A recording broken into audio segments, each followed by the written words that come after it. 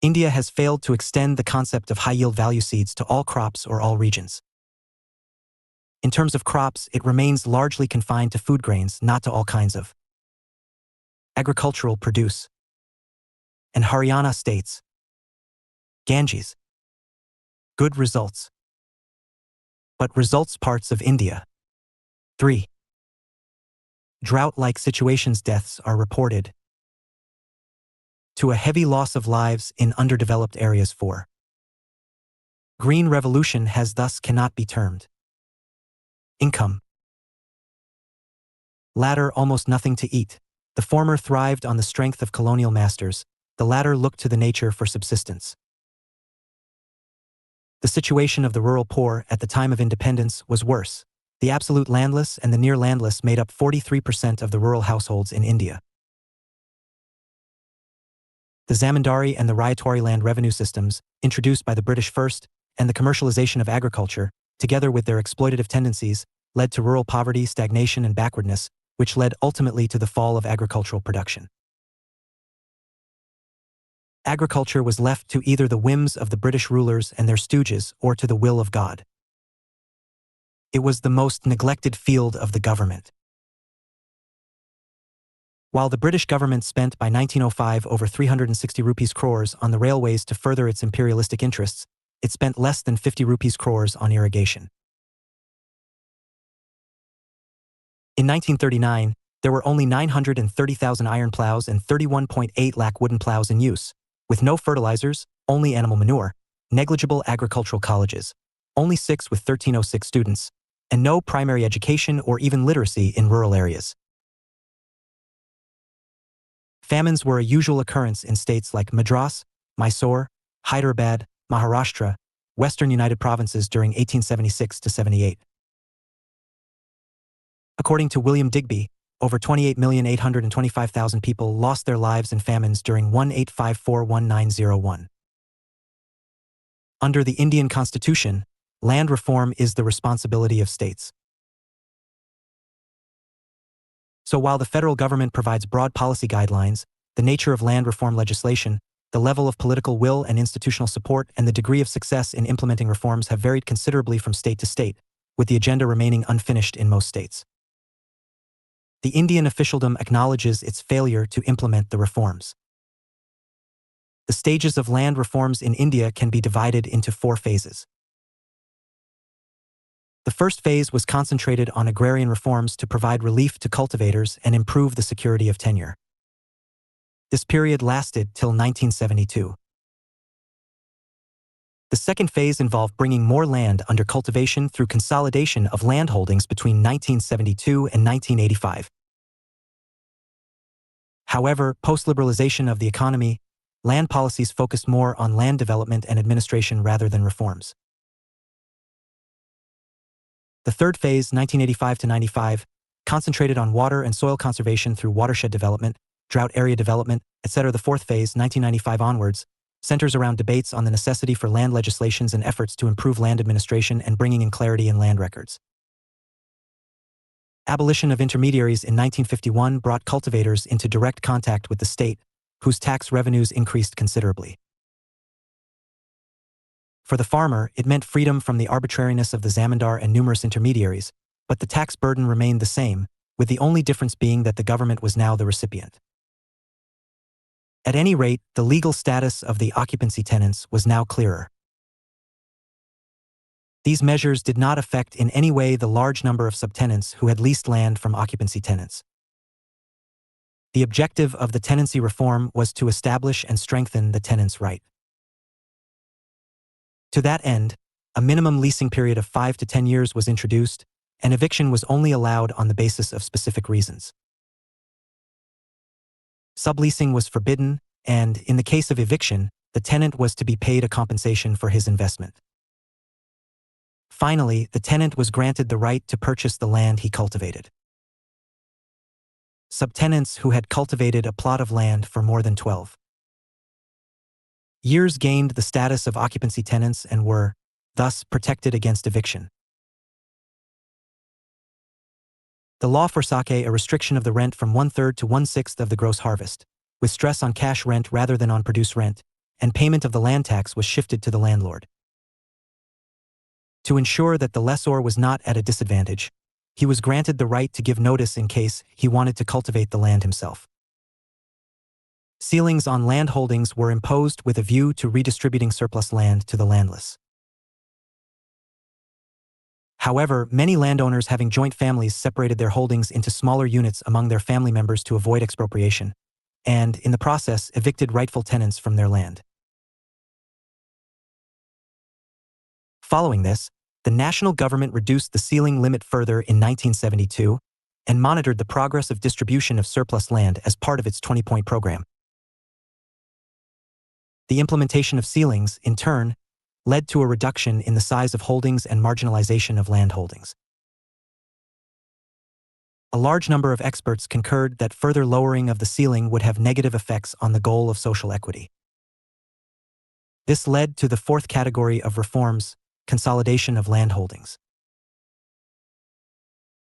This was effected to discourage landowners from having different parcels of land scattered across the village, a result of loopholes in laws pertaining to land ceiling, and to improve the economic efficiency of land.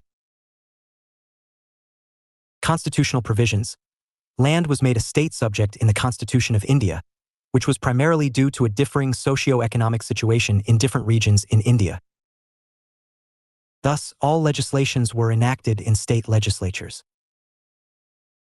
The national government played the role of an advisor through its 5-year plans in all its plans that provided guidelines for land reforms and policies.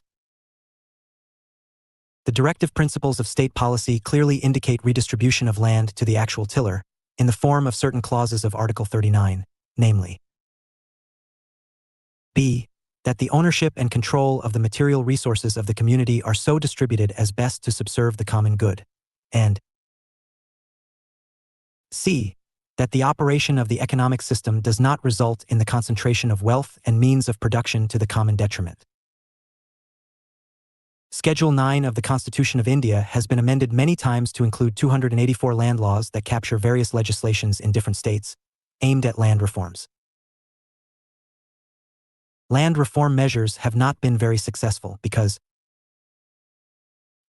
people regard land as a symbol of social prestige rather than a source of income. As such, they are reluctant to introduce radical changes in the agricultural pattern. b. The lack of political will contributed to an ineffective implementation of land reforms. c. The rampart corruption in public life and political hypocrisy too were responsible for the failing trends in land reforms. Vil. Liberalization and globalization. The term /liberalization has its origin in the political ideology of liberalism, which took its form by early 19th century. It developed basically in the previous 3 centuries. The term is sometimes portrayed as a meta-ideology capable of embracing a broad range of rival values and beliefs. This ideology was the product of the breakdown of feudalism and the growth of market or capitalist society in its place, which became popular in economics via the writings of Adam Smith, its founding father in the United Kingdom, and got identified as a principle of /laissez-faire. The term /liberalization has the same connotation in economics as its root word liberalism has: pro-market or pro-capitalistic inclination in economic policies of liberalization. We saw it taking place in all of Europe and America in the 1970s and the 1980s. The most appropriate example of this process could be China of the mid-1980s, when it announced its open-door policy. Though China lacks, even today, some trademark traits of liberalism, such as individualism, liberty, democratic system, etc., still China may be called a liberalizing economy. In the Indian context, /liberalization is used to show the direction of economic reforms with decreasing symptoms of the state or the planned or the command economy and increasing symptoms of the free market or the capitalistic economy. It is a run towards capitalism. But anybody who is familiar with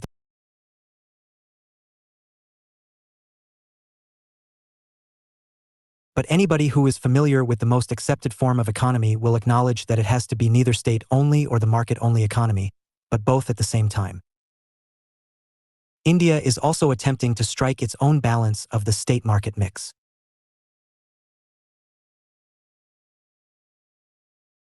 It means even if economic reforms have the direction towards market economy, they can never be branded as a blind run to capitalism. Since the economy was more like the state economy in previous years, it has to go for a greater degree of mix of the market. That is all. But in the long run, liberalism curtails the authority of the parliament. The decades of 1980s and 1990s witnessed a rolling back of the state, especially in the USA and the United Kingdom under the new right priorities and beliefs. The policies through which the rollback of the state was done included deregulation, privatization, and introduction of market reforms in public services.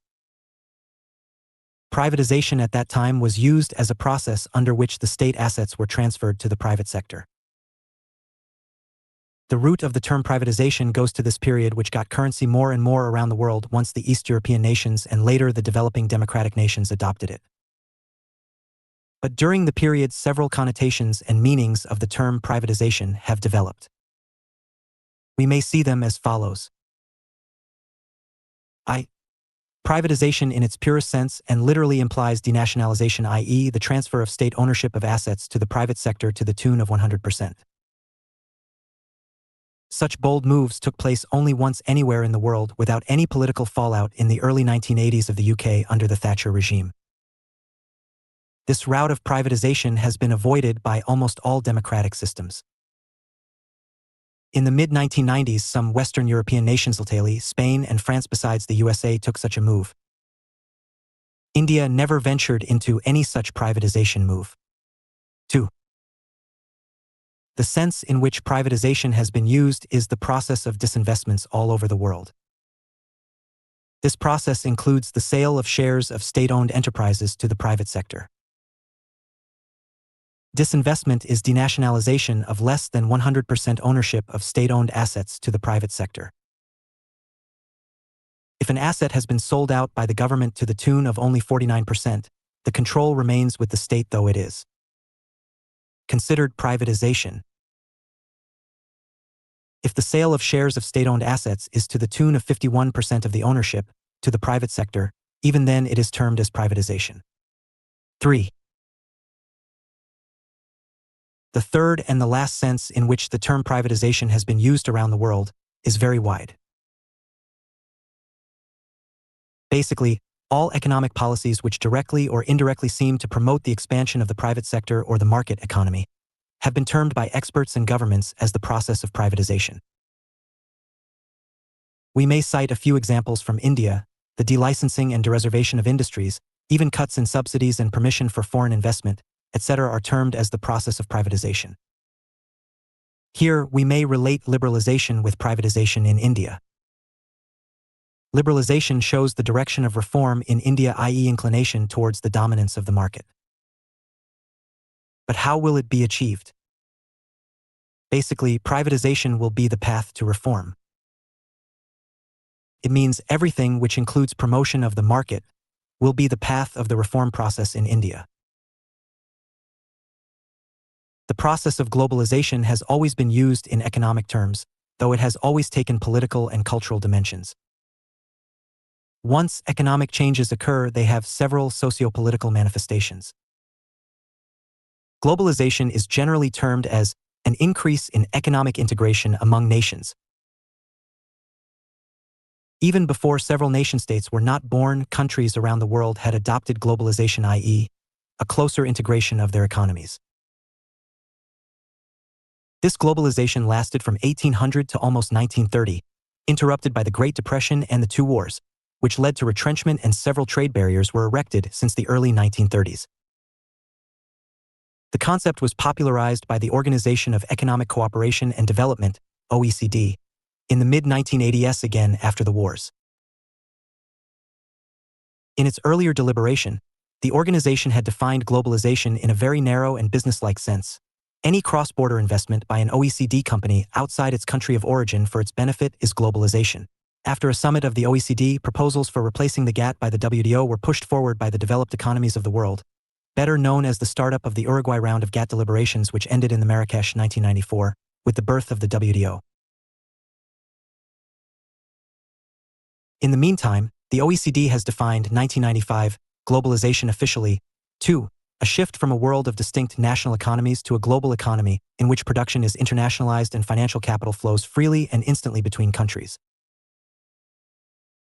The official meaning of globalization for the WTO is a movement of economies of the world towards unrestricted cross-border movement of goods and services, capital, and the labor force. It simply means that the economies which are signatories to the process of globalization, i.e. signatories to the WTO, there will be nothing like foreign or indigenous goods and services, capital, and labor. The world will become flat and level playing field emerging in due process of time. For many political scientists, which is today a very dominant force in the world, globalization is the emergence of a situation when our lives are increasingly shaped by events that occur at a great distance from us, about which the decisions are not taken by our conscious self. One section of experts believes that globalization subordinates the state, while the other section argues that the local, national, and global events constantly interact under it without any subordination of one by the other. Rather, globalization highlights the deepening as well as broadening of the political process in this sense. India became one of the founding members of the WTO and was obliged to promote the process of globalization, though its economic reforms started with no such obligation. It is a different thing that India started the process of globalization right since the reforms were started in 1991 itself. Now we may relate the three simultaneous processes, the LPG, with which India launched its reform program. The process of liberalization shows movement of the economy towards the market economy. Privatization is the path/route through which it will travel to realize the ultimate goal, i.e. globalization. It should be noted here that the Indian idea of globalization is deeply and frequently inclined towards concept of the welfare state, which keeps coming in the day-to-day public policy as an empathic reference. The world, including the IMF, the WB, and the developed nations, have now increasingly shown their recognition of the fact that the official goal of globalization of the world economies would not take place without giving the poor of the world a better standard of living. Economic reforms in India. On July 23, 1991, India launched the process of economic reforms in response to a fiscal and balance of payment (BOP) crisis. The reforms were historic and were going to change the very face and the nature of the economy in the following years. The reforms and the related programs are still going on with changing emphasis and dimension. They are criticized for being slower ever since the UPA government came to power in May 2004. Back in the mid-1980s, the government had taken recourse to a spate of economic reforms more or less of the same nature. While the reforms of the 1980s witnessed rather limited nature of deregulation and partial liberalization of only a few aspects of the existing control regime, the reforms started in the early 1990s in the fields of industry, trade, investment, and later agriculture were much wider and deeper. Though liberal policies were announced by governments during the reforms of the 1980s itself, with the slogan of economic reforms, it was only launched in the early 1990s. By now, as the benefits of the reforms have accrued to many, the criticism has somewhat calmed down, but still the reform process is considered as anti-poor and pro-rich by the masses, the people who decide the political mandate for the country to rule. At least one belief is followed by everybody, i.e. the benefits of reforms are not trickling down to the masses, the Am Adami, with the desirable pace. The need of the hour is to go for distributive growth, though the reforms have led the economy to a higher growth path. Obligatory reforms. Similar reforms started by some other economies since the 1980s were voluntary decisions. In the case of India, it was an obligatory decision taken by the government of the time in the wake of the balance of payment crisis. Under the Extended Fund Facility, EFF, program of the IMF, countries get external currency support from the fund to mitigate their BOP crisis, but such supports have some obligatory conditions put on the economy to be fulfilled. There are no set rules of such.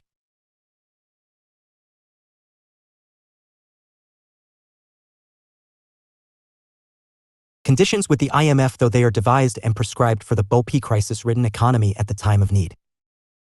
A point needs to be referred here is that the conditions put upon India were of the nature which required all economic measures to be formulated by them. It means that the reforms India carried out or being carried out at present were neither formulated by India nor mandated by the public. The IMF conditions put forth for India were as under. Devaluation of the rupee by 22%, which was effected in 2 phases, and the Indian rupee fell down from 21 rupees and 27 rupees per US dollar. 2. Drastic reduction in the peak import tariff from the prevailing level of 130% to 30%. India completed it by 2000 to 2001, and now it has voluntarily cut to the level of 15%. 3. Excise duties, i.e. send it now, to be hiked by 20% to neutralize revenue shortfalls due to the custom cut. A major tax reform program was launched to streamline, simplify, and modernize the Indian tax structure, which is still going on. 4. All government expenditure to be cut down by 10% annually, i.e. the cut in running the government and denotes interests, pays, pensions, and the PF subsidies. A pressure on the government to consolidate the fiscal deficit and go in for fiscal prudence.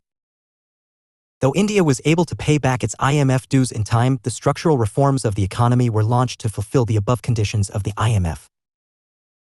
The ultimate goal of the IMF was to help India bring about an equilibrium in its BOP situation in the short term and go in for macroeconomic and structural adjustments so that in future the economy faces no such crisis. There was enough space for critics to view India's economic reforms as ones prescribed and dictated by the IMF. The process of economic reforms in India had to face severe criticisms from almost every quarter. To boost growth and development and deliver an international-level competitiveness to the Indian economy were the aims of the economic reforms in India. Reform measures. That the economic reforms that India launched consisted of 2 categories of measures. Macroeconomic stabilization measures. It includes all those economic policies intended to boost the aggregate demand in the economy, be it domestic or external. For the enhanced domestic demand, the focus has to be on increasing the purchasing power of the masses, which entails an emphasis on the creation of gainful and quality employment opportunities. 2. Structural reform measures. T includes all policy reforms initiated by the government to boost the aggregate supply of goods and services in the economy. It naturally entails unshackling the economy so that it may search for its own potential of enhanced productivity and production. For increasing the purchasing capacity of the people, the economy needs an increased income which comes from an increased levels of activities. The income so increased is later distributed among the people whose purchasing power is to be increased. This will take place by properly initiating suitable macroeconomic policies. For the income to get distributed among the target population, it takes time, but the efforts initiated by government to increase the supply, i.e. to increase production, becomes visible soon. As production is done by producers, i.e. the capitalists, prima facie the structural reform measures look pro-rich and pro-industrialist or pro-capitalist, known with different names. And due to the logic of fallacy, ignorant people easily get swayed by the logic that everything which is pro-rich has to be necessarily anti-poor. But it was not the case with the process of economic reforms. Unless the economy is able to achieve higher growth, i.e. income, wherefrom the purchasing power of the masses will be enhanced, an increased income takes time to reach everybody. If the economy lacks political stability, this process takes even more time due to short-term goals set by unstable and frequently changing governments. The exact case is with India. The impact of economic reforms may be summed up as follows. Annual real GDP growth averaged 5.7% during the 1990s and 6.9% during 2000 to 2001 and 2006. 07. The higher real GDP growth during recent years was led by both industrial and services sectors. 2. Poverty has fallen significantly. The poverty ratio is estimated to have fallen from 37% in 1993 to 94 to 28% in 2004 to 2005, clearly establishing the link between faster growth and poverty reduction. Income inequality has also declined during this period.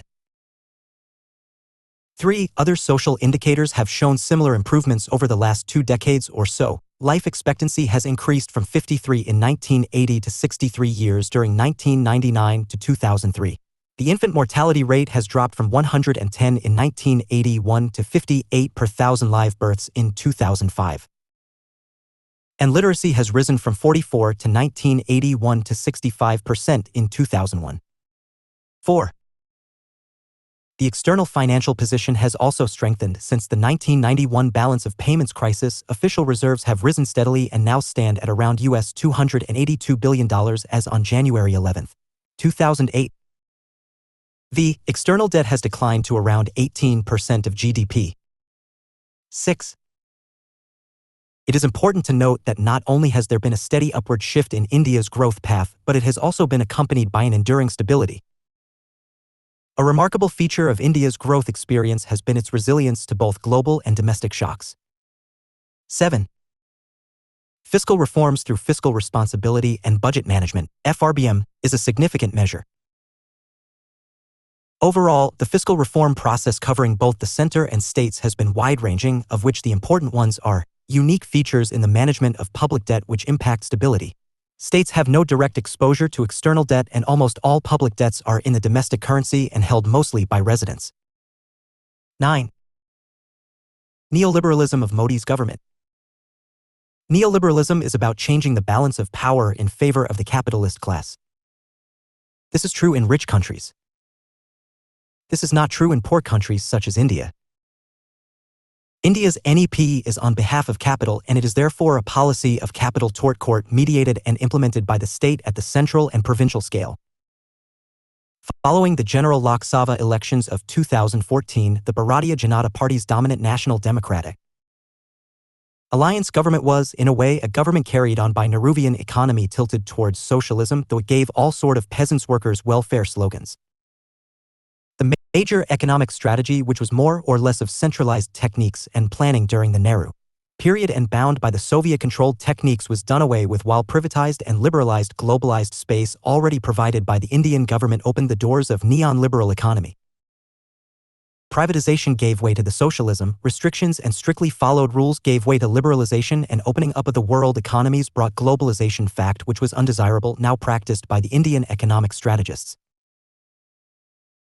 The transition from Planning Commission, centralized Soviet-oriented, to the needy Ayog, decentralized liberalized economic techniques in mnemonics in nature that reflects from a state progressing anti-imperialism to a neoliberal state.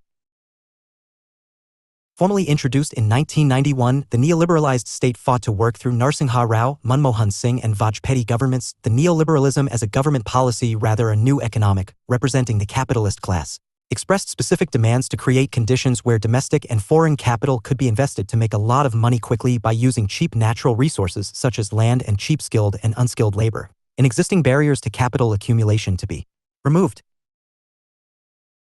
New facilitative conditions be created, specific demands of business include deregulation of private business, privatization of government-owned business, trade liberalization allowing entry of foreign capital to own business in India, tax cuts, Why Make in India Why and Red Welcome campaign be propagated.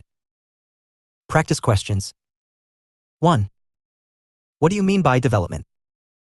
700 to 800 words. 2. Describe the Gandhian, Nehruvian and Modi's government perspectives of development.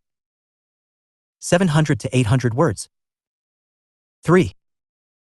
Explain the nature and role of the Indian economy. 700 to 800 words. 4. Assess the role of public sector in India. 700 to 800 words. 5. Bring out the failing trends of the public sector in India. 200 to 250 words. 6.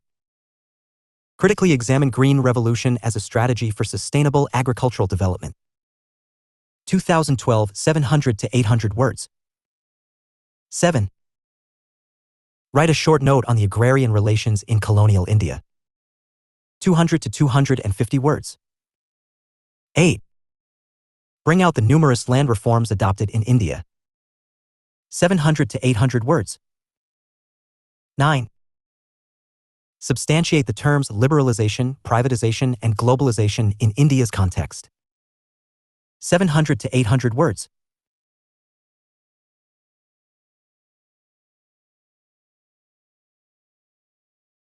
10. Initiate the economic reforms initiated in India. What had been their impact? 700 to 800 words. Party system and pressure groups in India. Representative system can work without elections, and no election is possible without a party system. A political party is an organized body of people who advocate a set of agreed principles and policies on political and general matters, and who through peaceful and constitutional means seek to capture political power so to put those policies in practice.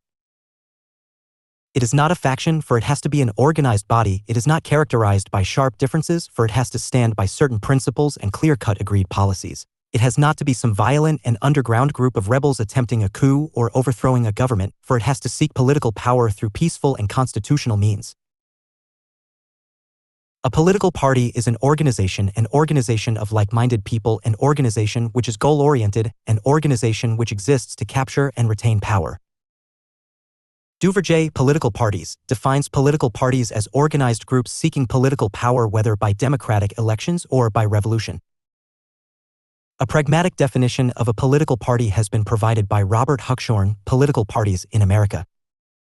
He says, a political party is an autonomous group of citizens having the purpose of making nominations and contesting elections in hope of gaining control over governmental power through the capture of public offices and the organization of the government. It is, thus, an organized group of people with at least roughly similar political aims and opinions that seeks to influence public policy by getting its candidates elected to public offices. If modem age is a democratic age, then a democratic polity has to be representative. No. Political parties are classified on numerous grounds. Some of them are: 1. Number of political parties which exists in a country. 1 party, 2 party or multi-party systems. 1 party system is again divided into A. Ideological 1 party system, fascist, Nazi, communist regimes. B. Authoritarian 1 party system as in Myanmar, Iran, Syria, Egypt, Kenya, Ghana, Tanzania. C.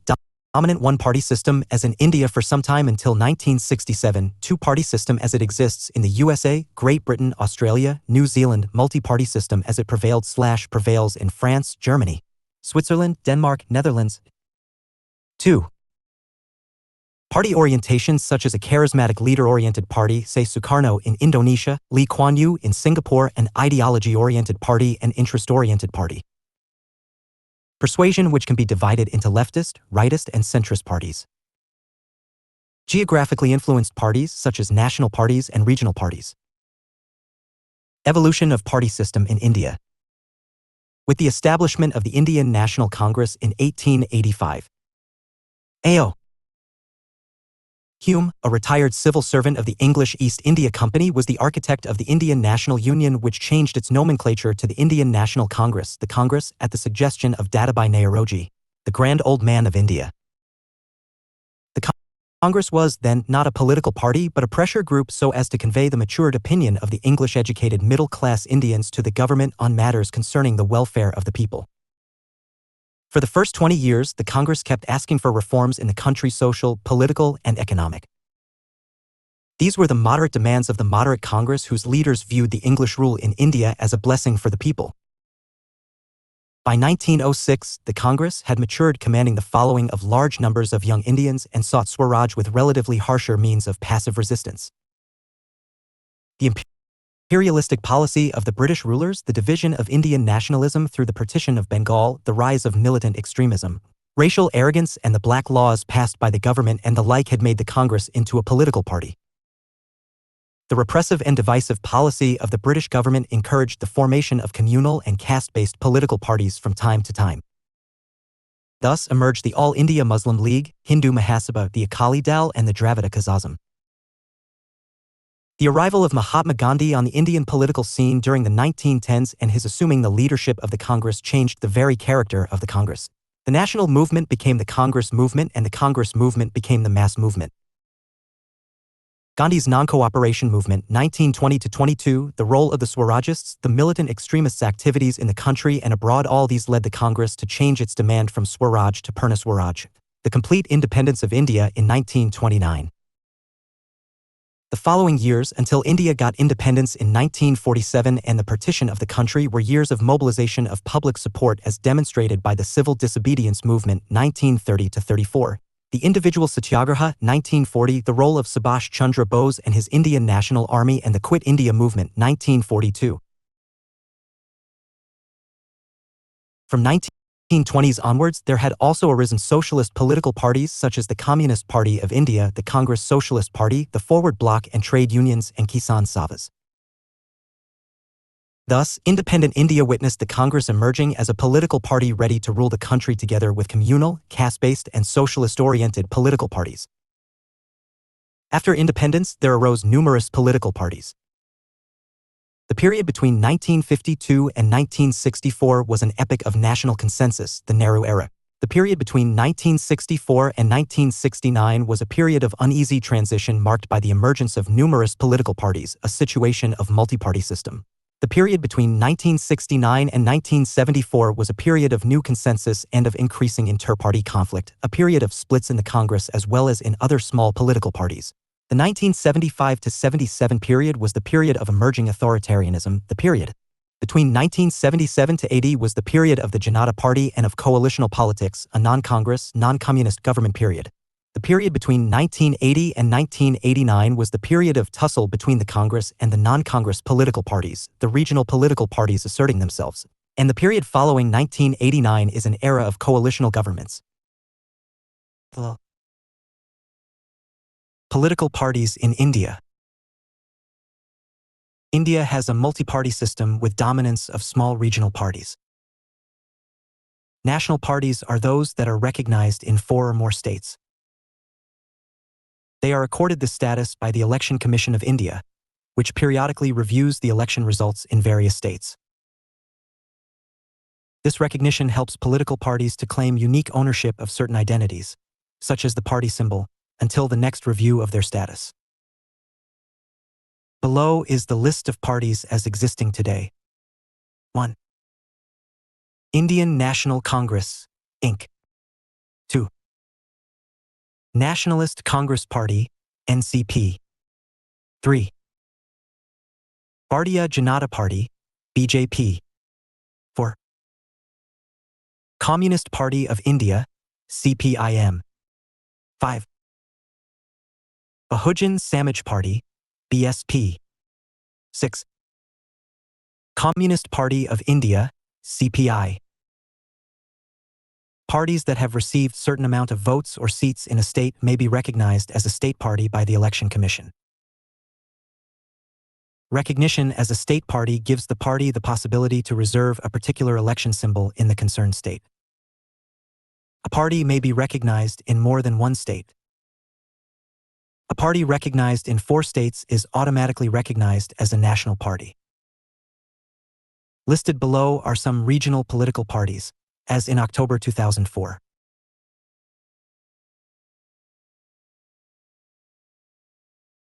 All India Forward Bloc, West Bengal. All India Anna Dravida Munnetra Kazhagam, AIADMK. All India Anna Federation for Progress of Dravidians. Tamil Nadu, Pondicherry. Arunachal Congress, Arunachal Pradesh. Assam Gana Parishad. Assam People's Federation. Assam, Dravida Munnetra Kazhagam, DMK. Federation for Progress of Dravidians, Tamil Nadu. Pondicherry, Federal Party of Manipur, Manipur. Haryana Vikas Party, Haryana. Himachal Vikas Congress, Himachal Pradesh, has merged with Congress. Hill State People's Democratic Party, Meghalaya. Indian National Lok Dal, Indian National People's Party, Haryana. Jammu and Kashmir National Conference, Jammu and Kashmir. Janata Dal Secular, Karnataka. Jharkhand Mukti Morcha, Jharkhand. Kerala Congress, Kerala. Mizoram National Front, Mizoram. Rashtriya Janata Dal, Bihar. Samajwadi Party, Uttar Pradesh, Uttarakhand. Madhya Pradesh, Shromni Akali Dal, Punjab. Shiv Sena, Maharashtra. Telugu Desam, Andhra Pradesh. Original parties from 1950 to 62 still continuing. Congress Party, later Congress Party, Indira. The Indian National Congress remains a major force in Indian politics, but it is no longer the unchallenged hegemony of the early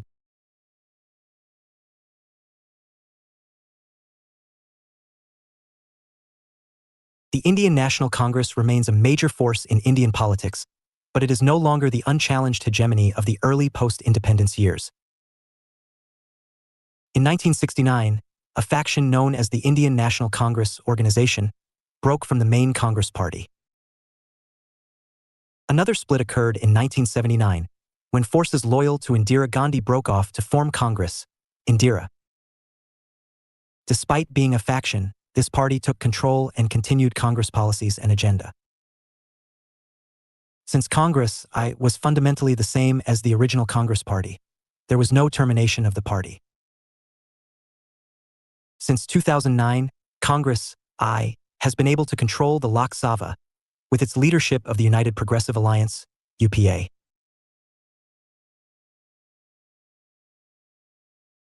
The Congress had 153 seats in the Lok Sabha in 2008. Bharatiya Janata Party or Jansan or Bharatiya Jansan. The BJP is an important political party and had led the National Democratic Alliance government from 1999 to 2004. A national party, BJP or Jansan as it was previously known, existed and contested elections from 1952 until 1977, when it shortly joined the coalition Janata Party. Dissatisfied with the working of the Janata Party, Jansan separated from Janata Party, but failed to win a single seat in the 1980 Lok Sabha elections. Renamed the Bharatiya Janata Party in 1980 after the elections, the BJP has capitalized on the theme of Hindu nationalism, which has created strains with neighboring Pakistan over nuclear weapons and Kashmir. The party had 182 seats in 1996 Lok Sabha and 116 seats in 2009. Dravida Munnetra Kazhagam, DMK. The DMK was founded as a regional party in Tamil Nadu in 1949 and first gained representation in the Lok Sabha in 1957. Steadily gaining support in Tamil Nadu, the DMK reached its climax in 1967 when it won 25 seats in the Lok Sabha and emerged as the strongest party in the Tamil Nadu state legislature. In 1972, the DMK lost some of its support to its splinter group AIDMK, but continues to gain around 3% of the seats in the Lok Sabha to this day. The DMK supports full autonomy for Tamil Nadu and the establishment of regional languages, with English as the official national language. The party had 12 seats in 1999 Lok Sabha and 16 seats in 2004. Republican Party of India, RPI, also known as the Scheduled Castes Federation. The RPI has existed since at least 1952 and has gained minimal representation in the Lok Sabha since its inception. Supported by the Harijans, Untouchables, or Scheduled Castes, it lacks much popular support, but was able to win its highest number of 4 seats in the Lok Sabha in 1998. It had only 1 seat in 2009. Peasants and Workers' Party, PWP, a regional party based in Maharashtra, the PWP has contested elections since 1952. In 1957, the PWP gained 4 seats, and in 1977 it won 5 seats. Advocating the nationalization of all basic industries and the establishment of a people's democracy, the PWP continues to exist today, winning a single seat in the most recent Indian elections. It held 1 seat in the 1999 Lok Sabha. Muslim League. The Muslim League originally existed as the voice of the Muslims before the partition of India.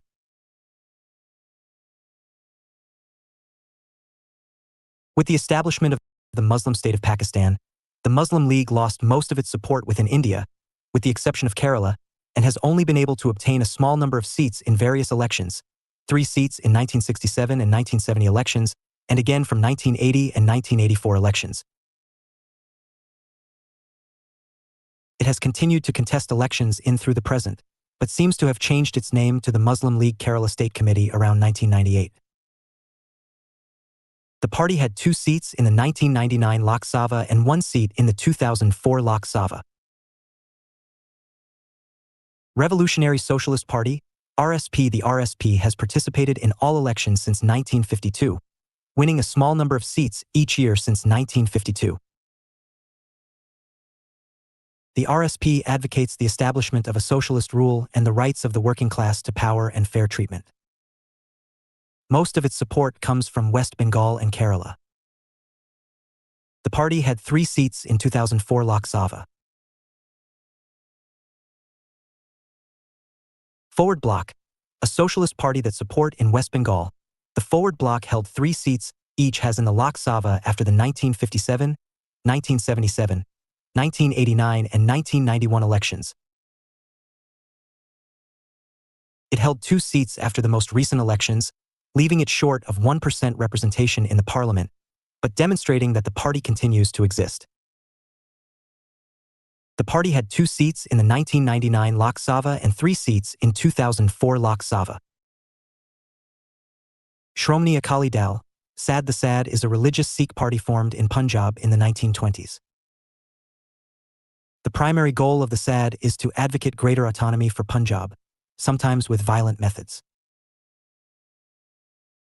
The Sikhs have experienced their share of persecution, with thousands of Sikhs being killed in violence following the assassination of Indira Gandhi by 2 Sikh bodyguards in November 1984. The party had 2 seats in the 1999 Lok Sabha and 8 seats in the 2004 Lok Sabha. Jammu and Kashmir National Conference, JKNC. The JKNC is a socialist party opposed to Hindu communalism that operates in the state of Jammu and Kashmir. The party came close to termination in 1967 and 1972, but was then revitalized by Sheikh Mohammed Abdullah in 1975. In the most recent elections, the JKNC won some seats in the Lok Sabha. The party had 4 seats in the 1999 Lok Sabha and 8 seats in the 2004 Lok Sabha. New parties formed after 1962 and continuing. Communist Party of India Moscow. The CPI was created after a split over a Sino-Soviet border conflict in 1964, which dived the communist movement in India. The CPI came out on the side of the USSR, while the Communist Party of India Marxist took the Chinese and Maoist position. Since the split, the CPI has seen its strength steadily weaken in comparison to the CPM, although it still manages to win 1 to 3% of seats in the Lok Sabha, thanks to its support base in Kerala and Tamil Nadu. The party had 4 seats in the 1999 Lok Sabha and 10 seats in the 2004 Lok Sabha. Communist Party of India Marxist. TNE-CPM split from the CPI in 1964 to side with the Chinese in a border dispute, but by 1968 had declared its independence from China. Successfully contesting every Lok Sabha election since the split, the CPM is particularly well supported in Kerala, West Bengal, and Tripura. The CPM has grown to be stronger than the CPI, and now regularly secures around 4 to 7% of the seats in the Lok Sabha. The party had 32 seats in the 1999 Lok Sabha and 42 seats in the 2004 Lok Sabha. All India Anna Dravida Munnetra Kazhagam, AIADMK. A splinter party from the DMK formed in 1972, the AIADMK has seen a small amount of success within Tamil Nadu and Pondicherry. AIADMK advocates many of the same causes as the DMK, but also calls for total prohibition throughout India, a ceiling on incomes, nationalization of banks, and giving voters a chance to recall elected representatives. The party had 10 seats in the 1999 Lok Sabha. Kerala Congress. Based in the state of Kerala, the Kerala Congress broke away from the State Congress Party in 1964 and began taking part in the Kerala state elections. It held 3 seats in the Lok Sabha from 1971 to 77 and continues to contest elections to this day. It held 1 seat in the 1999 Lok Sabha and 2 seats in the 2004 Lok Sabha. Telugu Desam. Telugu Desam is a regional party based in Andhra Pradesh, which was founded in 19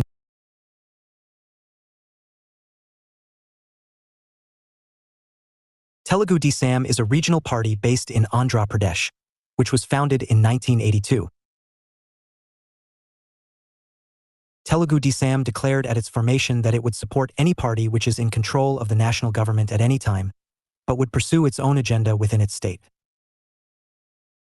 Since its formation, Telugu Desam has become one of the major minority parties. The party had 29 seats in the 1999 Lok Sabha and 5 seats in the 2004 Lok Sabha. Assam Gana Parishad, AGP. The AGP is based in the state of Assam, where it was founded and gained power in 1985. The AGP held 7 seats from 1985 through 1989 in the Lok Sabha, and returned in 1996 with 5 seats in the Lok Sabha. It has been represented in the 2004 Lok Sabha 2 seats. Janata Dal. The Janata Dal was formed in 1988 as a result of a merger between Jan Morcha, Lok Dal and Janata Party. In the 1989 elections, it won 141 seats in the Lok Sabha. Parts of this coalition have since broken off into other parties, but Janata Dal still has considerable strength in the Lok Sabha, currently controlling 4% of the seats. Janata Dal advocates the eradication of poverty, the elimination of income disparities, and fight for employment for the lower castes. The Janata Dal is split into many parties: JD, Secular, 1 seat; JD, Central, 20 seats; JD, Biju, 10 seats in the 1999 Lok Sabha. The Janta Dal, United, had 8 seats in 2004 Lok Sabha and Janata Dal, Biju, 11 seats in 2004. Bahujan Samaj Party, BSP. The BSP has a program very similar to that of the Republican Party of India, but as far as our data shows, they are 2 separate parties. They both held seats in the 1998 to 99 Lok Sabha. The BSP professes to promote the rights of the untouchables, Harijans, and has been reasonably successful in elections. The party had 14 seats in the 1999 Lok Sabha and 17 seats in the 2004 Lok Sabha. Jharkhand Mukti Morcha, JMM, formerly Jharkhand Party. This party, formed initially in the 1950s and reformed in 1980, represents the right of the tribal people of Bihar. Jharkhand is roughly synonymous with jungle people. Due to the similarities in the programs of the 2 parties and their support base, the name change was considered as a continuance of the same party, not a new party formation. JMM was able to win a small number of Lok Sabha seats in 1989 and 1991, but has seen its electoral strength shrink since then. The party had no seats in the 1999 Lok Sabha but had 5 seats in 2004 Lok Sabha. Shiva Sena. Based on Maharashtra, Shiva Sena began a right-wing terrorist organization, attempting to defend the economic interests of the native Maharashtrians against immigrants from South Indian states. An extremist Hindu party, Shiva Sena eventually began to participate in electoral contests around 1989 and has held between 1% and 3% of the seats in the Lok Sabha. The party had 15 seats in the 1999 Lok Sabha and 12 seats in the 2004 Lok Sabha. Tamil Manila Congress, TMC. A breakaway from the Indian National Congress, the TMC was formed around 1996 for elections to the 11th National Lok Sabha. A regional party based in Tamil Nadu, the TMC won 20 seats in the region in 1996 and 3 in 1998. It did not win any seats in the 1999 elections. The party had no seat in the 2004 Lok Sabha. Samajwadi Party. The Samajwadi Party, also known as the Samajwadi Janata Party, was formed as a result of merger of the Janata Dal, Secular, and Janata Party in April 1991. It has seen its electoral strength in caption since its inception. The party had 26 seats in the 1999 Lok Sabha and 36 seats in the 2004 Lok Sabha. The party is led by Mulayam Singh Yadav. Rashtriya Janata Dal, RJD. The RJD broke away from the main Janata Dal before the 1996 elections, forming a regional party in Bihar. The RJD won 16 seats in 1996, 17 seats in 1998 and 7 seats in the 1999 elections. It was a part of the UPA government in 2004, with 25 Lok Sabha seats. Samata Party. A regional party based in Bihar, the Samata Party won 5 seats in the Lok Sabha in 1996, its first contested election. In 1998, the party won 13 seats. Haryana Vikas Party, HVP. The HVP was founded in 1968, but never achieved any significant electoral strength, even in its home state of Haryana. The HVP gained 1 seat in the 1991 Lok Sabha elections and 3 seats in 1996 to 97 Lok Sabha. The party gained a single seat in subsequent elections. But in the 1999 Lok Sabha, it lost that as well. Samajwadi Janata Party, Rashtriya. Headed by Chandrasekhar, former head of the Samajwadi Party, and the Janata Dal, secular. This offshoot of the Samajwadi Party was able to hold seats from 1996 to 99 in the Lok Sabha. Biju Janata Dal. A breakaway from the original Janata Dal, this Orissa state party won 9 seats in the Lok Sabha in 1998, and currently holds 10 seats in Lok Sabha. Little is known about this purely regional party. Its purely regional opposition to major national parties places it in a situation historically similar to the other Orissa party, the Swatantra Party, or Ganatantra Paris had. It had 11 seats in 2004 Lok Sabha. West Bengal Trinamool Congress, WBTC, later the All India Trinamool Congress, AITC. The WBTC is a regional party, based in West Bengal. It seems to be an offshoot of the National Congress Party, though this has not been explicitly proven. The WBTC won 7 seats in the 1998 elections and 9 seats in the 1999 elections, which it contested under the new banner of the AITC.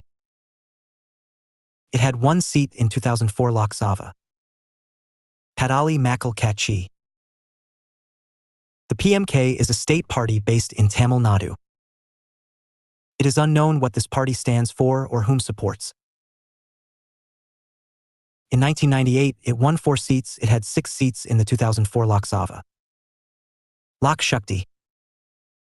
The Lok Shakti is a minor state party of Karnataka.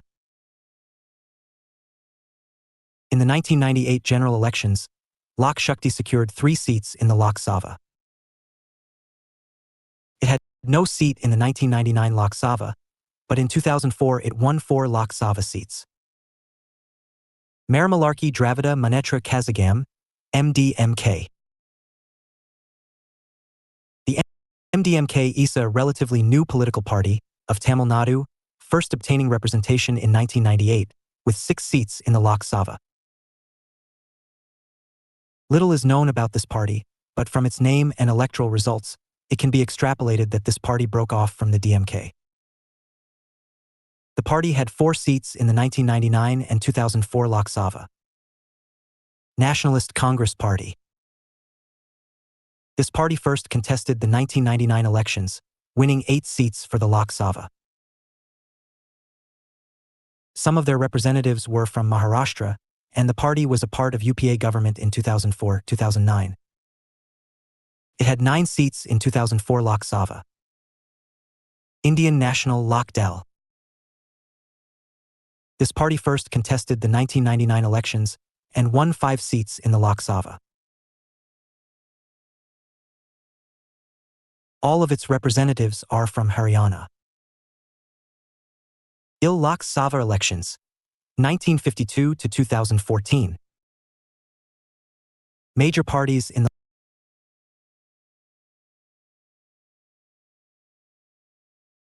Major parties in the Lok Sabha elections, 1952 to 2009.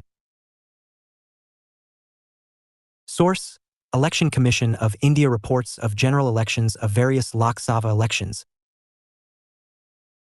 Parties that have received certain amount of votes or seats in the states are recognized as state parties by the Election Commission.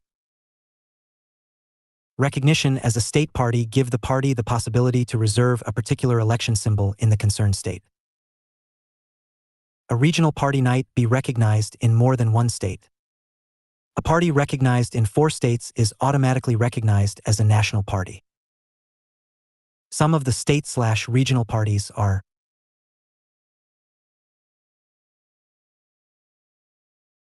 All India Forward Bloc, West Bengal. All India Anna Dravida Munnetra Kazhagam, AIADMK. All India Anna Federation for Progressive Dravidians. Tamil Nadu, Pondicherry. Assam Gana Parishad, Assam People's Federation. Dravida Munnetra Kazhagam, DMK. Federation for Progressive Dravidians. Tamil Nadu, Pondicherry. Hill State People's Democratic Party. Meghalaya, Indian National Lok Dal, Indian National People's Party. Haryana, Jammu and Kashmir National Conference. Jammu and Kashmir. Janata Dal Secular, Karnataka. Jharkhand Mukti Morcha, Jharkhand. Rashtriya Janata Dal, Bihar. Congress Nationalist Party, Maharashtra. Shromani Akali Dal, Punjab. Shiv Sena, Maharashtra. And Telugu Desam, Andhra Pradesh. Party positions after the May 2014 elections. Status known for 543 out of 543 constituencies. Party. Bharatiya Janata Party, Communist Party of IND, IA Marxist. AAM AADMI Parudi, All India Anna Dravida Munnetra Kazhagam, All India United Democratic Front, Biju Janata Dal, Indian National Lok Dal, Jammu and Kashmir People's Democratic Party, Janata Dal, United, Kerala Congress. M. Lokjan Shakti Party, Na GA People's Front, National People's Party, Pat Ali Makal Katchi Rashtriya Janata Dal, 37-34-20. Communist Party of INDIA. IND Ian National Congress. Nationalist Congress Party. All India NR Congress. All India Trinamool C Congress. Indian Union Muslim League. Janata Dal Secular. Jharkhand Mukti Morcha. 1-282. Revolutionary Socialist Party 1 Samajwadi Party 5 Shromani Akali Dal 4 Shiv Sena 18 Sikkim Democratic Front 1 Telangana Rashtra Samiti 11 Telugu Desam 16 All India Majlisi I. Ittehadul Muslimin 1 Apna Dal 2 Rashtriya Lok Samtha Party 3 Swabhamani Paksh 1 Yuvajana Shramika Ritha Congress Party 9 IND Append Ent 3. Total 543. Total electors, 834,101,479. Total voters, 553,801,801. Total turnout, 66.4%. Total candidates contested elections, 8,251. The NDA alliance obtained 336 out 543 and BJP got 282 seats and 31% votes. The UPA alliance obtained 58 seats out of 543 and Congress got 44 seats and 19.3% votes. 4. Electoral process in India. India is a democratic country where there is a commitment to hold regular, free and fair elections which constitute the very heart of its polity. The electoral system is one where elections are held for the president, the vice president, members of the both houses of the parliament under the supervision of an independent election commission. Some major features of India's electoral system are: Delimitation Commission draws and redraws the boundaries of the constituencies to make sure that there are practicable nearly equal number of electorates in constituencies. Reservation of seats for scheduled castes and scheduled tribes is assured. All elections are held except those of local, urban, and rural bodies under the supervision of the Election Commission. A universal adult franchise system exists in the country. Every citizen of 18 years of age or above has the right to vote. Only those who are enrolled in the electoral roll are entitled to vote. Each constituency has its own electoral roll. For improving the accuracy of the electoral roll and prevent electoral fraud, the Election Commission insists on the introduction of photo identification cards. The elections are held once in every 5 years, the re-election for the president and the vice president only when there is a vacancy. Candidates choose to contest elections. Election campaign is conducted under rules and model code of conduct is applied during the elections. E-ballot papers with names of the candidates and their election symbols are provided during elections. Either is the first past the post system. A candidate who obtains the highest number of votes is declared elected. Various registered political parties are permitted to participate in elections. Independent candidates can also contest elections. After the votes are cast, the votes are counted in the presence of the candidates observes. Electronic voting machines are provided for elections these days. Elections petitions, if necessary, can be filed before the competent authority. Nature of the Indian party system. The nature of party system in India is unique in many respects. Of all the systems of political parties known in the world, the nature of the Indian party system is such that it does not fit in any of the known systems. The Indian party system is neither a single-party system nor a bi-party system, for there have existed, at all times since independence, a host of political parties. It is not a multi-party system, for the national political parties as they existed in the past or exist now are not equally or nearly equally powerful either in the legislatures or outside them. It is not a dominant one-party system, for the Congress Party, which had gained the status during the first 2 decades since independence, does not enjoy the same status now. Indeed, the Indian party system is a system without any system, for it does not fit anywhere in any known party systems. We have leaders without political parties, rather political parties without leaders. We have political parties loosely organized and leaders ideologically not very much committed to what they profess. Defections, either individual or collective, are not very unusual. There does exist coalitional norms. The rise of regional parties and their changing role in the Indian political system have enhanced their importance. Though they confine their influence to their respective regions, but their politics extend to the national capital. The nature of the Indian party system has changed from time to time. It has changed from one dominant party system until 1967 to a system characterized by the emergence of opposition parties in some state with the Congress leading the center, a period which extended till about 1980 when the demand for state autonomy figured largely in Indian politics. During the larger part of the 1980s and 1990s or little before, the Indian political system witnessed a near multi-party system when political parties supported the ruling parties from inside or outside the government. Since the later years of 1990s, the coalitional politics has ruled India. Accordingly, we can only identify certain trends in the nature of Indian party system, focusing mainly on the period from 1989 to 90 onward. Though the Indian party system is not a multiple party system, there is a multiplicity of political parties in India. The number of national and state-level political parties have enormously increased.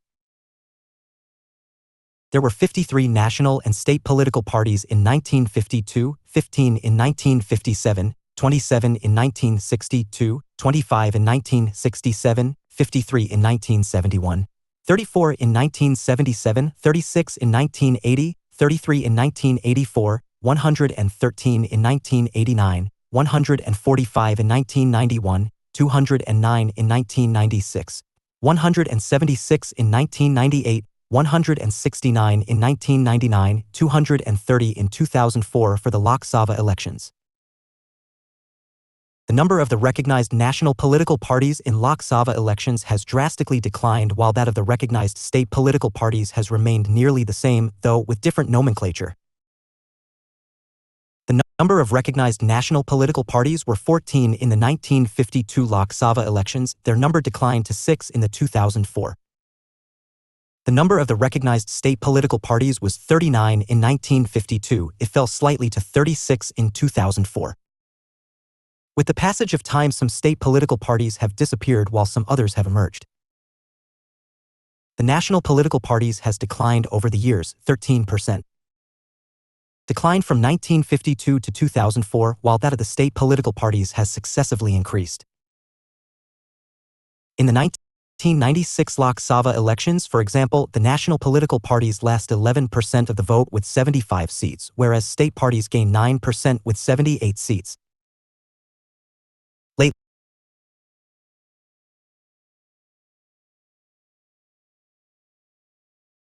Lately, and in particular since 1989, there has developed alliance politics in the Indian party system. The party system, both at the national as well as state levels, is not hegemonic, though competitive, together with a considerable scope for alteration. Alliance partners are not permanent. A regional political party may support a particular national political party today and a different political party in the next elections. Alliance politics gives birth to coalitional government supported either from inside or outside the government. The alliance politics and coalitional polity together have helped minimize the centralization factor and in the process led to a wider dispersal of power. The coalitional norms do not permit the alliance partners to indulge in indiscipline on the one hand and make regional political parties act in a relatively more responsible way on the other. A common minimum program gets evolved and the issues such as the demand for state autonomy, once so important for the non-Congress regional political parties, either gets the back seat or gets accepted to some degree. The ideology factor in the framework of contemporary coalition system in India becomes nearly irrelevant. Except the hardcore left political parties in the country, almost all other political parties have become pragmatic, leaving ideological beliefs as more or less insignificant. We have in India the non-ideological groups. The role of regional political parties in the post-1989 era has become important. These regional political parties are helping in setting the national agenda, while the national political parties have, more or less, accepted the regional demands. The emerging party system in India is federalising politics. A cooperative federal scheme is emerging in the country. There is, thus, a partnership politics between the center and the states. The alliances are neither permanent nor cohesive. Smaller parties align themselves either with the Congress or BJP to form a centrad government. There have been attempts to form a third front consisting of non-Congress and non-BJP, mostly the left political parties and other annoyed with the Congress and the BJP. Sometimes the third front seems emerging, another time it seems vanishing. The independents contesting the elections are on the decline over the years. The vote share of independent candidates has gone down from 19.3% in 1957, 4.3% in 2004. In 1952, 533 independent candidates ran for the Lok Sabha elections, 37 got elected. In 2004, 2377 contested and 5 got elected. 6. Regional political parties in India. Regional political parties have their hold in their respective states/regions. They have emerged so to satisfy the state's aspirations. With India's size, which equals almost 30 sovereign states of Europe, and the diversities of regions and cultures, the rationale behind the regional political parties can well be understood. Different state parties came to be set up at different periods of time because of varying reasons. As times have passed, there has been a substantial change in the nature and objectives of the regional political parties. There was a time when the regional parties sought state autonomy and were opposed to the Congress regime which dominated the Union government. Thereafter also came the time when, owing to the weakening of the Congress as well as certain other national political parties, the regional political parties rose to have the national agenda by supporting one or the other alliance led by a national political party. The 1999 National Democratic Alliance led by the Bharatiya Janata Party and the 2004 and 2009 United Progressive Alliance led by the Congress are two such examples. On the other, the national political parties too began to have a regional agenda by supporting the regional claims of the related regional political parties of the concerned states. Regional political parties in India are of the following types. One category of regional political parties consists of those parties which are ethnically and culturally based. Such political parties capture power in their respective states in the name of culture, ethnicity, or language. Some examples of such political parties are Dravida Munnetra Kazhagam, DMK, Shiv Sena, Assam Gana Parishad, National Conference, Indian Union Muslim League, Jharkhand Mukti Morcha, Manipur's People's Party, Shromani Akali Dal, Sikkim Democratic Front, Telugu Desam, and the like. Another category of the regional political parties is those parties which have been formed after splits in national political parties.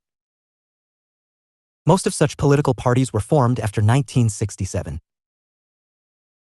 These include Biju Janata Dal, Janata Party, Kerala Congress, Rashtriya Janata Dal, Samajwadi Janata Party, Trinamool Congress, Utkal Congress, Bangla Congress, Vishal Haryana Parishad, Telangana Praja Samiti, and the like. Another category of the regional political parties comprises those parties which on the basis of ideology and program have a secular perspective, though such political parties, with no national base, try to operate at the All India level. Such political parties include All India Forward Bloc, Indian National Lok Dal, Nationalist Congress Party, a national political party in 2004, Republican Party of India, Revolutionary Socialist Party, Samajwadi Party, and the like. Still another category of regional political parties is of those parties which can be called personalized parties. Such political parties are formed by individual leaders. Such political parties do not survive long and get rejected with the leader or get merged with some national or regional political party. Such parties include Haryana Vikas Congress, Haryana Vikas Party, Lok Shakti, and the like. Regional political parties have become important, especially after 1989. It is not difficult to locate reasons. The national political parties have become weak due to splits in their ranks, the instability caused in the governments owing largely to the weakening of the political parties at the national level, state leaders assuming the role of kingmakers at the national level. We can sum up the role of the regional political parties as follows. They help discover regional aspirations and in the process become instrumental in articulating regional demands. 2. They mobilize people's participation in public life.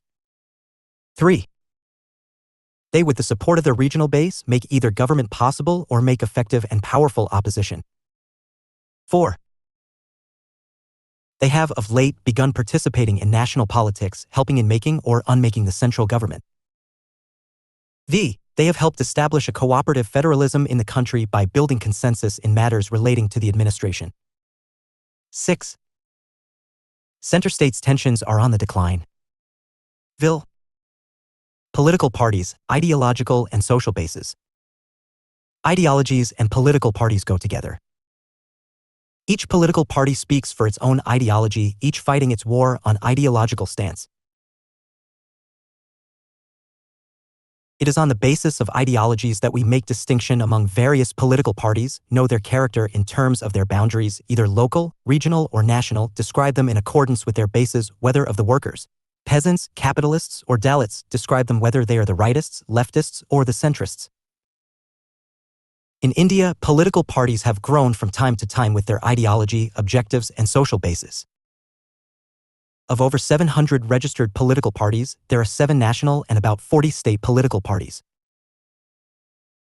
In 2004 Lok Sabha elections, about 230 political parties fielded their candidates and about 40 political parties recorded their representation with 1 or more seats in the Lok Sabha.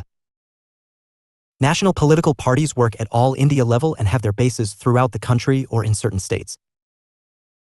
Regional or state political parties work at the state level and seek the satisfaction of, among others, their regional aspirations, which may include the protection of their cultural interests or languages or ethnicity. To that extent, we may say that the ideology of regional political parties is, thus, regionalism, though such political parties have begun proclaiming their national agenda as well. The main ideology of the Dravida Munnetra Kazhagam, DMK, and the All India Anna Dravida Munnetra Kazhagam, AIADMK, is, for example, the Tamil Pride. After independence, the Independent Party as well as the Justice Party sought the Dravidian Pride. After independence, the DMK, followed by its breakaway, the AIADMK, settled for a Tamil Nadu within the Indian Union. In the beginning, the DMK was anti-North, opposed to the imposition of any northern culture on the state, also opposed to Tamilai Brahmins, whom it regarded as agents of the northern Aryan culture. Since 1987, both the DMK and the AIADMK have moderated their ideologies and now work with the national political parties, one with the Congress and the other with the Bharatiya Janata Party, alternatively. In Andhra Pradesh, the Telugu Desam, founded in 1982, stands for the Telugu culture. In Punjab, the Shiromani Akali Dal, SAD, demands special status for the Sikh culture and the Punjabi language. The party, later, broke up into factions, some soft and some militant. In Assam, the Assam Gana Paris had AGP, and in Maharashtra, the Shiv Sena have emerged to speak for the son of the soil ideology. The National Conference, NC, in Jammu and Kashmir, seeks to maintain the Kashmiri culture.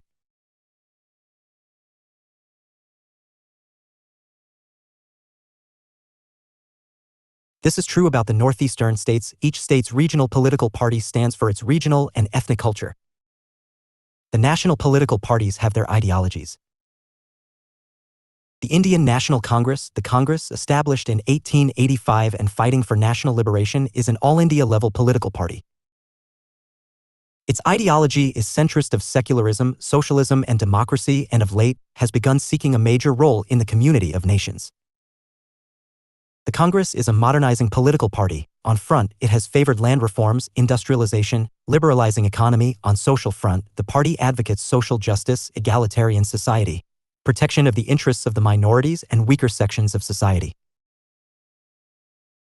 The Bharatiya Janata Party, founded in 1980, has its roots in the Bharatiya Jana Sangha, seeks to build a modern democratic society on 4 principles: one country, one nation, one culture, and rule of law. In economic terms, the BJP is for Gandhian socialism, equal stress on agriculture and industry, reduction of taxes, introduction of an assured employment scheme for the citizens, commitment to liberalization and privatization. The communist parties, CPI and CPI-M, are minor left political parties. They advocate socialism, strengthening the interests and rights of workers and peasants, social legislations for the poor, protection and promotion of the interests of the minorities and the weaker sections of society, socialization of the means of production, radicalization of political system favoring the poor, and close cooperation with socialist countries of the world. The Nationalist Congress Party, led by Sharad Pawar, is more or less a Congress party with emphasis on nationalism.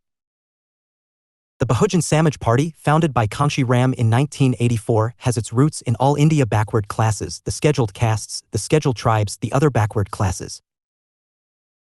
Its ideology includes the protection and promotion of the interests of the weaker sections of society, including women, mobilization of the Dalits, educating them about their rights, economic progress of the Dalits, their reservation in legislatures and services, rural upliftment with changed land ownership patterns in the rural India, though it has begun admitting the higher caste people also in the party. The social bases of Indian political parties vary from party to party. There are the ethnic bases of some political parties, mostly all northeastern political parties in Manipur, Mizoram, Arunachal Pradesh, Meghalaya and the like are ethnically based political parties. There are political parties based on the culture of their regions. The DMK, the AIDMK, Assam Gana Parishad, the Telugu Desam, the Shromi Akali Dal, the All India Muslim League Kerala and the like are culturally based political parties. There are the caste and class-based political parties such as the Bahujan Samaj Party, the communist parties, representing workers. Ernel and Randall, politics in the developing world, right? India's caste system is a distinctive feature of its social structure with continuing relevance for patterns of party support. The Congress Party, which remained electorally dominant at national level into the 1990s, drew support from all sectors of society, though analysis has shown that at state, provincial level it rested on particular and locally varying caste groups. The Bharatiya Janata Party, BJP, as a Hindu-oriented nationalist party obviously seeks to appeal in general terms to the 83% of the population who are Hindus, but its original support base was amongst the upper castes and northern Hindi heartland. But the 1990s have also seen the formation of state-level parties based on particular caste blocks, notably the Bahujan Samaj Party, BSP, in the state of Uttar Pradesh, whose support comes mainly from the Dalits, untouchables, notwithstanding the support the party has now from other social classes as well. Coalitional politics in India. A coalition politics arises when there is no clear-cut majority for a political party in the legislature. It is a characteristic of the parliamentary system that several political parties seek to form a government. A coalition government may be formed at a time of national crisis, i.e., during a times of war, so as to give a government a high degree of legitimacy or unity. One may call such a government a national government or a national coalition. A coalition government is the product of a particular situation, a situation with no political party achieving a clear majority. In such a situation, a number of political parties join hands and form a coalition and prove majority at the floor of the elected legislature or the House of the People. The parties joining hands may be pre-election or after-election allies. Indeed, the coalition government reflects the coalitional politics. Parties joining hands may do it temporarily for purely political reasons or on some understanding, the former indicating a short-term government, the latter, a long-running government. Coalition cabinets are common in countries in which a parliament is represented with several organized political parties. It does not appear in countries in which the cabinet is chosen by the chief executives as in the USA. In semi-presidential systems such as France, where the president formally appoints a prime minister but the government itself must maintain the confidence of the parliament, coalition governments occur quite frequently. Countries which often operate with coalition cabinets include the Nordic countries, the Benelux countries, Germany, Ireland, Italy, Turkey, Israel, and India. Switzerland has been ruled by a loose coalition of the four strongest parties in parliament since 1959, called the Magic Formula. In Germany, for instance, a coalition government is the norm, as it is rare to win an unqualified majority in national elections. Thus, at the federal level, governments are formed with at least one of the smaller parties. For example, Helmut Kohl's CDU governed for years in coalition with the FDP, and from 1998 to 2005, Gerhard Schröder's SPD was in power with the Greens. A similar situation exists in Israel with its dozens of different parties. A coalition government may consist of any number of parties. In Germany, the coalitions rarely consist of more than two parties, but in Belgium, where there are separate Dutch and French parties for each political grouping, coalition cabinets of up to 6 parties are quite common. India's governing coalition, the United Progressive Alliance, consists of 14 parties. Finland has experienced its most stable government since independence with a 5-party governing coalition established during the 1990s. Japan is experiencing coalition governments since 1990s. Government, considering the Indian situation, can be of numerous types. A single-party majority government, SPM, a coalition headed by the single-party majority. B. Minority coalition, MC. C. Oversized coalition, OC. D. Surplus majority coalition, SMC. E. Single-party minority government, SPMG. Nehru's government from the day of the independence to the day he died, i.e. May 27, 1964, was a single-party majority government. So were the government headed by G.L. Nanda May 27, 1964 to September 6, 1964 and November 1, 1966 to January 24, 1966, and by Lal Bahadur Shastri, September 6, 1964 to November 1, 1966, and Indira Gandhi, January 24, 1966 to March 24, 1977.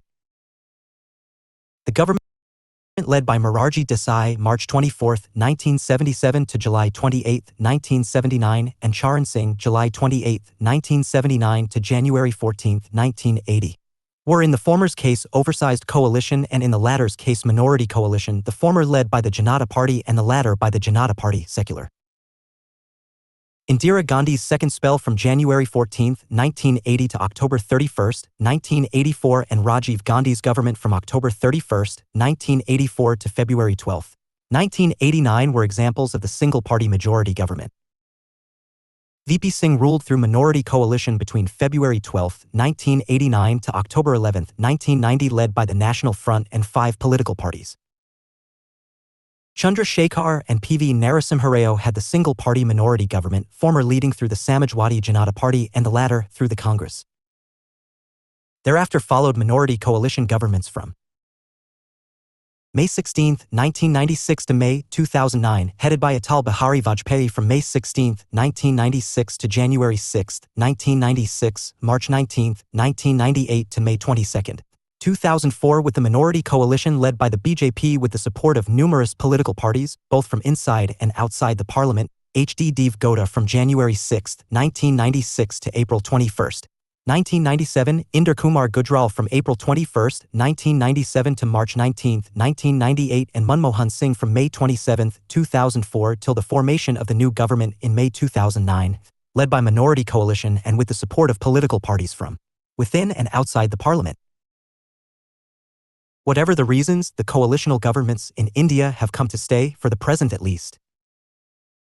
Indeed, such governments are but a political necessity, and that is one reason they do produce difficulties at times like the Trinamool Congress and the All India Anna Dravida Munnetra Kazhagam during the BJP-led coalition in 1999, and the CPM during the 2004 Congress-led coalition. Partners try to assert themselves. The problems of coalitional governments vary from issues relating to center states' relations to socio-economic ones. Issues relating to challenges which threaten the integrity of the nation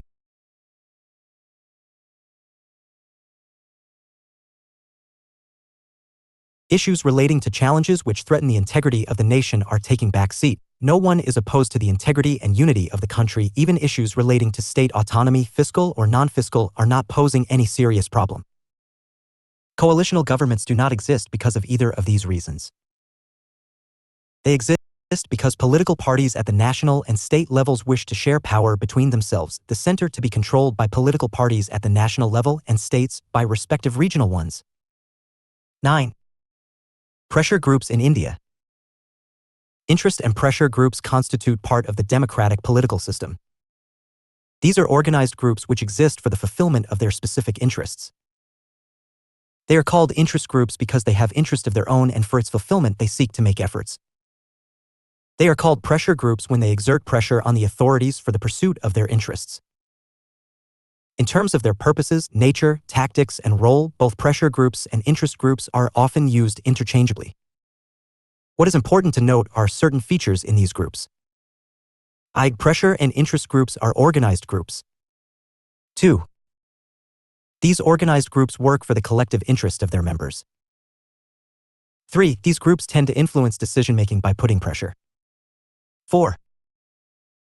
They do not participate in forming the government and as such do not contest elections, but they do help political parties in capturing power.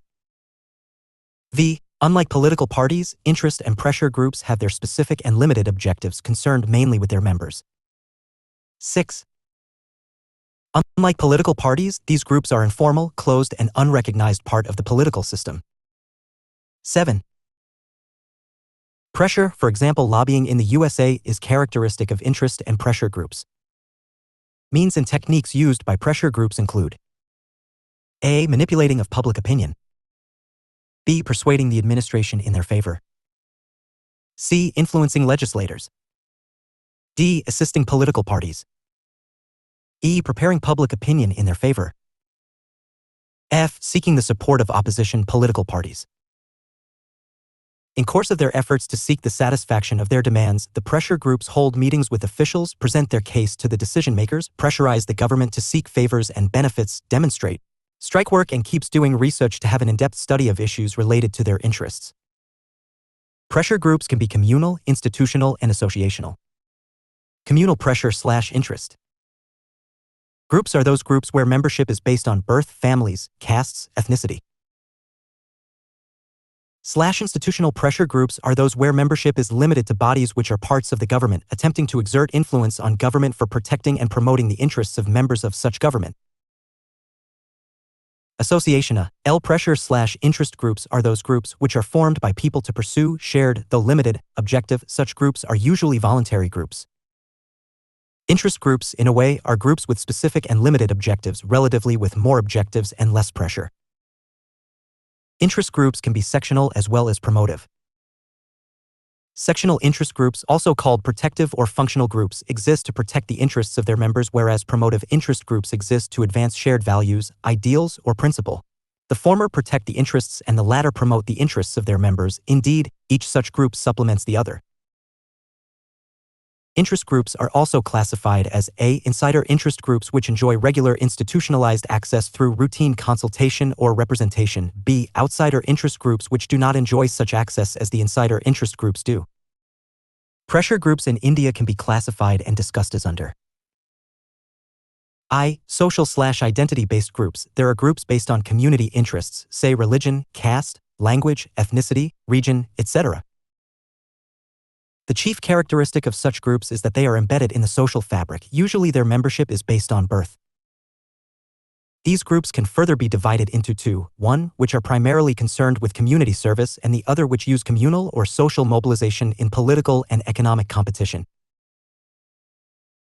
In the first type we can mention DAV educational institutions, Ramakrishna Mission, Chief Khalsa Diwan, Singh Sabhas, Muslim educational trusts like Vakam Malvi Foundation, Alameen Education Trust, Anglo-Indian Christian associations, Jain Seva San, and many more. These type which are engaged in educational, social, and economic upliftment of their communities. For that purpose they seek financial, technical, and other types of help from government and put pressure for that without prejudice to other communities or encouraging communal or social conflicts. In recent years, a large number of caste and subcaste associations have also come up. Though most of such associations are loosely organized, they are becoming very important basis of interest articulation. Other type of identity groups are those which are engaged in the assertion of special status, superiority, or preference for their communities vis-a-vis other communities. Jamaat-e-Islami among the Muslims, Rashtriya Swayamsevak Sangh, RSS, and Vishwa Hindu Paris had VHP among the Hindus, All India Sikh Students Federation among the Sikhs, etc. are such groups. These groups are engaged not only in the welfare of their communities but also in the transformation of the political process according to their value systems. There are also various language associations promoting the development of languages. 2. Associational/professional groups. These are groups formed by people who come together to pursue shared professional interests, also called protective or functional groups. Trade unions, business organizations, and trade associations, professional bodies are examples of such groups. Their unique character is that they represent a particular section of the society. Business groups, in terms of protection of interests and influencing policy, business/industry groups emerge with combined and joint efforts. Important among such groups in India are chambers of commerce and industries and their federations like Confederation of Indian Industries, CLL, and Federation of Indian Chambers of Commerce and Industry, FICCI. The FICCI today is the main spokesman of Indian capitalism and big industry in particular. Through these bodies, the big business has sustained access to the executive and bureaucracy for lobbying in the formulation and implementation of policies. Ownership and operational control of the means of production give them tremendous leverage to influence the government policies. 4. Trade unions. Trade or labor unions are important pressure groups in India. Not only trade/labor unions are formed in factories, they are also organized at national level as well. In 1920, All India Trade Union Congress (ATUC) was established by the Congress Party, which fell in the hands of the Communists in 1929. After independence, various political parties have sponsored their own trade unions like the Indian National Trade Union Congress, INTUC, All India Trade Union Congress, ADUC, Hind Mazdoor Sabha, HMS, Center of Indian Trade Unions, C2, etc. The trade union movement in India over the last 5 decades or so has definitely come to occupy its own important place in Indian social process. Consequently, the working class has been able to exert significant pressure at the policy formulation level, and their strength is well recognized by political parties and the government. Farmers and peasants groups. Over the years, there have emerged farmers and peasants groups to protect and promote the interests of the peasantry. Important among such groups are Bharatiya Kisan Union in Uttar Pradesh, Haryana, and Punjab, the Shetkari Sangathan in Maharashtra, and the Karnataka Rajya Ryota San. 6. Other pressure groups. There are the cause groups which help advance a general social objective like the preservation of environment, protection of human rights and civil liberties, abolition of capital punishment, violence against women. These groups are also known as public interest groups. There are then the institutional groups which are formed by various sections working in the government, for example, IS, IPS, IFES lobbies, Air Force or Navy officers group. There are the ad hoc groups which are formed for a specific objective. Once the objective is achieved, such groups stop functioning. Examples of such groups may include groups organized to get a railway service in a city, getting a book or an activity band, opening of a school, college or hospital, etc. Such groups can be very active for a short period. Some of these may survive and extend their activities as cause groups. Pressure groups, thus, we may conclude, play a definite role in articulating issues, mobilizing support and influencing decisions and policies. Electoral behavior and legislators' profile, trends. Political literacy of the Indian voter, despite a high poverty and illiteracy rate in the country, is reasonably high. The Indian voter generally makes mature judgments politically. This is so when we find the absence of interest in politics among the Indians. They hardly have knowledge of political issues. They have lack of awareness about the person who presides over the state or the government. Voters' turnout has not been dismal. Indeed, it was 61.2% in 1952, 62.2% in 1957, 55% in 1962, 61.3% in 1967, 55.3% in 1970.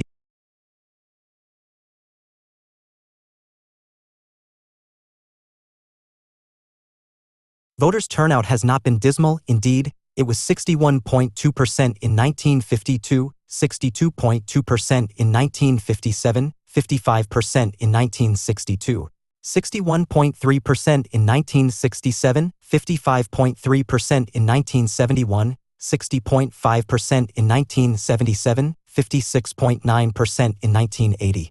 64% in 1984, 62% in 1989, 61% in 1991, 57% in 1996, 62% in 1998, 59.9% in 1999, and 56% in 2004.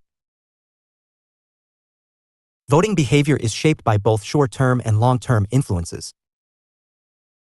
Short-term influences are election-specific, such as the state of economy at the time of election, unemployment, inflation, and the like. Sometimes local conditions such as water and power supply, road conditions, law and order situation, and the like determine the voting behavior. In 1971, the charismatic leadership of Indira Gandhi and her slogan, "Vote the government that works," in 1980, for example, worked wonders. That factor can be stated about Atal Bihari Vajpayee's charismatic personality in the 1989 elections. We may notice that specific events preceding the elections help voters determine their voting behavior. The internal emergency was such an event in the 1977 elections when the Congress, including Indira Gandhi herself, was ousted from power. In 1999, the events such as testing the nuclear bomb and the Kargil War influenced the voting behavior of the people when they decided to vote for the BUP. The electronic and the print media too help voters decide the fate of certain political parties and/or the voters.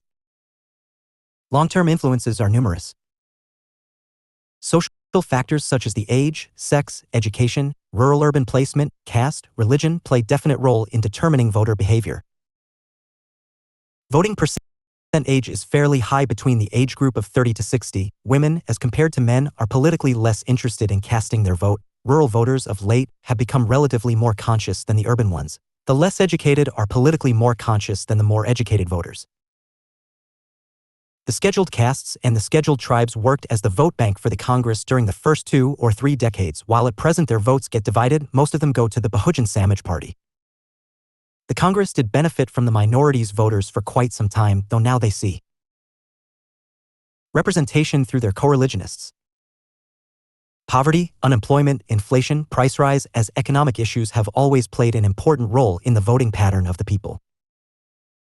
The choice of parties by the propertied and labor classes, industrialists and peasants, businessmen and professionals depends on class lines. In the Indian situation, political factors too play their role in determining the voting behavior of the people. The Nehru factor was quite evident for a long time. The talks of the Congress family, the San Parivar, the Dalit Bahujan have been well known. The elections help elect our representatives. But the merit of a candidate is seldom considered a serious concern. When political parties decide on candidates for distributing party tickets, winnability is regarded as the only criterion. Caste and religion are other possible factors for distributing party tickets. Relation son, daughter, mother, brother, and the like factors also weigh heavily. There is hardly any reference to educational qualifications or political experience. The result is that qualified people constitute the lowest number of candidates and the illiterate form the largest chunk. The criminalization of Indian politics is the latest trend. A fairly common observation is that politicians use criminals and Muslims to lead party campaigns during elections. In the 2004 Lok Sabha, there were, for example, about 120 members with criminal cases against them, around 22.1% of the total Lok Sabha memberships. Booth capturing engineered by criminal sort of legislators has been a common feature. Legislators in India are least ideologically awakened. What they know for sure is how best they can make use of their position as legislator. Defection, or what is commonly called Aya-ram and Gaya-ram, is not very unusual in India. Practice questions. 1. Describe the evolution of party system in India. 700 to 800 words. 2. Write an essay on political parties as have existed in India. 700 to 800 words. Or Explain to what extent the concept of one-party dominance W.H. Morris-Jones model is relevant in Indian politics today. 2013, 200 to 250 words. 3. Explain the nature of Indian party system. 700 to 800 words. 4. What is the rationale behind regional political parties? What role do they play in coalitional politics? 700 to 800 words. 5. Write a detailed note on coalitional politics in India. 200 to 250 words. 6. What role does ideology play in the Indian context? 200 to 250 words. 7. Discuss the role of pressure groups in the Indian political system. 200. 250 words. 8. Describe the social basis of the Indian party system. 200 to 250 words. 9. Write a critical note and trend of the voting behavior in India. 700 to 800 words. 10. How do you explain the changing profile of the legislators in India? 200 to 250 words. 12. How pressure groups have been influencing public policy making with suitable illustrations. 2014, 700 to 800 words. Caste, religion, ethnicity, social movements in India. For a society, especially for a pluralist one. The plural societies of our times are multilingual, multi-ethnic, multiracial, multi-religious, and multi-casteistic. A nation-state has to accept not only the diversities, it also has to promote and strengthen them. It has to be a unity in diversity. India presents a society which is, indeed, plural in almost every aspect of the term. The challenges of a pluralist society like those in our system are numerous. They are so real that they play a significant role in our social and political life. They affect our society and our politics. In turn, they are influenced by our politics and help raise certain movements of social nature. To be a nation-state, political sovereignty is not enough. Caste in Indian politics.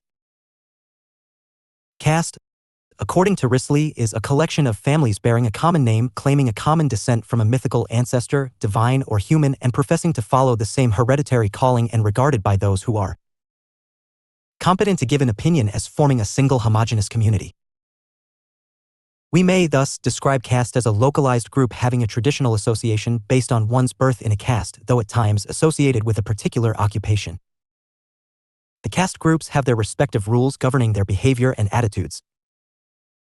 G.S. Gary sums up the features of the caste system as segmental division of society. 2. Hierarchy. 3. Restrictions of feeding and social intercourse. 4. Civil and religious disparities and social discourse. Lack of unrestricted choice of occupation and 6. Restrictions on marriage. Caste groups divide the society hierarchically into numerous segments having their own respective rules which govern their behavior, customs, and rituals. Caste groups are rigid in the sense that once born in a caste, a person remains in the caste throughout his life, though women adopt the caste of their husbands. They divide the people socially. Higher caste people enjoy higher status and have better entitlements than those born in lower castes. The Indian society is a casteist society. The caste system in India presents a stratified social hierarchy which alone distinguishes us from any other society. Its history goes back to the times as far back as 1200 BC. The term caste is derived from the Portuguese casta, meaning breed, race, or kind. We in India relate caste to Varna, Jati, Jat, Baradri, and Samaj. The Indian caste system has its origin in the Varna system. The 4 basic Varnas usually described are A. The Varna of Brahmins, the priestly and the learned class. B. The Varna of Kshatriyas, the ruling and the warrior class. C. The Varna of Vaishyas, the commercial and the trading class, and D. The Varna of Shudras, the class of servile laborers. Each Varna is described as having been created by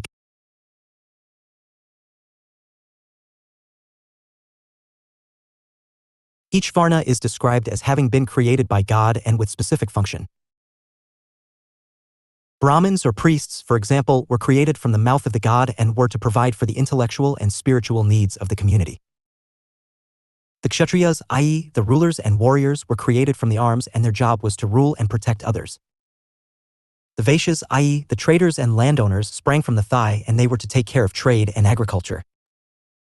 The Shudras, i.e., the servants and the laborers, came from the feet and their task was to perform manual labor. The Varnas are further classified into castes and subcastes, rigidly and socially arranged in such a way that each group is a world of its own. The Indian society is a caste society, a multicasteist society. Though the caste system is primarily associated with Hinduism, it exists among other religious groups as well. Among the Muslims, the Christians, the Buddhists, the Jains, the Sikhs, caste-like groups exist clearly. Caste considerations are acknowledged and maintained from birth to death. Hierarchical distinctions, both horizontally and vertically, prevail in the Indian society. Politically democratic India has a socially diversified base. The caste system works both ways. It divides when one caste works against the other. It mobilizes when it unites the people belonging to the same caste. The English in the colonial period used divisive tendencies of the Indian social system and kept the Indians under their rule. They had explored the diversities to their imperialistic designs, caste distinctions including. The traditionalists during the era of the national liberation movement, such as Tilak, Vivekananda, and Gandhi, sought social reforms in the Indian casteist society. Men like Jawaharlal Nehru, on the other hand, regarded the caste system in India as an evil, as the main source of India's social and moral degeneration, while men like Ramaswamy Naicker and Dr. Ambedkar condemned the caste system as it prevailed in the society. After independence, the caste, with the introduction of the electoral politics, had a new role for itself. Moin Shakir, State and Politics in Contemporary India, is of the opinion that the caste has a dual role in post-independence era, positive in democratizing the system and negative in hampering the rise of evolutionary class organizations. Caste helps in the mobilization of the people. Rudolph and Rudolph/N Pursuit of Lakshmi refer to three types of mobilization: vertical in marshalling the political support of traditional notables in local societies which are organized and ranked; horizontal in marshalling the political support by class or community leaders and their specialized organizations; differential in marshalling the direct or indirect political support by political parties through appeals to ideology, sentiments and interests. In both rural and urban India, the caste has been the instrument of mobilization, a channel of communication, representation and leadership which links the electorate to the democratic process. Caste, in the Indian electoral context, has become important, especially the lower caste votes gaining significance during elections. Leaders of all the political parties agree that the crucial Dalit votes make and unmake their fortune because of their number. The formation of Dalit political parties, from the Republican Party of India 1956 to that of the Bahujan Samaj Party 1982, shows the emerging strength of the Dalit vote. This is true about other castes as well. Exercising franchise on the basis of caste is a normal process of voting in India. Caste has become a source of mobilizing votes. Vote banks are created through religious, linguistic, regional, and above all caste appeals, polarizing people into one caste group or the other.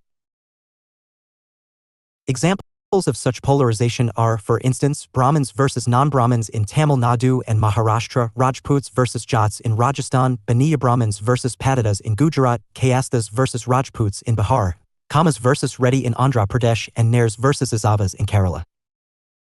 Such polarizations keep emerging with different combinations from time to time in one region or the other.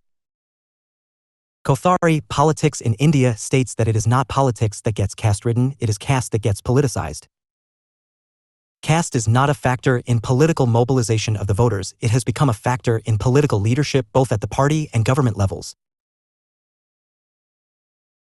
Referring to caste as getting politicized, Kothari writes, this is so because the operation of competitive politics has drawn caste out of its apolitical context and given it a new status and identity such that the caste system, as hitherto known, has begun to disintegrate.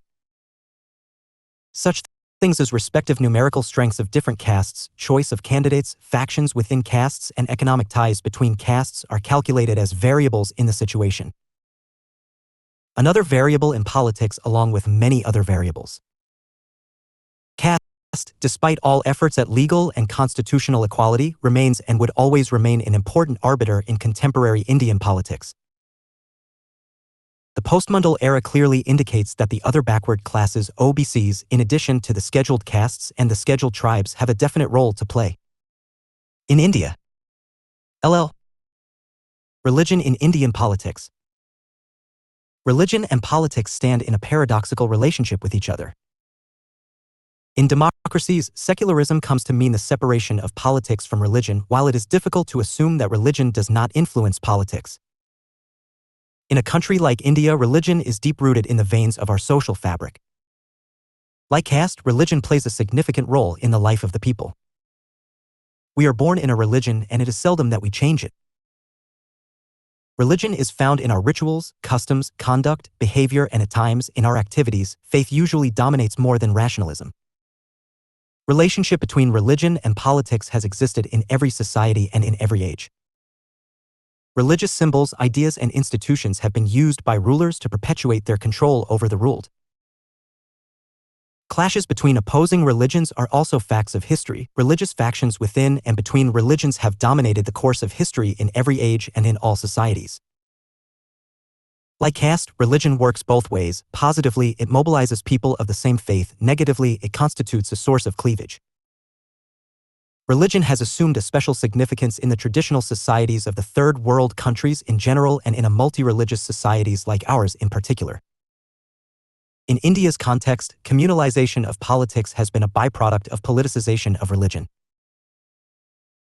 The process began in 1909 when the British granted communal/separate representation to the Muslims in Indian councils, leading ultimately to the communalization of politics before and after independence of India.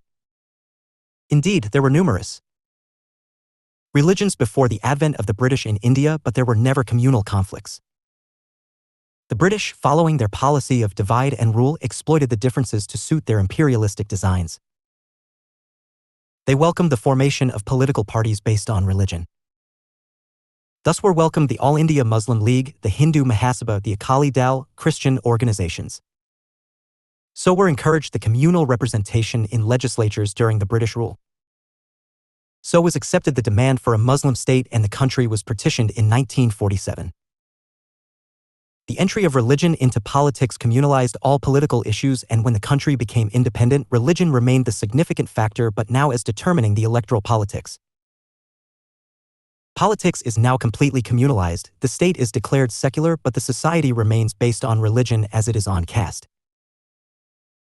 The electoral politics has made political parties and political leadership use religion as an instrument of politics, appeasing religious minorities and at times communalizing politics.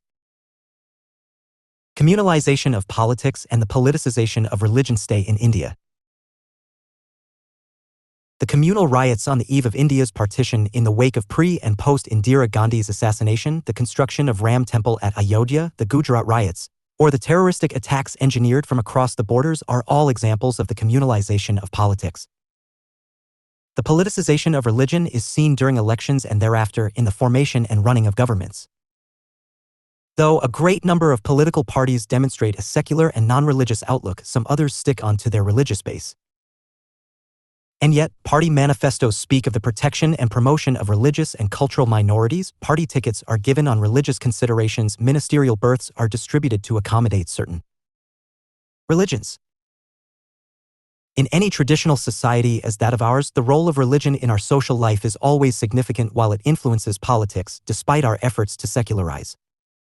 This can hardly be denied. Political leadership does not mind using religion for its political advantage. Political parties do not, at all, ignore the role of religion in their political activities and use it when it is to serve them. The fundamentalists use religion for their sectarian gains, at times to create dissensions and promote terrorism. Though the Indian state claims to be secular, it does admit the presence of religion in the public domain. An individual is a citizen, and yet he/she is a person with a religion, for the former is his image in public and the latter, his image in private. As with a religion, an individual is free to profess and propagate and manage one's religion while the state assures him/her of his/her religious and cultural identities.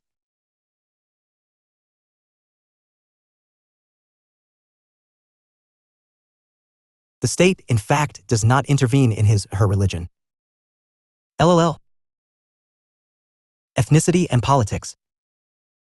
Ethnicity includes, among many other things, linguistic, nativist, and religious affiliations. India's concept of a nation-state implied, immediately after her independence, the accommodation of respective languages of numerous diversified areas as well as of regional and napositic feelings, i.e., unity of diversities. The demand to accommodate numerous languages was not regarded as something anti-India or anti-national. It would have been suicidal for the leadership to have sought the imposition of one language over the people speaking different languages, though English language was, immediately after independence, the accepted official language for some times. Hindi was spoken in most regions of the country, and that was why it was to be the national language in the future, yet the acceptance and encouragement of the regional languages were also considered befitting the needs of the time. The Indian National Congress had itself proclaimed during the 1920s that after independence, the country would be administratively demarcated on linguistic lines so as to promote and protect diversities, numerous languages, for example. Dipankar Gupta, Ethnicity and Politics, says, it was that provincial boundaries thus delineated would enhance greater participation at the lower levels and help in rooting democracy deep in Indian soil. This is why, he continues, national parties had little ideological reluctance to enter the agitation for linguistic states. The demand for unilingual systems satisfied the advocates of each such linguistic movement without damaging the linguistic rights of any other on one hand and bonded each such linguistic state to the grill of national politics on the other. Gupta writes, the entire polity through its segments was activated on a single demand which in principle did not do injustice to the other constituent segments. From a single universal principle, he continues, several particularistic, even primordial, demands were satisfied. The linguistic states formed in the 1950s accommodated ethnicity as expressed in the concepts of a host of languages in India's national politics. Quite related to the unilingual states was a problem that arose in the 1960s. The sons of the soil, the nativistic phenomenon, began to demand that they be given major economic benefits on the soil of their linguistic states without interference from people belonging to other linguistic communities. The Shiv Sena in Maharashtra and the All Assam Students' Union in Assam were such movements launched in the 1960s, 1970s, and 1980s. These movements were promoted more on ethnicity rather than linguistic reasons. National political parties supported such movements to gain electoral allies, though particularism in the process came to be encouraged. India is a land of diverse regions. Regional identities, naturally, constitute one of the ethnic elements of our politics. To accommodate regionalism does not amount to accommodating separatism. The idea of federalism is not unionization of regional disparities, it is rather the acceptance, protection, and promotion of diversities as part of the national whole. The rise of the Akali Dal in Punjab, the Dravida Munnetra Kazhagam (DMK), and the All India Anna Dravida Munnetra Kazhagam (AIA-DMK) in Tamil Nadu and the Telugu Desam in Andhra Pradesh are examples of regional identities seeking not only recognition but also their protection and promotion as well. Rising almost initially to demand separation, these political parties have settled down to seeking regional identity and regional autonomy under the Indian Union. These regional political parties associated themselves with one or the other national political parties to support them at the national level and enjoy power at the state level in the name of regional identity. The concept of nation-state accepts the idea of regional identity and to that extent accommodates regional autonomy without damaging the nation's sovereignty. 4. Social movements. Social movements, according to Oxford Concise Dictionary of Politics, are change-oriented political formations using oftenly tactics such as direct action with loose and informal organizational structures. They are, the dictionary continues, organized around ideas which give the individuals new forms of social and political identity. Charles Tilly, Social Movements, 1768 to 2004, defines movements as a series of contentions, performances, displays, and campaigns by which ordinary people make collective claims on others. He also says that through social movements, ordinary people participate in public activities. 3 elements, according to Tilly, characterizing social movements are: I. Campaigns, a sustained, organized, and joint effort making claims on authorities. 2. Social movement repertoire, employing a combination of political actions such as public meetings, processions, rallies, demonstrations, petition drives. 3. WUNC displays concerted public representation of words such as WUNC, unity, numbers, commitments. Sidney Tarot, Power in Movement, Collective Action, Social Movements and Politics, defines social movements as collective challenges to elites, authorities, other groups, or cultural codes, by people with common purposes and solidarity in sustained interactions with elites, opponents, and authorities. Lorenz von Stein, a German sociologist, used the term social movement in 1850 in his book History of the French Social Movement from 1789 to the present. The growth of social movements is associated with factors such as economic and political changes culminating in parliamentarization, capitalization, proletarianization, urbanization, industrialization, development of communication and technology, growth of universities, and the like. The spread of democracy and the expansion of political rights made the evolution of social movements much easier. Social movements are of several types. With regard to the scope, social movements are either reform movements such as workers' reforms, ecological reforms, socio-religious reforms, or radical movements such as Polish Solidarity. With regard to the type of changes, social movements are either innovative movements such as seeking norms and values or conservative movements such as the 19th century Luddites anti-machine movement. With regard to the target, social movements are either group-focused or individual-focused. With regard to methods, social movements are either peaceful, civil rights movement of the USA, violent, the Zapatista Army of National Liberation, or terrorist, Provincial Irish Republic Army. With regard to range, the social movements are either global, first international, local, or multi-level movements. New social movements refer to those movements which have come up recently. They differ from the old social movements in that A. They are primarily concerned with non-materialistic phenomena. B. They work for quality of life rather than merely life. C. They are not conflictive. D. They are follower-oriented, and E. They are decentralized. These movements include feminist movements, ecological and environmental movements, and peace movements. 4a. Social movements in India. Social movement is an organized effort by a number of people to change or to resist change in some aspect or aspects of society. Turner and Kilhan, Collective Behavior, define social movement as a collectivity which acts with some continuity to promote or resist change in a society or a group of which it is a part. It is thus clear from what has been said that social movements involve collective action as against actions of a small group of individuals, and 2. The collective attempt is designed to promote change or resist change in the society in which the attempt is made. Accordingly, collective attempt may be made to alter, inaugurate, supplement, restore, or reinstate all to the larger society. They stimulate the formation of organized groups which work systematically to see that their plans and policies are implemented, and they help generate and develop ideas which spread throughout the society. With the expansion of civil society domain, social movements also expanded. In India, the earliest of social movements can be traced to the Gandhian efforts of Sarvodaya. Gandhi recognized the need for social change and believed that the change has to come from the bottom to top if it has to be nonviolent, successful, and permanent. Since the 1970s, a number of social movements emphasizing on a range of basic issues have come up. These new social movements are different from the old trade unions, peasants, and scheduled castes movements which had, in themselves, an alternate political vision of the state itself and which had, for their respective people, materialistic demands. These new social movements are broad-based people's responses to ecological, gender, peace, civil liberties issues. Such social movements are indicators of the pulse of the people. They do not accept the materialistic paradigms, though they insist on people's participation. They help build consciously or unconsciously a countervailing power to the dominant state. They express the civil society domain. These new social movements are emerging out of peculiar contradictions within societies and cultures. They appear as the state comes to dominate civil society. They expand as the civil society attempts to open up. They bring about the horizontal integration of people instead of hierarchical integration.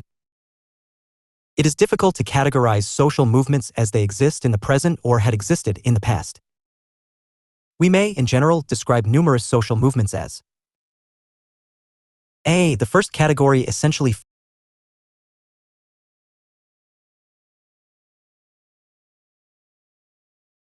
A. The first category essentially focuses on the needs and interests of a particular group of people.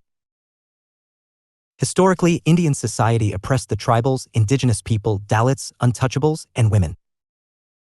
In the past decade or so, social movements focusing on the interests, concerns, and aspirations of tribals, Dalits, and women have gained ascendancy. B. Another form of social movements has been to protect against a set of practices, institutions, policies, and programs. Social movements to reform social evils have specially been targeting liquor, dowry, inheritance rights of women, etc. C. The development paradigm and programs have resulted in mass displacements, especially of tribals and rural poor. Social movements have emerged in protest against or to prevent displacements due to development. Various issues in the protection, preservation, and regeneration of environment are triggering social movements throughout the country as well. D. A fourth type of social movement has focused upon governance and state accountability. Anti-corruption campaigns against government officials, civil liberties and human rights campaigns, campaigns for right to information, right to education, right to livelihood are some examples of this type. Some of the major social movements of India can be described as under.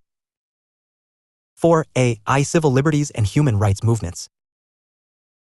Civil liberties and human rights movements in India can be traced back to the anti-colonial struggle when people, while looking for political concessions, developed notions of political freedoms. The Rowlatt Act, March 1919, was, for example, one legislation that helped Indians to rise against British atrocities. Much before the demand for Swaraj, there arose the demand for civil liberties and rights. Dadabhai Naoroji was one of the first Indians to raise his voice for rights and civil liberties. As British oppression on Indians grew, so grew their demand for rights and civil liberties. The Indian Bill of 1895 earlier sought freedom of thought and prohibition of punishment without trial. The Congress's resolutions of 1917 and 1919 demanded freedom of speech and press. The Commonwealth Bill of 1925 included A. Liberty of person and security of dwellings and property. B. Freedom of conscience and practice of religion. C. Free expression of opinion and the right of assembly without arms and forming of associations and unions. D. Free elementary education. E. Use of roads, public places, courts of justice, and the like. F. Equality before law. G. Equality of sexes. The 1928 Nehru Committee report and the 1931 Congress Karachi session sought fundamental rights for Indians. Sir Tej Bahadur Supru proposed in 1945 a proposal stressing the importance of the fundamental rights. The Constituent Assembly constituted a subcommittee on fundamental rights to propose freedoms and liberties for Indians in the Constitution of Independent India. Part I of the 1950 Constitution provided for the fundamental rights, which includes the right to freedom from Articles 19 to 22. The Government of India ratified the Covenants on Economic, Social and Cultural Rights as well as the Civil and Political Rights, acknowledging its responsibility to implement the Universal Declaration of Human Rights, UDHR. Ever since the enactment of the Constitution, the state has, in the name of security and integrity of the country, restricted civil liberties and fundamental rights. The fundamental rights have numerous limitations on them. They can be suspended during the operation of emergency, the Defence of India Rules, DR, the Maintenance of Internal Security Act, MISA, and the Terrorist and Disruptive Activities Prevention Act, TADA, have empowered the state apparatus with arbitrary powers. Numerous amendments in the Constitution have curtailed civil liberties to some degree, though in the name of integrity and socio-economic development. The growing power of the state during the 1960s and 1970s, either to face the external threat, China in 1962, Pakistan in 1965 and 1971, or to combat internal security problems from the Naxalites, for example, may be stated as one of the reasons for the democratic right, say the civil liberties, movement in the country. The liberals provided the basis and the leadership for such a movement. The People's Union for Civil Liberties, PUCL, and the People's Union for Democratic Rights, PUDR, began to work together. Soon, there arose a conflict, during the period from 1977 to 80, between their perspectives. The democratic rights perspective argued that the deprived and the starved have the right to organize and struggle for the change in the system, while the civil liberties perspective asserted that the fragile democracy, as in India, requires to be strengthened and that the rights and liberties have to be protected and preserved. Together, both can provide a human rights perspective. The human rights perspective does contain elements of democratic rights and civil liberties. It is the perspective which provides the basis for our rights and liberties. In fact, it goes to the basics to provide human beings rights and freedoms essential for them as human beings. The Constitution of India pledges to its citizens all basic human rights to life, liberty, equality, justice, of thought, of personal freedoms, of belief, faith, of equal status. It also provides the minorities the right to protection and promotion of their religion and culture. The Constitution provides for the formation of numerous independent commissions, those of the scheduled castes, the scheduled tribes, the minorities, human rights, the backward classes, to monitor the welfare of the concerned people. The Supreme Court, through its judicial activism, has,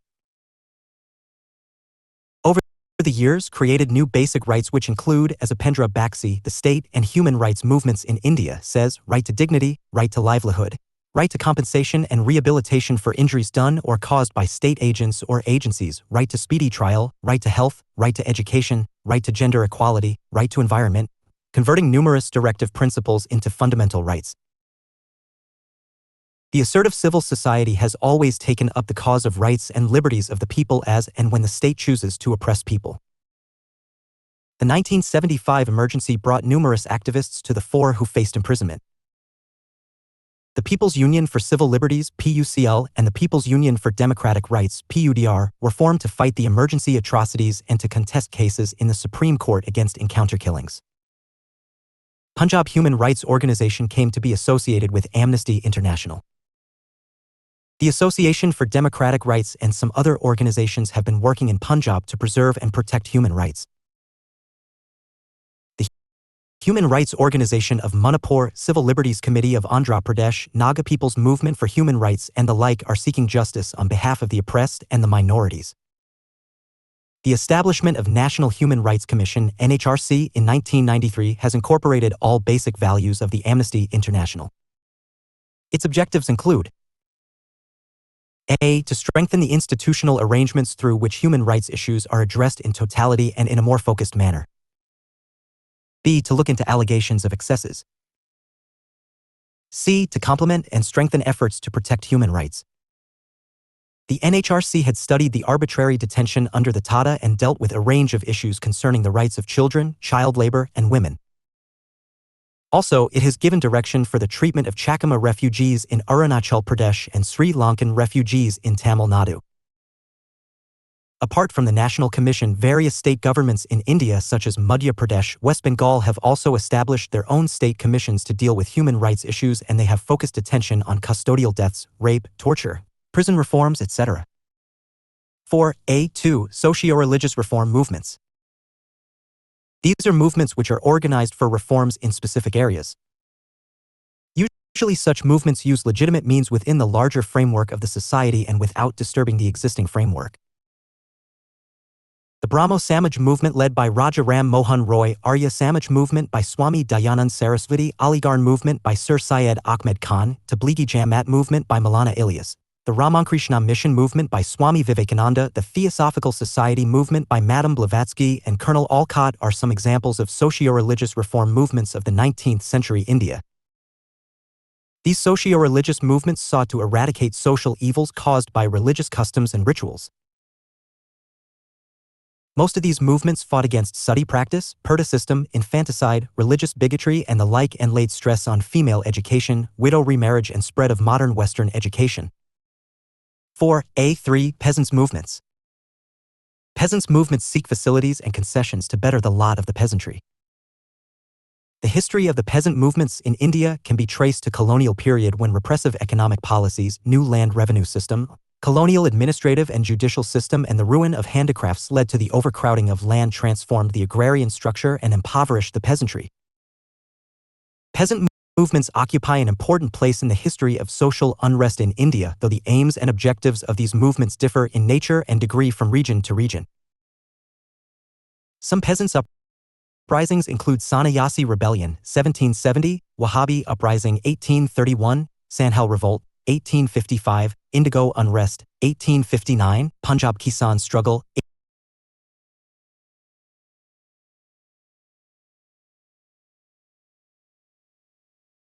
Some peasants' uprisings include Sannyasi Rebellion, 1770, Wahhabi Uprising, 1831, Sanhal Revolt, 1855, Indigo Unrest, 1859, Punjab Kisan Struggle, 1890 to 1900, Champaran Satyagraha, 1912 to 18, Mapla Rebellion, 1921, and Bardoli Satyagraha, 1928. Kathleen Goff says that there had been 77 peasant uprisings in colonial India. All these uprisings were directed against the colonial land revenue system and the zamindari system as developed by the British. We may describe some of the major features of the peasant movements during the colonial rule as I. These uprisings mobilized the peasantry. 2.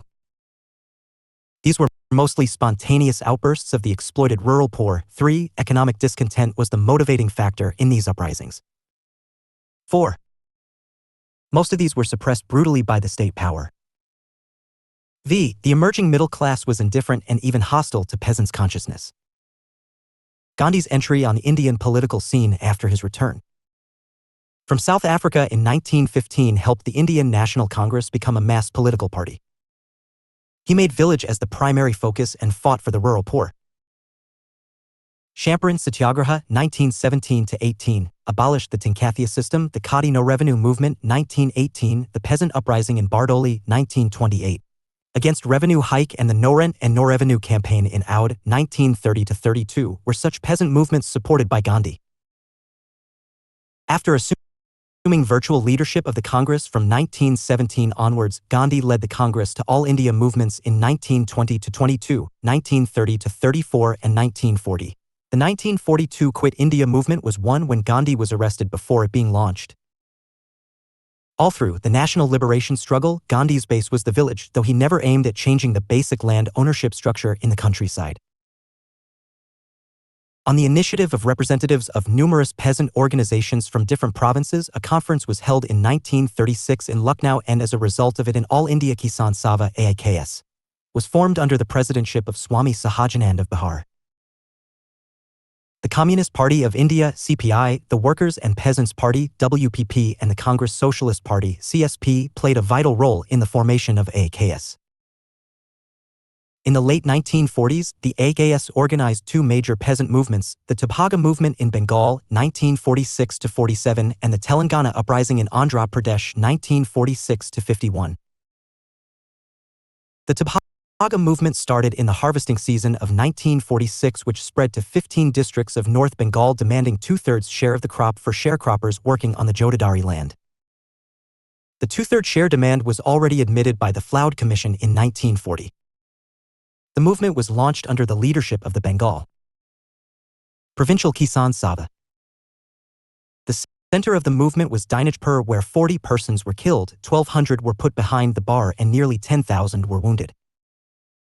The movement ultimately failed and could not attain its objectives. The government, led by the Muslim League, was lukewarm. While the communist leadership could not build pressure, the Tabhaga strategy could not distinguish between the big Jotdari from the smaller ones, and therefore, the Bargadars could not mount pressure. The urban middle class was always hostile towards the movement. The Telangana Rebellion was a communist-led peasant revolt which took place in Hyderabad, Andhra Pradesh between 1946 and 1951. The revolt began in Nalgonda district and soon spread to other districts of Warangal and Bihar. Peasants revolted against the Nizam and landlords, Jagirdars. Initially, the objectives were to do away with the illegal and excessive exploitation by feudal lords in the name of bonded labor. The most strident demand was for the writing off of all debts of peasants that were manipulated by the feudal lords. The Communist Party instigated the peasants to use guerrilla tactics, and around 3,000 villages, about 41,000 square kilometers, came under peasant rule. The landlords were either killed or driven out, and the land was redistributed. These victorious villages established communes reminiscent of the Soviet Mir to administer their region. These community governments were integrated regionally into a central organization. As the rebellion was led by the Communist Party of India under the banner of Andhra Mahasabha, a few among the well-known individuals at the forefront of the movement were the Urdu poet Makhdoom Mohuddin, died in 1969. Ravi Narayana Reddy, died in 1991, Hassan Nasir, died in 1960, Bimreddy Narasimha Reddy, died in 2008, Malavenkata Narasimha Reddy and Malas Swarajyam. The violent phase of the movement ended in 1951. After independence, the AKS worked for pro-peasant objectives, the abolition of the zamindari system, tenancy laws in favor of peasants as in West Bengal, Andhra Pradesh and Tamil Nadu, lowering of levy in Punjab and Rajasthan. The AKS in the late 1950s organized nationwide food movements. During the 1960s, the AKS supported sugarcane growers' strike in Uttar Pradesh, pressed for the distribution of wasteland among agricultural laborers in Andhra Pradesh. Long podiatras were organized in Kerala for the detection of surplus and benami land. During the 1970s and 1980s, the AKS took up the cause of the agricultural laborers. Movements for increasing their wages were launched in Tamil Nadu, Andhra Pradesh, Punjab and West Bengal, though in some regions, uprisings rose, such as the one in Naxalbari, while the farming lobby became assertive as the Bharatiya Kisan Union, BQ. In Uttar Pradesh or Sharad Joshi's Shetkari Sangathana in Maharashtra. The peasants, as at present, keep seeking remunerative prices for their products, increase in agricultural production, parity between prices of agricultural and industrial products. 4a. For workers' movements in India. The working class owes its existence to the growth of industries in India from the second half of the 19th century. Its number increased with the increase in industrialization. N.M. Joshi tells us that the labor class was about 50 million, out of which 10% was in the organized industry according to the 1931 census. According to the 1991 census, the total number of workers in modern manufacturing industries rose to around 306 million. The workers in India are divided into organized and unorganized categories. Some of them act as workers when in cities and towns but become agricultural laborers when in villages. They work both with the public and private sectors. Before independence, the workers in the initial stages until the 1920s were sporadic and unorganized and were concentrated in Bengal, Madras, Tamil Nadu, and Bombay, Mumbai. Their leaders, S.S. Bengali and Sasipata Banerjee in Bengal and Narayan Lokandria in Maharashtra, sought improvement in workers' conditions. During the 1920s, serious attempts were made to organize the working class. B.G. Tilak did a great job in the formation of the All India Trade Union Congress, ATUC, with Lala Lajpat Rai and Chiman Lal as its office-bearers.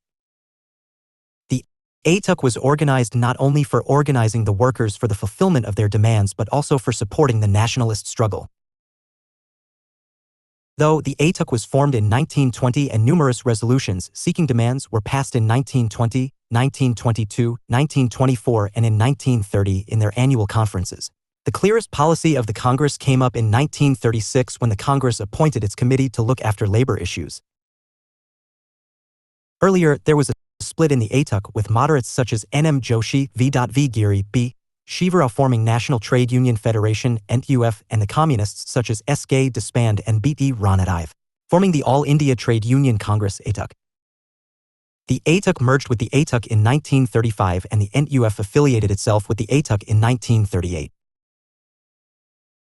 As a result of this, there was a growth of trade unions and trade union activity throughout the 1930s and 1940s.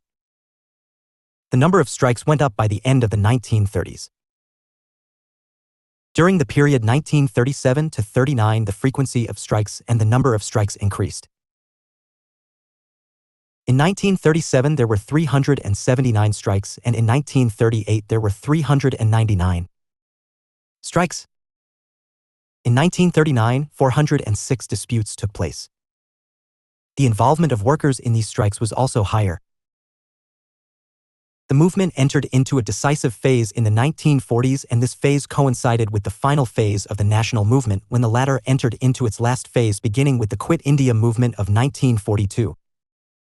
On the industrial front, from 1939 onwards, the working conditions of workers were affected seriously. There was an increase in working hours, multiple shift systems were introduced, wages were significantly reduced, and workers on the whole were subjected to great hardships.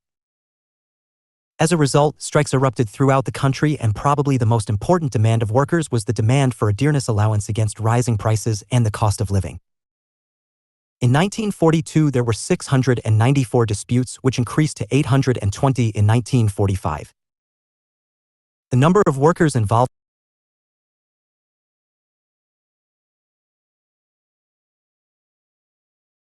The number of workers involved in these disputes also increased to 7.47 lakhs in 1945.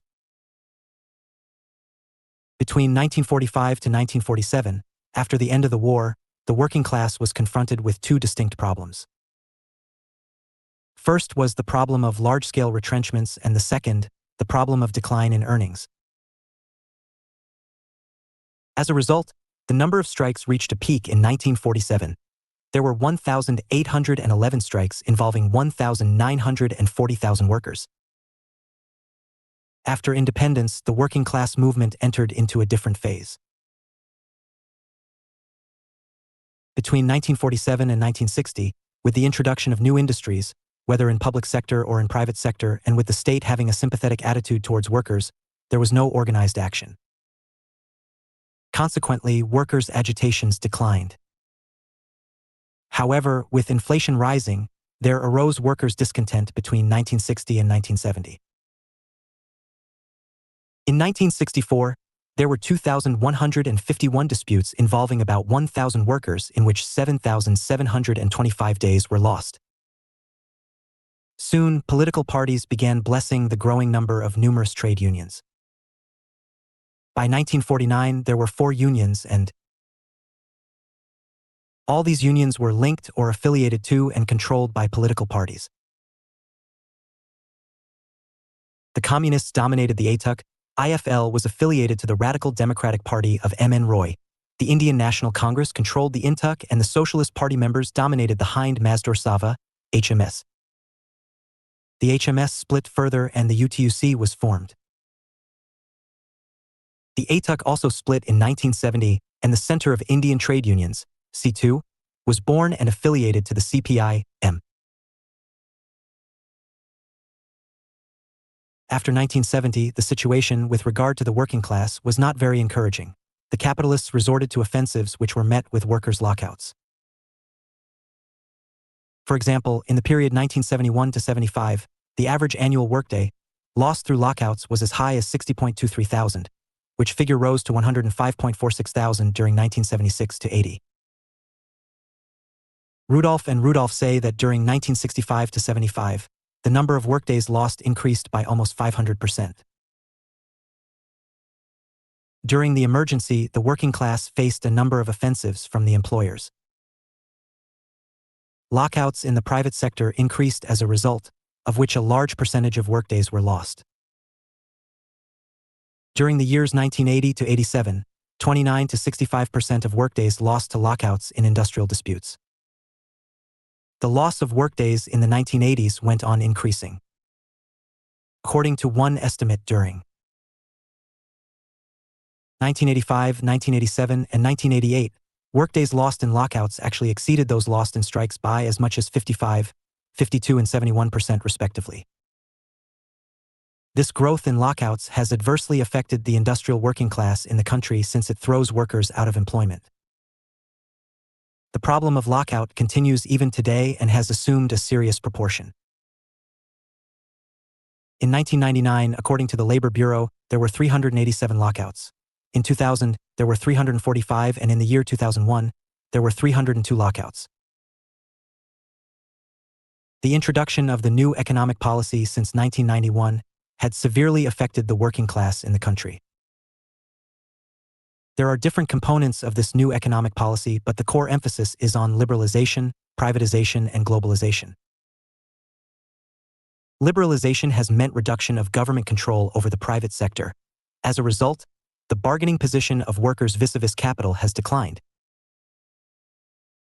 The policies of privatization, under which several important public sector units in the country are being sold to private companies, has opened up new challenges for workers and trade unions in the country.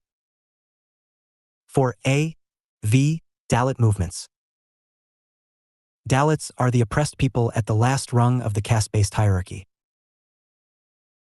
Their inferior occupations and the low levels of ascriptive status make them vulnerable to attacks at the hands of the upper caste people. The effort made by the Dalit leadership to uplift their status in the society is called the Dalit movement. The Dalit movement is a protest against untouchability, casteism, and discrimination faced by the Dalits. This movement indicates protest against Hinduism and its high Varna view of Brahminical virtues. Anti-casteism stands at the basis of the Dalit movement. For example, the Satnami movement of the Chamars in the Chhattisgarh plains in eastern Madhya Pradesh that eventually became an independent religious sect. The Dravid Kazhagam movement of Periyar Evr Ramaswamy Naikar, which created a stir by publicly burning the effigy of Rama and celebrating the virtuousness of Ravana. The Nadar Mahajana Sava in Tamil Nadu. The Azava movement of Narayana Guru, which culminated in establishment of a new religious sect called Sri Narayan Dharma Pratipalana. Yogam in Kerala and the most pervasive Dalit movement led by Babasaheb Ambedkar. Curiously reaching its climax in mass conversion to Buddhism, they all signify an overriding hatred against the religious code of Manu. The Dalit movement essentially embodies rejection of the Brahmanism, which is perceived to be the root cause for Dalit sufferings. The most articulate expression of this rejection is found in Ambedkar's own analyses that hold the overthrowing of Hindu religious ideological hegemony as a necessary condition for the liberation of Dalits. One of the factors which prepared ground for the Dalit movement in India was the colonial rule of the British.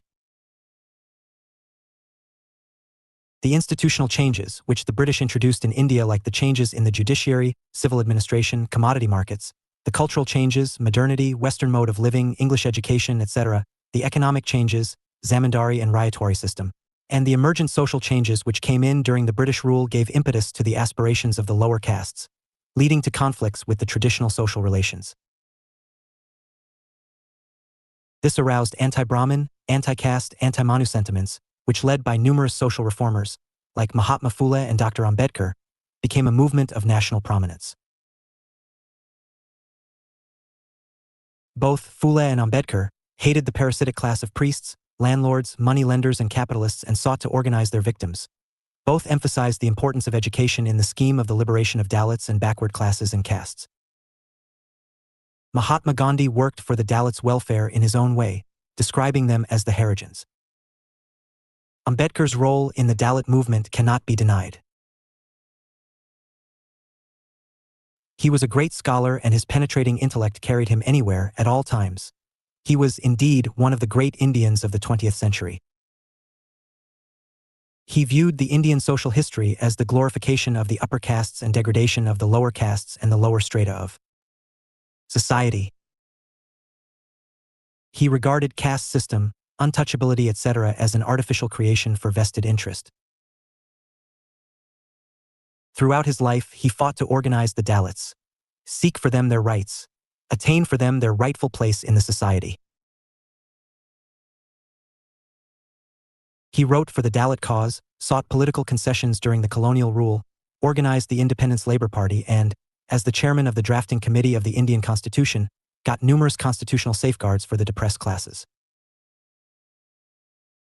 His efforts did not go in vain insofar as he was able to seek the Dalit identity and build a Dalit movement which brought for the Dalits numerous legislations for the protection and promotion of their interests. The National Commission on the Scheduled Castes, NCSC, the National Commission on the Scheduled Tribes, NCST, and for the National Commission on the Backward Classes, NCBC, which monitor the welfare activities of these classes, speak volumes for Dr. Ambedkar's efforts.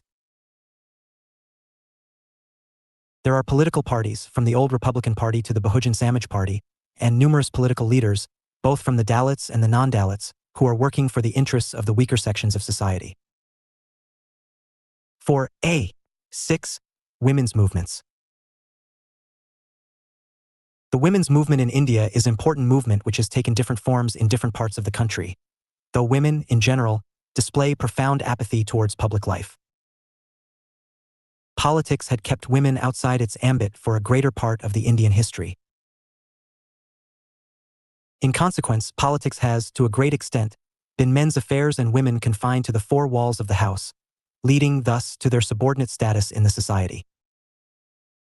Public-private divide remained significant during the ancient, medieval, and early modern period of the Indian history. Numerous socio-religious movements led by Raja Ram Mohan Roy, Swami Dayanand Saraswati, Sir Syed Ahmed Khan,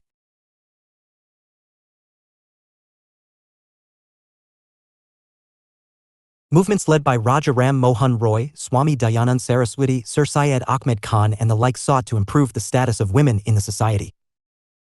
The English colonial rule and its oppressive role on one hand and the spread of the English education and culture on the other led to the awakening of mass consciousness among the people, women including. The national liberation struggle led by Gandhi witnessed women's participation. Sarojini Naidu became the first woman president of the Indian National Congress in 1925 before independence, SMT. Indira Gandhi the first woman prime minister in 1966 and SMT. Pratibha Patil the first woman president of India in 2007 after independence. During the national struggle, women's involvement was quite visible. At the beginning of the 20th century, numerous Mahila Samis came to be founded. Saroj Nalini Dutta 1913 in Bengal and Sarla Devi Chaudharian 1917 sought to assert women's independent identity, while women's organizations such as Women's Indian Association WIA 1917 and All India Women's Conference AIWC 1917 came to be formed at the national level. Under the leadership of Gandhi, women participated in the non-cooperation movement 1920-22, the civil obedience movement 193034, the individual satyagraha 1940, and without Gandhi in the Quit India movement 1942. Women wore khadi, made salt, picketed liquor and foreign-made product shops, faced lathis and bullets and filled jails. Some women were associated in revolutionary activities such as Kalpana Dutta, Kankaltaparua, Priyatalata Vadakar in Chittagong Armory case. In Tabhaga Movement 1946-50 and Telangana Movement 1946-51, women formed their respective brigades. On the Hindu Code Bill, women made their presence felt. During the first few years after independence, women's movements went into almost oblivion. The Mahila Samis became appendages to the government, while AIWC lost its unity and almost, in the process, faded. However, there was a resurgence of women's movement, especially relating to gender identity and gender consciousness, after 1970 owing to factors such as I. Jayaprakash Narayana's democratic movement. 2. Post-emergency upsurge favoring civil rights. 3. The publication of the report of the Committee on the Status of Women in India, CSWI. The post-1970 women's movements came to focus on the autonomy of the women, gender justice, and women's identity.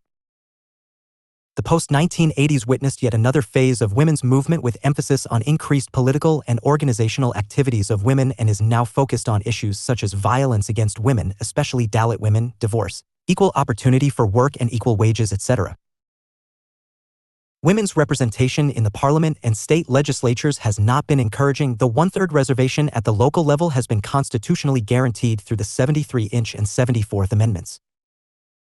Numerous provisions of the Constitution provide safeguards to women, while numerous legislations guarantee them the protection of their rights and interests. The National Commission for Women, 1992, and the National Policy for the Empowerment of Women, 2001, are certain steps towards women's welfare. 4A7 Environmental movements. Environmentalism as a social movement seeks to influence the political process by lobbying, activism, and education so as to protect natural resources and ecosystem.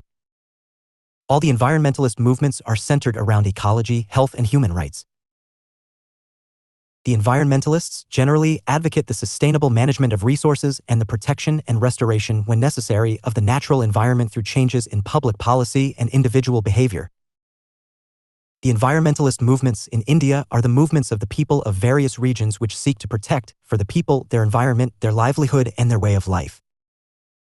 These movements have emerged from Kerala, from Gujarat to Tripura. In the north, these movements are launched by middle and upper-class people and hence called full-stomach movements, while in the south, they are being launched by hill peasants, tribal communities, fishermen, and the unprivileged people and hence are called empty-belly movements. The emergence of the environmentalist movements in India can be attributed to numerous reasons. The control over natural resources for purposes of economic development by the state is one potent reason. The Chipko movement was an example of controlling the forests, whereas the Narmada Bachao Andolan was an effort by the state to control water. Industrialization requires sources of energy and raw material. The post-independent India was to be so geared that it could develop industrially as quickly as possible, and without looking to the environment for natural resources, it would not have been made possible. In the process of industrialization and socio-economic development, the state was forced to exploit natural resources, leading thus to the emergence of environmentalist movements by the people, not only for the purpose of protecting environment, but also to combat the efforts of the government so to save their means of livelihood as also their cultures.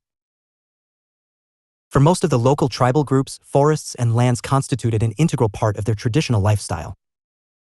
The well-known Chipko movement literally means hugging the tree movement. The movement originated from an incident in a remote village high up in the Himalayas in 1972. The basic facts of the incident are that there was a dispute between local villagers and a logging contractor who had been allowed to fell trees. On a particular day, there was a meeting with concerned government officials in their office, away from the village. When the villagers had gone to the official's office, the contractor's workers appeared in the forest to cut the trees. Undeterred, the women of the Reni village reached the forest quickly, clasped the tree trunks, thus preventing the workers from putting their axes and saws to the trees. Thus thwarted, the workers had to withdraw, and the incident spread like wildfire across communities and the media and forced the government, to whom the forest belongs, to negotiate with the community, mostly women. The women began setting up their committees in the region that began articulating larger issues about eco-friendly development as a partnership between the community and the government. In spite of the usual ups and downs, the movement under the leadership of Sunderlal Bahuguna continues today as a major environmental movement, inspiring a large number of people in the country and the world. The movement has articulated the concerns of forest-based communities such as depletion of forests, erosion of soil and consequent landslides, drying up of local streams and other water resources, and shortages of fuel and fodder for domestic consumption. It has fought against the construction of the Terry Dam, which threatened the eviction of around 25,000 hill residents. Though the movement has not succeeded in all its endeavors, it has achieved some commendable victories. Getting a ban imposed on felling trees above an altitude on 1,000 m and making the government to announce certain forest areas as protected regions are some of the successes of the movement. The APICO movement was a revolutionary movement based on environmental conservation in India. The Chipko Andolan Hug the Tree movement in Uttarakhand in the Himalayas inspired the villagers to the Uttarakhand district of Karnataka province in southern India to launch a similar movement to save their forests. In September 1983, men, women and children of Saucony hugged the trees in Calais forest. The local term for hugging in Kannada is APICO. APICO Andolan gave birth to a new awareness all over southern India. The emergence of the movement is, in 1950, Uttarakhand district forest covered more than 81% of its geographical area. The government, declaring this forest district a backward area, then initiated the process of development. Three major industries, a pulp and paper mill, a plywood factory, and a chain of hydroelectric dams to harness the rivers came up. These industries have overexploited the forest resource, and the dams have submerged huge forest and agricultural areas. The forests had shrunk to nearly 25% of the district's area by 1980. The local population, especially the poorest groups, were displaced by the dams. The conversion of the natural forests into teak and eucalyptus plantations dried up water resources, directly affecting forest dwellers. In a nutshell, the three major PS, paper, plywood and power, which were intended for the development of the people, have resulted in a fourth P, poverty, and hence the APICO movement. Movement is trying to save the forests of the Western Ghats by spreading their roots all over southern India. The movement's objectives can be classified into three major areas. First, the APICO movement is struggling to save the remaining tropical forests in the Western Ghats. Second, it is making a modest attempt to restore the greenery to denuded areas. Third, it is striving to propagate the idea of rational utilization in order to reduce the pressure on forest resources. To save, to grow and to use rationally, popularly known in Kannada as Ubsu, save, Balisu, grow, and Balesu, rational use, is the movement's popular slogan. Another important movement of the present times is Nirmada Bachao Andolan Samiti. This movement, led by Medha Patkar, has sensationalized the issue of building huge dams as a solution to growing stress on water resources. This movement is in opposition to the construction of nearly 3,000 major and minor dams across the river Nirmada, which would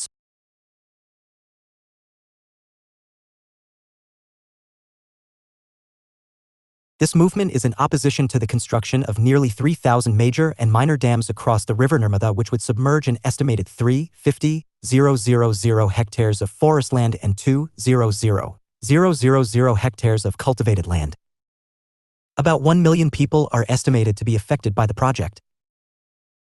Mehta Patkar has undertaken fasts several times and exposed numerous deficiencies, especially the hardships being faced by the affected people.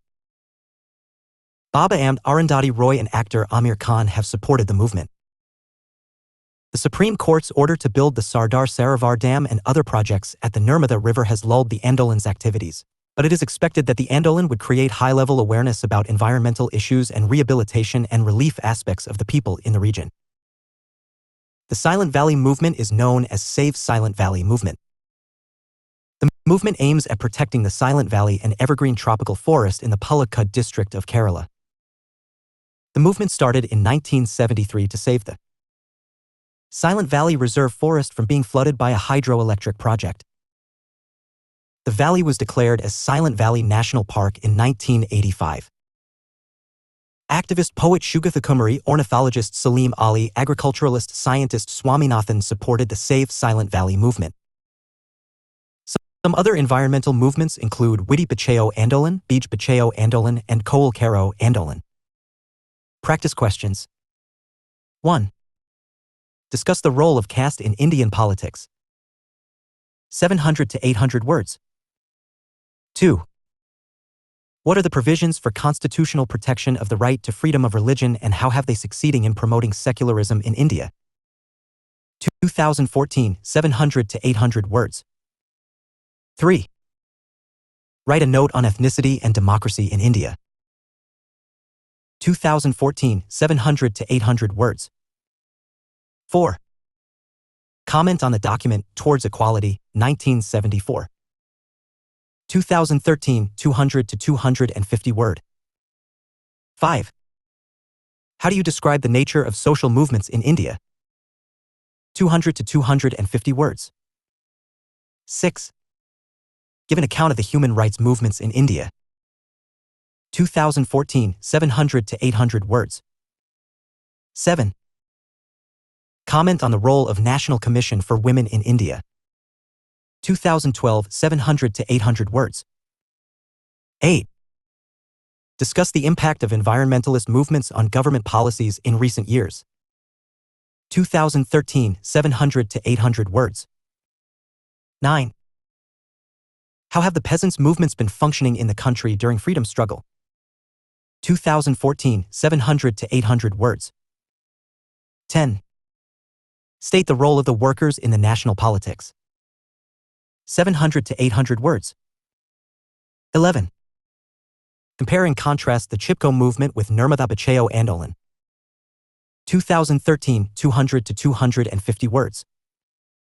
12.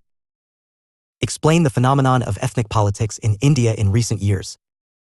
200 to 250 words. Comparative politics, nature, approaches, perspectives. Political systems and their comparisons. It seeks to explain the differences and similarities among comparative politics is a systematic study of worlds. Numerous political systems and in the process it explores the patterns, processes, and regularities among them. It thus looks for the trends and changes while, at the same time, develops general proposition or hypotheses. C. Comparative politics. Simply stated, comparative politics is the comparative study of numerous political systems.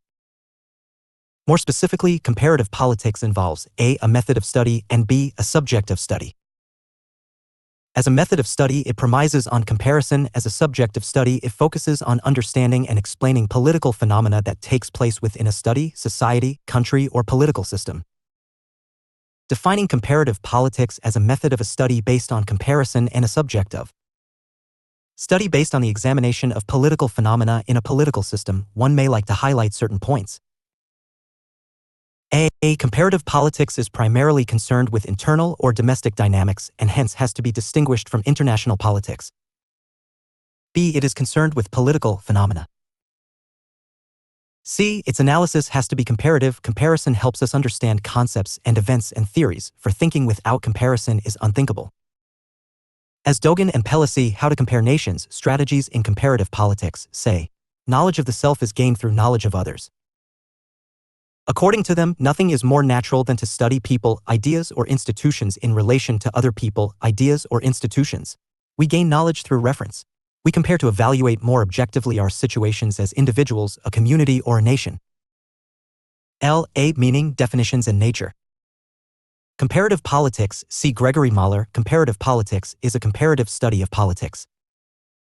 It is a search for similarities and differences between and among political phenomena, including political institutions such as legislatures, political parties or pressure groups, political behavior such as voting, demonstrating or reading political pamphlets, or political ideas such as liberalism, conservatism, or Marxism. Comparative politics is the study of politics with an explicitly comparative methodology in mind. Gabriel Almond and Bingham Powell, Comparative Politics Today, define comparative politics as the study of political systems not as isolated cases but through generalizations and comparisons. Wiarda, Comparative Politics, Past and Present, says comparative politics involves the systematic study and comparison of the world's political systems. It seeks to explain differences between as well as similarities among countries. In contrast to journalistic reporting on a single country, comparative politics is comparatively interested in exploring patterns, processes, and regularities among political systems. According to Frank Wilson, Concepts and Issues in Comparative Politics, comparative politics involves both a subject of study, foreign country, and a method of study, comparison. Ruth Lane, The Art of Comparative Politics, says, what is comparative politics? It is two things. First, a world. Second, a discipline. As a world, comparative politics encompasses comparative political behavior and institutions in all parts of the earth. The discipline of comparative politics is a field of study that desperately tries to keep up with, to encompass, to understand, to explain, and perhaps to influence the fascinating and often riotous world of comparative politics. Some like R. and Lidgepart, Comparative Politics and Comparative Method, argues that comparative politics has a methodological focus and does not have any substance, saying that it focuses on how but does not specify the what of the analysis. Unlike Lidgepart, Peter Mayer, Comparative Politics, an overview, holds the view that comparative politics may be defined by a combination of a substantive focus on the study of countries, political systems, and a method of identifying and explaining similarities and differences between these countries using common concepts. Comparative politics, considered as a study of method, becomes more or less a social science, while in terms of its substantive concerns it becomes nothing more than political science. For what we study in comparative politics, we study in politics. We may, thus, say with Mayer, if comparative method is distinctive, therefore, then it is really only in terms of the combination of substance and method. And to separate these out from one another necessitates dissolving comparative politics either into political science as a whole or into the social sciences more generally. The nature of comparative politics may be described as 1. Comparative politics is about comparing political phenomena, political institutions, political ideas, political behavior. 2. Its emphasis is on both the method of inquiry, i.e. comparison, and on the substance, i.e. political phenomena and the like. 3. Its study extends to its relationship with other social sciences, which means it is, in its nature, interdisciplinary. 4. Its substance includes the subject matter, vocabulary, and perspective. 5.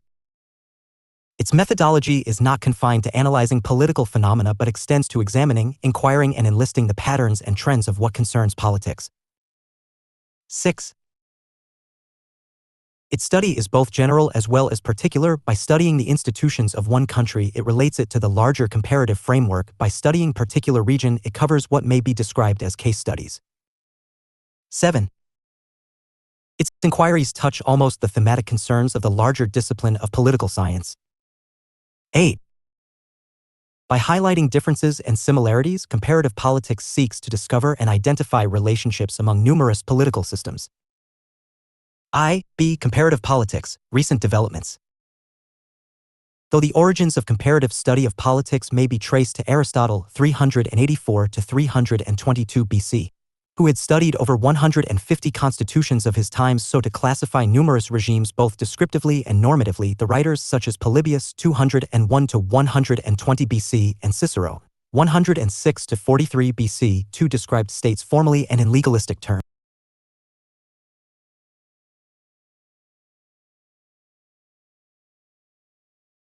though the origins of comparative study of politics may be traced to Aristotle 384 to 322 BC, who had studied over 150 constitutions of his times so to classify numerous regimes both descriptively and normatively. The writers such as Polybius 201 to 120 BC and Cicero 106 to 43 BC too described states formally and in legalistic terms.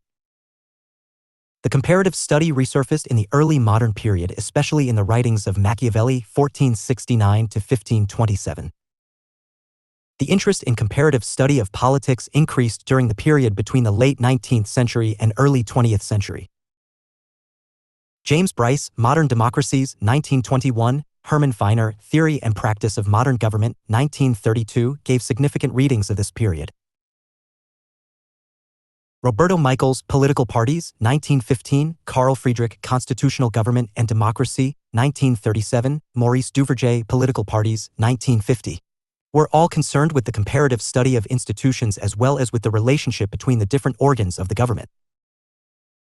All such studies were confined to comparing the political institutions as they existed in Europe, and the methodology adopted was historical, descriptive, normative, legalistically or formally. The Second World War and the period that followed witnessed the end of European hegemony, rise of the United States as a superpower, and the emergence of newly independent nations of Asia and Africa. The development of the behavioral revolution in the USA brought into focus the politics which was to be value-free and fact-laden, indisciplinary in approach and comparative in methodology. The behavioralists sought to study social reality by seeking answers to questions like why people behave politically as they do and why, as a result, political processes and systems function as they do. It is these why questions regarding differences in people's behaviors and their implications for political processes and political systems which changed the focus of comparative study from the legal formal aspects of institutions to analytical studies. Thus, in 1955, Roy Macretis criticized the existing comparative studies for privileging formal institutions over non-formal political processes, for being descriptive rather than analytical, and case study-oriented rather than genuinely comparative. Roy Macretis, The Study of Comparative Government, 1955. Harry Eckstein points out that the changes in the nature and scope of comparative politics in this period show a sensitivity towards the changing world politics, urging the need to reconceptualize the notion of politics and develop paradigms for large-scale comparisons. Harry Eckstein, A Perspective on Comparative Politics, Past and Present, in Harry Eckstein and David Apter, eds. Comparative Politics, A Reader, 1963. Gabriel and his colleagues of the American Social Science Research Council's Committee on Comparative Politics, founded in 1954, sought to develop a theory and a methodology which could encompass and compare political systems of all kinds: primitive or advanced, democratic or non-democratic, Western or non-Western. The notion of politics was broadened so as to lay emphasis on realism or on politics in practice as distinguished from mere legalism. Thus included in its scope is the functioning of less formally structured agencies, behaviors and processes, e.g. political parties, interest groups, elections, voting behavior, attitudes, etc. Gabriel Amond, Political Development. Political system came to replace the state, taking into account the extralegal, social, and cultural institutions which were crucial to the understanding of non-Western politics and had the added advantage of including in its scope pre-state / non-state societies as well as roles and offices which were not seen as overtly connected with the state. Also, with the change of emphasis to actual practices and functions of institutions, the problems of research came to be defined not in terms of what legal powers these institutions had, but what they actually did, how they were related to one another, and what roles they played in the making and execution of public policy. This led to the emergence of structural functionalism, in which certain functions were described as being necessary to all societies, and the execution and performance of these functions were then compared across a variety of different formal and informal structures. Peter Mayer, Comparative Politics, an Overview. By 60s, as Wiarta tells us, comparative politics had come of age. This period saw the mushrooming of universalistic models like Easton's political system, Deutsch's social mobilization, and Schill's center and periphery. The theories of modernization by Apter, Rockham, Eisenstadt, and Ward, and the theory of political development by Amond, Coleman, Pye, and Verba also claimed universal relevance. This period was heralded by the appearance of works like Apter's study on Ghana. Published in 1960, Politics of Developing Areas by Amund and Coleman sharply defined the character of the new comparative politics movement. The publication of a new journal in the U.S. entitled Comparative Politics in 1969 reflected the height of this trend. Developmentalism was perhaps the dominant conceptual paradigm of this time. To a considerable extent, the interest of developmentalism emanated from U.S. foreign policy interests in developing countries to counter the appeals of Marxism-Leninism and steer them towards a non-communist way to development. Howard J. Wearda/S. Comparative Politics dead. During late 1960s, later 1970s, the European concept of developmentalism came under attack by the advocates of dependency theory. See Andre Gundre Frank, Capitalism and Underdevelopment in Latin America. 1967, Walter Rodney, How Europe Underdeveloped Africa. 1972, Malcolm Caldwell, The Wealth of Some Nations. 1979, The Corporatist Approach. See Ronald Chilcote, Theories of Comparative Politics, leading to the interest in the developing nations. The non-Western political systems caught the attention of the scholars all over the world, especially the issues relating to their economy, social structure, political development. The 1980s and the 1990s witnessed a wholesome changes: the fall of the socialist models, disintegration of the socialist countries, the end of ideology, and the end of history. Phenomena followed by efforts at liberalization and globalization. The world now found itself amidst new concerns such as issues of identity, environment, ethnicity, gender, race, and the like. Comparative politics had now an enlarged agenda for political analysis. I see comparative politics utility. The usefulness of comparative politics can hardly be denied. Comparative study makes our efforts relevant insofar as they help enhance our understanding of political realities. We compare political phenomena so to have a control over them. It is comparative checking, leaving out what is not important and concentrating on important variables. We compare to understand political phenomena. It is comparative interpreting, through comparison, arriving at understanding and building general theories. We compare to explain political phenomena. It is comparative analyzing, through comparative study, that we give theoretical explanations. Comparison, in short, helps us understand political phenomena better. Comparison constitutes both reasoning and thinking. As reasoning, comparison provides us a method and a tool through which we think, ponder, analyze, and give conclusion to our explanation. Comparison leads us to the formulation of generalization. When we compare facts and events relating to the politics and government of numerous countries, we do not just collect information, but we relate them in relation to one another, and after doing so, we are able to conclude and generalize. These conclusions and generalizations, i.e., through comparative political analysis, provide us theory yielding and theory testing. This is where the merit of comparative politics lies. A comparative study ensures that all generalizations are based on the observation of more than one phenomenon or observation of relationship between several phenomena. The broader the observed universe, the greater is the confidence in statements about relationship and sounder the theories. The comparative method gives these theories scientific basis and rigor.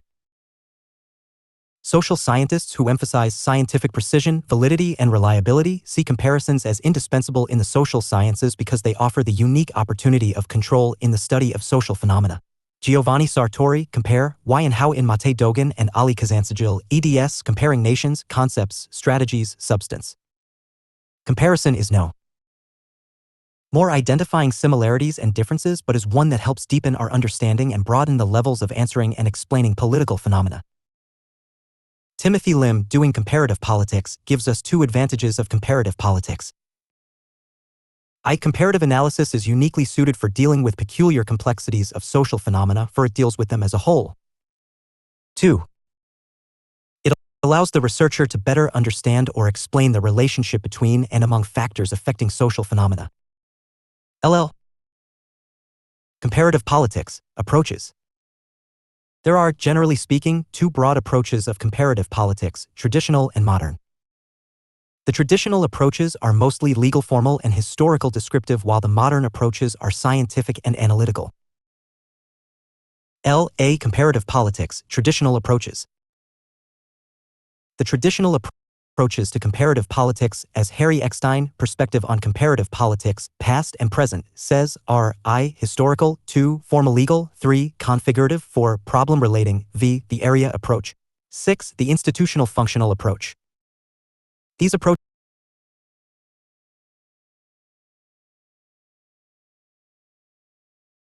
These approaches may be discussed briefly as follows. Historical approach. The historical approach has been used by philosophers such as Aristotle, Montesquieu, Hegel, Marx, Maine, Jenks, and the like. While making use of the historical approach, these philosophers developed new principles of political significance. Hegel's theory of history developed towards the realization of ultimate reality. State is a march of God on earth. Marx gave us the materialistic interpretation of history. The historical approach provided a new form of political evolutionism. This is evident from Maine's Ancient Law and Early History of Institutions, Jenks' A Short History of Politics, and the State and the Nation. Eckstein writes, early political studies constituted a tremendous important phase in the development of comparative politics. Above all, they keep comparative study itself alive in a period when it was threatened from every direction. The historical approach has its limitations. We do not swim in the same wave in the same river twice. History seldom repeats. 2. The formal legal approach. The formal legal approach to comparative politics has its advocates and scholars such as Wilhelm Roscher, Theodore Woolsey, Woodrow Wilson, A.V. Dicey, and the present-day intellectuals such as G.M. Carter, John Herz, Harold Zink, and the like. These scholars lay emphasis on the study of purely political institutions, texts of the constitutions, and the bare acts of the legislature. Indeed, the formal structures do matter in the understanding of politics, but the approach suffers from the fact that it ignores the social, economic, cultural, and other factors which play an equally important role in understanding comparative politics. Legal truth is quite often not a political truth. The government of the United Kingdom is, in theory, an absolute monarchy, in form, a constitutional limited monarchy, and in actual character, a democratic republic. This approach lacks analytical thrust. 3. The configurative approach. The configurative approach has been employed by R.G. Newman, European and Comparative Government, Carter and Herz, Major Foreign Powers, and Dragnich, Major European Governments. According to this approach, the scholars present the configurative description of a couple of governments within one volume and describe them in accordance with their features. Such a trend became popular after the First World War, especially in Europe. This approach, like the historical one, came under attack for being descriptive, parochial, and non-comparative. That is why the approach is not regarded as a suitable one for comparative method. 4. The problem-related approach. The problem-related approach to comparative politics takes into account the study of certain problems as the basis of comparison. The relationships between democracy and economic planning, the decline of the importance of legislature, the role of pressure groups and like are identified as the basic units of study, and the political phenomena are accordingly understood. Such studies are confined to formal institutional structures only. Though such an approach provides a departure from the strictly traditional approaches, this approach remains formal and legalistic and hence suffers from all those defects as are faced by formal legal approach. The area approach. The area approach is yet another approach to comparative politics. According to Roy Macreadis, The Study of Comparative Government, an area is a cluster of countries in which there is enough cultural uniformity to make the comparative study of political institutional variables between them possible. The approach became popular during the Cold War era when the superpowers began to work on developing societies in order to attract them. Indeed, the approach did manage to study the socio-economic progress of the Third World nations. How does democracy work in such countries? Or how are the military regimes established in the developing nations? Some examples of the area approach are Scalapino's democracy and the party movement in pre-war Japan and Blackstone's Perón's Argentina. The area approach has been subjected to criticism relating to methodology. 6. The institutional functional approach. The institutional functional approach is described as one of the significant methods of comparative politics. The important studies with regard to this approach relate to Hermann Feiner's theory and practice of modern government, Carl Friedrich's Constitutional Government and Democracy, whereas legislatures, Duverger's political parties. Comparing the functions performed by different institutions are indeed important. But this approach suffers from being too formal and too legalistic. Additionally, it does not take into account informal institutions such as political parties, while their role, as we know, are so important in making and unmaking the government. Conclusion. The traditional approaches, as described here, have their peculiar features. These approaches are mostly non-comparative, b. largely descriptive, c. mainly parochial, d. essentially static, and e. are monographical. The traditional approaches have their limitations, and it is because of these limitations that they are subjected to criticism. These approaches are primarily and basically addressed to Western systems, treating non-Western politics as non-democratic and hence insignificant for any study.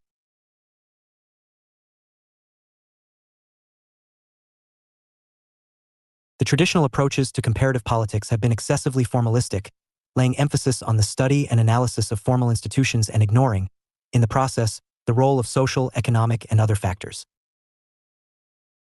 These traditional approaches, in their nature, have been predominantly descriptive and hence lacked explanatory and analytical elements. The lack of scientism is another criticism of the traditional approaches, nor is effort made in such approaches to relate political phenomena to contextual elements. The traditional approaches are found wanting in many respects. Blind comparison does not help much. Comparable variables have to be cautiously identified. Hypotheses have to be formulated carefully. Tools and techniques have to be scientifically used, and investigation has to be made objectively. B. Comparative politics, modern approaches. With the period that followed the World War IL, the interest and study relating to comparative politics grew at an unprecedented rate. Comparative politics has attained maturity and is now modern and has, therefore, become relatively more scientific, systematic, analytical, and interdisciplinary.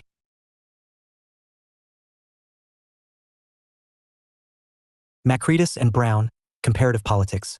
Notes and readings. Right? As science aspires to the establishment of regular patterns of behavior, such patterns in social sciences can be discovered only by studying as many systems as possible in the light of common analytical categories. The modern approaches to comparative analysis are more probing and systematic, in that they go behind the facade of political institutions and seek to discover relations between political systems. These modern approaches are I. The system analysis approach. I. The structural functional approach. 3. The political developmental approach. 4. Modernization approach. V. Marxist-Leninist approach. Some of these approaches are as follows. IL. B. I. The systems analysis approach. Derived from the natural sciences, Ludwig von Bertalanffy, the concept of system means a set of elements standing in interactions, denoting, thus, a complete whole. It is more than an aggregation of elements interacting and interdependent on one another. The systems analysis helps interpret political phenomena in a new way, one that is oriented towards a systematic empirical analysis.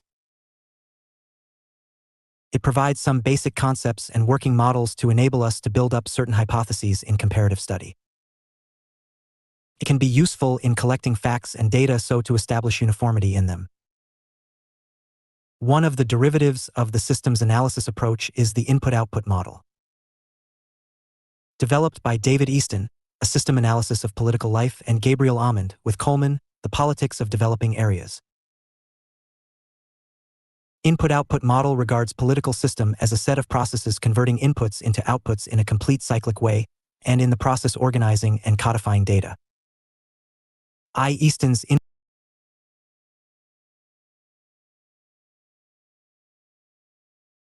I. Easton's input-output model. According to David Easton, inputs and outputs are the essential functions of every political system. Inputs are received in the form of demands and supports, while outputs are produced in the form of authoritative decisions and policies. The outputs enter the environment so to give rise to new demands through the mechanism of feedback.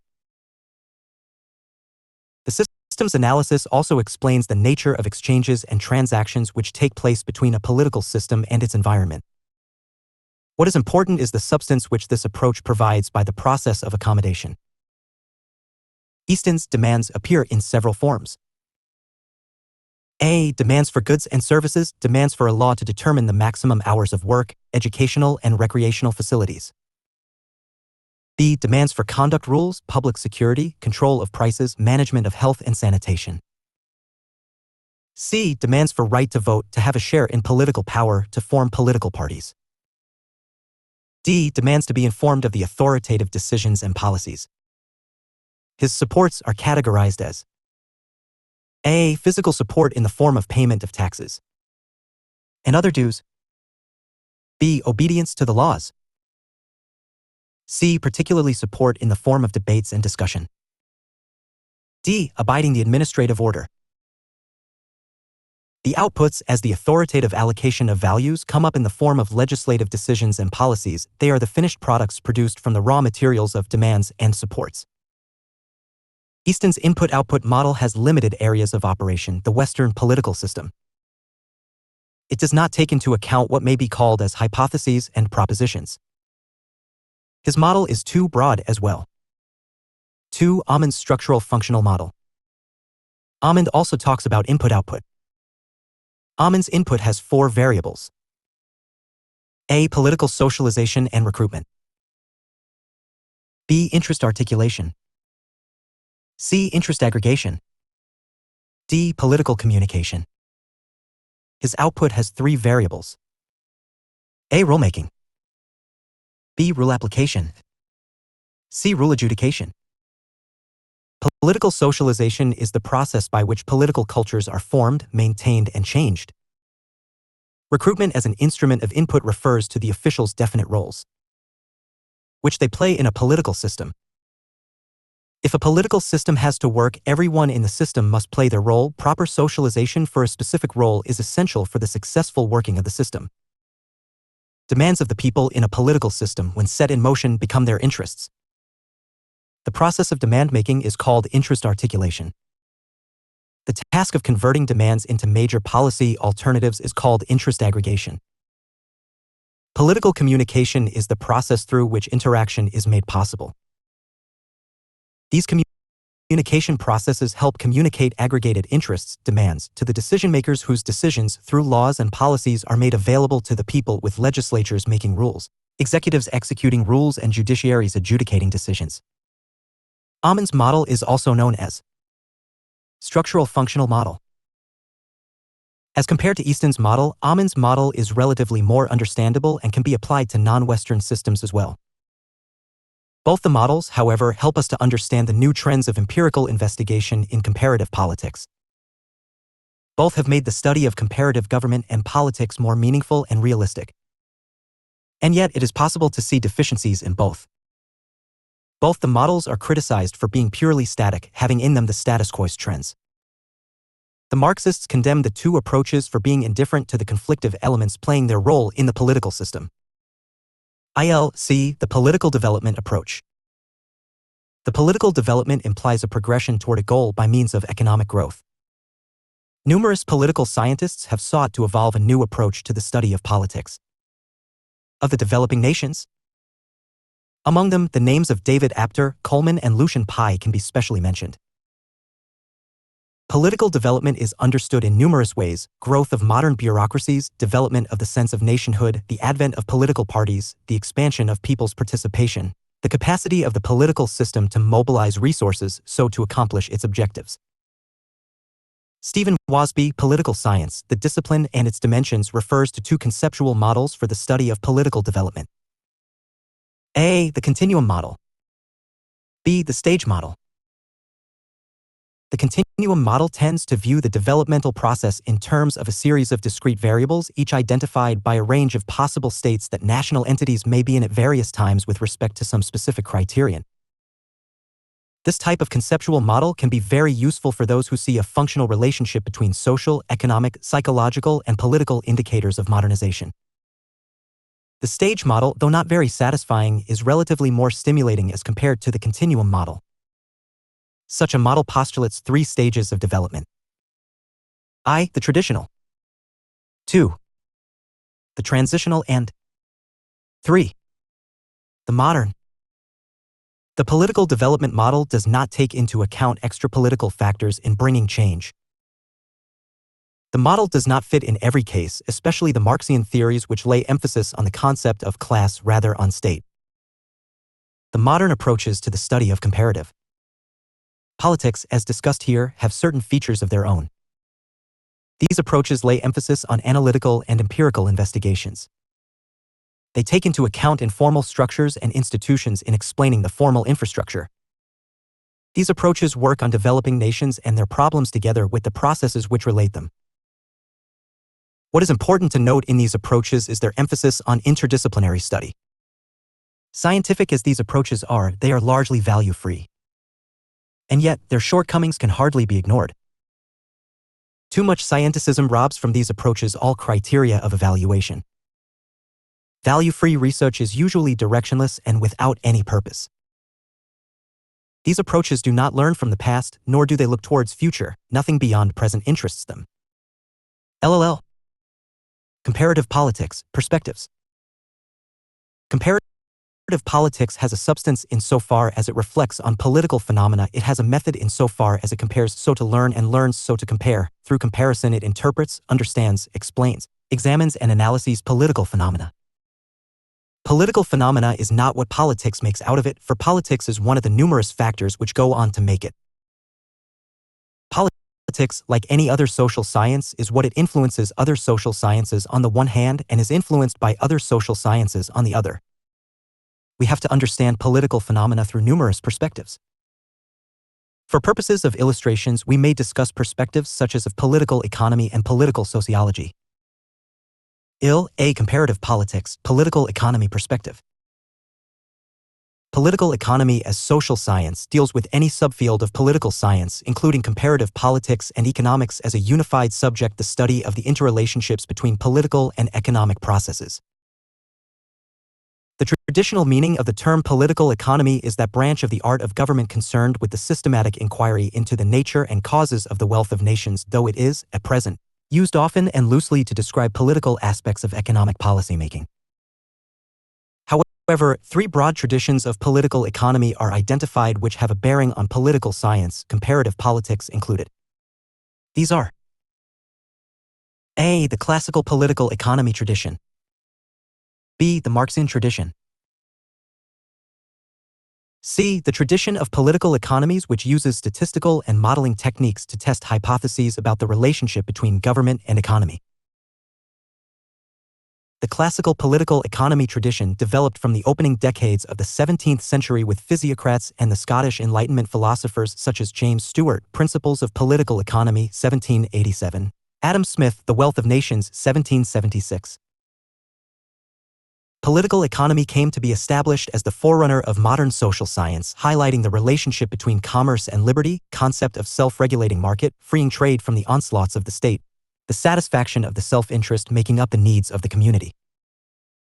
Later, from William Petty to John Stuart Mill, David Ricardo, 1772 to 1823, Principles of Political Economy and Taxation, the concerns of the classical economists were to identify the social classes which matter in the society, the traders, the manufacturers, the capitalists propertied, the labor, define the economic relationships between these classes, and from then we discover the laws which regulate these relationships. The classical political economy, while forming the basis for liberation of the 18th and 19th centuries in the West, featured a new outlook of society. That civil society exists independent of the state. 2. The domain of economy belongs to the society and the individuals composing it. 3. Economic activities have to be free from state interference, the / ISIS fair state. 4.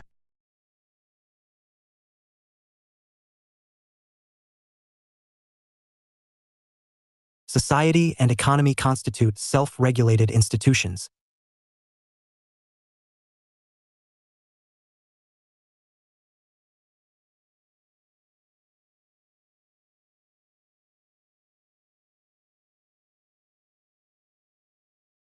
V. Trade and commerce lead to prosperity. 6. Commerce and liberty go together. The 20th century liberalism becomes libertarianism and later the market liberalism, the neoliberalism, freeing market from the clutches of the state. Political economy perspective attempts to view politics and its subfield comparative politics 1, where economy plays a definite role in discovering the relations between among different nations, policy decisions becoming the basis of a nation's politics and trade and commerce constituting the globalization ethos. It is really difficult to understand the comparative functioning of the states without comparing their economic activities. We think now, globally, our politics has an absolutely different image in the wake of globalization. Economy and not politics guides us in relations to each other. Understanding states in terms of their political structures has taken a back seat in comparative politics. The new right as propounded by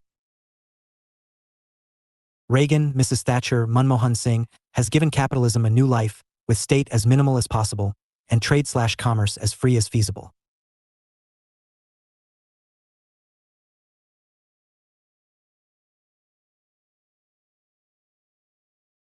The Marxian economics, while condemning the classical political economy, provides the totality of human relations emanating from value, surplus value, and class. People live in classes and not in the nations, and politics emerges from a specific materialistic relations.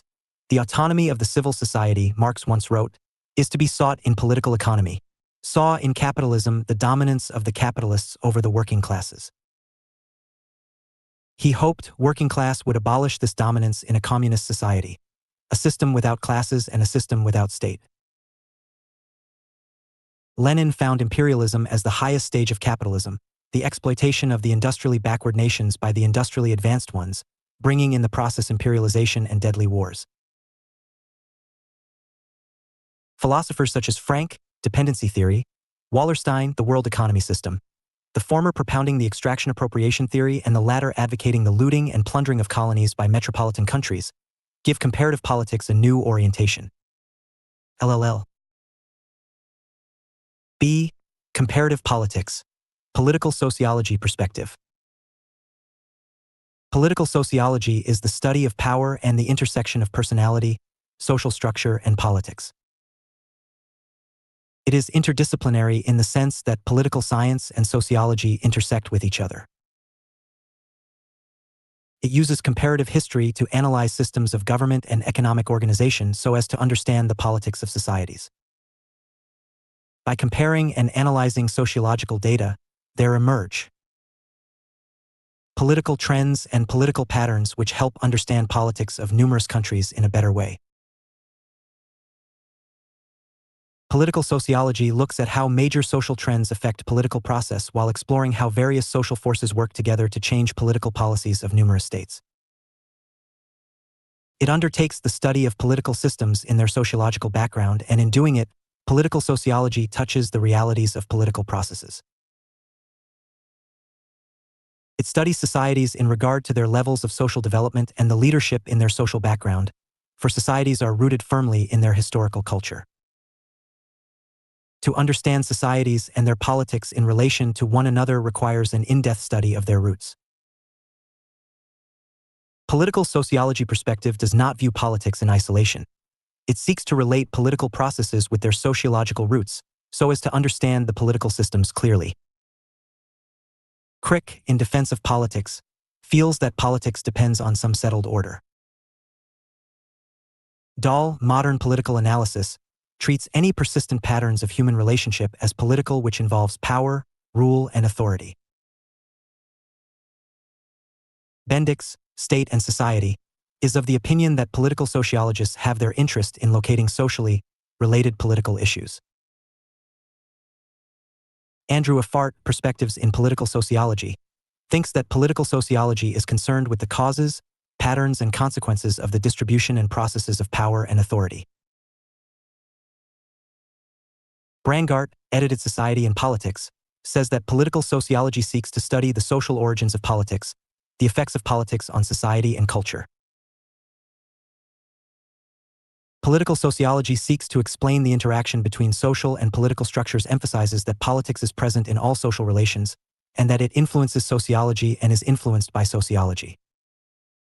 Its perspective in understanding politics of numerous political systems can hardly be ignored or set aside. Since 1960s, under the influence of Seymour Lipset and Stein Rocken, the subdiscipline now encompasses the comparative and historical study of political systems and nation building. By analyzing the role of political institutions in social development, political sociology has contributed to the comparative analysis of welfare systems, to studies of the relationship between democracy and industrialization, and to charting the role of the state in the creation of national identity. 4. Comparative method and its limitations. The genesis of comparative method in political analysis can be traced to Aristotle, 384 to 322 BC, who for the first time employed the comparative method by studying 158 constitutions of his times. His approach was systematic insofar as he had observed facts and 2. He had used the law of limitations, the law of diffusion, and the law of similar causes in order to explain similarities and dissimilarities. During the times of Polybius and Cicero in the Roman period, attempts were made to use the comparative method for better understanding of the functioning of political systems. Machiavelli, during Renaissance, followed the comparative method in making the study of the numerous political systems. Montesquieu, the spirit of laws, also adopted the comparative method by comparing the English and the French political systems while theorizing on the theory of separation of powers. During the 18th and the 19th centuries, comparative method was used by philosophers such as Auguste Comte, Darwin, Bagehot. J.S. Mill, Considerations on Representative Government, System of Logic, worked on the comparative method by using inverse deductive method. We see the use of comparative method in Hegel and Marx as well. During the 20th century, scholars such as Samuel Beer with Ulam, Patterns of Government, Roy Macretis, The Study of Comparative Government, Roberts, Comparative Politics Today, David Easton, The Political System, Jean Blondel, and / Introduction to Comparative Government, and several others used and refined the comparative method. Comparative method, in comparative politics, is used both horizontally as well as vertically, covering, thus, the macro and micro aspects of political system. In systematic comparison, processes involved are a definition of conceptual units, B. Classification, C. Formation and testing of hypothesis. Conceptual units have to be clearly defined to find similarities and dissimilarities in various political systems. Classification helps us in reaching broad conclusions about political systems. Hypotheses and their testing constitute the basis on which the whole task of analysis of the political system is done. The comparative study implies a methodological inquiry. Macretis describes the following steps in any comparative study. A. Collection and description of facts on the basis of carefully constructed and generally adhered to classificatory schemes. B. Discovery of uniformities and differences. C. Formation of interrelationship between component elements of the political processes and other social phenomena in the form of tentative hypotheses. D. Verification of such tentative hypotheses by rigorous empirical observation for purposes of first amplifying and ultimately verifying the original hypotheses. And finally, E. Process of the acceptance of certain basic propositions. Comparative analysis is an important part of the study of politics. It helps us in finding out the similarities and the differences among various political systems. Without the framework of comparison, it is difficult to understand how good or bad a government is. Why are the pressure groups strong or weak in the state?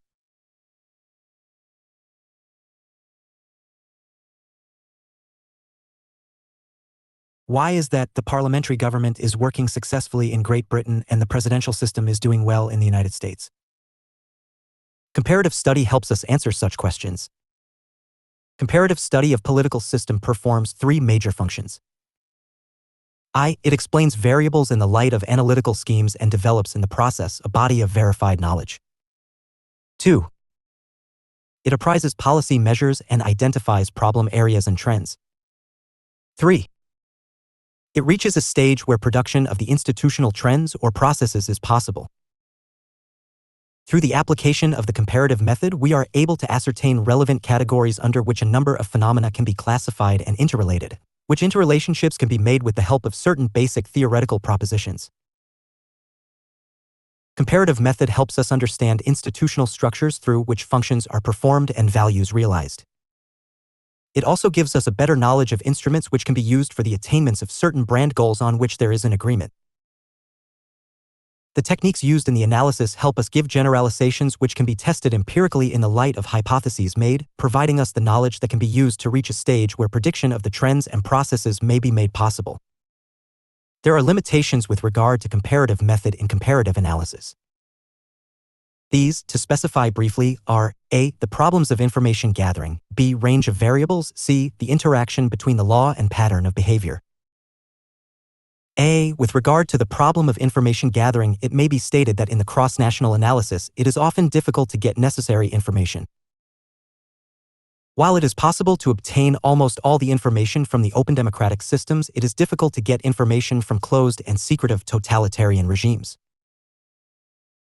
The fact of the matter is that the totalitarian states do give certain information which they want to give, and the democratic systems do not give certain information in the name of public interest if they so choose not to give information. Real and serious difficulties arise in collecting data where there is a lack of precise items when one does not know the definition of a particular item. How can we seek or ask for the information of such an item? In numerous countries, there are unique offices such as the Office of the British Prime Minister, the Office of the American President. More we know about these unique offices, we still feel that there is still more we need to know about them. In such cases, comparison remains inadequate if not faulty. B. Range of variable is yet another limitation in any comparative analysis. Single variable explanation is always limited and has usually been discarded. Likewise, the Marxist explanations, simplified as they are not universally accepted. Multivariate analysis helps solve the comparative problems relating to measurement in a better way. But even in the use of a range of variables, there may arise the difficulty of ascribing them relative weightage. C. The interconnection between norms, institutions, and behavior, important as these are in any political system, present the difficulty of connecting each of them to the other within a political system and different political systems. We have to bear in mind that each political system varies from the other, and in each political system, norms and values, emanating from their respective culture, do having a varying degree of relationship with the constituted institutions in the background of the ever-changing behavior of the people concerned.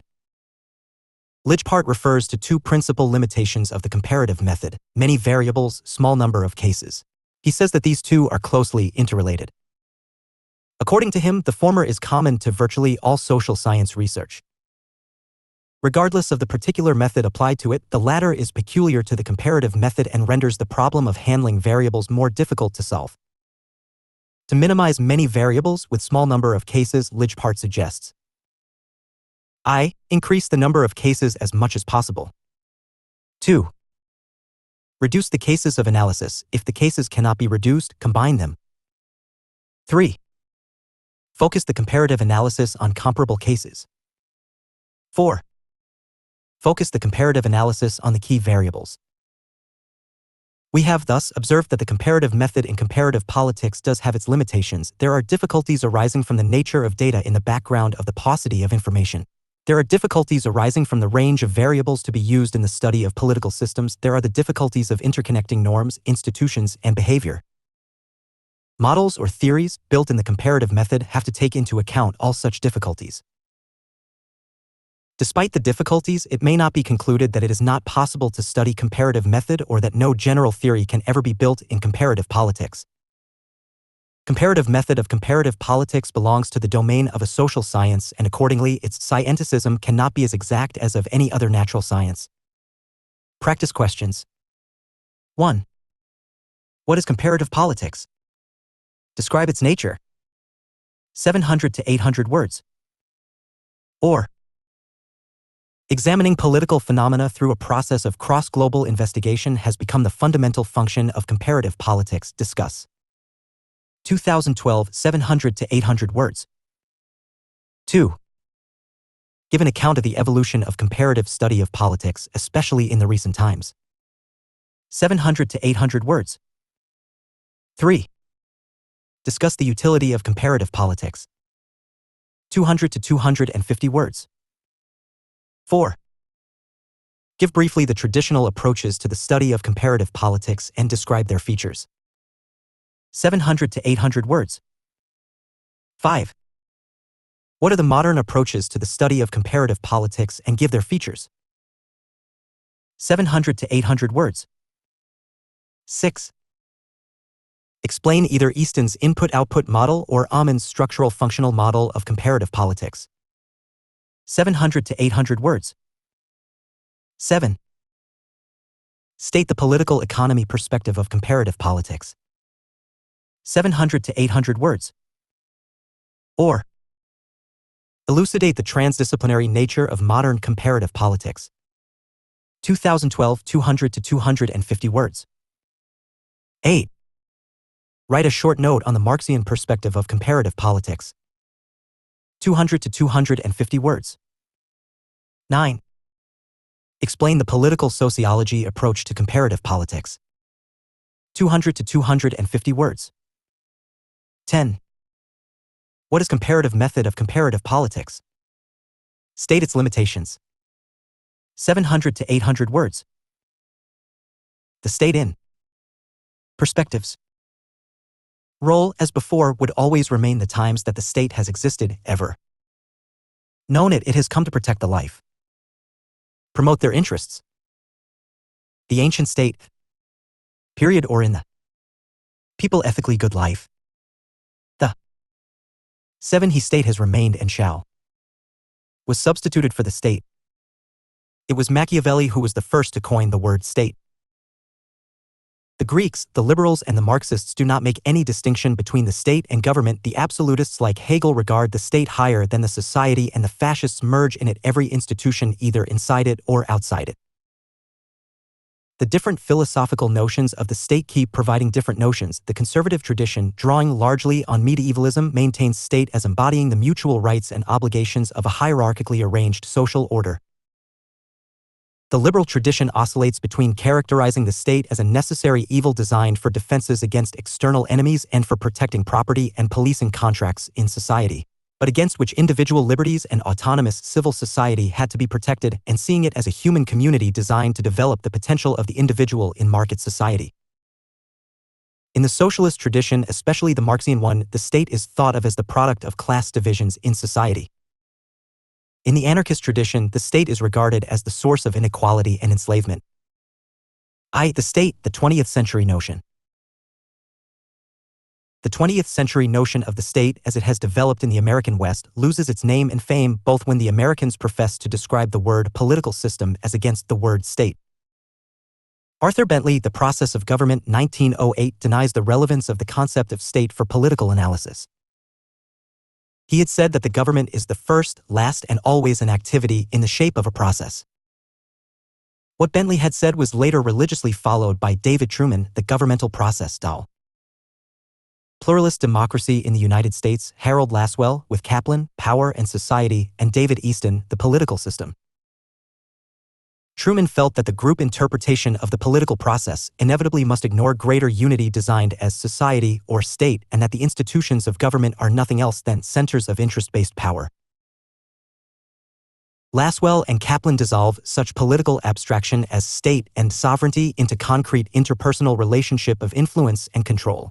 Easton emphatically says that the political scientist should scrupulously avoid the use of the term state in view of its confusion in its connotation in traditional political theory.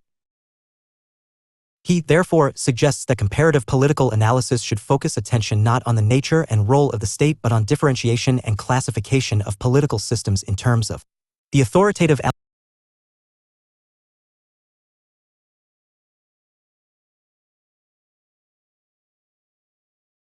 He, therefore, suggests that comparative political analysis should focus attention not on the nature and role of the state but on differentiation and classification of political systems in terms of the authoritative allocation of values for a given society as influenced by the use and distribution of power.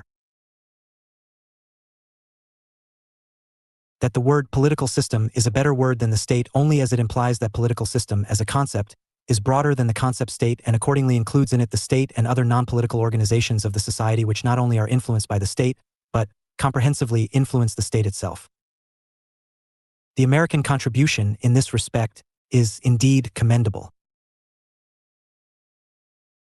On the one side of the scale stood the liberal democratic notion of the state and the Marxian one, professing a limited state so as to make market work out its activities and making the state to work as the instrument of social and political change. On the other side of the scale, there appeared, though for a short period, absolute and authoritarian fascist regimes in Italy, Japan, Germany, Spain, Portugal, Argentina, attempting to take away the liberties of the people in giving them a totalitarian system. The liberal democratic and the Marxian concepts of the state dominated the public affairs in the Western and Eastern European societies, while there appeared the post-colonial states in the emerging newly independent countries of Asia, Africa, and the asserting South American states. The liberal democratic tradition, as conceptualized by philosophers such as Robert Dahl, A Preface of Democratic Theory, and S.M. Lipset, Political Man, thought of the state as necessary for the purpose of creating, defining and enforcing the rules within which various socio-economic and political forces operate. The liberal democratic perspective assumed the pluralistic nature of the Western society where economic forces are independent of its political ones, and 2. The structurally differentiation political power whose institutions, while functioning, are influenced by various political parties and pressure groups. Richard Seese, The State in the Western Europe, therefore says the political in Western Europe is irreducible to the economic and that there are economic and political rights, roles and obligations which are separable both institutionally and legally and that no attempt is made in Western Europe to erode their distinction. The two tendencies of the liberal democratic state at work are the conservative liberal and the social democratic. In the former case, the state is facilitative, provides general framework, resolves problems within the market economy, and is passive so far as it does not force social changes. In the latter case, the social democratic state is reformative, reforms within the market economy, and seeks gradual changes in the capitalist mode of production. The Marxist perspective of the state regards the state as a class institution and an instrument of exploitation in the class society, exploiting the non-possessing classes and strengthening the possessive classes, while in the transitional socialist classless society, the state, in the form of the dictatorship of the proletariat, abolishes class distinctions and establishes socialism, leading to work as the instrument of social, economic, and political change. The Marxian notion of the state is that the state, as a product of class society, remains only as an instrument of class exploitation and withers away as the society enters into its communist stage. With the liberation of colonial world leading to emergence of the new independent states in the second half of the 20th century, the world came to be divided into three worlds. According to S.E. Feiner, Comparative Government, contemporary states fall into three states. A. The liberal democratic states, i.e. the capitalist states. B. The totalitarian Marxian states, e.g. the socialist states, and C. The third world states, i.e. the states of Asia, Africa, and Latin American, possessing the Fagad democracy, the quasi-democracy, and the military regimes, at least in most of them. With the failure of the socialist model and the disintegration of the USSR, in the closing years of the 20th century, the world came to be divided into two: developed nations on the one hand and developing nations on the other. Whatever the development of the state, though in most of the East Asian societies, the state has attained enormous economic development, it has attained certain trends over the years. These trends are: A. The state has taken over additional numerous functions for itself: education, health, housing, labor. B. It has not only added to its functions, it has also enhanced its powers and in the process, has become more centralized. C. It has increased its intervention in varying degrees, though with globalization, and the process is on the decline. The changing nature of the state in the capitalist economies. The liberal capitalist ideology is the product of the demand of private system of accumulation that helps structure the public conception about the state. As capitalism developed, so developed the role of the state. The first wave of capitalist industrialization, around the period of transformation from semi-capitalist society to the emerging capitalistic order, made accumulation its own mechanism of legitimation.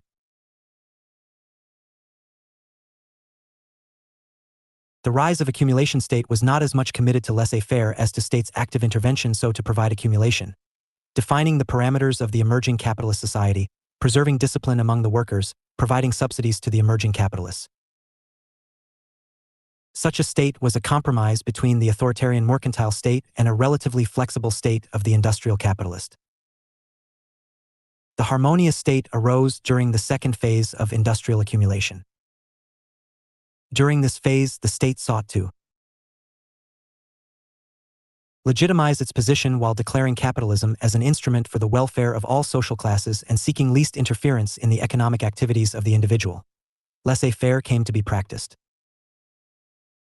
With the capitalists assuming political power, the state was now ready to expand, i.e. expansionist state.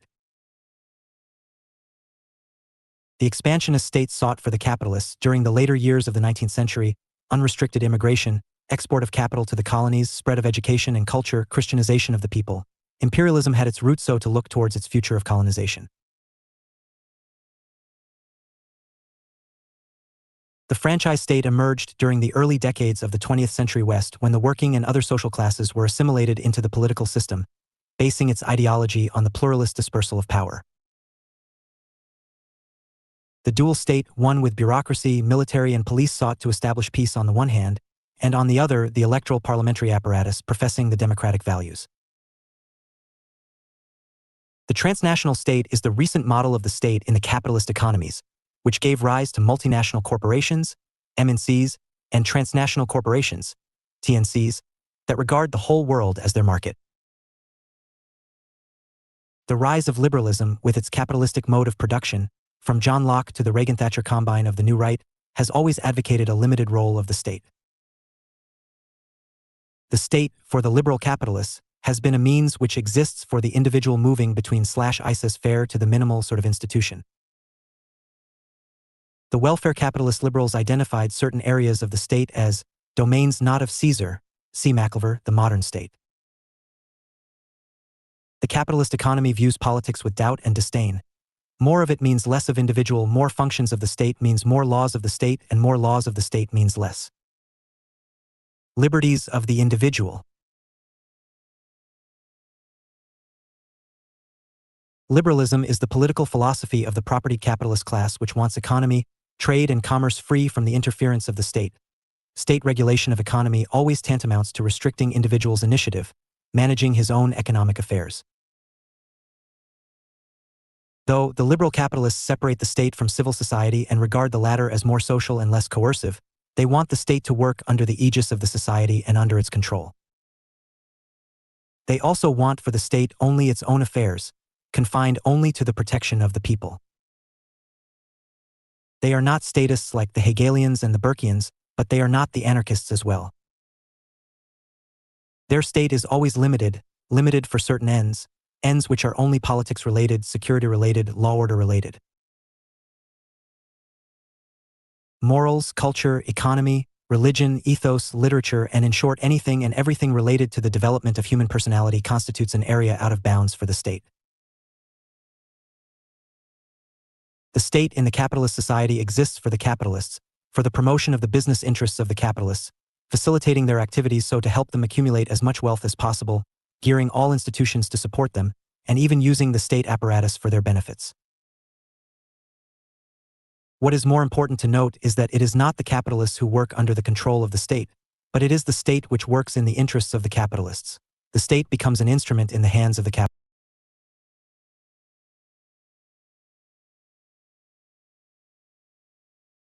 What is more important to note is that it is not the capitalists who work under the control of the state, but it is the state which works in the interests of the capitalists. The state becomes an instrument in the hands of the capitalists.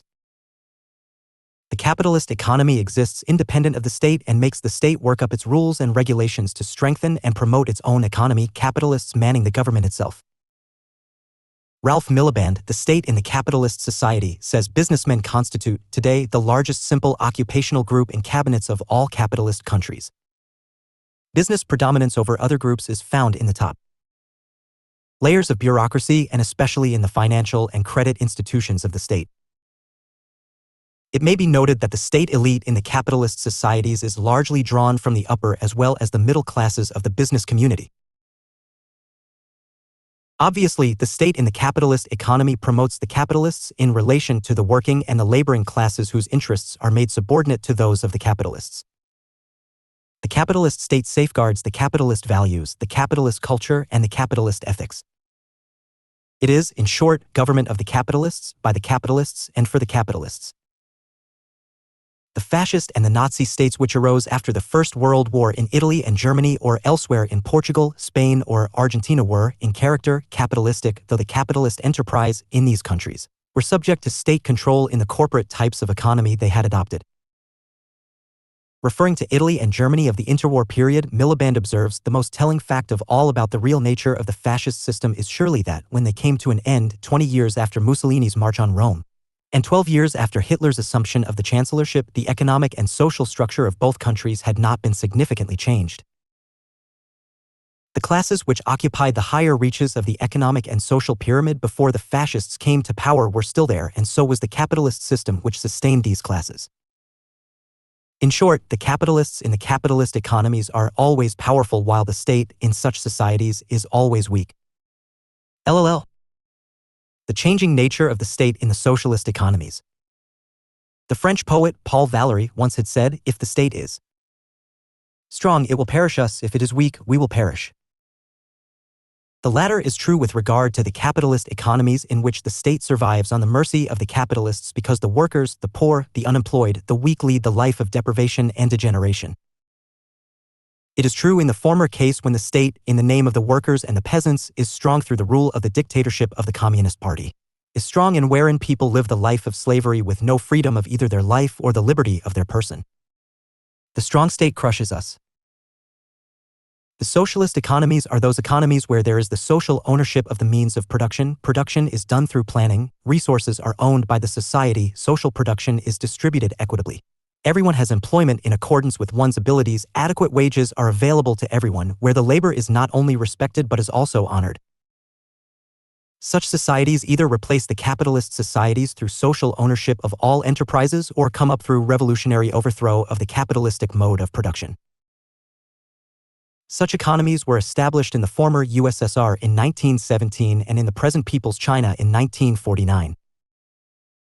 Where the socialist or the labor political parties have come into power, there the government sought to control capitalism, if not abolish it, introduce social legislation for the workers, peasants, and the poor, implement economic plans so to help distribute national economic equitably and bring about social and economic equality, all through the state and through the democratic means. The communist regimes are examples of socialist economies through revolution, and the non-Marxian socialist forms of societies are example of socialism through evolution. In the latter, non-Marxian socialist societies, capitalism is not abolished, the state is not wholly controlled by the working class only, all property does not become public property, no single political party rules the country, rather the state, instead of its possible withering away in any future, near or remote, plays a significant role in the society which is largely plural and democratic. In the former, Marxian societies which came up in the early decades of the 20th century or after the Second World War through capturing power with single communist party are described as the Marxian socialist economies. Karl Marx, Economic and Philosophic Manuscripts, and the 18th Brumaire of Louis Bonaparte and Friedrich Engels, The Origins of the Family, Private Property, and the State, had given an outline of the nature of the state in the socialist society after abolishing the capitalist one. Engels writes, the proletariat seizes the state power and transforms the means of production in the first instance into state power. But in doing this, it puts an end to itself as the proletariat, it puts an end to all class differences and class antagonisms, it puts an end also to the state as a state. But as capitalism is abolished through the proletarian revolution, the dictatorship of the proletariat comes into existence, whose main task would be first the establishment of socialism and thereafter the eventual transformation of socialism into communism is classless and a stateless society. A society without exploitation and a society where the welfare of each would mean the welfare of all and where the welfare of all would mean the welfare of each. Marx, C. Melody, Marx and the Third World, outlined the main features of a socialist state, saying the standing army should be replaced by a people at arms.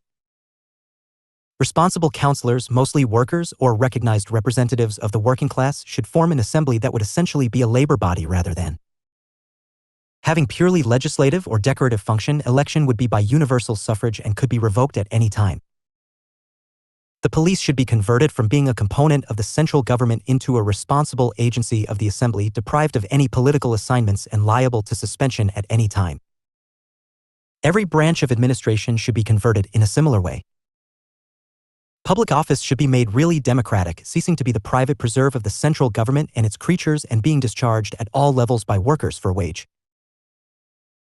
But as such socialist societies were established in some of the Eastern European countries after the World War I, there did exist, contrary to the propagated declarations, large standing armies, single communist party rule, all socialized and nationalized property, production through planning, bureaucratic, military and party elite dominating all walks of public life.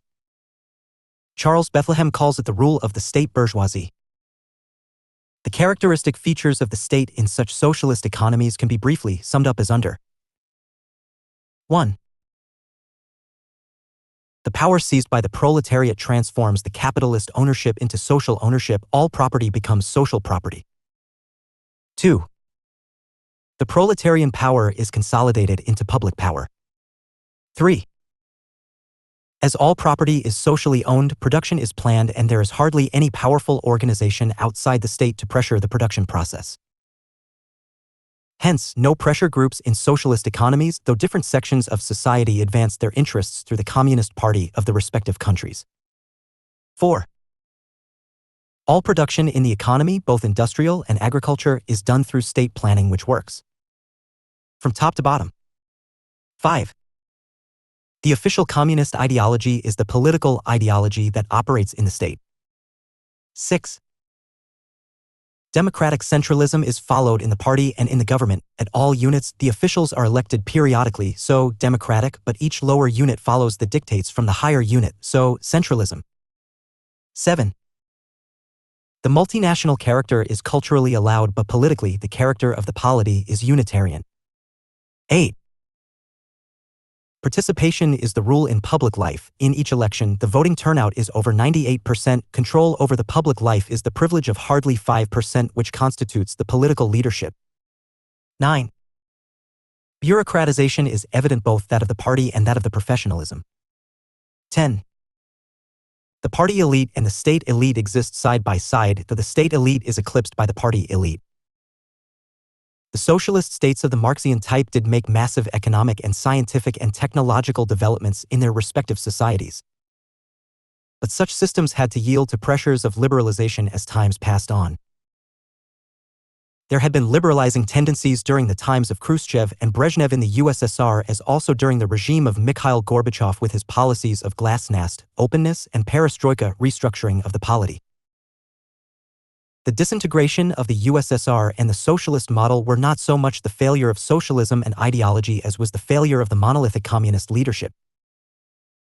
The unification of two parts of Germany, 1989, and the failure of the communist regime in other parts of the Eastern Europe, Poland, Czechoslovakia, Romania, Yugoslavia, and the like, can also be attributed to the strong state as expressed by the dictatorship of the Communist Party in each of these countries.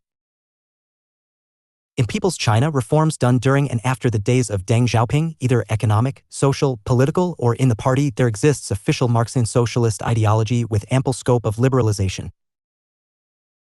The development of the concept of the state in the socialist economies with the passage of times becomes nothing more than a state of the capitalist type where left or right does not matter, but what matters is the state itself.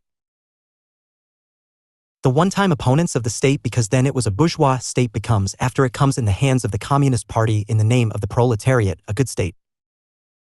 There is all admiration of the state, no matter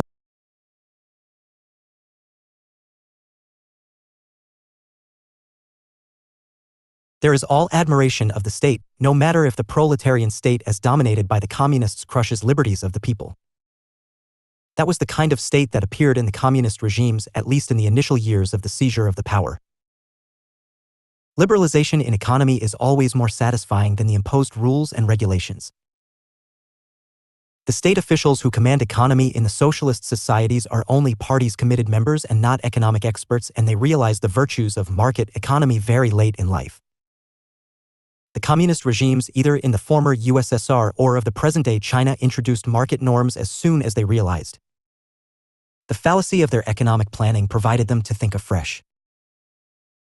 The civil society element of the socialist economies could not keep itself indifferent and became assertive, which led to the disintegration in one country, the former USSR, and massive liberalization measures in other countries, People's China especially. 4. Nature and role of the state in advanced industrial societies. The relatively advanced industrial societies are those countries which have a high level of development with fairly a high per capita income together with a high gross domestic product. Countries where tertiary and quaternary sectors of industry dominate are also described as developed nations. The Human Development Index combines in an advanced industrial society 3 high rating of measures: national income, indices of life expectancy, and education. Such countries are usually referred to more economically developed countries. Kofi Annan defined an advanced industrial state as one that allows all its citizens to enjoy a free and healthy life in a safe environment. The United Nations notes, in common practice, Japan in Asia, Canada and the United States in Northern America, Australia and New Zealand in Oceania and Europe are considered as developed regions or areas. The International Monetary Fund, IMF, identifies 33 advanced countries, while the Developed Countries Club has 30 members and the World Bank talks of 66 developed nations. With the advanced socialist states gone from the map of the world, there are now advanced industrial societies. Included among them are states such as Iceland, Norway, Canada, Australia, Sweden, Japan, France, Denmark, the United States, Spain, Italy, New Zealand, United Kingdom, Germany, Israel, South Korea, Singapore.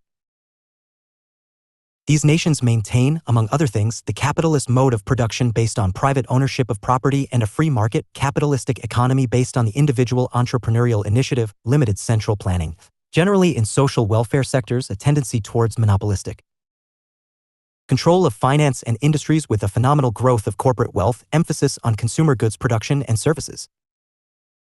The state regulates economy in a general way but is always guided by the relics of the market forces, so to keep up internal balance. What a state in usually such societies does is that it encourages voluntary savings by the individuals through, of course, a liberal tax system, thus makes no attempt to restrict private investment. All decisions relating to economy are taken by business, banks, credits, and capital markets, leaving for the state only to maintain stable currencies. The state does what the capitalists want it to do. Agriculture remains 5 to 20% of GNP, while the industrial level of development is usually kept high. Consumption is encouraged through advertisements and the standard of living remains quite high. Labor unions are strong and are highly organized. They keep agitating for economic demands within the framework of the capitalist society. The role of the state during 1940s and 1950s as a welfare institution with enormous tasks to perform declined, for what the state was doing more and more came to doing less and less well. Accordingly, the core activities of the state suffered and people came to justify crime on the basis of social conditions. As a result, the state in the advanced developed societies came to rediscover the role of the market. Public enterprises were privatized, trade restrictions were reduced or removed, so were reduced the credit and interest rates. Economy became free from the state, and that led to government spending less, regulations becoming less stringent, and guarantees becoming more assured. The state, in the advanced developed societies, came to be considered unnecessary, if not useless, because the state could do what the private sector did better, came to be thought of ineffective because anything the state does, the private sector could not only do but could also undo as well, came to give benefits to some groups, often less deserving, while the private sector would bestow benefits to those who really deserved. The state in the developed societies is most minimal in the economic field, minimal in the social field, and less minimal in the political field. It is to establish law and order, provide protection and security, maintain justice, and give services of transport and communication, whether the political system is parliamentary as in Britain. Presidential as in the United States or semi-parliamentary and semi-presidential as in France or Germany. In the social field, the role of the state is to maintain unity, preserve diversities, and eliminate discrimination.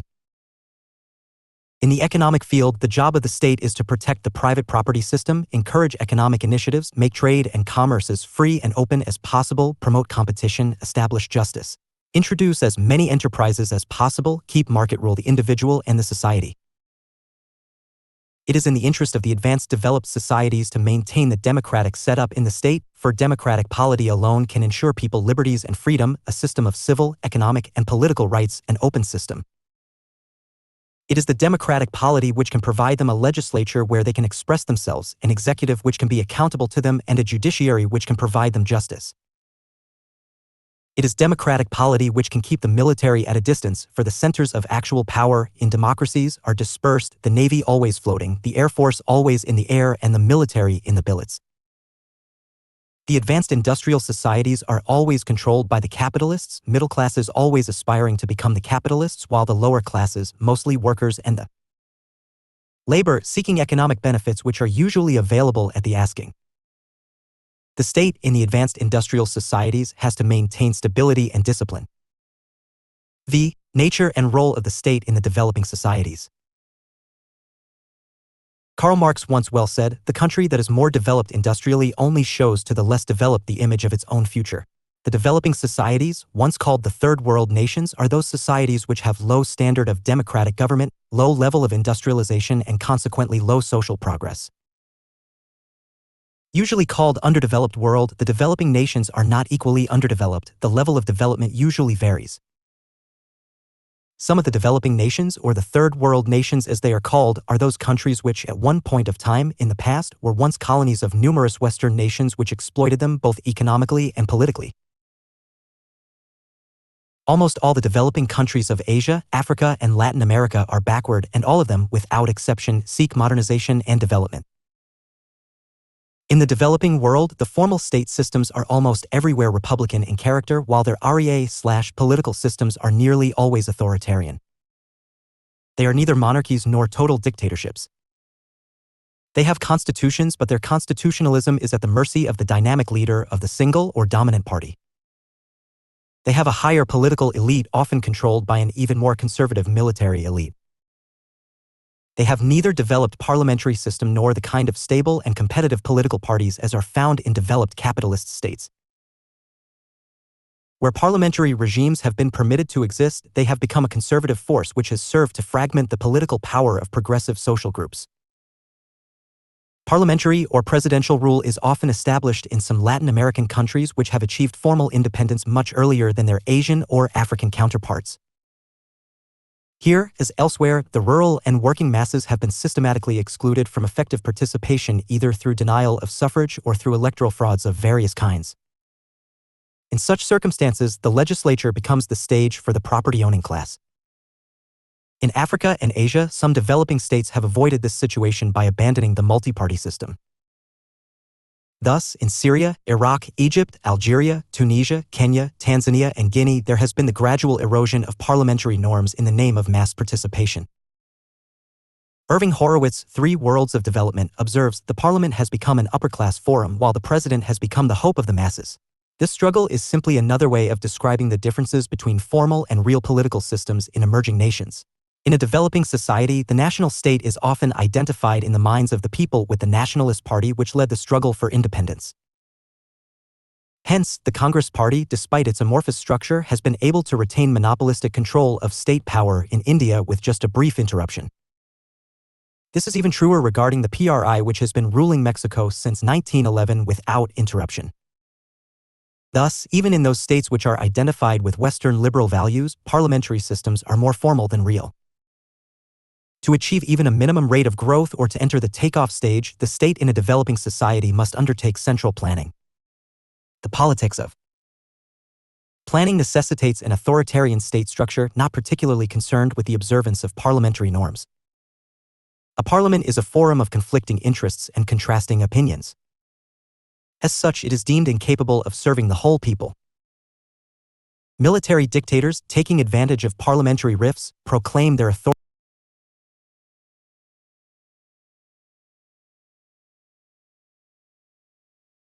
Military dictators, taking advantage of parliamentary rifts, proclaim their authoritarian rule and abrogate the constitutions as in some of the Asian and African nations.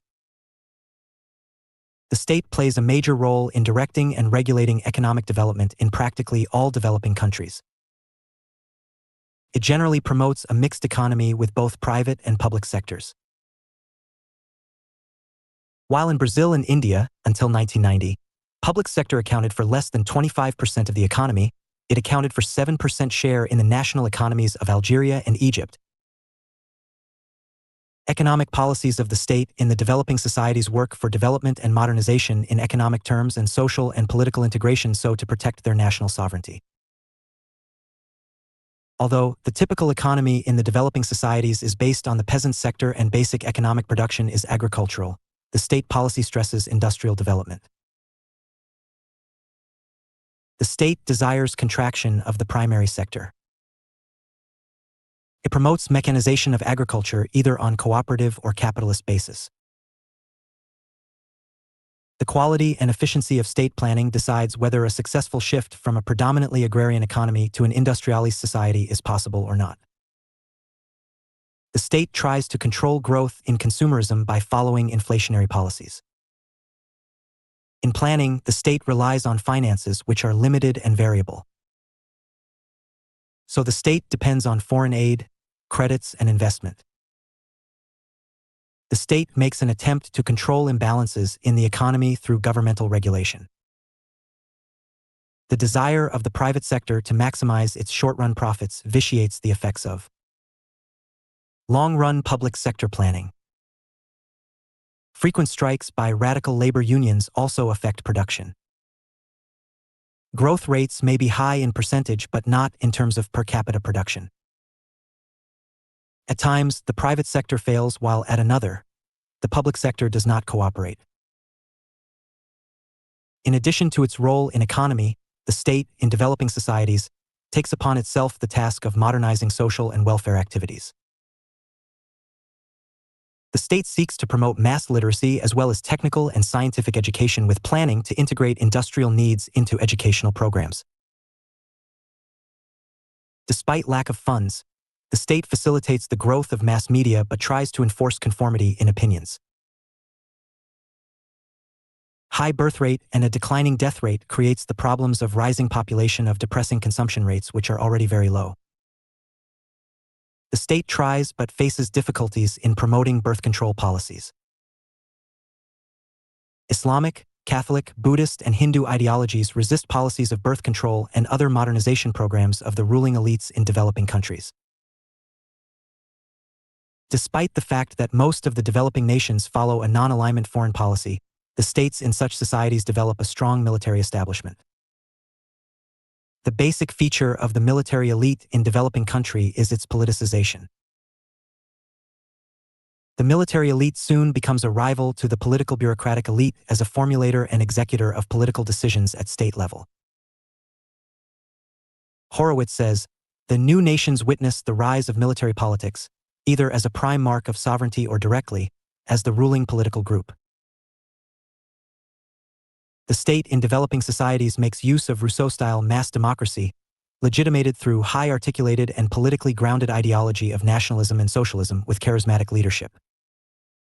The political idiom is radical and socialist with considerable variation, polycentric rather than monolithic, deriving inspiration from Islam, Christianity, Gundaism, or half-backed Marxism. The state promotes centralization and aims at maximum control and suppression of conflict groups, without distinguishing between policymakers and policy implementers. It may fail to achieve this objective due to low level of party discipline and lack of efficiency on the part of the bureaucrats. Except in revolutionary situations, the state in the developing countries formulates its policies by adjusting the interests of a modernizing bourgeoisie with those of a conservative, traditional landowning class. The developing countries do not remain developing nations forever. They keep marching ahead. India is, for example, on its way towards a developed state. For attaining benefits of globalization, India has adopted liberalization and privatization policies. 6. Developed and Developing Nations. A comparison. Gabrielle Watson, UNDP, Human Development Report 199697, as updated by Tito Bianchi, compares the developed and developing nations in criteria given below. Table 30.1 Comparison of nations. Countries. Least all industrial developed developing. General development indicators. Real GDP per 965 capita in 2,904 US dollars 15,986. Life expectancy 51 at birth 61.574.3. Adult literacy 48.1 rate percent 69.798.5. Infant 110 mortality / 1,000 births 7013. Table 30.2 Contribution of economic sectors. Countries. Least all industrial developed developing. Rural population 79 as 8% of total 64.27. Access to health services. Urban areas. Rural areas. Access to safe water. Urban areas 6587. Access to sanitation. Urban areas 6172. Rural areas 2420. Percentage of labor force in agriculture 74-61-10. Table 30.3 Urban-rural comparison. Agriculture as percent of GDP 37-15. Countries. Least developed developing all industrial. Of GDP. Services as percent of GDP 44-50-62. Table 30.4 Wealth, poverty and their distribution. Percent of POP. Below poverty line urban-rural 4016. Number 5518 figures. No figures. Ratio of GDP per capita of 20% richest / 20% poorest. Regional figures for the same ratio. L. America and the Caribbean, South Asia, SE Asia and North Pacific America. 18.6. Countries. Least all industrial developed developing. Thus, the world we live is a divided one. The Northern Hemisphere nations are generally but are fairly developed, while the countries of the Southern Hemisphere are generally the developing ones. The developed nations have all the comforts of the world, and the developing nations only backwardness and poverty. The developed countries have relatively less problems than those faced by the developing nations. In the developed world, the population living standards are higher. People have jobs and stable income. That is why basic survival needs such as food, housing, education, and healthcare are solved. Such problems do exist in the developing world. While the efforts to attending the ecological issues are important in the developed world, the developing nations have the additional social and economic problems to attend to. We may note that the developing nations remained mixed in economic crisis as the disparities between the North and the South became increasingly pronounced. The gap between the rich and poor has doubled in the past 30 years, so that we now live in a world in which 20% of its people consume more than 80% of its wealth. During the 1980s, per capita incomes fell in many developing countries. In sub-Saharan Africa, for example, per capita income dropped 25% from levels that were already severely depressed. Poverty, famine, and disease remain widespread. Ironically, the changes in Eastern Europe and the former Soviet Union have exacerbated the problem, as the developing world is now competing with this region for scarce Western aid. The international community often blames the developing countries themselves for their own failed development. They suggest that these governments should spend less on the military and inefficient government enterprises and more on structural adjustment programs and priority areas of human development.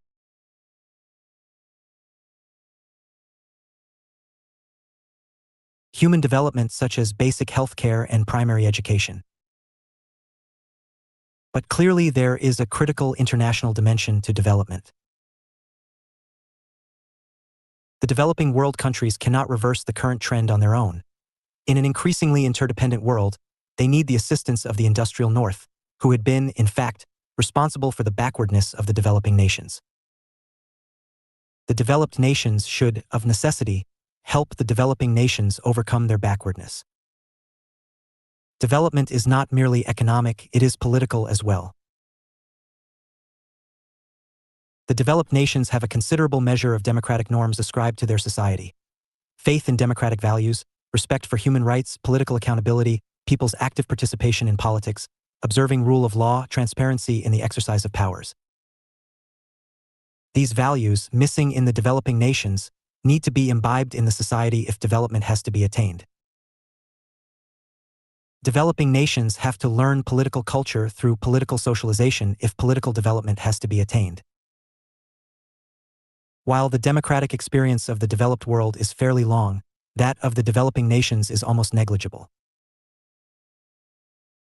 One need not teach the lessons of social and political citizenship to the people living in the developed societies, while such a curriculum has to be a part of elementary education in the developing world. Illiteracy, poverty, backwardness are a lot of the underdeveloped world. Such problems exist scarcely and have almost no effect on the developed societies. Indeed, the state is no more a collectivist state in both the developed and the developing nations. The traditional role of the state in providing welfare facilities such as education, defense, maintenance of order, and as engine of economic growth is being regarded secondary, for most of these activities are being taken over by the private and philanthropic organizations. The globalization has expanded the government role, in both the developed and developing nations, into areas such as playing a pivotal role in economic integration, financial capital flows, and productivity growth. Economics has become a powerful task today, facilitating the economic activities in the developing nations. The government plays, now, the role of facilitator for individual entrepreneurship. Private sector is being encouraged and the welfare state concept is becoming a non-viable proposition. The state is no more a means to create wealth but has become or is becoming an instrument not to waste it. People are demanding more information to make their own decisions, freedom to be entrepreneurs and access to quality products and services at the lowest prices. Tariffs in the developing nations are used for revenue purposes and not for the protection of domestic producers as in the case of advanced industrial economies. Privatization, together with liberalization, in the globalization era is the mantra in both the developed and the developing nations. It improves efficiency, and what is more is the fact that the state thinks that the private sector can be a better instrument for economic growth than the government itself, particularly when the proceeds from privatization are reinvested in the infrastructure in the form of telecommunication and power.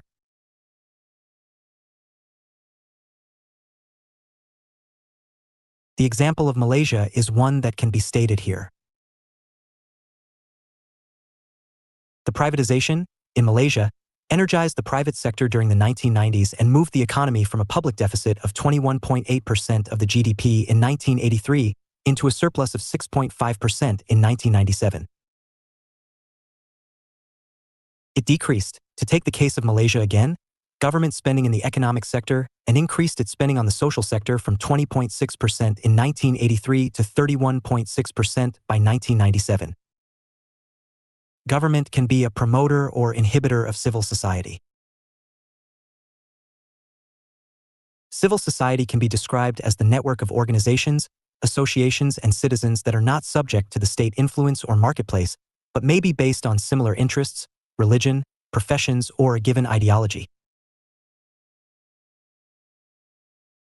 These civil societies may have global interests such as concern for the environment, microcredit, human rights, and peace. The state, market, and civil societies need an integrated approach in dealing with development and not a hierarchical or separate approach to development. Civil society is very weak in most developing countries. Transparency, integrity, accountability, financial, political, and administrative, Access to information, enforceable codes of ethics, and the media in a proactive role are essential elements of a successful public, private, and civil social organization in a democratic society. Civil societies, labor unions, universities, professional associations, religious communities, and non-governmental organizations can be more effective in solving issues that the state used to believe were completely within its domain, such as the social and economic problems facing society. These civil societies can contribute volunteers, ideas, and financial resources to solve social and economic problems. Government needs to improve the relationship between citizens and their civil servants by making sure that the public institutions work for all without favoring the rich and influential at the expense of the poor. Government can be an instrument to promote peaceful coexistence, which is an essential ingredient for economic growth. The government in the new era of globalization acts as a coordinator for negotiation and decision-making by different governments, regions, occupations, and governmental organizations. Also, governments establish social safety nets. Democratic institutions maintain justice departments to mediate conflicts, protect the weakest groups of society such as the women, elderly, the sick, children, and minorities, and ensure that the benefits of globalization are fairly distributed across different groups of society, reducing the negative impact of globalization on a given segment of society and establishing a fair tax system, safety nets in the form of programs for the unemployed, the poor, health, education to combat poverty, and invest in human capital and public infrastructure. In the developed societies, the role of the state is to protect economic interests of the big business without damaging the economies of the developing nations.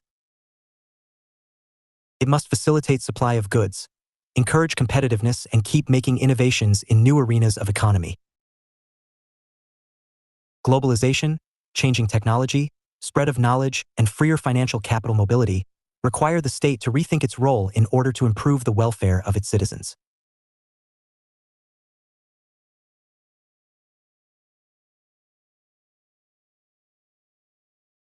In order for the state to be relevant, it needs to promote the production of goods and services that have the competitive advantage, provide better infrastructure, and encourage more participation in the decision-making. A word about the minimal state. The minimal state, by its nature, is not a welfare state. It is a neolibertarian state, a state that stands to protect the natural rights, liberty of the individual, and the protection of his freedom. The best and appropriate reason for minimal state was provided by Locke, who viewed human life as a gift from God and had reasoned that the creator of human life gives each person the right to use force to defend his life, a right to the product of his labor, a right to defend his possessions, and a right to use his life as he desires in the interest of efficiency. Men transferred to government the right to use force in their own self-defense. Freedom or liberty being a natural trait of the individual is the natural condition of the individual. Each person birth, think the later neoliberal/neolibertarian, has the ability to think his own way and thinking and control his own energies to act according to those thoughts. Men are free to initiate purposive action when they are free in their efforts from man-made restraints, when there is an absence of coercion by other individuals, groups of people, or the government.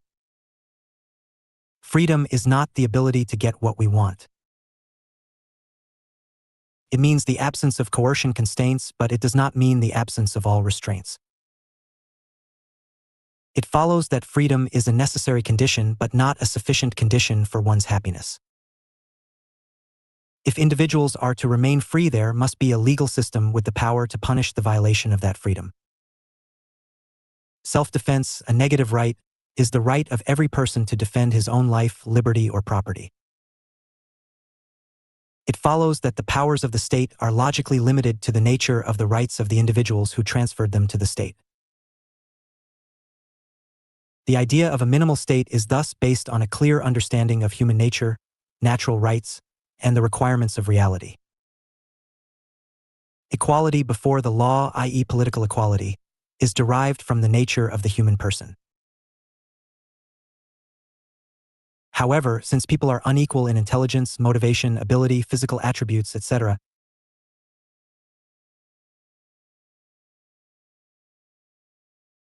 However, since people are unequal in intelligence, motivation, ability, physical attributes, etc., the result in a free society will be different incomes, amounts of wealth, achievements, social statuses, etc. Inequality and diversity are intrinsic to the natural human order. Benevolence, compassion, charity, and virtue can only exist in a social system that recognizes that people are free and unequal. The good of the individual is inextricably connected with the common good of the political community. It follows that the common good of the political community is procedural in nature and involves the protection of each man's natural right to liberty through which he can freely pursue additional actions, self-actualize, and pursue his own vision of the common good of the human community. The common good of the political community thus involves a set of social and legal conditions based on a person's natural rights. Practice questions. 1. Discuss briefly the role of the state in the 20th century. 700 to 800 words. 2. Explain the changing nature of the state in the capitalist economies. 700 to 800 words. 3. Discuss the changing role of the state in the socialist economies. 700 to 800 words. 4. Describe the characteristic features of the socialist economies. 200 to 250 words. 5.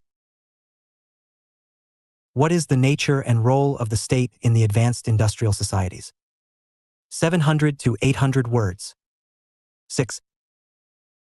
State the nature and role of the state in the developing societies. 700 to 800 words. 7. Compare the developed and developing nations in matters relating to development and economy. 200 to 250 words. 8.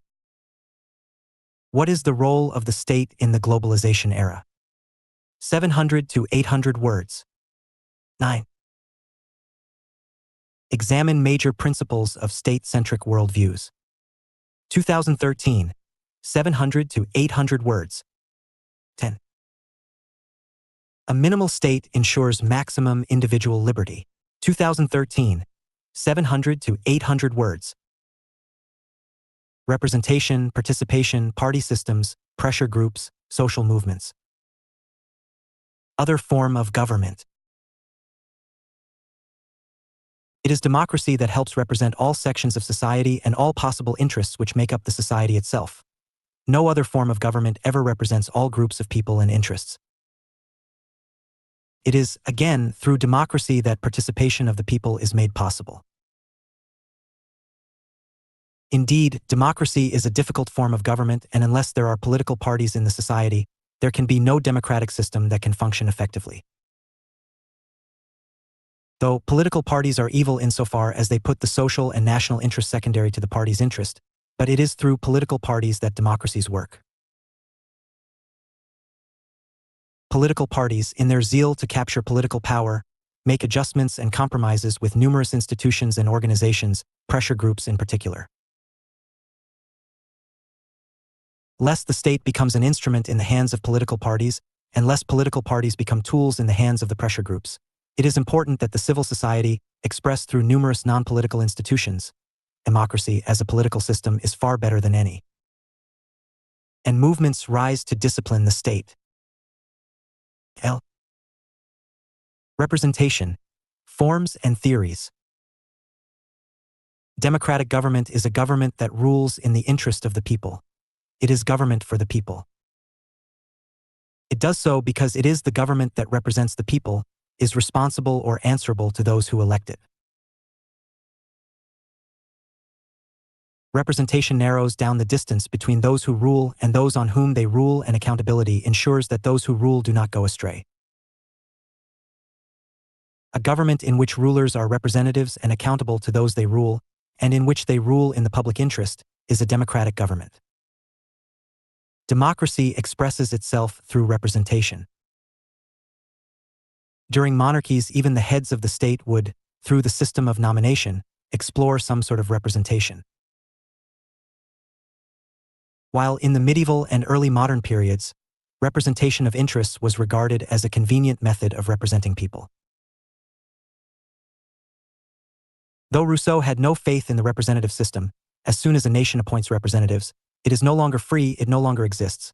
Others such as Locke, Burke, Bentham, Montesquieu, and J.S. Mill did explore the meaning of representative government and the conditions which make its functioning successful. Hannah Pitkin, The Concept of Representation, identifies 4 different models of representation. Formalistic, with 2 dimensions. Authorization, obtaining some standing, status, and accountability, and ability of the constituents to make the representative accountable. Symbolic, for what the representative stands for. Descriptive, the extent to which a representative resembles those being represented. In any case, representation indicates a relationship between one who represents and those who are represented. It is standing for or acting on behalf of a larger body. Often, for models of representation, i.e., representatives are advanced. A trustee model, advocate, Burke. One where a representative serves one's constituents by the exercise of one's judgment and enlightened conscience. B, a delegate model.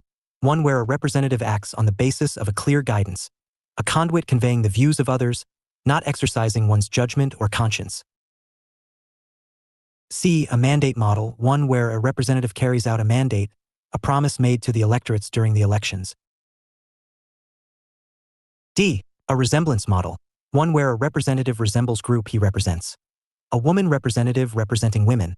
A doctor representative representing doctors. Various scholars have offered different approaches of representation.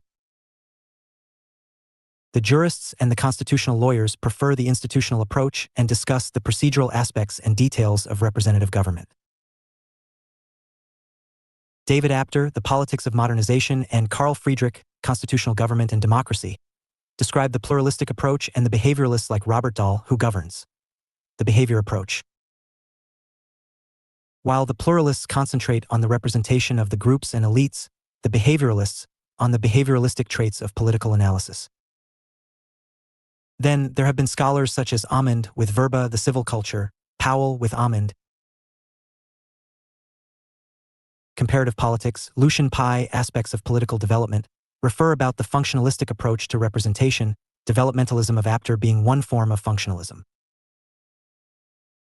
As with the approaches, so also with the theories of representation, Shepard refers to 3 theories: tribal, as in ancient Greece, feudal, as in the medieval ages, and ethical, as in our times. Often, the 4 theories of representation are authoritarian, advocates, Hobbes and Hamilton, a theory in which those once having represented obtain all authority; radical, advocates, Rousseau and the New Left, a theory in which the people themselves participate in the process of governance; mirror, advocates, Locke and Jefferson, a theory in which the representatives act as the agents of the people; elite, advocates, Schumpeter, Sartori, Mannheim, a theory in which the representatives, having been elected, have a special responsibility to provide leadership. We may, however, describe the following theories relating to franchise form of representation. 1. The tribal theory. Engels and McIlver speak of early tribal democracy. The conception of inclusive citizenship developed among the early Greek, Roman, and Germanic societies led to this theory of suffrage. Within a narrow citizen class, community affairs were decided by voting. It was a necessary attribute of membership of the community. Slaves and women had no voting rights as they were not considered citizens. 2. The feudal theory. According to this theory, developed during the medieval period, the right of vote depended on a particular social rank and was generally associated with the ownership of land. The medieval parliaments in England and other European countries gave representation only to feudal barons and the priests who owned land. 3. The bourgeois theory. Locke was of the opinion that voting rights should be restricted to owners of property. Gradually, other bourgeois thinkers like Bentham and Mill started advocating manhood or universal suffrage, but also recommended devices to safeguard the dominant position of the elite in the political system. The foreman, the employer, the banker should be given more votes in an ascending order than a worker who should have only 1 vote. 4.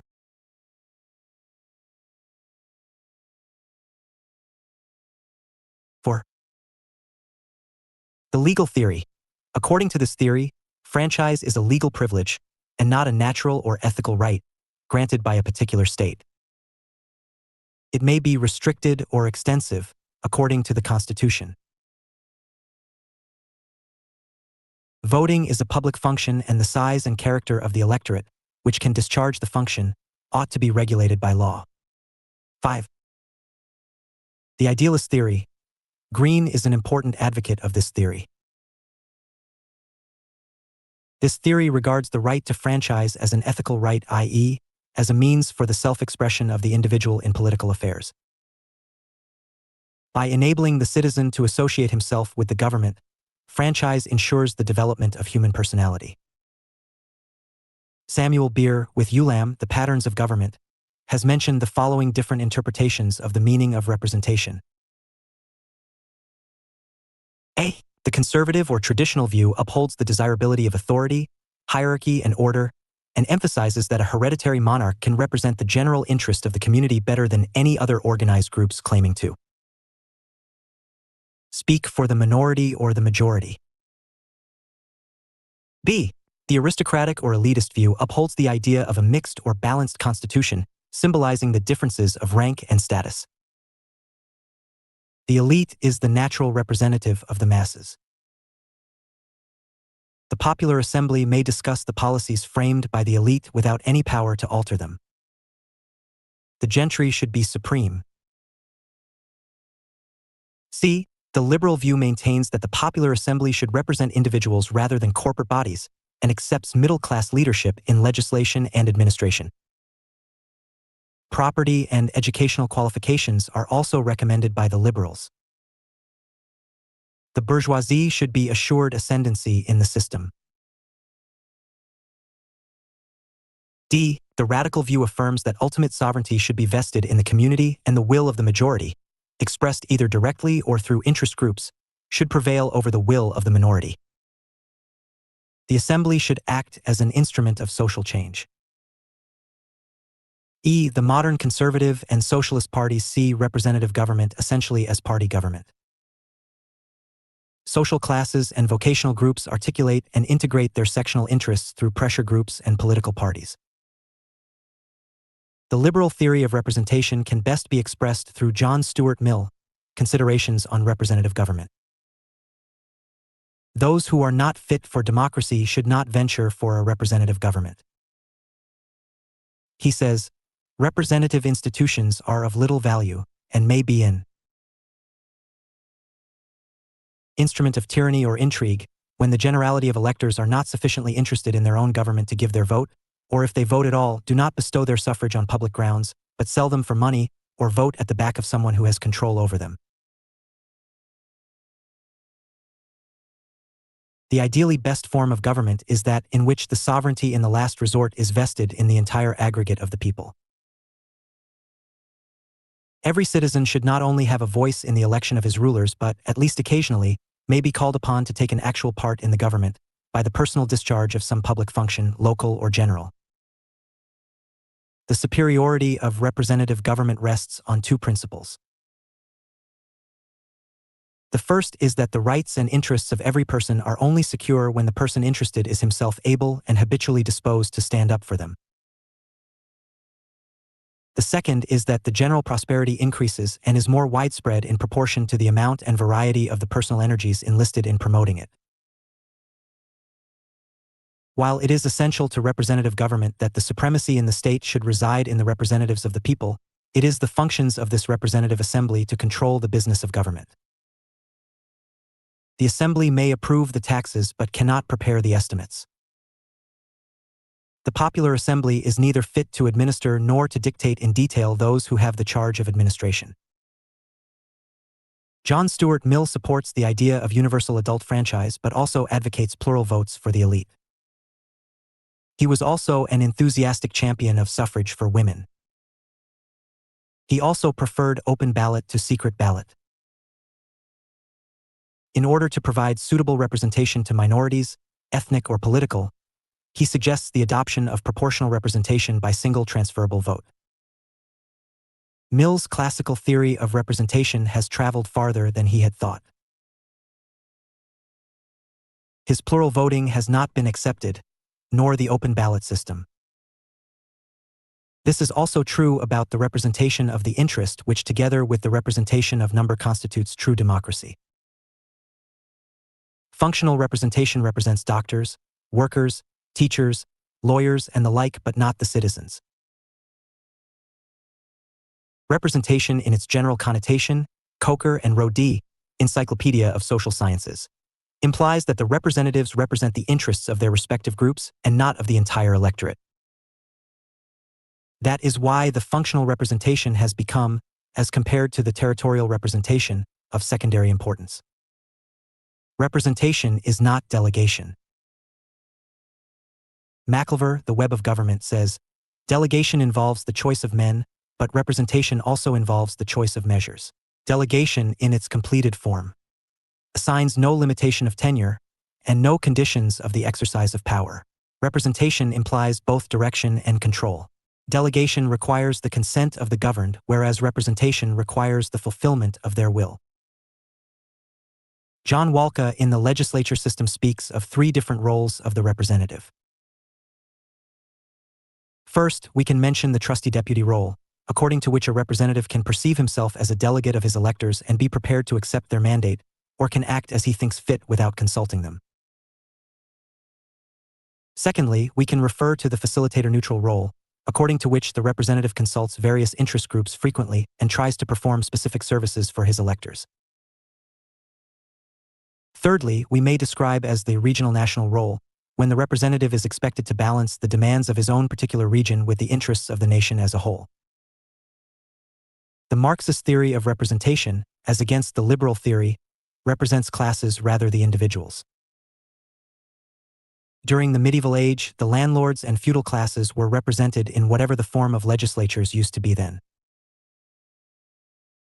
In the modern so-called liberal societies, despite political equality of one person, one vote, there are the capitalists who find their representation in the legislatures. Accordingly, in the socialist societies, the workers have their representation in the legislative assemblies. The job of the representatives in the socialist system is not to represent the electorate but is to educate them in matters relating to socialism and communism. They do not express the grievances of the people to the government, but they inform the people as to what the government is doing for them.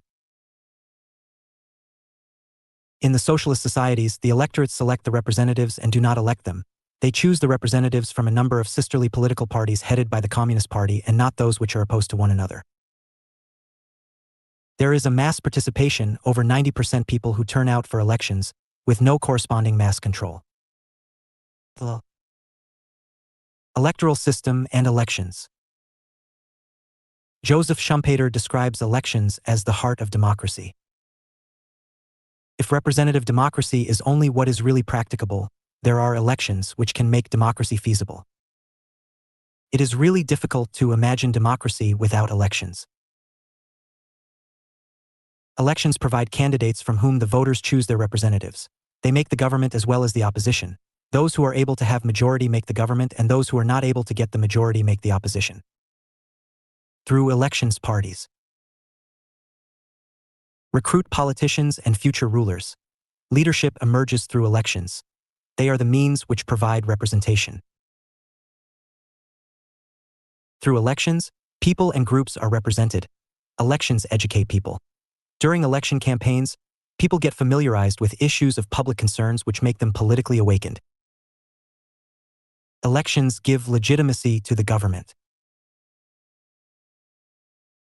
They justify as to who would be legally authorized to rule. In a way, they confer authorization to rule upon those who are chosen to represent the electorate. The electoral system provides the mechanism which makes elections possible. It specifies the offices/positions which are to be elected, the voters who are entitled to vote, the methods as to how they would vote, the constituencies from where the officials would be elected, the ways the elections would be held. The electoral system, in fact, includes both the elections and electioneering. Elections make representation possible. There have to be candidates and they have to be chosen.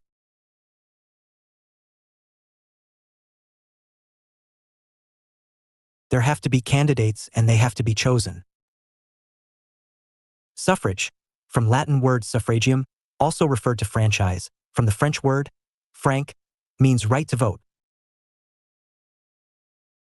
Universal suffrage is the term used to describe the situation in which right to vote is given to all without any restrictions, except for a minimum age which is different in different countries.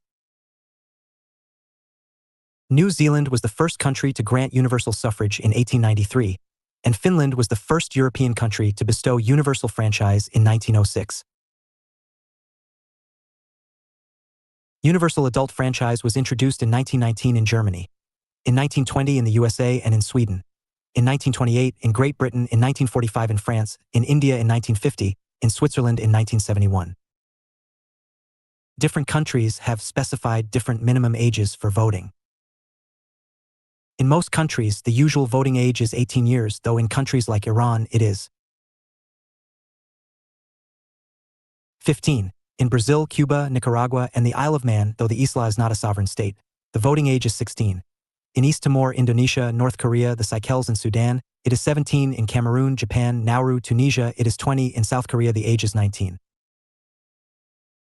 Countries like Central African Republic, Fiji, Guyana, Kuwait, Lebanon, Malaysia, Maldives, Samoa, Singapore, Solomon Island, Taiwan, and Tonga have 21 years as the voting age.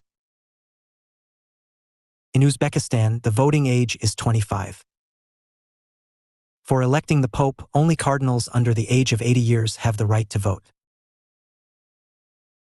Some countries grant right to vote to a person with lesser age if he or she is employed, for example, Croatia, Slovenia. There is no suffrage in Brunei. Voting is compulsory in Argentina, Australia, Belgium, Bolivia, Brazil, Cyprus, Ecuador, Fiji, Greece, Luxembourg, Mexico, Nauru, Peru, Singapore, Turkey, and Uruguay. If eligible voters do not go to the polling booth, they are liable to punitive measures such as fines, Australia and Brazil, disenfranchisement, Belgium, denial of goods and services, Peru and Greece, and denial of salary, Bolivia. In our brief national history, we have shot 4 of our presidents, worried 5 of them to death, impeached 1 and hounded another out of office. And when all else fails, we hold an election and assassinate their character. O'Rourke. Elections quotes. Apparently, a democracy is a place where numerous elections are held at great cost without issues and with interchangeable candidates. Gore Vidal. Every election is a sort of advance auction of sale of stolen goods. Mencken. A politician thinks of the next election, a statesman of the next generation. Clark. Elf elected shall be thankful. If not, it will be all the same. Abraham Lincoln. Votes should be weighed, not counted. Schiller. 50% of people won't vote and 50% do not read newspapers. Hope it's the same 50%. Gore Vidal. Hell, never vote for anybody. Always vote against. Fleds. People never lie so much as after a hunt, during a war or before an election. Bismarck. Secret ballot is a voting method in which a voter's choices are secret. When through raising of hand, it is an open ballot. The secret ballot system is also known as Australian ballot because it originated in Australia during the 1850s. It came to be introduced in New Zealand in 1870, in Great Britain in 1872, and in Denmark in 1901. Direct election is an election in which the voters elect their representatives or other public officials. Indirect election is an election in which directly elected electors elect the representatives or public officials. In some countries, the head of state is directly elected, as in Afghanistan, France, Sri Lanka, Russia. In some countries, the head of state is elected by the legislature, as in Bangladesh, People's China, Cuba, Greece, Italy, South Africa, Switzerland. In some other countries, the head of the state is elected by an electoral college, as in Germany, India, Pakistan, and the USA. In countries where there are monarchies, the office of the head of state is hereditary, as in Belgium, Britain, Bhutan, Kuwait, Monaco, Nepal, Saudi Arabia, Spain, and Sweden. In dominion states such as Canada, Australia, and New Zealand, the heads of state, i.e. Governor General, is nominated by the king or queen as the case may be. In certain other countries, the head of state is self-appointed as in Eritrea, Mauritania, Myanmar. Where there are legislatures, the lower house is usually directly elected and the upper house is either directly elected Argentina, Brazil, Bulgaria, Chile, Indonesia, Italy, New Zealand, both Koreas, Vietnam or USA, or indirectly elected Austria, Ethiopia, France, India, Pakistan. In some countries, the upper house represents the federating units as in Germany, South Africa, Malaysia, Russia, while in some others, the upper house is wholly or partly appointed house as in Afghanistan, Bahrain, Bots, Canada, Egypt, Jordan, Great Britain. In some countries, some members of the upper house are hereditary as in Botswana and Britain, while in some others, the house is represented by traditional leaders as in Somaliland. In some other countries, the upper house is made up of some members chosen from the functional constituencies as in Hong Kong, Ireland, Morocco, and Slovakia. Gerrymandering is a form of delimiting the electoral constituencies in such a way that a certain political party, which does so, obtains the maximum advantages of seats and the other political parties the minimum.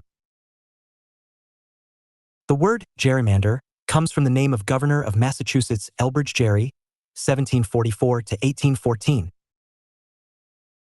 Gerrymandering is used to advantage or disadvantage by particular constituents, often in favor of the ruling party. The strategy is to waste as many votes of the opponent party as is possible and use a few votes of one's own party as are necessary to win the election. One form of gerrymandering, packing, is to place as many voters of one type into a single district to reduce their influence in other districts.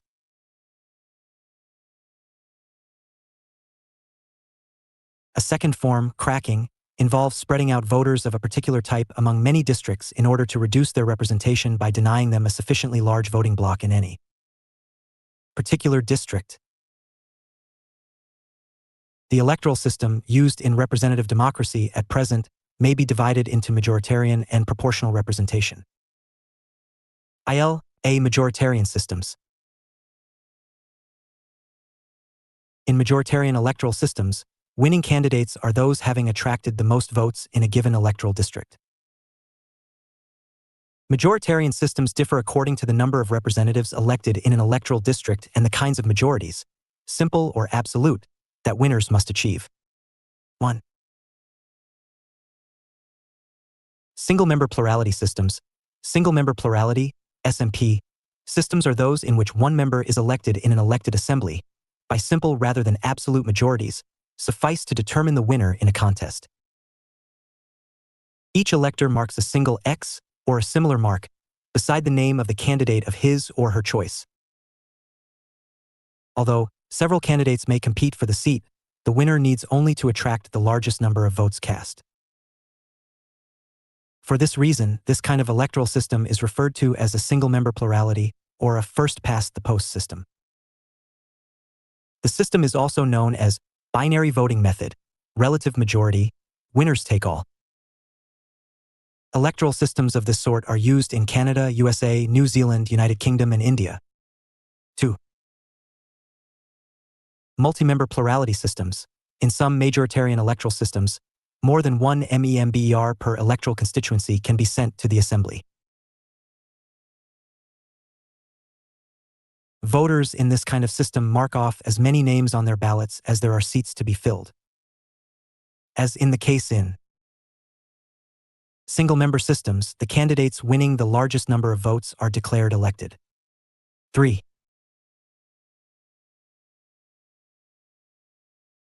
Single-member majoritarian systems. In contrast to these systems, single-member majoritarian systems seek to ensure that the winning candidate has the support of an absolute majority of the voters in his or her constituency. There are essentially two ways of achieving this outcome. A. The alternative vote. Countries that employ an alternative vote, also referred to as a preferential voting system or PV, require votes to rank order their preferences on their ballots. Electors write number 1 down or beside their first choice, 2 beside the second, and so on. If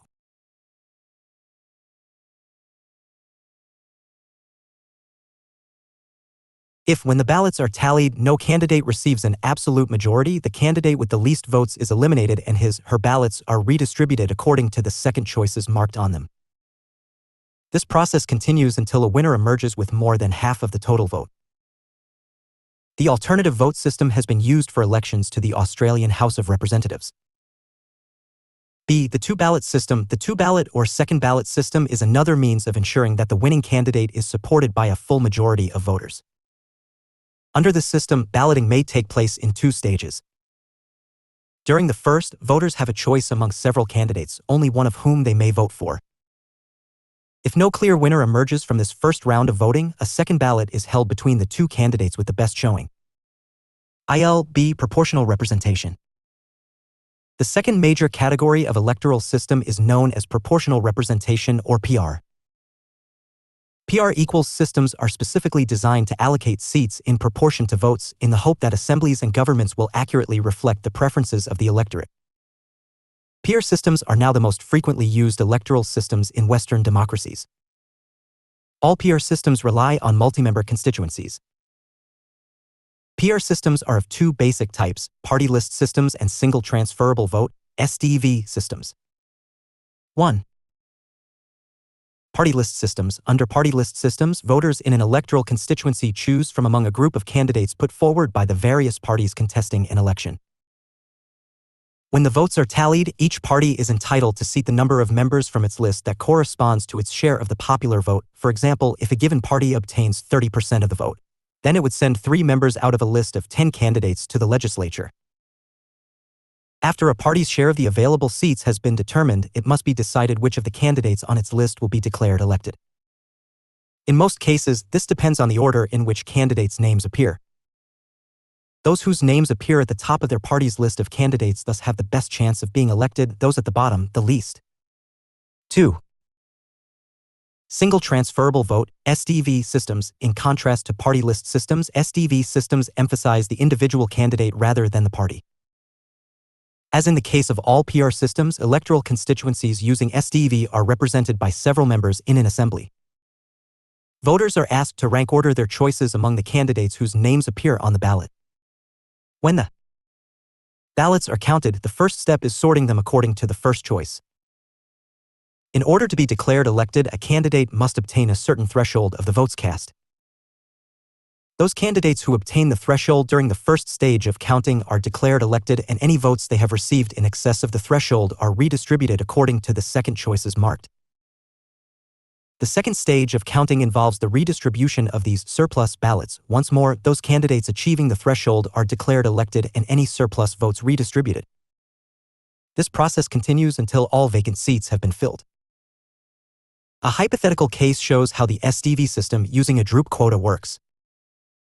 If a 3-member electoral district has 1,000 voters, the number of votes required to win would be 1003 plus I4 4 1 0 5 2 5 0 4 1 is equal to 251. Representation, participation, party systems, pressure groups, social movements. 31.9 The following table illustrates the point. Table 31.1 3-member constituency, 1,000 votes cast, 5 candidates, STV system. Candidate party ist second, third, fourth, count, AV 175 plus 10 plus 134 is equal to 185 equals 285 equals 251 asterisk. Asterisk equals declared elected. The table shows how the votes would be tallied. At the first count, candidate D obtained the threshold of 251 votes, was declared elected, and had his or her 19 surplus votes redistributed. These surplus votes were redistributed according to the second choices marked on them, giving the new totals, which appear in the second count column. No candidate, apart from D, reached the threshold on the second count, so candidate C, who had the least votes, had all of his/her ballots redistributed for the third count. As a consequence, candidate A was declared elected. Now the fourth count, A's surplus ballots were redistributed, giving E the necessary threshold. Thus, after 3 redistributions and for counts, the 3 seats were filled by candidates A, D, and E. It is noteworthy that candidate B, who received the second highest number of first preference votes, was not elected in the final outcome. Person's case. The famous or the Valiant Five were 5 Canadian women who sought to know from the Supreme Court of Canada whether the women were persons so to be elected to the legislature. The case came to be known as Persons Case. The Supreme Court decided that they are not persons and hence were not qualified to be senators. The women went to the Privy Council, which decided the case in their favor in 1930. 4 months later, Carine Wilson became the first woman to sit in the Canadian Senate. See mixed systems. Some states have chosen to use a mixture of majority and proportional representation systems in order to achieve the benefits of both. Since the late 1940s in Germany, for example, 1/2 of the seats in the Bundestag, the lower house of parliament, have been filled by plurality using single-member constituencies, while the other half are filled using party lists. Voters mark 2 choices on their ballot papers, one from a list of parties, the other from a list of candidates for district representation. People vote and vote consciously. When they identify with the political parties, we call this type of voting party identification model. When they vote for a group, we call it the sociological model. When they vote on the basis of their self-interest, we call it dominant ideology model. For a better democratic government, reference is usually made to certain minority representative theories. Proportional representation is one such theory. The other theories are the cumulative vote. It is a system which gives as many votes to the voters as are the seats allotted to the constituency. It permits the voters to cast all or a few votes to any candidate they want. The well-organized minority group can ask its members to cast all the votes in favor of the minority candidate seeking elections. 2. The limited vote. It is a system in which a voter has a little less number of votes than the allotted seats. But he has the right to cast all his votes for one candidate, presumably his minority candidate, or can divide them amidst different candidates.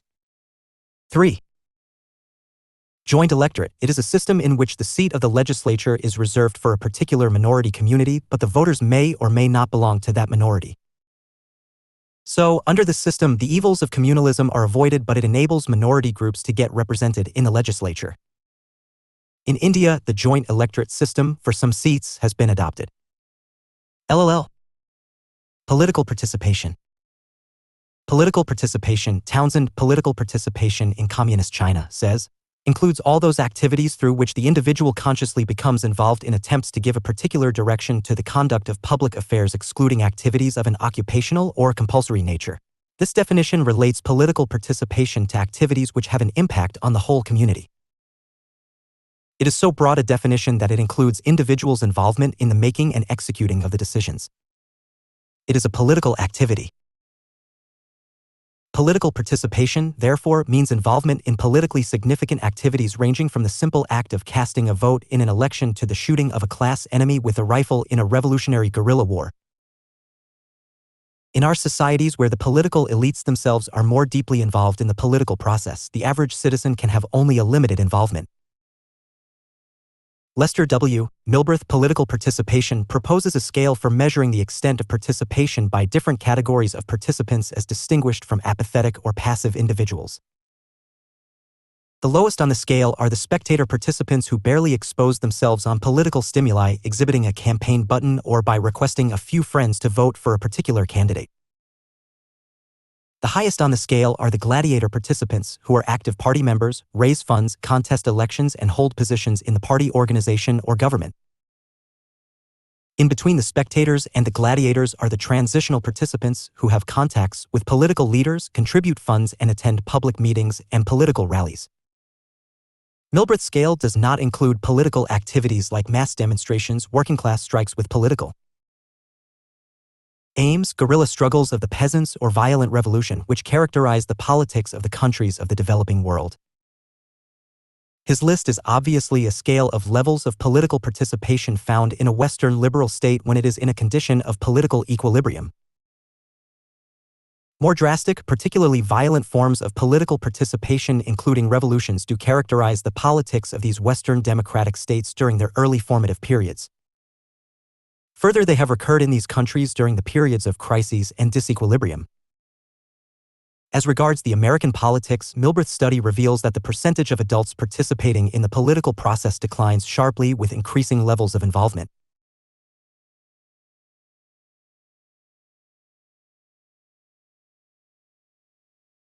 No more than 15% are involved in the spectator activities and about 5% are engaged in the transitional activities. The number of the gradiators, i.e., party activists, is even less than 3%. The voting turnout may be as high as 70% in a presidential election, but it is much lower in congressional, state, and local elections.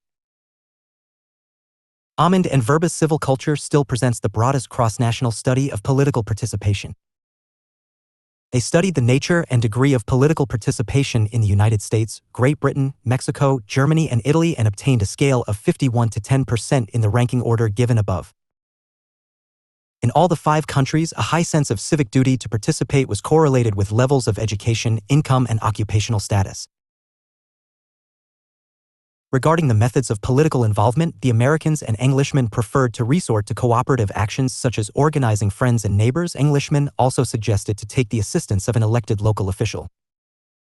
The Germans, Mexicans, and Italians preferred to complain to administrative as well as elected local officials. As Peter Merkel, Modern Comparative Politics, points out, political participation in developing countries is likely to be effective and expressive rather than instruments-oriented. As he puts it, the grand spectacle of achieving independence, the flamboyance of charismatic men on horseback, and the direct appeals to subconscious personality needs cater to the expressive style. So do the violent eruptions, riots, and demonstrations by means of which protest can express itself far more dramatically than with petitions or ballots. In Asia, Africa, and Latin America, revolutionary peasant movements represent an important form of political participation. Johnson and Bianco highlight the significance of peasant struggles in the politics of China before the communist takeover. As E.J. Hobsbawm points out, pre-nationalistic peasant mass movements are often the result of external invasion or the organization of an underground resistance that activates pre-political men and women into forms of political and military organization far superior to any other political force in their countries.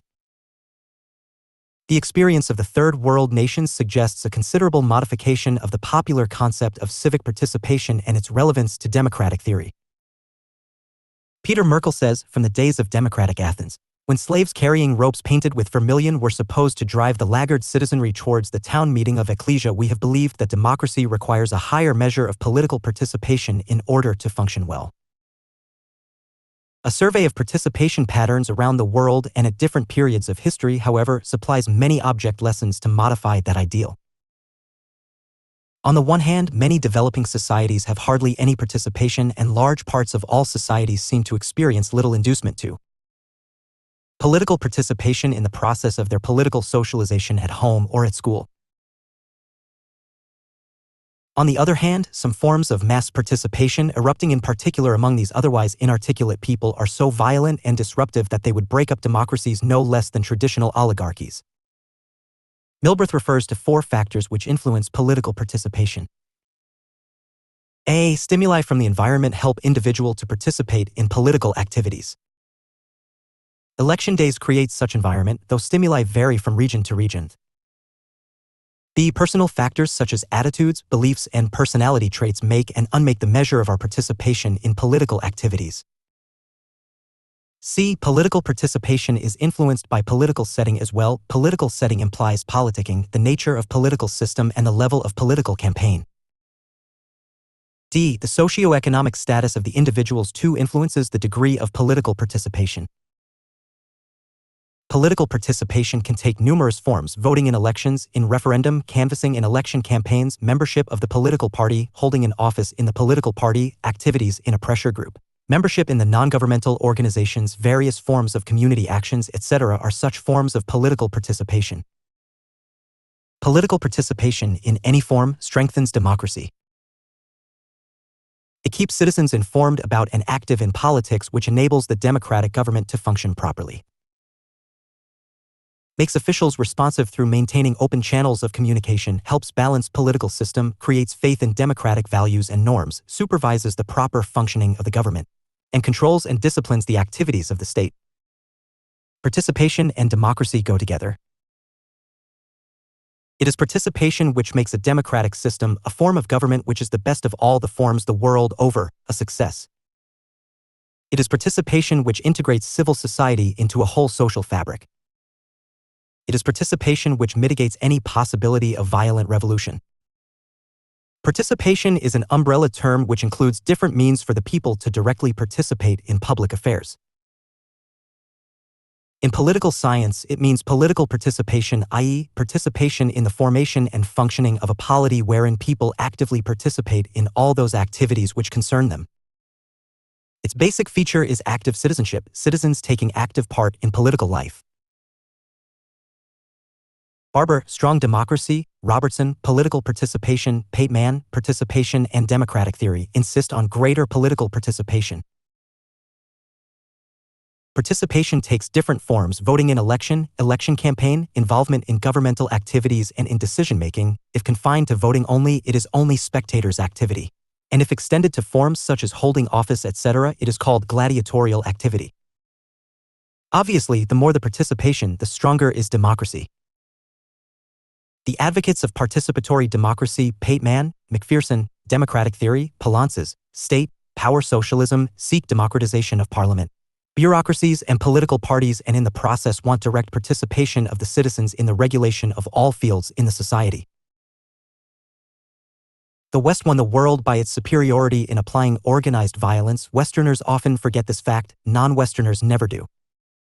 Huntington. Participation, indeed, is a solution to all the ills of democracy. But it is not without its inherent problems. Its chief limitation is that it is largely an impracticable exercise. Howsoever vertical and horizontal it may be made through procedural rules, it remains wanting in respects more than one. And then, for any political participation, there has to be social participation. Participation has to be procedural, institutional, as well as substantive. Because participation's graph is always demanding, there have arisen doubts about its efficiency and efficacy. This has made scholars such as John Burheim invent a new term, démarche, advocating a type of political system without state or bureaucracies and basing instead on randomly selected groups of decision-makers. Among the critics of elections, Benjamin Ginsberg is of the opinion that they make mass participation impossible under bureaucratic or military rule. Political participation in India during the elections of the Lok Sabha indicates the fact that the electorates in the country are well awakened. In the first general elections, the turnout was 47.5%, while in 1999 elections it increased to 59.5%. The turnout in the 1967 Lok Sabha elections was 61.3%, 64.1% in 1984, and 62% in 1989. With electorate about 17.32 crore in 1952 to 48.84 crore in 1991, candidates contesting elections in 1952 were 1874, and in 1991, they were 8953. However, political apathy and lack of political socialization and political education are obstacles which hamper the growth of political participation in India. 4. Party systems. Party system is a modern phenomenon about 200 years old. Political parties emerged clearly in the first half of the 19th century in Europe, North America, and in Asia, though they seem to have existed without being called as political parties in the medieval and early modern periods. There were, for example, Lancastrians and the Yorkists, Cavaliers and Roundheads in England long before the American War of Independence, where after that had emerged the Federalists and Anti-Federalists. These rival factions paved way for political parties. 4. A. Political parties, meaning and functions. A political party is an organized body of people who advocate a set of agreed principles and policies on political and general matters, and who through peaceful and constitutional means seek to capture political power so to put them in practice. It is not a faction, for it has to be an organized body. It is not characterized by sharp differences, for it has to stand by certain principles and clear-cut agreed policies. It has not to be violent and underground group of Rovatushencies attempting a coup or overthrowing a government, for it has to seek political power through peaceful and constitutional means. A political party is an organization of like-minded people, an organization which is goal-oriented, an organization which exists to capture and retain power. Duverger, Political Parties, defines political parties as organized groups seeking political power, whether by democratic elections or by revolution. A pragmatic definition of a political party has been provided by Robert Huckshorn, Political Parties in America.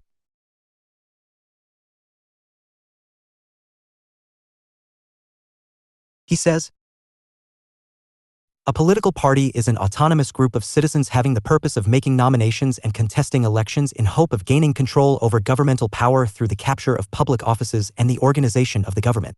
It is, thus, an organized group of people with at least roughly similarly political aims and opinions that seeks to influence public policy by getting its candidates elected to public offices. Burke had defined political party as a body of men united for the purpose of promoting, by their joint endeavors, the public interests upon some principles on which they are all agreed. McIlver gives an elaborate definition of a political party, saying that it is an association organized in support of some principles or policy which, by constitutional means, endeavors to make the determinants of government. Political parties play a definite role in democracies. They help make representative government possible. They provide a link between the citizens and the government, as also a link between the electorates and their representatives. As Lowell had once rightly said, they act as brokers of ideas, transmitting opinions.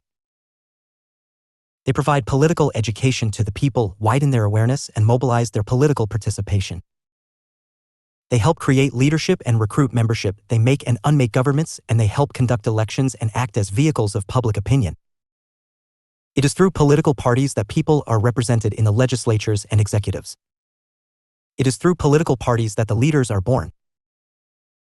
It is through political parties that the goals are articulated, set, and achieved. It is through the political parties that the people are politically socialized and mobilized. It is through political parties that the ruling elite and opposition are organized. Without political parties, there are no elections. Without elections, there is no democratic government. Without democratic government, there is all chaos, anarchy, and lawlessness. 4. B. Party system types. Political parties are classified on numerous grounds.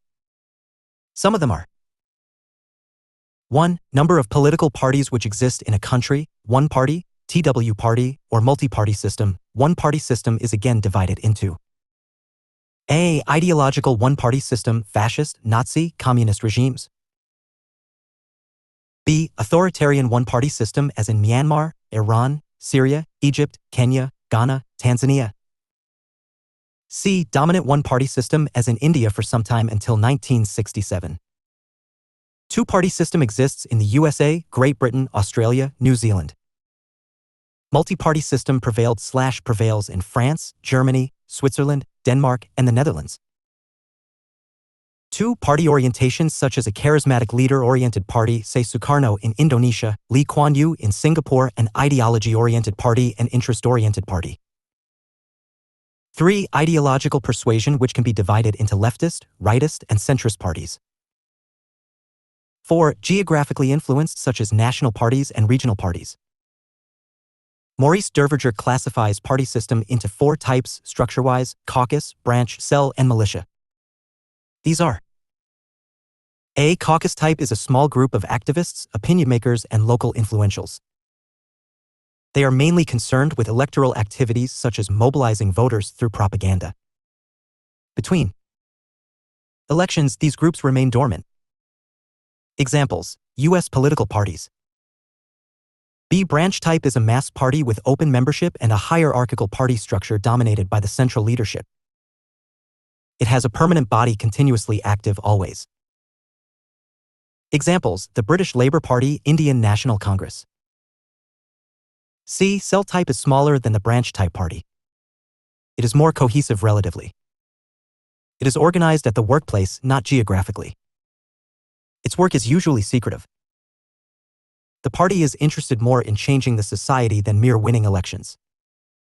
Examples: the communist parties in the capitalist societies. D. Militia-type party is usually modeled on the army pattern. Its organization is hierarchical and its membership expects complete loyalty towards the leader. Examples: the Fascist Party under Mussolini, the Nazi Party under Hitler. The classification of political parties as single party, two-party, multi-party, and dominant party are usually common, though the scholars too talk about partyless or no-party system as well. These can be discussed as under. 4. B. Single-party system. A single-party system is a type of government in which a single party forms the government and no other political parties are allowed to run candidates for elections. In such a system of government, the ruling political party is guaranteed of its position while all the other political parties either do not exist or exist only in jails. Single-party system usually outlaws opposition, somewhere oppositions are allowed to exist as subordinate allied parties, as in the communist countries, somewhere they exist as part of some popular front. It may be noted that single-party systems have existed in fascist, socialist/communist, or nationalist regimes. The ruling single party, wherever it exists, controls all aspects of life within that state. Some examples of single-party states are People's Republic of China, Cuba, North Korea, Eritrea, Syria, Turkmenistan, and Vietnam. 4b2 Two-party system. A two-party system state is one where there are two major political parties which share power among themselves. There may exist other political parties, third, fourth, and so on, but some political parties do not have any political significance. Of the two major political parties, one becomes the ruling party, another the opposition party. The United Kingdom and the United States of America have a two-party system. Labour Party and the Conservative Party in UK and the Republican Party and the Democratic Party in the United States are examples of two-party system. The two-party systems have their merits, policies and governments do not change rapidly, stability and accountability exist side by side, effective administration is possible. But its demerits are no less unimportant. The dictatorship of the ruling party does not allow the moderate rule possible. Rigid dictatorial dominance of the parties is usually observed. The party dominance dominates national interest. Legislatures and governments become the tools in the hands of the political parties. Voters have very limited choice, have much less to choose from. The parties usually put the state to ransom. 4b3 Multi-party system. A multi-party system state is one where more than two political parties, usually equally powerful, have impact in the state's political life. Each party competes for votes, and the legislature, so composed of representatives from different political parties, characterize the real mirror of people's choice. Such a system does have the merit of not having any political party usurping power and act despotically. But it risks stability. The multi-party system governments are usually unstable.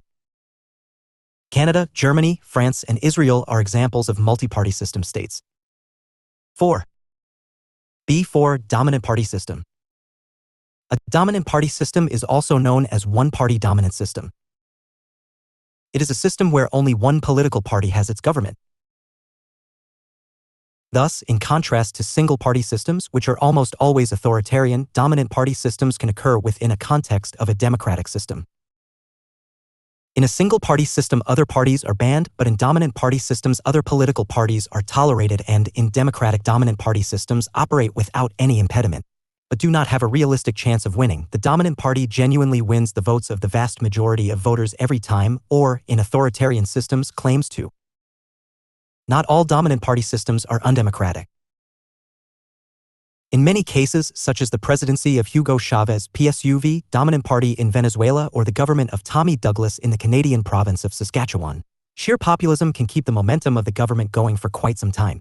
In other cases, sheer inertia preserves the dominant party, as with the Liberal Democratic Party, LDP, in Japan, where the Japanese people as well as Japanese special interests have become so accustomed to LDP rule that until quite recently they found it hard to imagine it any other way. At one point of time, the Indian National Congress in India was an example of dominant party system before 1967, usually referred to as the Congress system. 4b Nonpartisan democracy. It is also described as no-party democracy. It is a system of representative government where universal and periodic elections through secret ballot take place without political parties. A government may be called nonpartisan if the law does not permit political parties. 2. Government officials are not members of political parties. 3. Government policies are decided by a direct democracy, or 4. Officials are chosen in nonpartisan election. In such a system of state, elections are held and candidates to an office are chosen strictly by the conscience of the individuals voting for them. Familiarity with all potential candidates is not seen as a necessity or even a possibility. Nonpartisan democracies can also have indirect elections whereby delegates are chosen who in turn vote for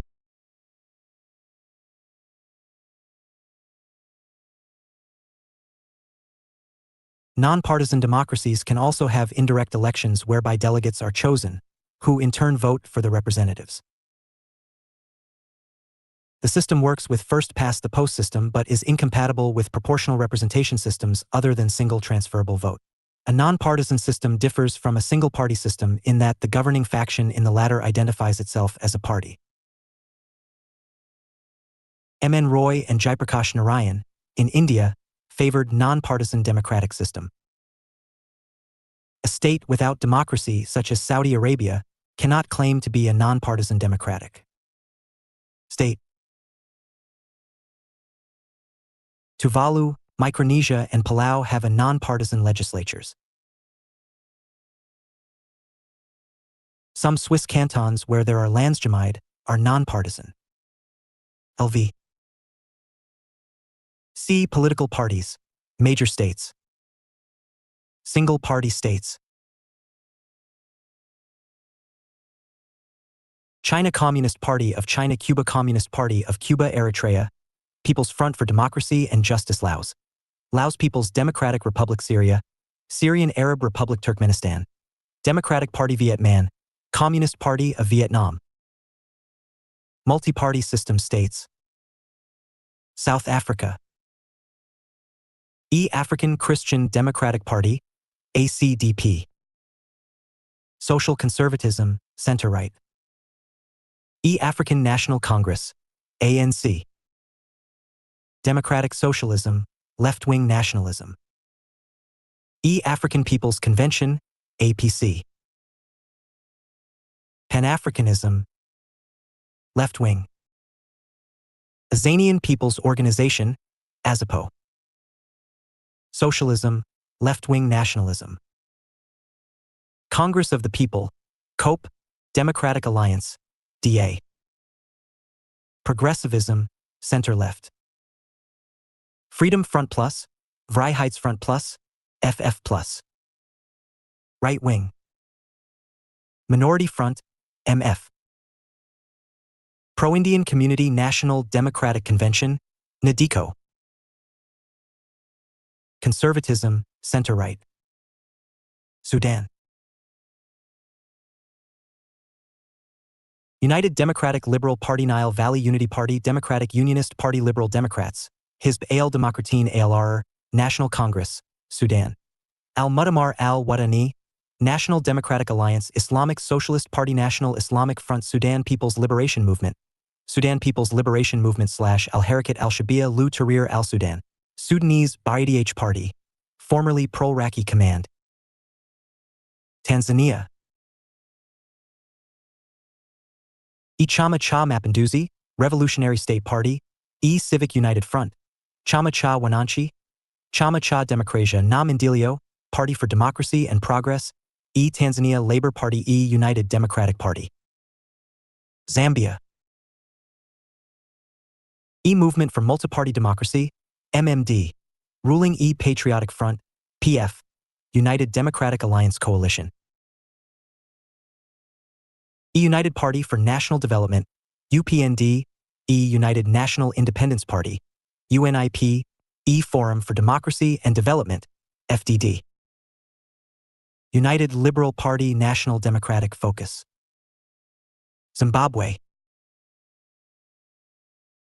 International Socialist Organization Movement for Democratic Change, Mutamba National Alliance for Good Governance, Patriotic Union of Mandebeleland, United People's Party, Zimbabwe African National Union, Ndonga Zimbabwe African People's Union, Federal Party, Zimbabwe People's Democratic Party, Zimbabwe Youth in Alliance.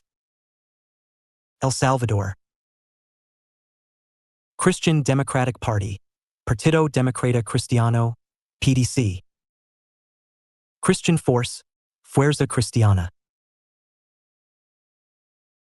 Democratic Change, Cambio Democrático, CD, National Action Party, Partido Acción Nacional, PAN, National Liberal Party, Partido Nacional Liberal, PNL, Nationalist Republican Alliance, Alianza Republicana. Nacionalista Arena ruling party. Paraguay.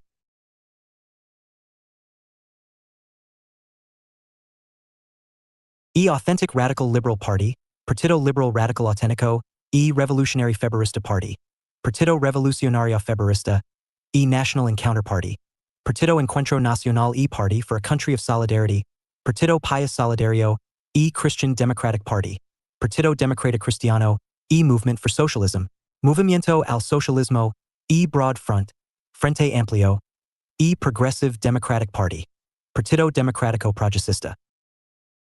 Venezuela.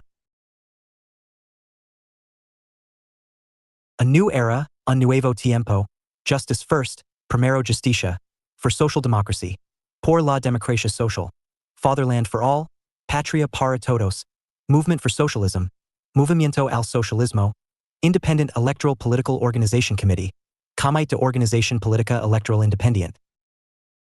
Political parties in Asia. Japan. Liberal Democratic Party, LDP. Democratic Party of Japan, DPJ. Indonesia. Golkar, Partai Golongan Karya, Party of Functional Groups, Indonesian Democratic Party Struggle, Partai Demokrasi Indonesia Perjuangan, National Awakening Party, Partai Kebangkitan Bangsa, United Development Party, Partai Persatuan Pembangunan, Democratic Party, Partai Demokrat, Prosperous Justice Party, Partai Keadilan Sejahtera, National Mandate Party, Partai Amanat Nasional, Crescent Star Party, Partai Bulan Bintang. Singapore. National Solidarity Party People's Action Party, ruling Party Singapore Democratic Alliance Pertubuhan Kebangsaan Malaysia Singapura, Singapore Malay National Organization. Singapore People's Party Singapore Democratic Party Workers' Party of Singapore Democratic Progressive Party. Russia. Major European powers, Russia.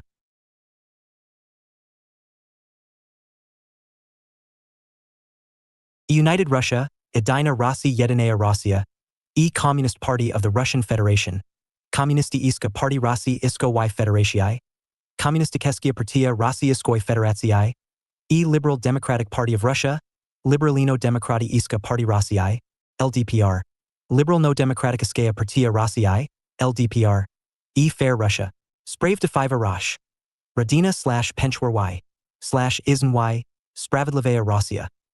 Radina, Pensionary, Zizn. Table 31.2 Forms of Party System. State-wise. No party states, single party, dominant party states. American Samoa, Cuba, Angola, Paraguay. Brunei, Eritrea, Botswana, Russia. Kuwait, Laos, Cambodia, Rwanda. Libya, North Korea, Cameroon, Singapore. Mao, Turkmenistan, Chad, South Africa. Micronesia, Vietnam, China, Sudan. Tuvalu, East Timor, Thailand. Two-party states.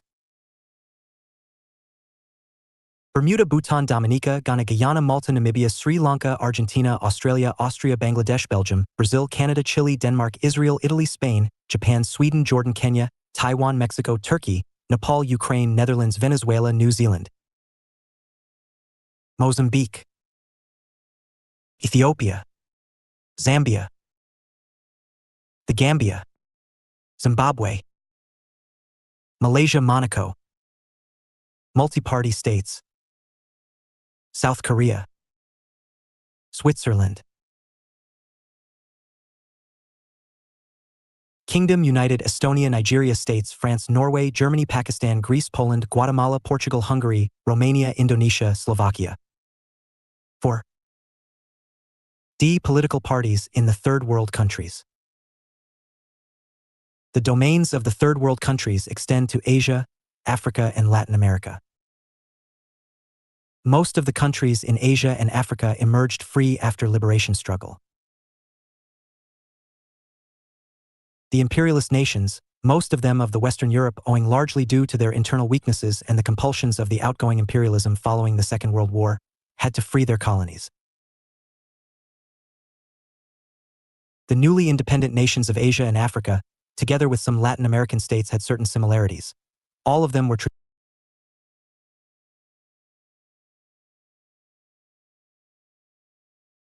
The newly independent nations of Asia and Africa, together with some Latin American states, had certain similarities. All of them were traditional societies, all of them were underdeveloped states, all of them were to seek modernization, national integration, and independent foreign policy. The party system that emerged in such developing areas was to be of a paternal type. Usually the political parties, which fought their respective liberation struggles, became the ruling parties, taking upon themselves the task of building their societies. The Indian National Congress in India, the Muslim League in Pakistan, and the like began the task of modernization.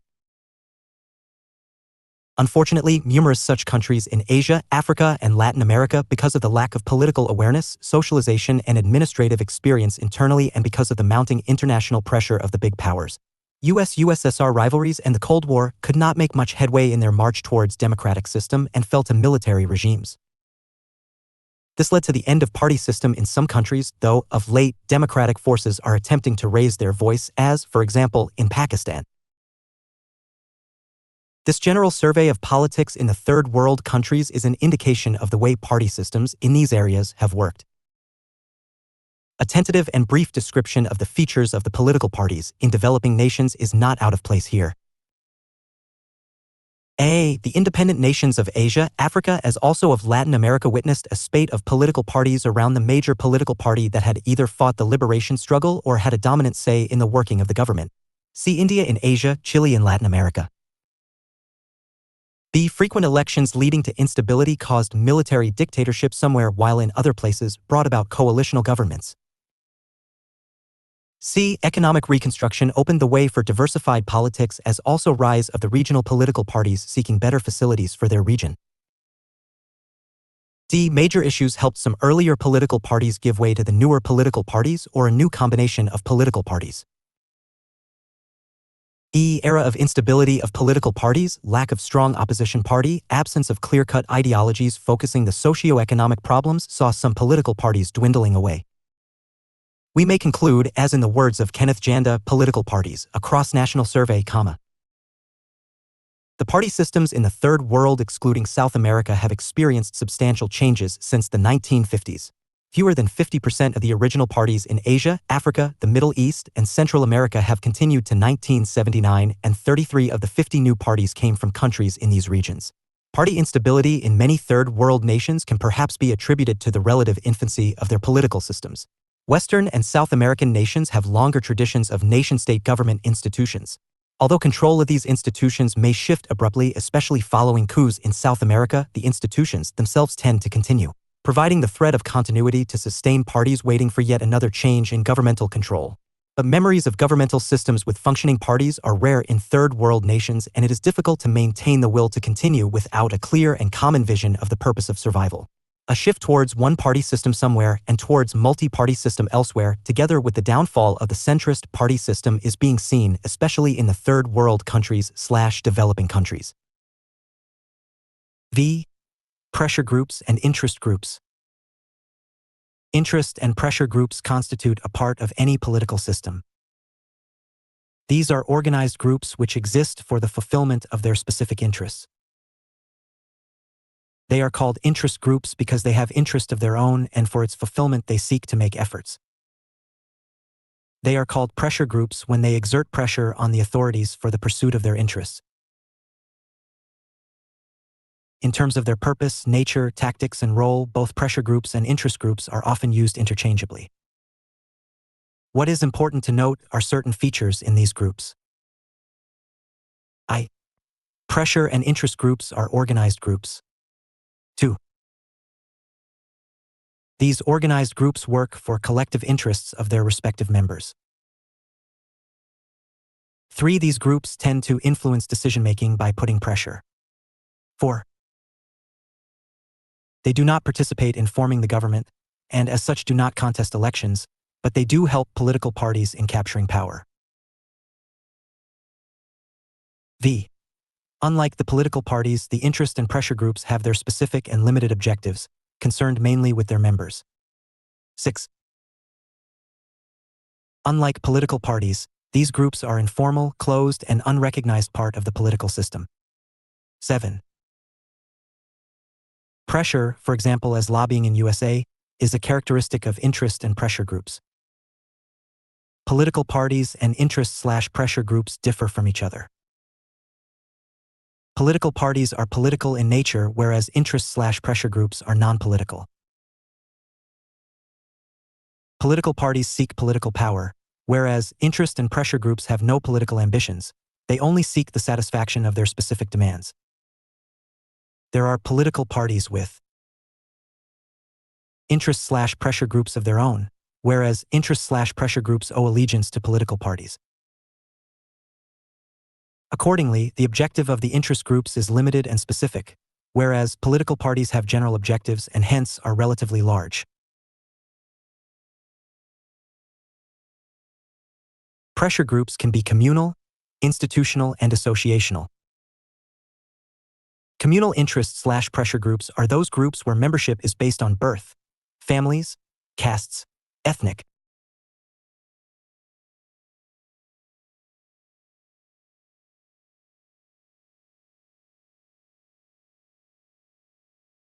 institutional interest/pressure groups are those where membership is limited to bodies which are parts of the government, attempting to exert influence on government for protecting and promoting the interests of members of such government.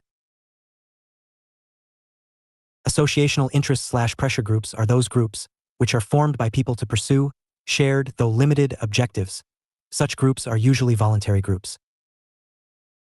Some such pressure groups, as in India, may be described as follows.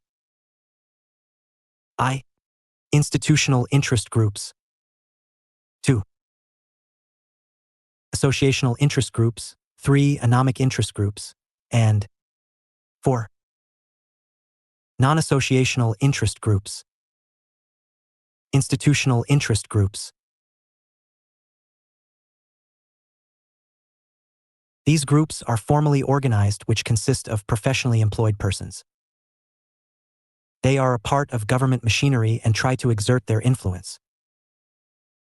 But they do have much autonomy. These groups are found in political parties, legislatures, armies, bureaucracies, and churches.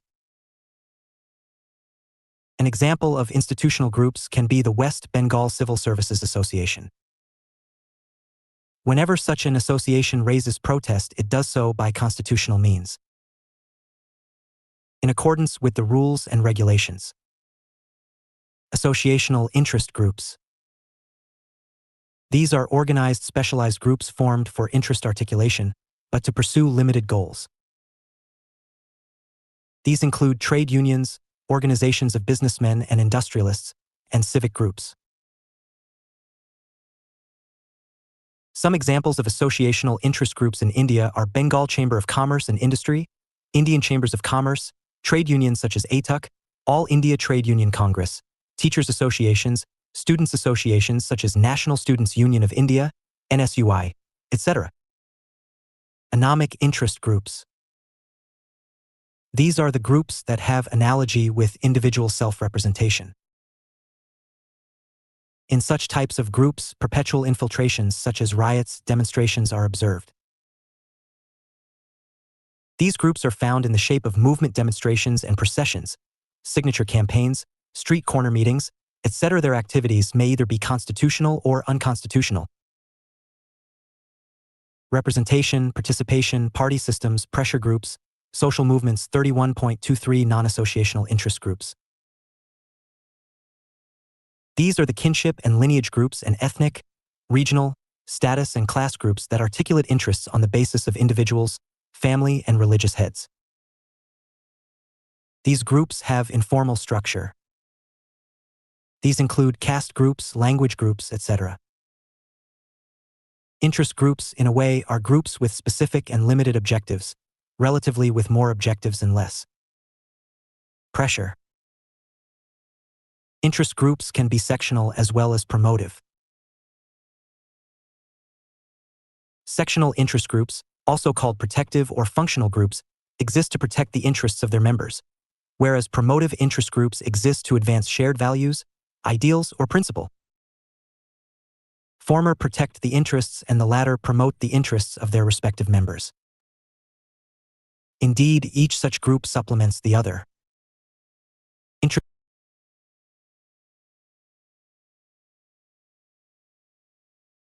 Interest groups are also classified as insider interest groups, which enjoy regular institutionalized access through routine consultation or representation. B. Outsider interest groups, which do not enjoy such access as the insider interest groups do. The pressure groups follow numerous methods in realizing their objectives.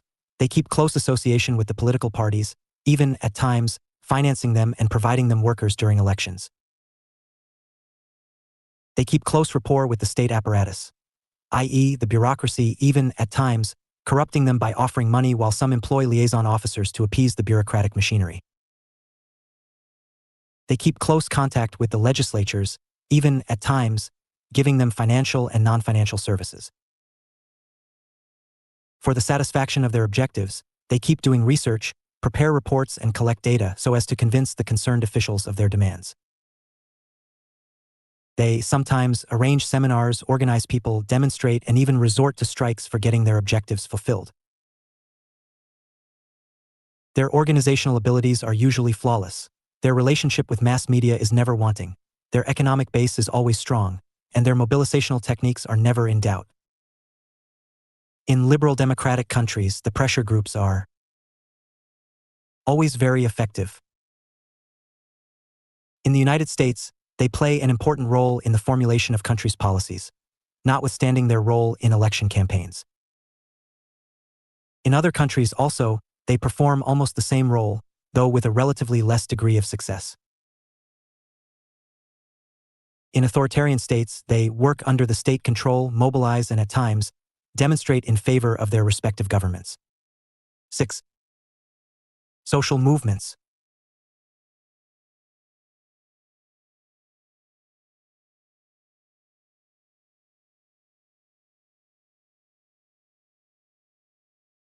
Social movements, according to Oxford Concise Dictionary of Politics,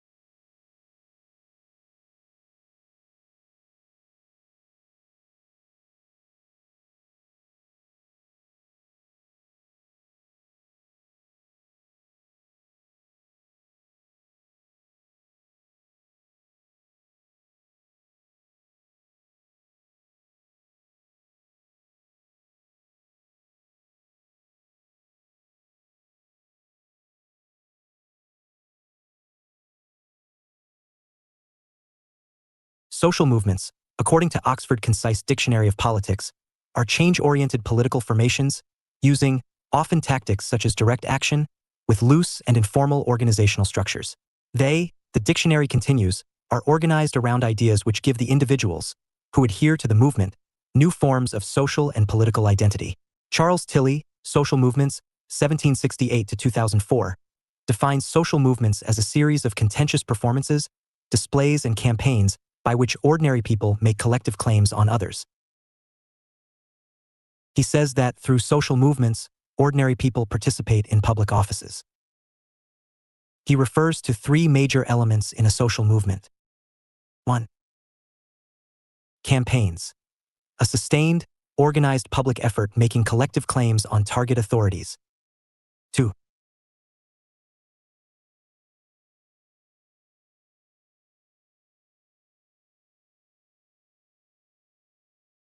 Social movement repertoire. Employment of combinations from among the following forms of political action. Creation of special purpose associations and coalitions, public meetings, solemn processions, vigils, rallies, demonstrations, petition drives, statements to and in public media and pamphleteering, and WNC. Displays. Participants' concerted public. Representation of worthiness, unity, numbers, and commitments on the part of themselves and or their constituencies.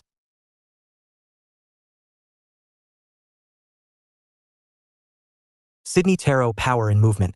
Collective Action, Social Movements and Politics, defines social movement as collective challenges to elites, authorities, other groups, or cultural codes by people with common purposes and solidarity in sustained interactions with elites, opponents, and authorities. Social movements. The term was introduced in 1850 by a German sociologist, Lorenz von Stein, in his book, History of the French Social Movements from 1789 to the Present, though Tilly claims that social movement did not exist before the late 18th century, stating that social movements were invented in England and North America during the first decades of the 19th century and had since then spread across the globe. The early growth of social movements was connected to broad economic and political changes including parliamentarization, market capitalization, and proletarianization, while political movements that evolved in late 18th century, like those connected to the French Revolution and Polish Constitution of May 3, 1791, were among the first documented social movements. Tilly notes that the British abolitionist movement has some claim to be first social movement, becoming one between the sugar boycott of 1791 and the Second Great Petition Drive of 1806.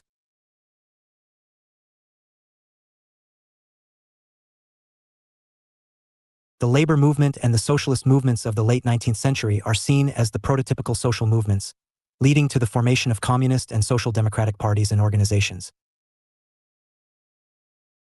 Britain after victory in the Second World War entered a period of radical reforms and changes.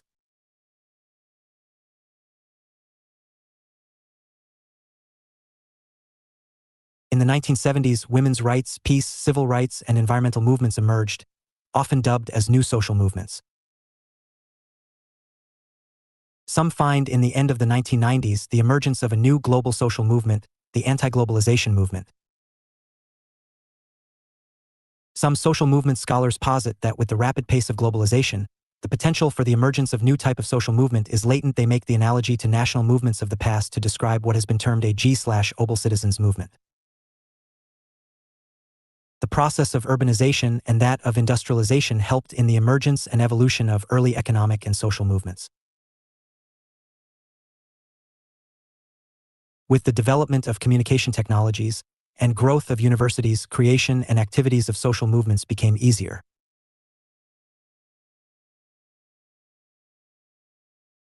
The spread of democracy and political rights made the formation of social movements much easier. Occasionally, social movements have been involved in democratizing nations, though they have flourished more after democratization. Sociologists have distinguished between several types of social movements. Scope. I. Reform movements. Movements dedicated to changing some norms, usually legal ones.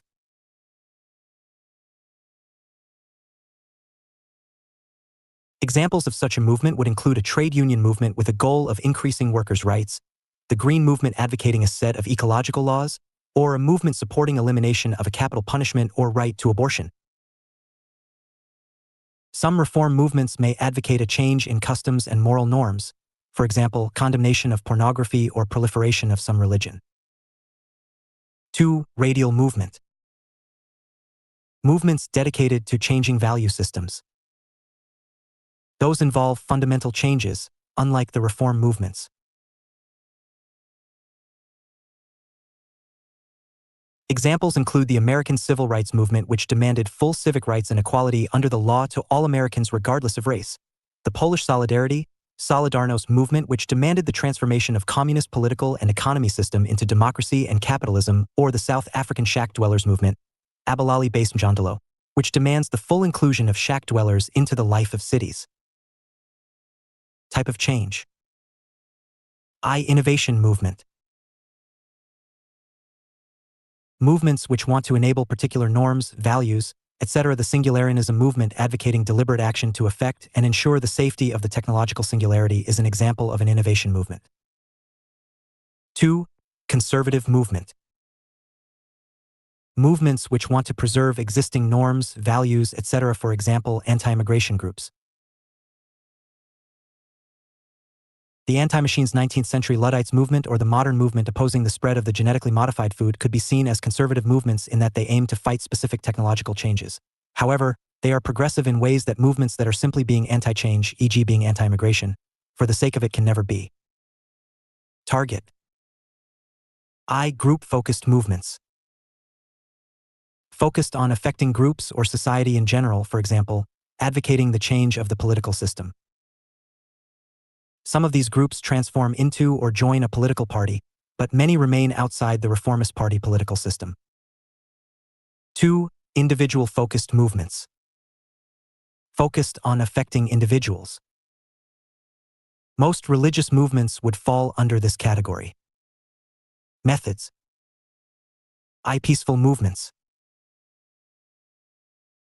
These are seen to stand in contrast to violent movements, but in reality rely on such force. American Civil Rights Movement, Polish Solidarity Movement, or Mahatma Gandhi Civil Disobedience Movement would fall under this category.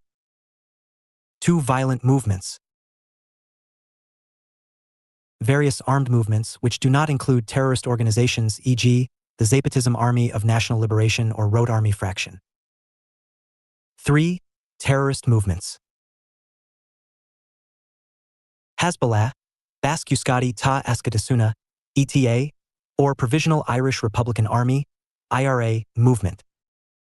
Old and new. Old movements. Movements for change have existed since the beginning of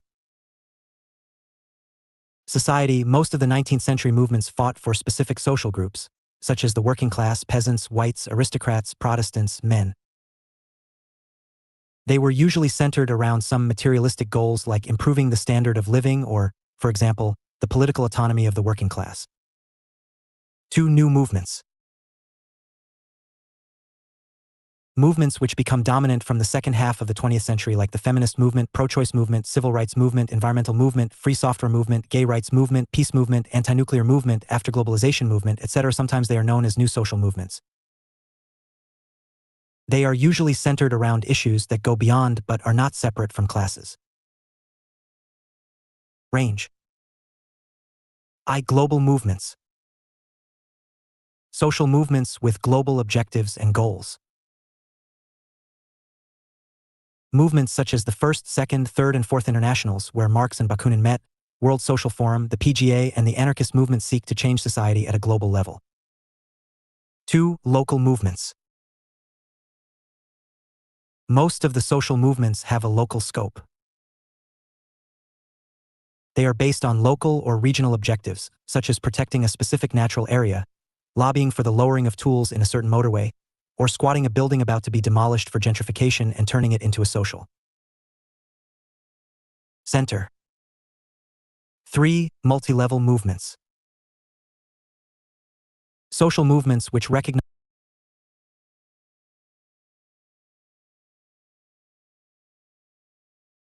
Social movements which recognize the complexity of governance in the 21st century and aim to have an impact at the local, regional, national, and international levels. Social movements have their dynamics. They are created, they grow, they succeed, or they fail. Social movements exist everywhere, both in liberal as well as in authoritarian societies. They get polarized. They are the old social movements fighting for the material gains with the workers asking for them, the capitalists resisting them. There are the new social movements with differences about customs, values, and the like, not just material aspect. Initiating event may give birth to a social movement as the civil rights movements in America, whites reacting to a black woman, Rosa Parks, or the Polish Solidarity movement in Poland following the expulsion of a trade unionist, Anna Walentynowicz. As against this, there is the volcanic model where a social movement is often created after a large number of people realize that there are others sharing the same value and desire for a particular social change. Some charismatic leader may help create a social movement while some outside elements make social movements possible. Diana Kendall, Sociology in Our Times, has developed several theories with regard to the social movement. Chronologically, they are usually described as under 1. Collective behavior/collection action theories, 1950s. 2. Relative deprivation theory, 1960s. 3. Value-added theory, 1960s. 4. Resource mobilization, 1970s. 5. Frame analysis theory, 1970s, closely related to social constructionist theory. 6. New social movement theory, 1980s. 6.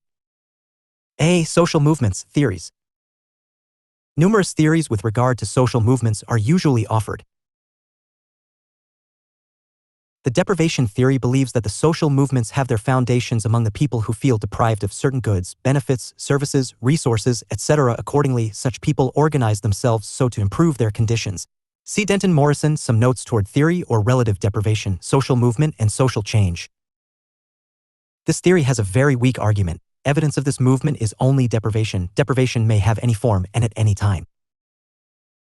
The mass society theory argues that the social movements are made up of individuals in large societies who feel insignificant or socially detached. Social movements, according to this theory, provide a sense of empowerment and belonging that the movement members would otherwise not have. See William Kornhauser, The Politics of Mass Society, Aho, Politics of Righteousness. Some criticize such a theory on the ground that it does not have sufficient support, for members of the movements may not be socially detached as they are expected. The structural strain theory, Neil Smelser, theory of collective behavior, refers to the following factors which encourage social movement. 1. Structural conduciveness. People come to believe that society has problems. 2. Structural strain. People experience deprivation. 3. Growth and spread of a solution. A solution to the problems people are experiencing is proposed and the solution spreads. 4. Precipitating factors. Discontent usually requires a catalyst, often a specific event, to turn it into a social movement. 5. Lack of social control. The entity that is to be changed must be at least somewhat open to the change. If the social movement is quickly and powerfully repressed, it may never materialize. 6. Mobilization. This is the actual organizing and active component of the movement. People do what needs to be done. Like the deprivation theory, strain, like deprivation, is the only indication of social movements. The resource mobilization theory lays emphasis on the importance of resources in social movement, sources including knowledge, money, media, labor, solidarity, and legitimacy.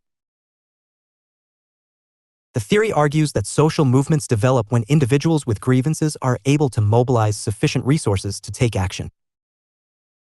The critics lay too much emphasis on resources, while social movements such as the civil rights movement in the United States emphasize on members and their role. The political process theory lays emphasis on political opportunities.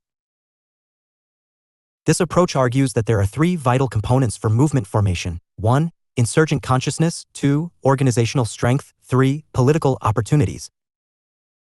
The critics oppose the theory for having ignored the culture component. The culture theory builds both on the political process and resource mobilization theories while emphasizing on the importance of culture. The theory suffers from defects as do the political process and the resource. Mobilization theories. We may, however, summarize some of the other major theories together with their characteristics as follows. Functionalist perspectives. In 1950s, view was that social movements were outgrowth of particular type of social behavior known as collective behavior. 2. These arise out of a breakdown of traditional order with some underlying shared source of excitement or stress or anxiety or frustration. 3. Breakdown of traditional patterns of order and social control produce the elementary forms of collective behavior which, if they persist, may lead to social movements and then may evolve into integrated structures and new established norms. Follows very much the functionalist view of order and change gradual. 4. Social movements are adaptive responses to strains in transition from traditional to modern mass societies. Social movements emerge out of spontaneous and amorphous mass discontent. 6. Functions. Social movements contribute to the formation of public opinion, serve as the training ground for leaders of political establishment. Value-added theory. Smelser emphasizes ongoing interaction between movement and society and identifies 6 conditions necessary for development of social movements, each necessary and each added on to the other. Structural conduciveness. Organization of society can facilitate the emergence of conflicting interests. 2. Structural strains. Conduciveness of social structure to potential conflict gives way to a perception that conflicting interests do in fact exist. 3. Growth of a generalized belief system, ideology, a shared view of reality that redefines social action and serves to guide behavior. 4. Precipitating events, triggering events found within or outside social structure. Mobilization of participants. 6. Operation of social control, response of others in society, e.g. counter-movements or governmental authorities. Latter could either open channel of communication or influence, i.e. cooperation, or alter underlying structural conditions that gave rise to social movements, or suppress movement, prevent, delay, or interrupt. Criticisms. Causal links between 6 factors remains unclear. It does not clarify the kind structures, strains of the movement. Therefore, the links mentioned are more descriptive than explanatory. Conflict theory perspectives. Social movements are special sorts of interest group collectives that attempt to gain benefits for individuals. 2. Produce social reforms. 3. Gain entry into the established structures of society. Movement theory. Do not view government as an ally, inclined to not accepting established political or scientific authority. Moral crusades, the politics of righteousness, agents of cultural renovation, goals are more cultural rather than political, to change moral climate of nation, frame issues in absolute terms with little room for compromise. Emphasizes the consciousness and culture, ideology, generalized beliefs, values, and focus on modern societies. Developed by European scholars, movements emerged in short time span in different Western nations, all having different cultural traditions and national structures of political opportunity. Developed as reactions to modernizing process in advanced industrial capitalist societies, reactions to erosion of traditional ways of family and work life post-World War II. Overriding issue is one of life space and the struggle to regain control of private spheres of life from state bureaucratic regulation, same as postmodernism, which comes from literary critics of modernity. Promotes autonomy and self-determination as well as improvements in quality of life. Have complex agenda that go beyond single issue. From social movements of previous decades. Ideological contexts are different, framed by concerns about individual and cultural rights, articulating claims about fundamental economic justice or human or political rights. An ideology shaped by values about self-actualization, community and personal satisfaction. Preferred action forms are different, distrustful of politics, favoring small-scale and decentralized organizations, anti-hierarchical, advocating direct democracy, and not associated with the grievances of the lower classes. 6. New social movements. The term new social movement refers to those movements which have come up since mid-1960s. The new social movement theory looks at various collective actions, their identity and on their relations for culture, ideology,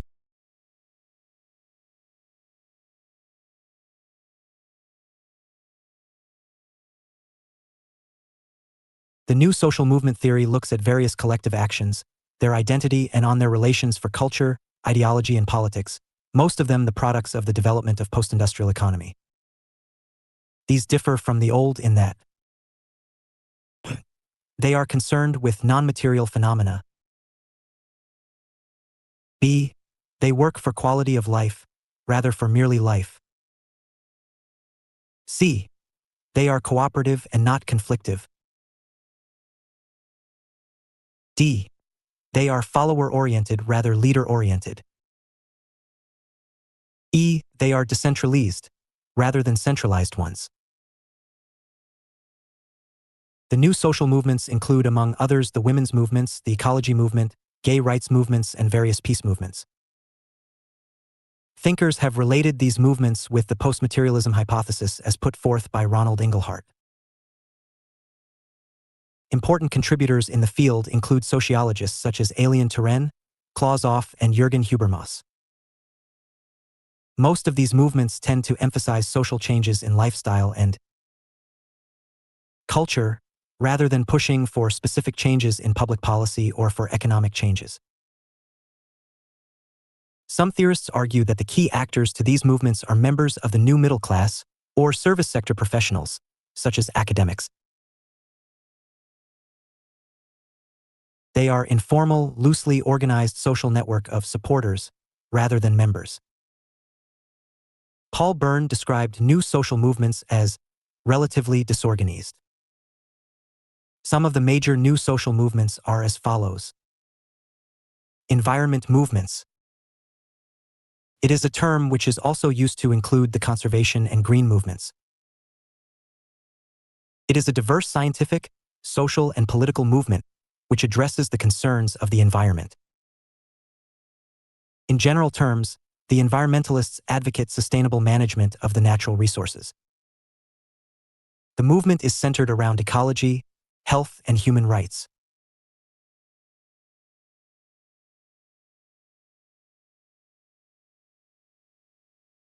Its base is very broad, including private citizens, professionals, statesmen, intellectuals, and the like. Among its advocates, we may mention Thoreau, Walden, or Life of the Woods, and Marsh between 1830 and 1960. During the 1960s and 1970s, mention may be made about Rachel Carson, Silent Spring, Paul R. Ehrlich, The Population Bomb, and the like. The scope of the movement includes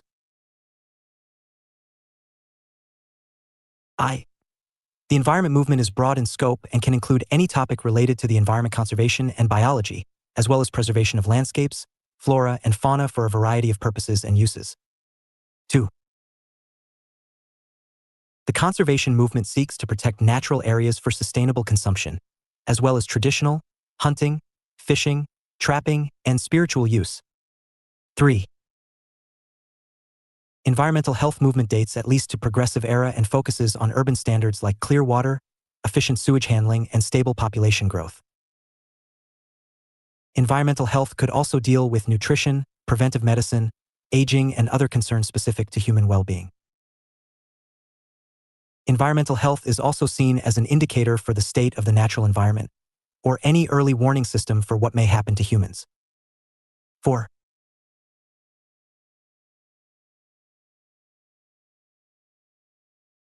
Environmental justice is a movement that began in the U.S. in the 1980s and seeks an end to environmental racism and prevent low-income and minority communities from an unbalanced exposure to highways, garbage dumps, and factories. The environmental justice movement seeks to link social and ecological environmental concerns, while at the same time preventing de facto racism and classism. The ecology movement could involve the Gaia theory, as well as value of Earth and other interactions between humans, science, and responsibility. 6. Deep ecology is often considered to be a spiritual spin-off of the ecology movement. 7. Bright green environmentalism is a currently popular sub-movement, which emphasizes the idea that through technology, good design, and more thoughtful use of energy and resources, people can live responsible, sustainable lives while enjoying prosperity. Peace movements. It is a movement that seeks to achieve ideals such as the ending of a particular war or all wars, minimize interhuman violence in a particular place or type of situation, often linked to the goal of achieving world peace. Means to achieve these ends usually include advocacy of pacifism, nonviolent resistance, diplomacy, boycotts, moral purchasing, supporting anti-war political candidates, demonstrations, and lobbying groups to create legislation. The political cooperative is an example of an organization that seeks to merge all peace movement organizations and green organizations. The Day of Silence for Peace holds rallies when participants wear a piece of white cloth across their mouths with peace written on it to symbolize their unity and readiness to change their world. Feminist movements. It is also known as the women's movement or women's liberation. /T is a strong campaign which focuses on the rights of women. It started in 1862, held in Southern California. Women's movement campaigns for gender equality, women's identity, and the end of women's exploitation. Numerous strands of feminism are working to produce positive results to end patriarchal dominance and bring about gender justice. Some other new social movements are A. Abalali Basemjondalo, South Africa. B. Anti-nuclear movement. C. Landless People's Movement, South Africa. D. Movimento dos Trabalhadores Rurais Sem Terra, Brazil. E. Western Cape Anti-Eviction Campaign, South Africa. F. Zapatista Army of National Liberation, Mexico. Paul Baguli and Nelson Pichardo, New Social. Movements. A critical review have criticized new social movements for being concerned with non-materialistic issues which even existed in the pre-industrial and traditional times, and that the new social movements do not have the new theories to explain their contents. They even doubt if the new social movements are the product of the post-industrial society. They allege that the new social movements have the left-wing orientation. Steve Cake, different political movements, argue that the new social movements are neither new, nor social, nor movements and may better be described as different political movements. 6. See social movements in developed and developing societies. Social movements vary from society to society, for they respond to the social conditions in which societies find themselves. In most advanced developed societies, problems are different, the way the people lead their lives are also different, and their attitude towards life is also different. As against such societies, the developing nations view life and problems differently. Accordingly, the social movements differ from society to society, situation to situation, time to time, and attitudes to attitudes. The United States, for example, the nation of mixed races, will have social movements which lay emphasis on the ethnic movements relating to identity one's civil rights movement. The country would have social movements which would seek respect for diversities, stress on integration, conversion of mob into collectivity, political and cultural freedoms, movements against apartheid, against amassing wealth, against terrorism. The more developed nations indulge in debates so to form social movements which help reconcile the claims of modernization and of globalization, the demands of globalization and civil society, the process of ecological balance and of sustainable development, and the like. The social movements such as the Royal Society for the Protection of Animals, as in Britain, are one such movement. In such developed nations, social movements which are popular relate to environmentalism, peace concerning, anti-nuclear ones. The nature of social movements in the developed societies is the emphasis on matter than on life, life as also on good life, i.e., on quality of life rather on more life. In developing nations, the fundamental conditions of social movements are quite different from those in the developed countries. In developing nations, developed as they are not, the major incentives for social movements are often related to fundamental needs and socioeconomic problems facing them.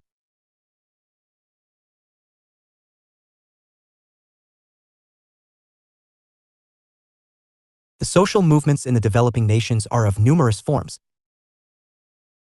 This is so because the social, economic, political, cultural conditions in the developing countries vary drastically. In India, as part of South Asia, the social movements include tribal movements relating to Dalits, National Campaign on Dalit Human Rights, Chipko Movement, Environmentalist Campaign, Friends of Nirmada River, Nirmada Bachao Andolan, the Enron Project, Maharashtra, Small Hands of Slavery, Bhim Sangha. Movement in India for Nuclear Disarmament, the Women's Movement in India. Other social movements of Asia include Child Labor Movement in Pakistan, Pakistan Trade Union Movement, India-Pakistan Make Love, Not War Movement, Peace Brigades International in Sri Lanka.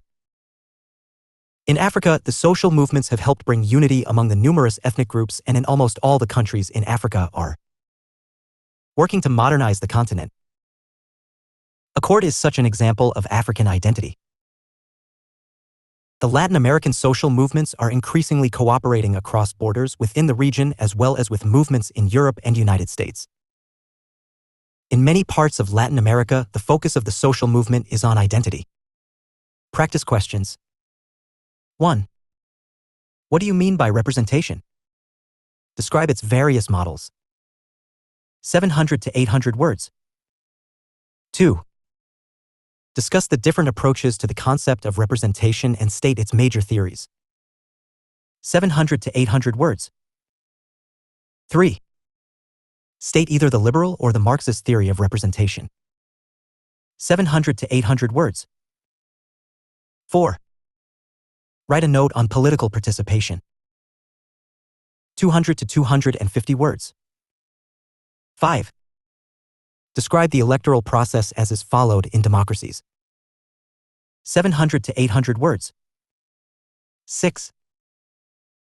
What do you mean by political parties and mention its various types/forms? 700 to 800 words. 7. In what respect are the new social movements new in nature? 2014, 200. 250 words. 8. What do you mean by social movements? Compare them with new social movements. 200 to 250 words. 9. Give a comparative explanation of social movements in developed and participation societies. 700 to 800 words. 10. Describe the theories of social movements. 200 to 250 words. 11. How did the struggle for representation increase the level and quality of democracy in the industrial societies? 2012, 200 to 250 words. 12. Party system in India is neither Western nor indigenous. Explain. 2014, 200 to 250 words. 13. Compare and contrast the social movements in advanced, industrial, and developing societies. 2013, 700 to 800 words. 14. Examine the significance of ideological and policy aspects in the structural growth of modern political parties. 2012, 700 to 800 words. 15. Critically evaluate the approaches towards environment concerns. 700. 800 words. Globalization, perspectives. Term was hardly used. Anthony Giddens, born 1938, famous work, The Third Way and Its Critics, claims to have used the term extensively when it was not used either in academics or in media, and certainly not in business discourses. Within a short span of time, the term globalization has traveled from a nowhere position to an everywhere in one.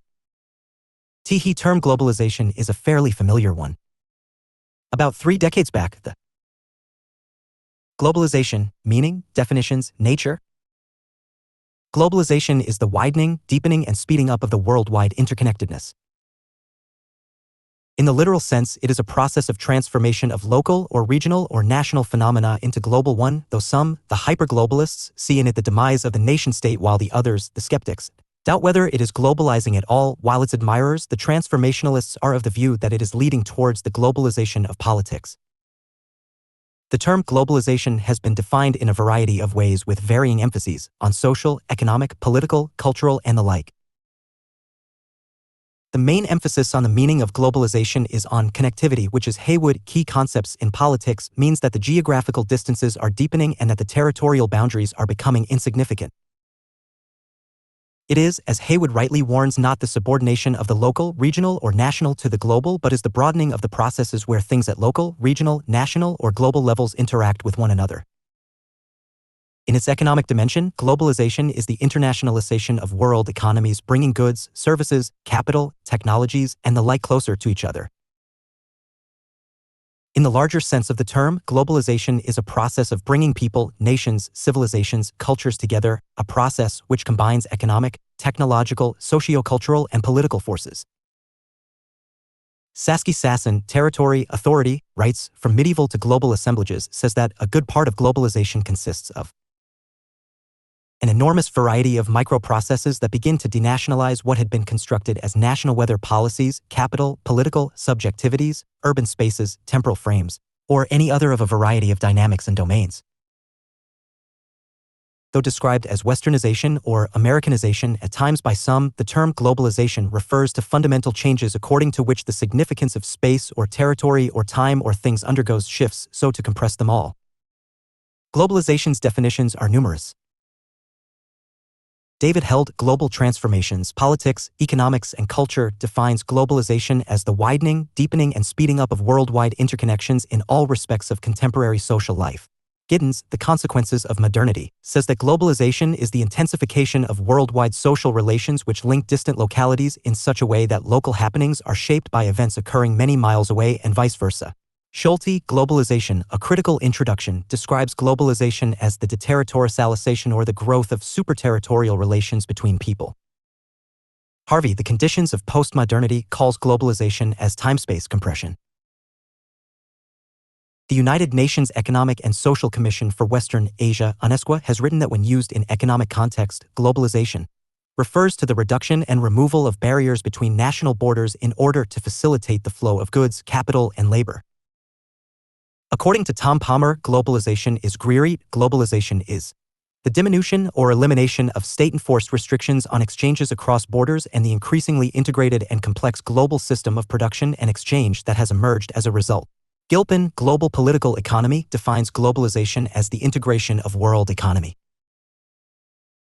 Bayliss and Smith, The Globalization of World Politics, define globalization as historical process involving a fundamental shift or transformation in the spatial scale of human social organization that links distinct communities and expands the reach of the power relations across regions and continents. Viotti and Coppi / International Relations and World Politics say that globalization refers to enormously increased transnational and worldwide interconnection in virtually every human pursuit. Globalization quotes. We have a cultural phenomenon, the emergence of a global culture or of cultural globalization. Berger globalization, far from putting an end to power diplomacy between states, has, on the contrary, intensified it. Bongo globalization is talking about the internet, talking about cell phones, talking about the computers. This does not affect 2/3 of the people of the world. Jimmy Carter globalization is a fact of economic life. De Guattari. In the current form, globalization cannot be sustained. Democratic societies will not support it. Authoritarian leaders will fear to impose it. Sweeney globalization in the sense of the world becoming smaller has been going on since Adam and Eve. Wolfenson it has been said that arguing against globalization is like arguing against the laws of gravity. Kofi Annan. Globalization is an attempt at shared social space. It is both the deterritorialization of power as well as deterritorialization of social, economic, and political activities. It is a conceptual shift in our thinking from a primarily geopolitical perspective to the perspective of geocentric or global politics. It is not the end of the sovereign nation-state but is an attempt to share power between national, regional, and global authorities. It is not the end of the country's borders but is one that makes borders soft. It is less the creation of a world state as it is of creating a global thinking, i.e., the realization that the mankind is one. Globalization, as is clear from the above, is the process of integrating nations and peoples politically, economically, and culturally into a larger community. By its very nature, the term globalization is not international.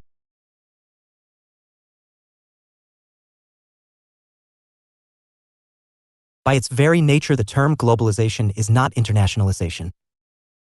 In fact, it is different from internationalization. To be more specific, it is more than internationalization. Internationalization remains confined to the nation-states, accepts their isolated and separate existence, while globalization, going beyond the nations, extends to the people, their culture, their civilization. It implies togetherness, connectivity, and relationship, dissolving, thus, the barriers of time, distance, and boundaries. The focus, as the term globalization suggests, is not on nations but on the entire globe. The emphasis, so far as the nature of globalization is concerned, is on the process that integrates people, businesses, non-governmental organizations, and nations into a larger network. Globalization promotes convergence, harmonization, efficiency, growth, democratization, and homogenization. In its implications, globalization has the following rudiments as its features or principles. 1. Globalization means deterritorialization. Global events occur anywhere and everywhere and in situation where latitudinal and longitudinal location seems immaterial. Business people on continents now engage in electronic commerce. Television allows people situated anywhere to observe the impact of wars. Academics make use of the latest video conferencing so as to organize seminars. Internet permits people to communicate instantaneously with one another. Globalization has made it all possible, rendering territorial restrictions almost insignificant. 2.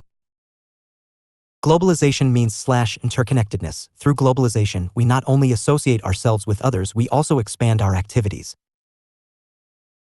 Any event happening anywhere influences events situated far away, though the magnitude and impact of the event could be relatively minimal. Interconnectedness across frontiers is, now, no longer haphazard, it can be predictable and regularized. 3. Globalization means compression of space and time. The proliferation of high-speed transportation, communication, and information technologies constitutes the most immediate effect of compression. Without these fast flows, it is difficult to see how distant events could possibly possess the influence they now enjoy. 4. Globalization means a process whose effects are of long-term nature. Deterritorialization, social interconnectedness, compression of space and time have their impact sooner or later on people working thousands of miles away from their homes. 5. Globalization is a process of multi-pronged nature. It is so because deterritorialization, interconnectedness, and acceleration, i.e. compression of time and space, have their impact in numerous arenas such as economic, social, political, and cultural. Bayliss and Smith, while concluding on these principles of globalization, refer to A. The stretching of social, political, and economic activities across political frontiers, i.e. deterritorialization. B. Intensification of interconnectedness in almost every sphere of social existence, i.e. social interconnectedness.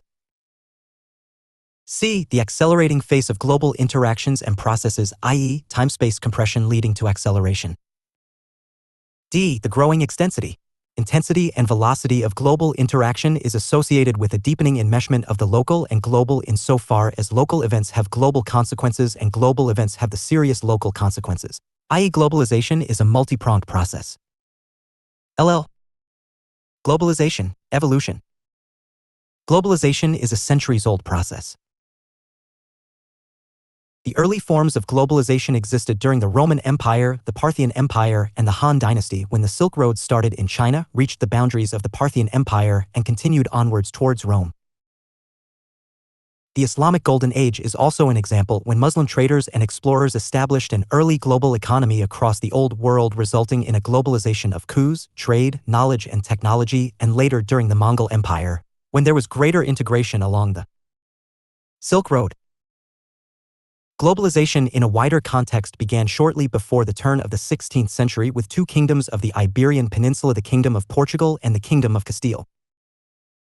Portugal's global explorations in the 16th century especially linked continents, economies, and cultures to a massive extent. Portugal's exploration and trade with most of the coast of Africa, eastern South America, and southern and eastern Asia was the first major trade-based form of globalization. A wave of global trade, colonization, and enculturation reached all corners of the world. Global integration continued through the expansion of European trade in the 16th and 17th centuries, when the Portuguese and Spanish empires colonized the Americas, followed eventually by France and England. Globalization has had a tremendous impact on cultures, particularly indigenous cultures, around the world. In the 15th century, Portugal's Company of Guinea was one of the first chartered commercial companies established by Europeans in other continents during the Age of Discovery, whose task was to deal with the spices and to fix the prices of the goods. In the 17th century, globalization became a business phenomenon when the British East India Company, founded in 1600, which is often described as the first multinational corporation, was established, as well as the Dutch East India Company, founded in 1602, and the Portuguese East India Company, founded in 1628. Because of the large investment and financing needs and the high risks involved with international trade, the British East India Company became the first company in the world to share risk and enable joint ownership of companies through the issuance of shares of stock, an important driver for globalization. Globalization was achieved by the British Empire, the largest empire in history, due to its sheer size and power. The British ideals and culture were imposed on other nations during this period. The fact of globalization can be associated with the expansion of railways as well. Writing in 1839, the English journalist commented on the implications of rail travel, saying that as distance was annihilated, the surface of our country would, as it were, shrivel in size until it became not much bigger than one immense city. A few years later, Heinrich Heine, the émigré German Jewish poet, captured the same experience when he noted, "Space is killed by the railways. Feel as if the mountains and forests of all countries were advancing on Paris. Even now can smell the German linden trees, the North Sea's breakers are rolling against my door." Another German émigré, the socialist theorist Karl Marx, in 1848 formulated the idea that the imperatives of capitalist production inevitably drove the bourgeoisie to nestle everywhere, settle everywhere, and establish connections everywhere. The other developments, such as economic and social trends, too, helped globalization to emerge. The Americans such as Henry Adams and John Dewey noticed such developments. The 19th century is sometimes called the first era of globalization. It was a period characterized by rapid growth in international trade and investment between the European imperial powers, their colonies, and, later, the United States. It was in this period that areas of sub-Saharan Africa and the island Pacific were incorporated into the world system. The first era of globalization began to break down at the beginning of the 20th century with the First World War. John Maynard Keynes said the inhabitant of London could order by telephone, sipping his morning tea, the various products of the whole earth and reasonably expect their early delivery upon his doorstep. Militarism and imperialism of racial and cultural rivalries were little more than the amusements of his daily newspaper. What an extraordinary episode in the economic progress of man was that age, which came to an end in August 1914. The first era of globalization later collapsed during the gold standard crisis and Great Depression in the late 1920s and early 1930s. In the late 2000s, much of the industrialized world entered into a deep recession. Some analysts say the world is going through a period of deglobalization after years of increasing economic integration. Up to 45% of global wealth had been destroyed by the global financial crisis in little less than a year and a half. Globalization since World War II is largely the result of planning by politicians to break down borders, hampering trade to increase prosperity and interdependence, thereby decreasing the chance of future war. Their work led to the Bretton Woods Conference, an agreement by the world's leading politicians to lay down the framework for international commerce and finance, and the founding of several international institutions intended to oversee the processes of globalization. These institutions include the International Bank for Reconstruction and Development, the World Bank, and the International Monetary Fund. Globalization has been facilitated by advances in technology which have reduced the costs of trade and trade negotiation rounds, originally under the auspices of the General Agreement on Tariffs and Trade (GATT), which led to a series of agreements to remove restrictions on free trade. Since World War II, barriers to international trade have been considerably lowered through international agreements such as GATT. Particular initiatives carried out as a result of GATT and the World Trade Organization (WTO), for which GATT is the foundation, have included promotion of free trade, elimination of tariffs, creation of free trade zones with small or no tariffs, reduced transportation costs, especially resulting from development of containerization for ocean shipping, reduction or elimination of capital controls, reduction, elimination, or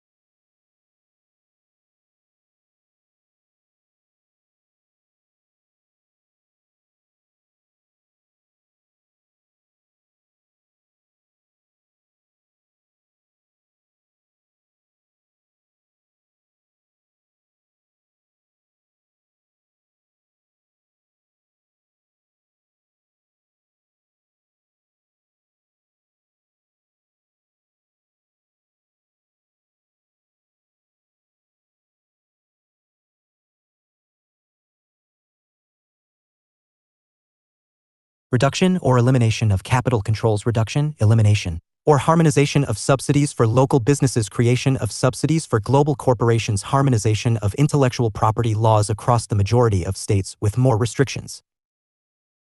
A supranational recognition of intellectual property restrictions, e.g. patents granted by China, would be recognized in the United States.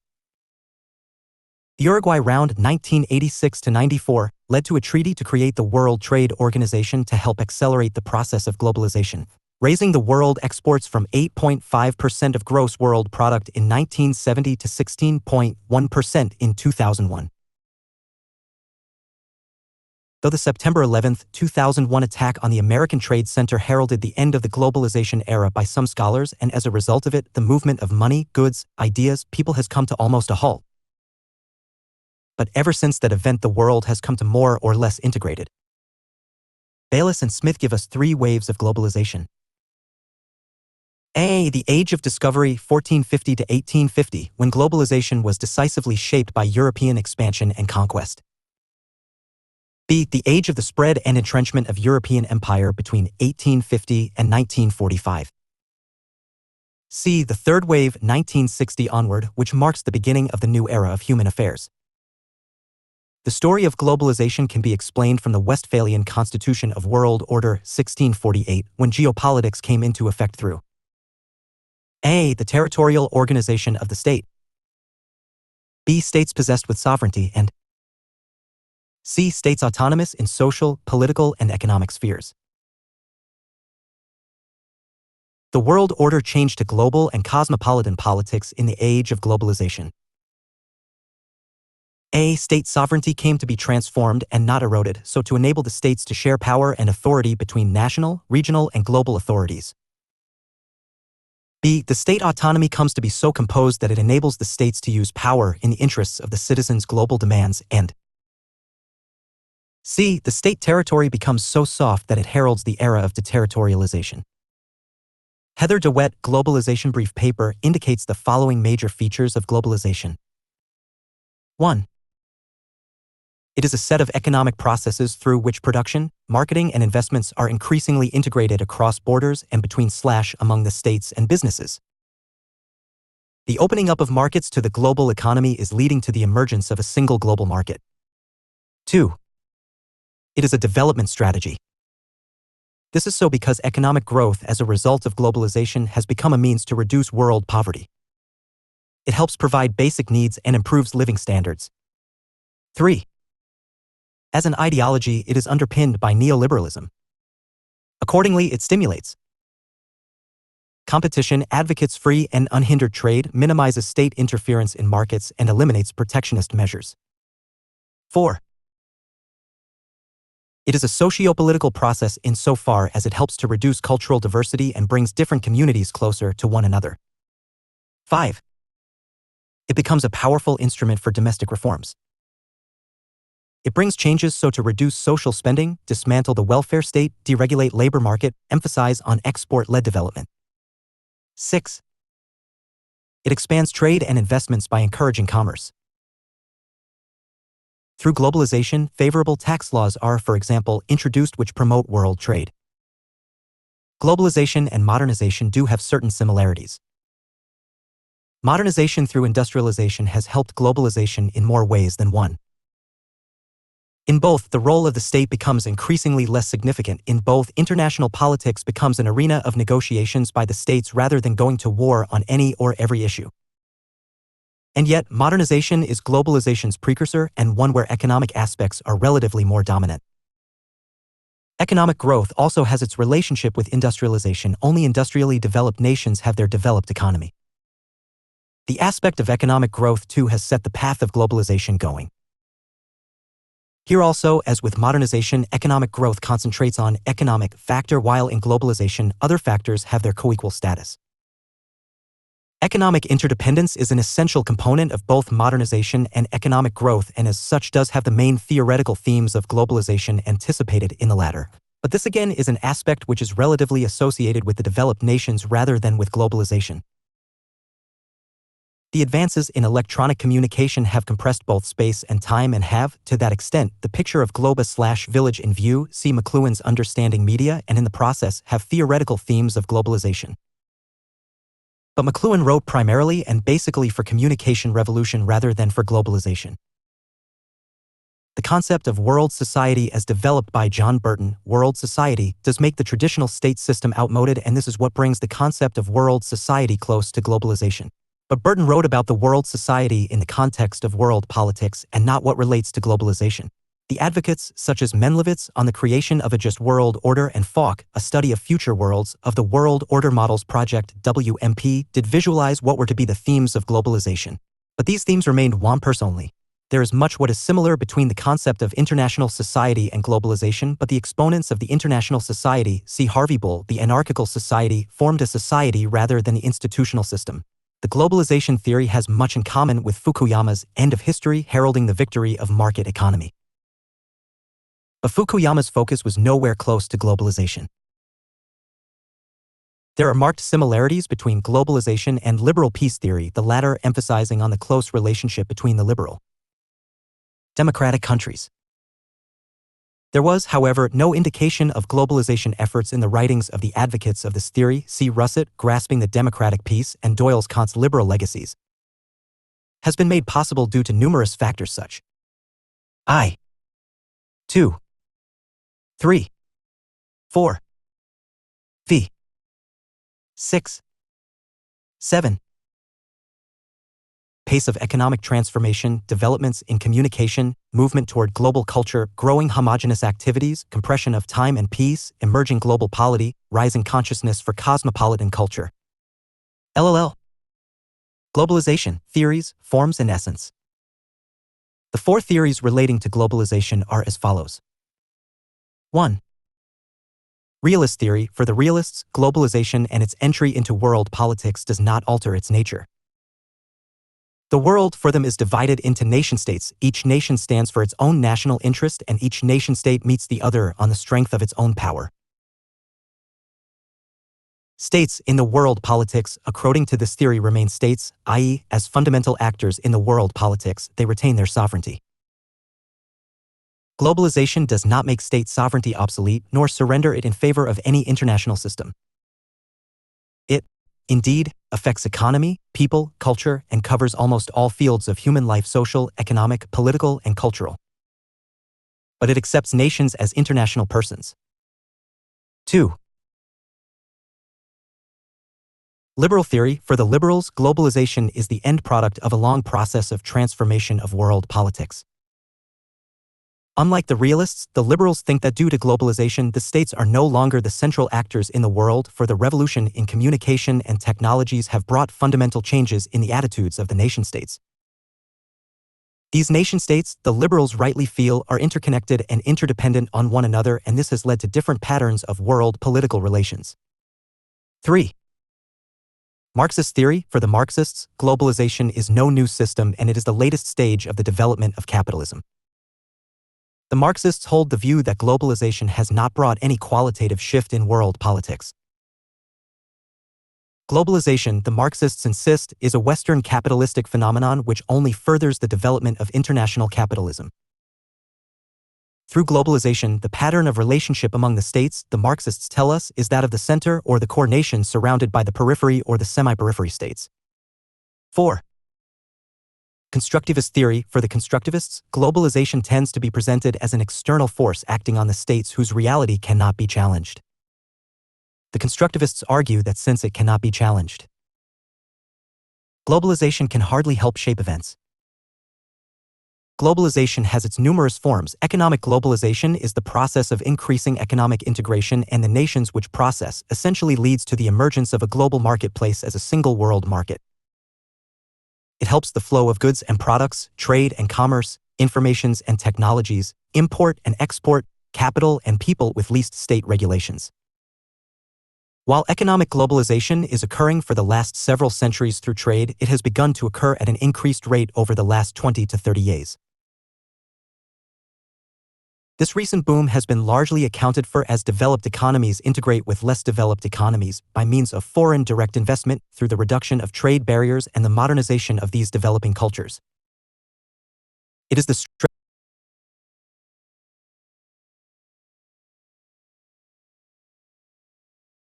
the stretching of economic activities across frontiers. It is the intensification of economic interconnectedness. It is the acceleration of economic interdependence through trade and communication. Political globalization is the stretching of economic activities in such a way that people belonging to different communities come closer to each other. Politics is effectively stretched across frontiers as developments or decisions in one locality come to have significant consequence to the people of distant communities. Globalization is the strengthening of the infrastructures of worldwide political interaction. Since the 19th century, nations of the world are coming together whether in war or in the formation of the international organizations. Globalization is the speeding up of the dynamics of politics of numerous communities. A change of political nature occurring in one nation influences the politics of another nation, howsoever distant it may be. The Great Depression in the 1920s, an event occurring in the USA, had political impact on the countries of different regions. Globalization is the deepening up of political processes as well. To answer what effects global warming would have, we require the cooperation of numerous political communities. Social globalization is the socialization of the people of different communities into the people of the world. The Marxists, Marx in particular, wants the workers of the world to unite so as to make a society of the working class. Social globalization is the stretching of the local into regional, regional into national, and national into the global people. It is the intensification of the interconnectedness of the people of different communities into one whole. It is the acceleration of social interdependence, and it is the creation of universal brotherhood/sisterhood. Social globalization is the deepening up of people's relationship into a single whole. Cultural globalization is the rapid traversing of ideas, attitudes, and values across national borders. This is the stretching of the local/regional/national into the global culture. Globalization is not merely a physical linking of the world. If interconnectedness has to continue apace, there has to be a set of shared cultural understanding.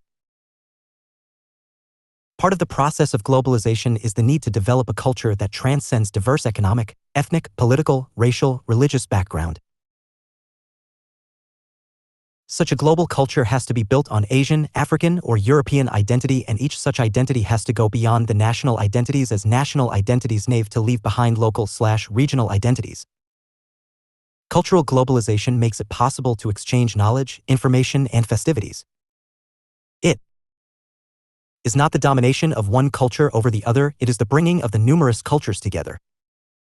The essence of globalization lies in its power to make the notion of state sovereignty almost irrelevant. As the global interconnectedness increased, the number of political instruments available to the nation-states show a marked decline, border controls lessen. With the expansion of transitional forces and interactions, largely through globalization, there come a reduction of states' influence. The growth and development of global interconnectedness forces the nation-states to compromise their rules and regulations so as to obtain the benefits of collaboration. Globalization has not eroded state sovereignty but has forced the nation-states to bring about fundamental changes in their attitudes towards global politics. The nation-states do not, now, resort to war on every issue, big or small. They rather prefer to sit and debate their issues. They do not stand, now, firm on the question of state sovereignty, they rather tend to cooperate and accommodate each other's position. They now know for certain that they gain more by cooperation than through confrontation. The fact of world politics is the recognition that the nation-states have to do much more than just confront each other.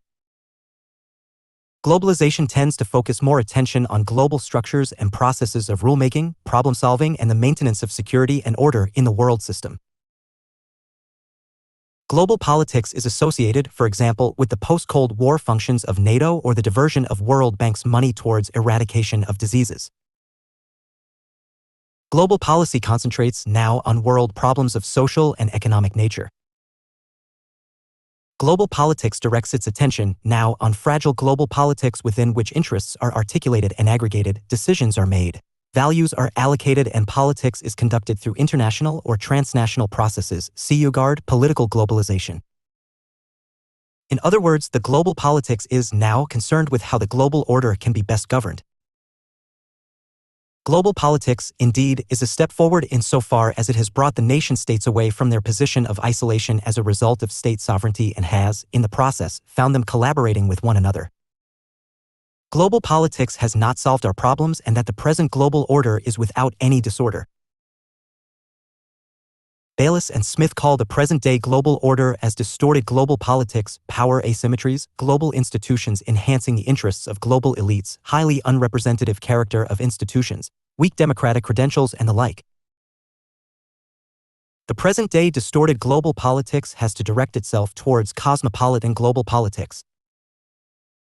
Cosmopolitanism offers an account of the desirability and feasibility of the democratization of global politics. The strength of globalization lies in bringing about cosmopolitan democracy. 4. Globalization, effects and critique. Scholars such as David Held, Anthony McGraw, the Global Transformations reader David Goldblatt, and Jonathan Perretton have provided an overview of different perspectives on globalization, identifying them as E. the hyperglobalist perspective, E. the skeptical perspective, E. the transformationalist perspective. 4. A. Hyperglobalist perspective.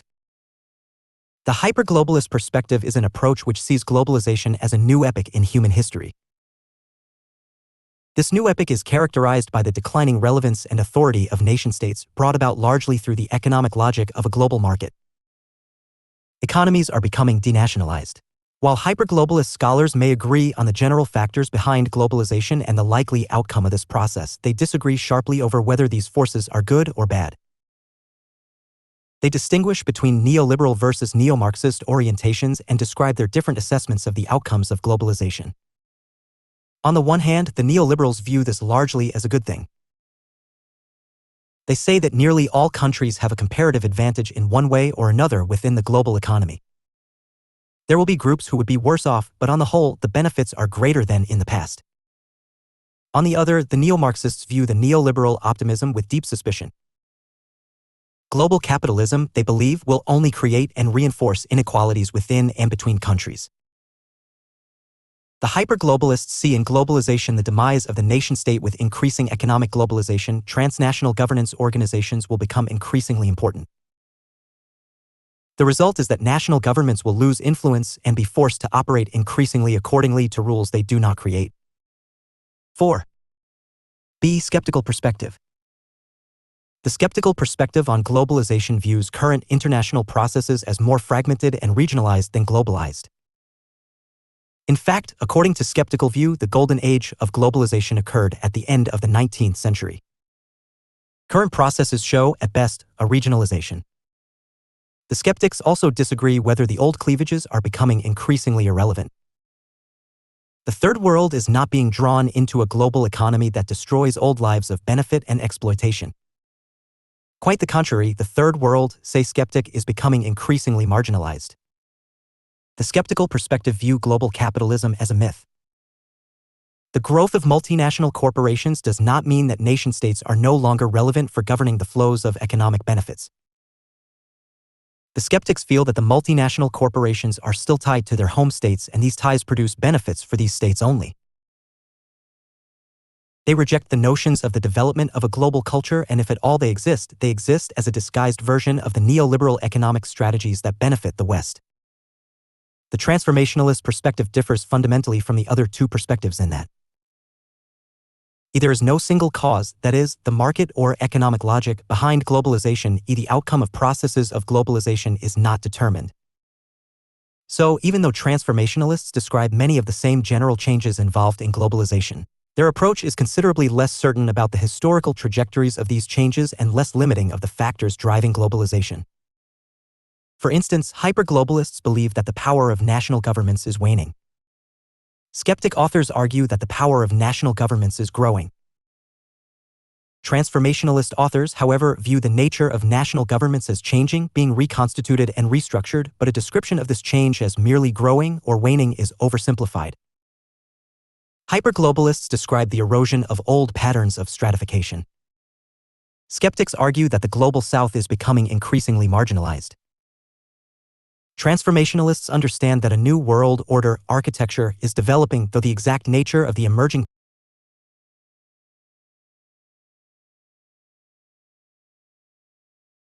Transformationalists understand that a new world order architecture is developing, though the exact nature of the emerging patterns of stratification are not yet clear.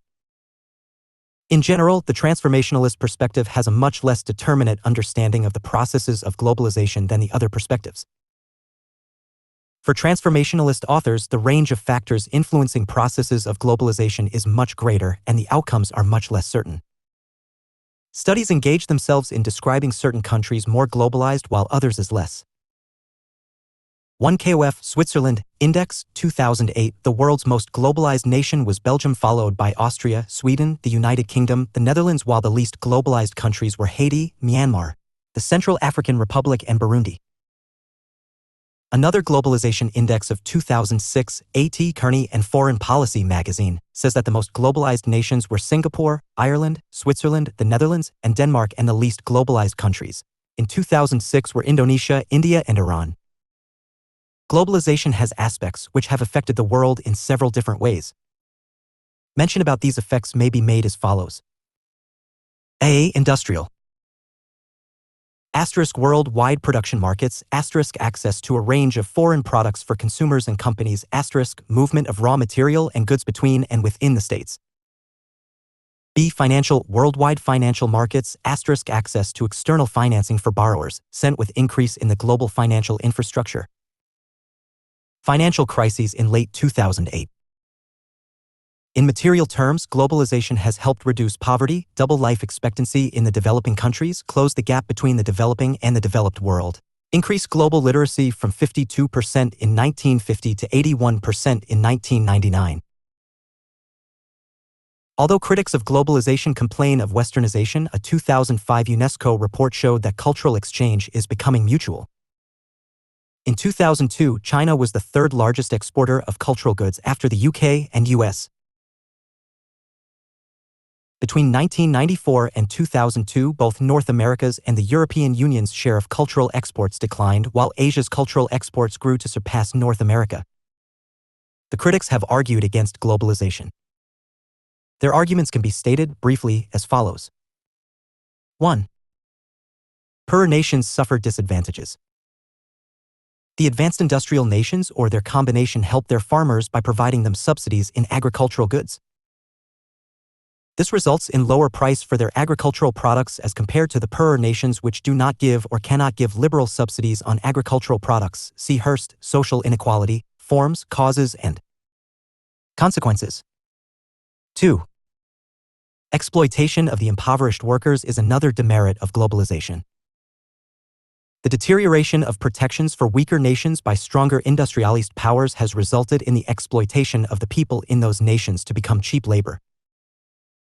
Due to the lack of protections, companies from powerful industrialist nations are able to offer workers enough salary to entice them to endure extremely long hours and unsafe working conditions. See Chossudovsky, The Globalization of Poverty and the New World Order. 3. Globalization increases exploitation of child labor. For example, a country which is experiencing increase in labor demand because of globalization and an increase in the demand for goods produced by children will experience greater demand for child labor.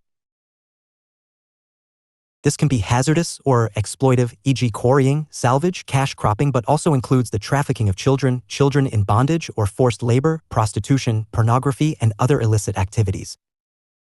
See Pavnik, Child Labor in the Global Economy. 4. Globalization denotes the latest phase of capitalism in which A. Internationalized economy is less open than the international economy of 1870 to 1914. B. International companies are relatively rare and that the national companies are trading internationally. C. There is no shift of finance and capital from the developed to the developing nations.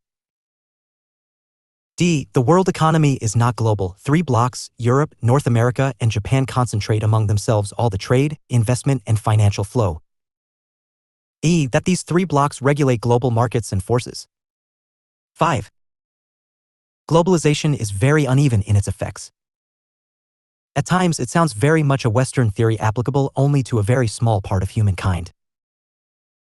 To that extent, globalization is only a developed world phenomena. In the rest of the world, there is nothing like the degree of globalization. 6. Related to the above, globalization is the latest stage of Western imperialism and old modernization theory in new guise. Forces being globalized are in the Western world. Where, one may ask, do the non-Westerns fit it in the global world? The non-Westerns send cheap labor to the West and obtain, in return, their outmoded technology and off-used products. Globalization is the triumph of a Western worldview. 7. There are more losers of globalization than its beneficiaries. This is because globalization represents the success of liberal capitalism in an economically divided world.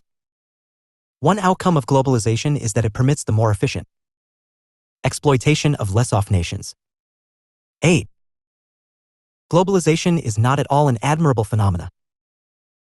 It has made drug cartels and terrorists operate in the world, all in the name of deregulations, openness, and free flow of information. 9. Global governance is too feeble. If, in the present situation of globalization, a corporation becomes too powerful, to whom it would be accountable? The idea of cosmopolitan democracy as advocated by David Held and others is really fascinating, but where lies the corporate social responsibility? 10. A paradox exists at the heart of the globalization thesis. Globalization is usually described as the triumph of the Western market-led values. If that is so, how do we explain the success of tigers of Asia countries such as Singapore, Taiwan, Korea, and Malaysia? These nations enjoying the highest economic growth are not Western nations, nor have they adopted the Western values. V. Globalization, responses from developed and developing societies. Globalization exists whatever be the attitudes of the varying nations. It exists because it has been able to affect the life of the people. It exists because there is no rival alternative to challenge it. The developed societies want globalization to continue because it benefits them. The developing nations wants it because they can neither reject it nor can they ignore it. It exists despite, rather in spite of them. Globalization has been a historical process. It is not that some nations, especially the industrialized advanced ones, wanted it to be there. It is because the developments in the past few decades were moving themselves towards globalization. Economic interconnectedness was increasingly expanding among the nations. Every day, over $1.2 trillion currency flows across the world's foreign exchange markets so that no single government, howsoever powerful it might have been, can direct its currency or handle it. International corporations accounting between 25 and 33% of world output, 70% of world trade, and 80% of international investment can hardly be ignored. New modes and infrastructures of global communication have compressed time and space, millions of people thousands of miles away from their homes in different and varying conditions. All such factors really make a store and care for globalization. The response of the developed societies to the emergence of globalization following the decades of 1980s was, indeed, positive. The developed societies of North America and the Western Europe saw in globalization a process in which open trade and foreign investment would lead not only to foster growth for the world economy but also that the increasing convergence of national incomes per head across the world would help the people of the developing nations. If globalization was to obtain its objectives, it was evident that the developed societies would urge a full reign of market forces, b. reduction in the role of the state, and c. elimination of any form of state interference in the market activities. The obvious response of the developed societies relating to globalization was in line with their age-old political ideology of neoclassical but now neoliberal philosophy. The claims of globalization demand, as the developed societies had really demanded, a world where geographic distance becomes of little significance for business/trade activity. The developed societies, say the USA and the other G7 nations, had a full support from the Uruguay Round of 1986 to 94 and later from the World Trade Organization, through whom the globalization efforts began bringing fruits, while the opposition came from those who had yet to enjoy the benefits of globalization. the developed societies began reaping the benefits of economic growth through their trade and outflows of their investment, largely as a result of developments made in industrialization and communication. Table 32.1 gives the structure of trade, 1979 and 1998, and Table 32.2 gives the outflow of foreign direct investment of 1980 to 97. Table 32.1, Structure of Western European Trade 19.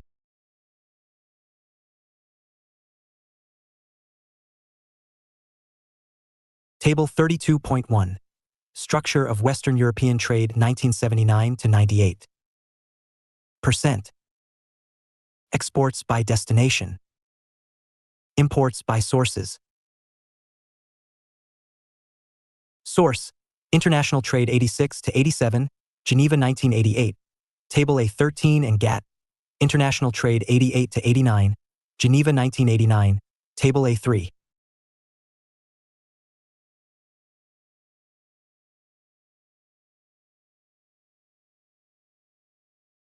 For 1995 to 1998, WTO, Annual Report 1998, and 1999 International Trade Statistics. Table 32.2, West European Outflows of Foreign Direct Investment, 1980 to 1997. Exports by destination. Source: Calculated from data in OECD/International Direct Investment Statistics Yearbook 1998, Paris 1998. Table 32.1 shows the evolution of the structure of West European trade from 1979 to 1998. There are, of course, important differences in the levels of trade and in the openness of national economies over this period, but the focus on the distribution of the various flows abstracts from these changes. What is clear from the data is that far from becoming more global, West European trade has become more and more concentrated on the European region itself. Well over 2/3 of Europe's exports and imports now consist of intra-West European exchanges, compared with some 55% and 46% in the interwar period. Trade with the rest of the world, and especially with the developing countries, has tended to decline in relative importance.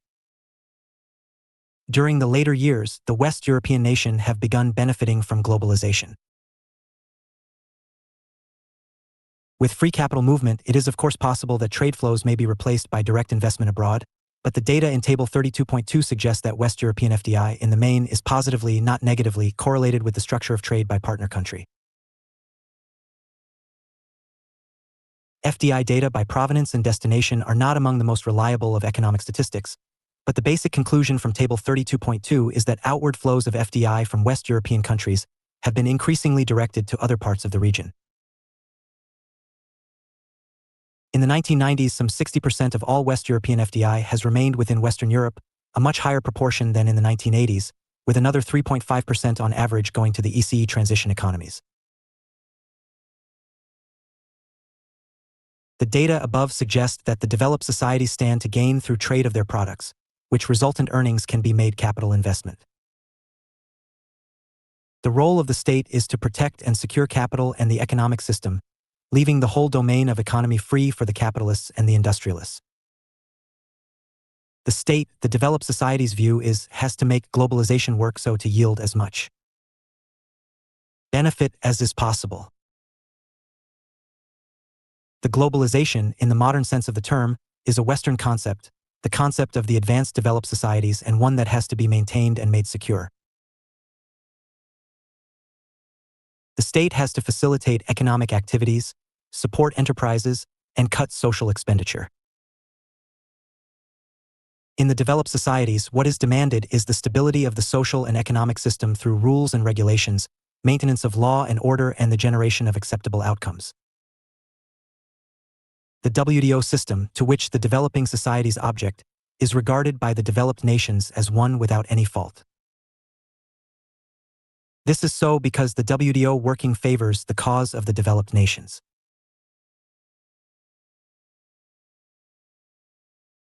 The response of the developing societies towards globalization is quite different, although the globalists promise benefits equal for all. The global marketeers maintain that the world system as it emerges from globalization now, delivers more for all, and the vigorous growth in the developing nations, saying that it is the world's poor who will benefit most. The facts demonstrate the otherwise. Among most of the 4.4 billion people living in Africa, Asia, and Latin America, life has become a more desperate struggle for survival. The United Nations Development Programme, UNDP, estimates that 840 million people are malnourished, the great mass of them living in countries of the developing world. More than half the countries for which statistics are available do not have enough food to provide all their population with the minimum daily requirement of calories. In some regions, hunger has become far more general. Across Africa, the average household now consumes 25% less than in the early 1970s.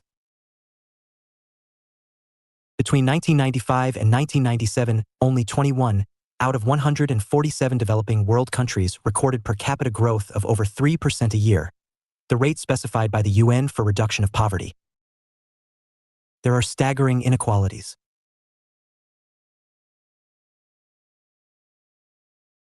California alone has a gross domestic product, GDP, of equal value to that of China and India combined.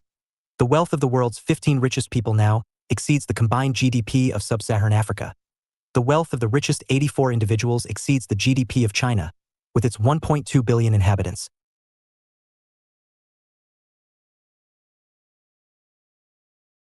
There is no evidence to suggest that the global era has brought prosperity, or even an alleviation of human suffering. Nicholson, International Relations, writes, "Globalization has done little to remedy the big discrepancies in wealth in the world, and may well have done things to make it worse."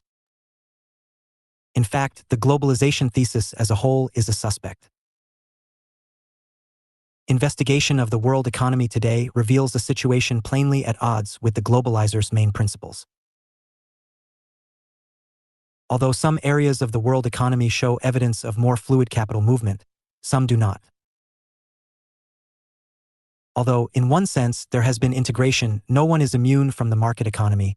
Some regions formerly central to world capitalism have been driven to its margins. Some states are weak but only in relation to very strong states which continue to dominate world affairs. The picture is one of unevenness and of contradiction. In the real world, globalization realities do not give a bright picture. Billions of people are being forced to the very margins of the world system where notions of taste, choice, and assertion of status must be measured against the imperative of survival. Over the past 30 years, there has been a very rapid increase in global inequality.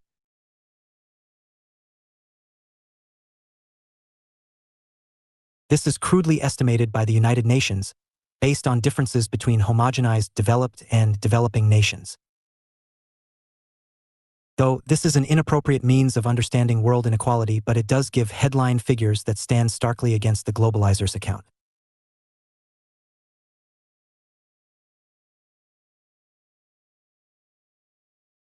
Between 1960 and 1994, the gap in per capita income between the richest fifth of the world's people, most in developed countries, and the poorest fifth, most in developing countries, more than doubled, from 30:1 to 78:1.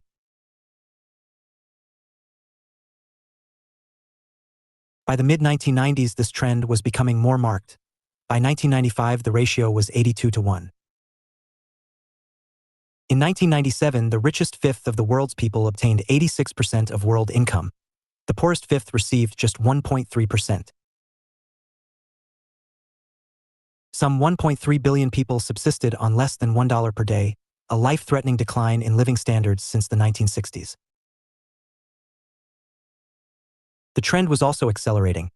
By 1996, no less than 30 countries showed an annual decline in the Human Development Index, HDI, which measures literacy, life expectancy, and access to health services, safe water, and adequate food.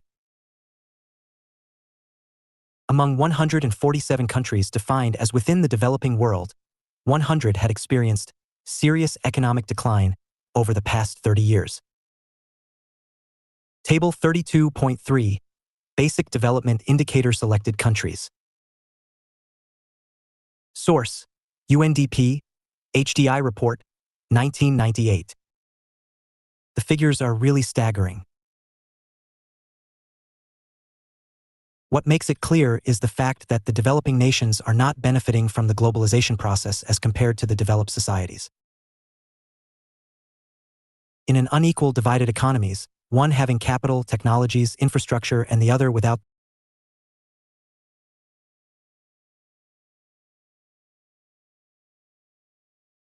In an unequal, divided economies, one having capital, technologies, infrastructure, and the other without those benefits accrued cannot be equal. The developing societies as against the developed ones are at the receiving ends, and as such they have to be at the mercy of the developed societies so to seek economic modernization. How can there be equality among the unequals?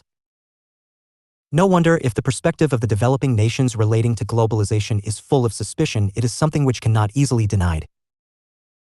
The suggestion is not to say that the developing societies have not altogether got any benefit from globalization. There has been an increase in exports, imports, trade, and direct investment. The following table makes the point.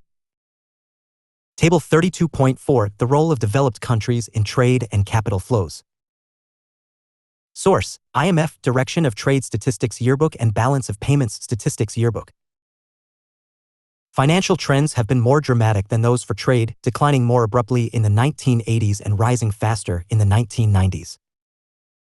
For example, the developing countries' share of foreign direct investment, FDI, plummeted from 33% in 1980 to 82 before the debt crisis hit to only 14% by the end of the decade. It then recovered to 43% by 1996 to 97. Portfolio trends were similar but much smaller, 8% to 3% to 13%, respectively. Financial flows rose much faster than trade, a nominal increase of more than 11 times in this period. And yet the developing nations' response to globalization has been skeptical. It notes that the world's major economies are no more integrated today than before World War.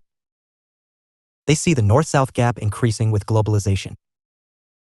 They believe that the economic integration of states is not leading to any single world free trade zone, but what is appearing are the distinct and regional blocks of America, Europe, and Asia, Japan. They disagree with the globalization thesis that the world civilization is emerging with multiculturalism. What they are convinced is that globalization has become a sophisticated instrument of exploitation with neo-capitalists dominating the underdeveloped world. There is, Rajiv Bhargava says, no novelty in globalization, and what is being said about it is grossly exaggerated. Either over-optimistically regarded as the panacea for all problems of the world or over-pessimistically stated as the cause of world's all maladies. Asterisk total for developing and industrial countries. Practice questions. 1. Define globalization and discuss its nature. 700 to 800 words. 2. Give a historical account of the evolution of globalization. 700 to 800 words. 3. Describe the major theories of globalization. 200 to 300 words. 4. Explain the numerous forms of globalization. 700 to 800 words. 5. What is, in your view, the essence of globalization? 200. 300 words. 6. Which three perspectives David Held refer to with regard to globalization? 200 to 300 words. 7. State and discuss the effects of globalization. 700 to 800 words. 8. Make a critical assessment of the concept of globalization. 700 to 800 words. 9. How do the developed societies view globalization? Give arguments in support of your answer. 700 to 800 words. 10. What is the response of the developing societies with regard to globalization? 700 to 800 words. 11. Global concerns belong to a global society and requires global attention. Comment. 2013, 200 to 250 words. 12. What is Global Village? Elaborate its main characteristics and also the factors that contributed to its growth. 2014, 200 to 250 words. 13. Critically access the changing nature of the concept of national security. 2014, 700 to 800 words. Approaches to the study of international relations. NN approach, says Professor Mahendra Kumar, theoretical aspects of international politics is a set of standards governing the inclusion and exclusion of questions and data for academic purposes. He continues that as the criteria for selecting the problems and data are determined by a scholar's own views, there would be as many approaches as there may be scholars. One cannot identify each and every approach, one can only classify them and thereafter compare and assess them. An approach tends to generalize, explain, predict, and prescribe a phenomenon, and in doing so, the philosopher/scholar follows hypotheses, theories, and techniques so as to reach conclusions with regard to the phenomenon in question. Thus, an approach leads to the building of a theory. Approaches differ. They differ because views differ. They differ because attitudes differ. The idealists take one view of international reality while the realists take another, and certainly an opposing one. The classical view about the nature of international relations may be guided normatively, while the behavioralist view about the international realities may be influenced by the conduct of nation-states prompted by their national interest. The traditionalist's view does not go beyond the power and, therefore, confines itself to war relations among the states, while the pacifists view the discipline of international relations entering into its autonomous domain. Some take one part of international reality as important while others take another part as necessary, and, therefore, there appear varying approaches. The decision-making approach scholars lay stress on who makes decisions, while those advocating bargaining and gaming approaches lay emphasis on the negotiation processes. There are numerous approaches to the study of international relations. Broadly, these approaches may be divided into traditional and modern approaches. The traditional approaches to the study of international relations are idealist, realist, and neo-realist, while the modern approaches to the study of international relations are systems, decision-making, Marxian, bargaining, equilibrium game, and feminist approaches. Some of these approaches can be explained as follows. I. Traditional approaches. IA. The idealist approach. The intellectual foundations of international idealism go back to the days of those liberals who sought peace in the world. They were liberals of idealist type, Immanuel Kant, perpetual peace, and of the idealists of liberal type, Woodrow Wilson's 14 points. Guided by the ideals of enlightenment and the sacrifices of the American and the French revolutionaries, the idealist liberals advocate world peace, power of the public opinion to tame the selfish interests of the states, cosmopolitan democracy, republicanism, ideal and peaceful order for any international organization, evils of war, and disarmament efforts. The theoretical premise of international idealism is the result of the liberal idealist outlook, which envisions international society to be based on the idea of improved international system, free from power politics, violence, and authoritarianism. The idealists believe that a better world is possible through international understanding. Among the idealists seeking to build a peaceful international society, one may mention the name of St. Simon, Aldous Huxley, Mahatma Gandhi, Woodrow Wilson, and the like, who thought of education and morality as the essential means which help attain international peace and cooperation.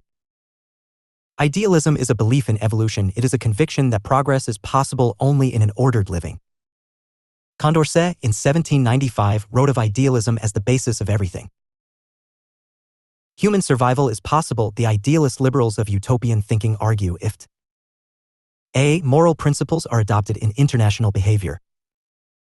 B. If all forms of traditional power politics are set aside, and Aldous Huxley.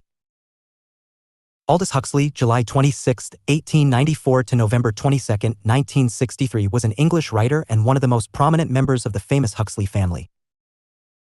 He spent the later part of his life in the United States, living in Los Angeles from 1937 until his death in 1963. Best known for his novels and wide-ranging output of essays, he also published short stories, poetry, travel writing, film stories, and scripts. Huxley was a humanist and pacifist, but was also latterly interested in spiritual subjects such as parapsychology and philosophical mysticism. He was also well known for advocating and taking psychedelics. By the end of his life, Huxley was considered in some academic circles a leader of modern thought and an intellectual of the highest rank. Kegley Jr. and Witkoff, World Politics Trends and Transformation, refer to certain basic assumptions of the idealist theory of international relations, which are: I. Human nature is basically and essentially good and accordingly is capable of altruism, mutual aid, and collaboration. 2. People have a fundamental instinct that they think about the welfare of others, and this instinct makes progress possible. 3. Evil and selfish activity.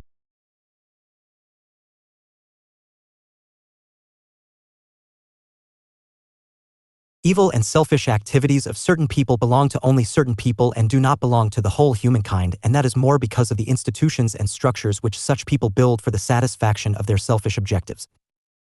4. War demonstrates the negative feature and is a feature which is not natural but constructed and hence can be avoided, and war is not a national but a global problem and hence needs to be eliminated through efforts of all the nations and by the international society itself. Liberalism's international idealism has never been in doubt. John Burton, World Society, with his cobweb model, points out that the world is more driven by mutually beneficial cooperation than by antagonistic conflict.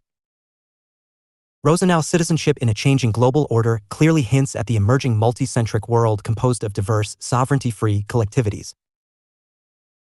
David Mitrani, A Working Peace System, and Ernst Haas, The Uniting of Europe, formulating the functional theory of integration, argue that the nations are moving from the state to the international organizations, for they see in them the benefits of collaboration.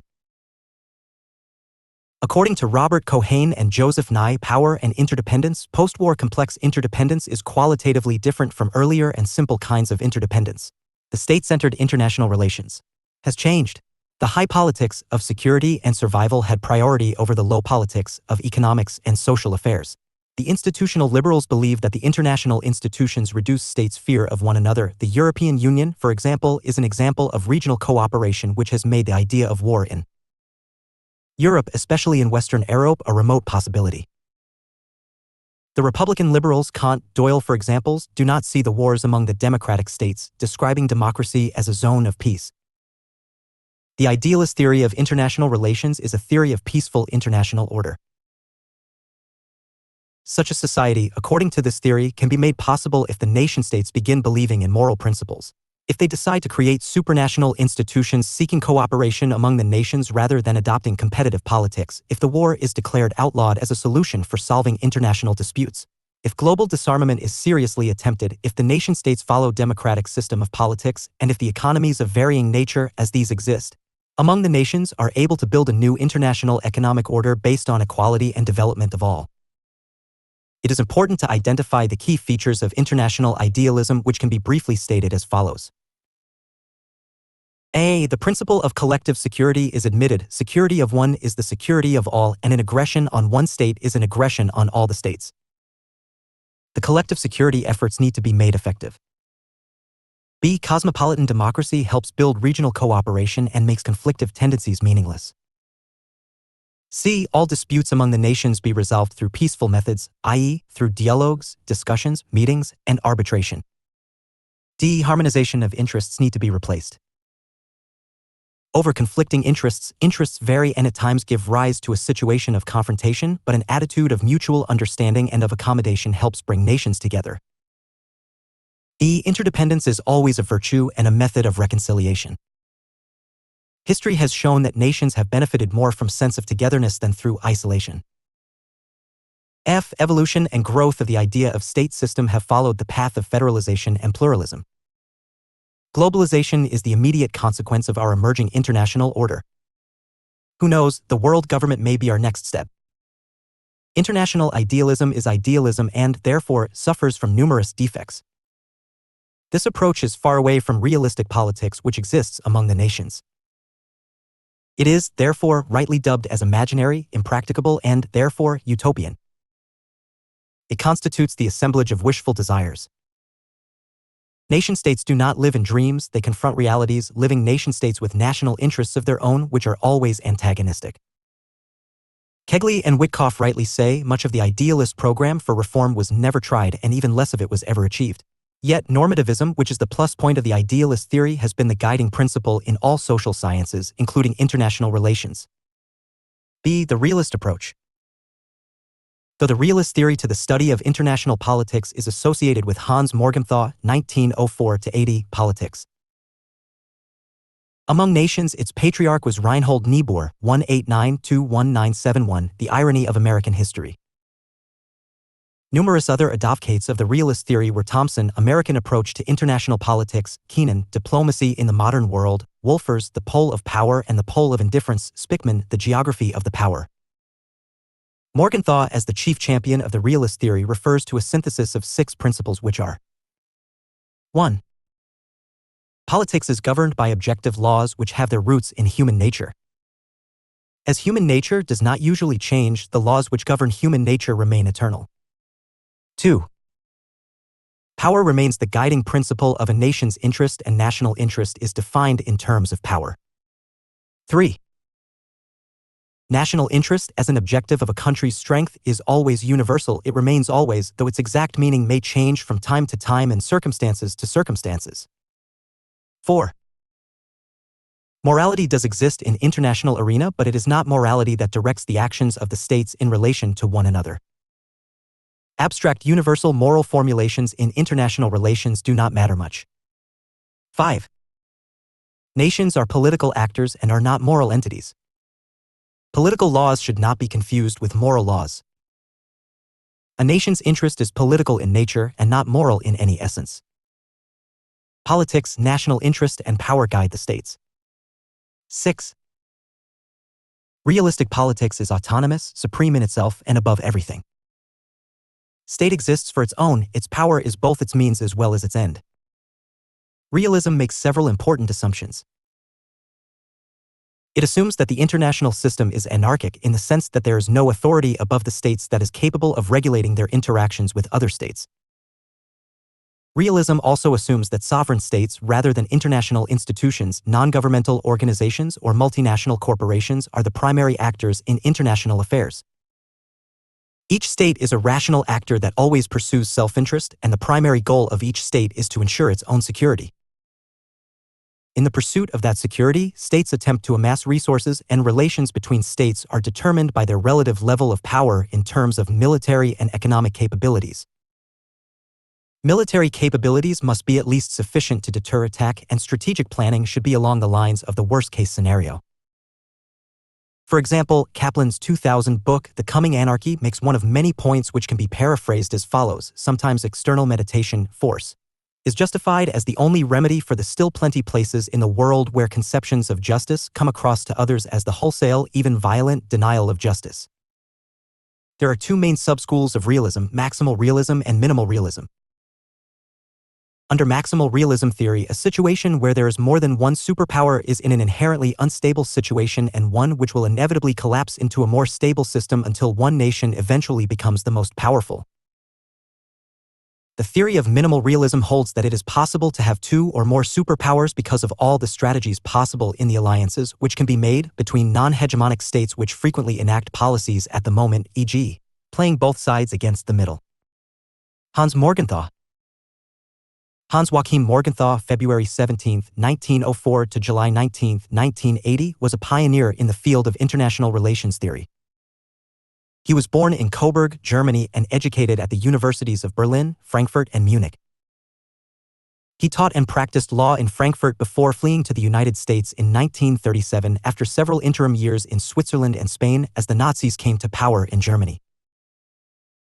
His experiences with Nazism seem to have influenced his later work in international relations theory, where he argued passionately in favor of a more scientific approach to politics, in contrast with the way the Nazi Party came to imbue political science with a nationalist streak.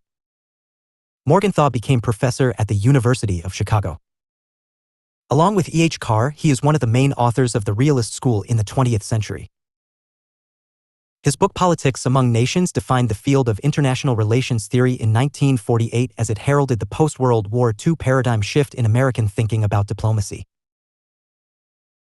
Morgenthau's realist approach is based on 3 basic assumptions. 1. Every state desires to pursue its national interest. 2. Its interest lies in the expansion of states' influence. And 3. States use their power for the protection and furtherance of their interests. Morgenthau believes that the world around is the projection of human nature. As individuals have their opposing interests, so do the states have varying and atomistic interests. Power, either of the individuals or of the states, comes up to satisfy interests. Thus, lust for power is human impulse, so it is a natural impulse of the states to have power, to have more power. It is a power that helps realize national interest, expand its influence, protect and promote interests. Dominance of the state over other states is the natural corollary of the state's power. Morgenthau observes that every state seeks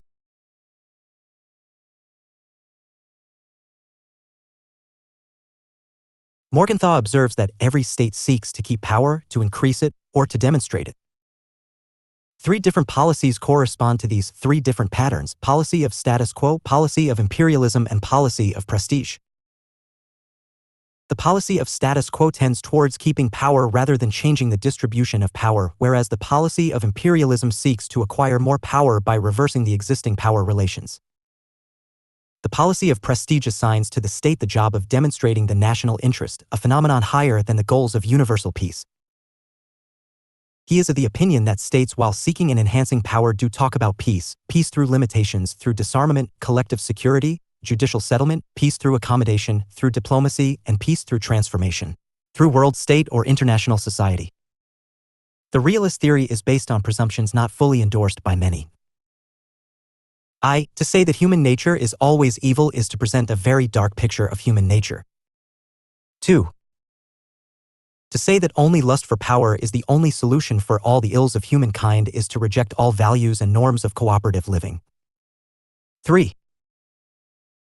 To build the whole system of international relations reflecting the severe competition of power and politics amounts to creating a world of constant conflicts, ever-growing confrontation, and incoming wars at any point of time. Fulfillment of self and national interest would mean a war of one against another, a war of one against all, of all against one. It is important to note that power has been seldom a factor of motivation, no matter how realistic a situation may be. Morgenthau's theory has only one conclusion, i.e., war. How early and how dangerous are things to follow? The national interest, objectively as it is presented, is always questionable, it is always subjective, and, therefore, invariably selfish. Morgenthau's theory is one-sided because it admits only the political relations among the states, ignoring, thus, a whole world of non-political aspects of human relations. Wasserman, the scientific preferences of Professor Morgenthau's theory of power politics, holds the view that no scientific progress can be made in the study of international politics so long as Morgenthau's theory continues to have influence. Tucker, Professor Morgenthau's theory of political realism, criticizes his theory on the ground that it is inconsistent both with itself and with reality.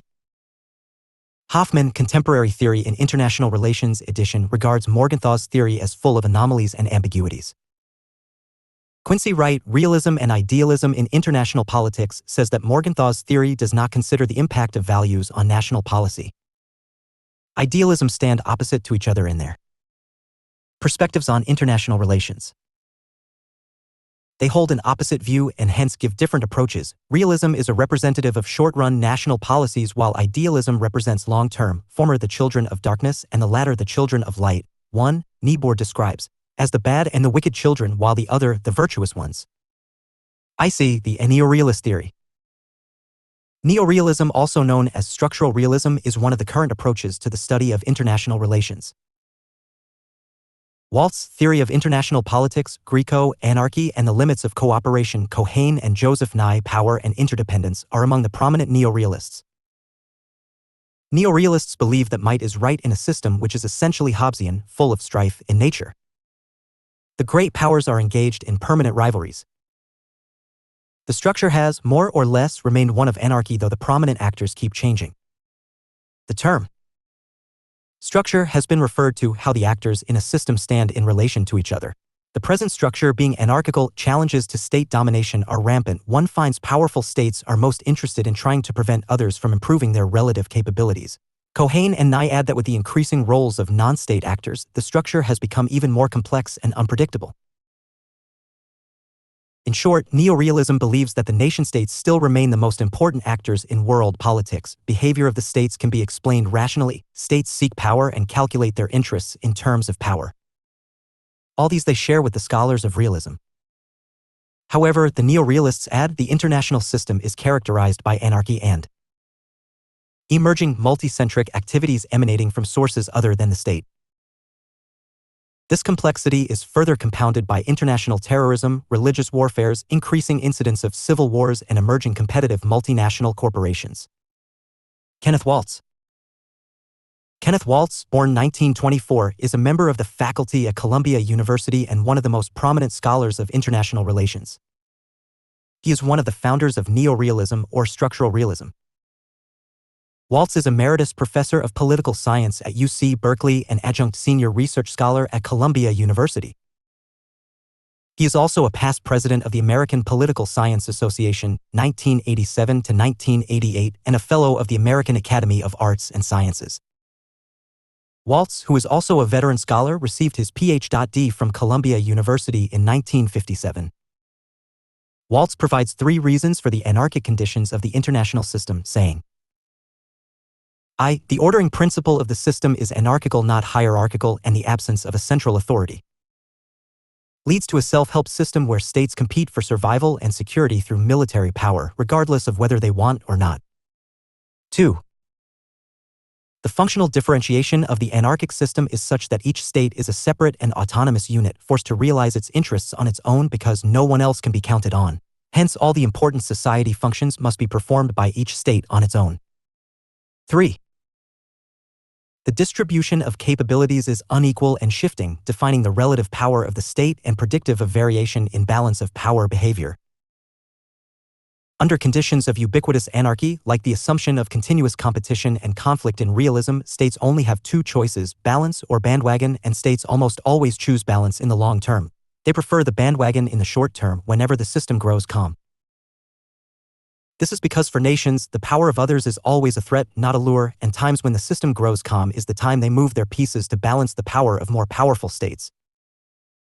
Neorealists conclude that because violence is part of the structure of the international system, it is likely to continue in the future. Indeed, neorealists often argue that the international system has not fundamentally changed from the time of Thucydides to the advent of nuclear warfare. The view that long-lasting peace is not likely to be achieved is described by other theorists as a largely pessimistic view of international relations. One of the main challenges is the democratic peace theory and supporting research such as the book Never at War. Nevertheless, such theories have been disregarded by neorealists because they state these theories tend to pick and choose the definition of democracy to get the wanted results. For example, Germany of Kaiser Wilhelm II, the Dominican Republic of Juan Bosch, or Chile of Salvador Allende are not considered to be democratic, or the conflicts do not qualify as wars according to these theorists. Furthermore, they claim several wars between democratic states have been averted only by causes other than democratic ones. C.K. Waltz, Structural Realism After the Cold War. Although both realism and neorealism share a fundamental belief that actors will act competitively, they have different implications for national security policymaking. Realism leads to power-oriented strategies with power as an end in itself. Neorealism leads to security-oriented strategies based on the need to compete for security. There are differences also between the 2 theories in terms of the role of uncertainty for war and peace. For realism, certainty leads to war since relational pursuit of power simplifies calculations for war. Also, since bipolarity gives more certainty than multipolarity, multipolarity leads to peace in classical realist theory. For neorealism, certainty leads to peace since with balance of power shifts, the world is made more anarchic and states tend to take more drastic measures such as peace to avoid miscalculation and reduce insecurity. Neorealism suffers from criticism mostly on grounds of the philosophy of science. John Vasquez holds the view that Waltz's theory of neorealism explains international behavior through the balance of power concept, according to which states in almost all cases balance each other in order to survive. Stephen Walt, on the other hand, argues that states do not balance power, but there is a so-called balance-off threat, thus always balancing states which seem to be the most threatening, not necessarily the most powerful. Randall Schweller introduces the concept of balance of interests, better known as bandwagoning. Thomas J. Christensen and Jack Snyder try to correct gaps in Waltz's original theory by using the concepts of buck passing and chain ganging. LL. Modern approaches. LL.A. The equilibrium approach. Equilibrium is a relationship among the forces operating upon or within an entity or group of entities that the whole manifests in some degree in some form of stability. Quincy Wright, The Study of International Relations. In international politics, the idea of equilibrium has been adopted by various writers. The names of George Liska / Institutional Equilibrium and Morton Kaplan, Systems and Process in International Politics, can be mentioned. Equilibrium is of two types, static and dynamic. Static equilibrium may be defined as a self-maintaining system of automatic compensatory reactions to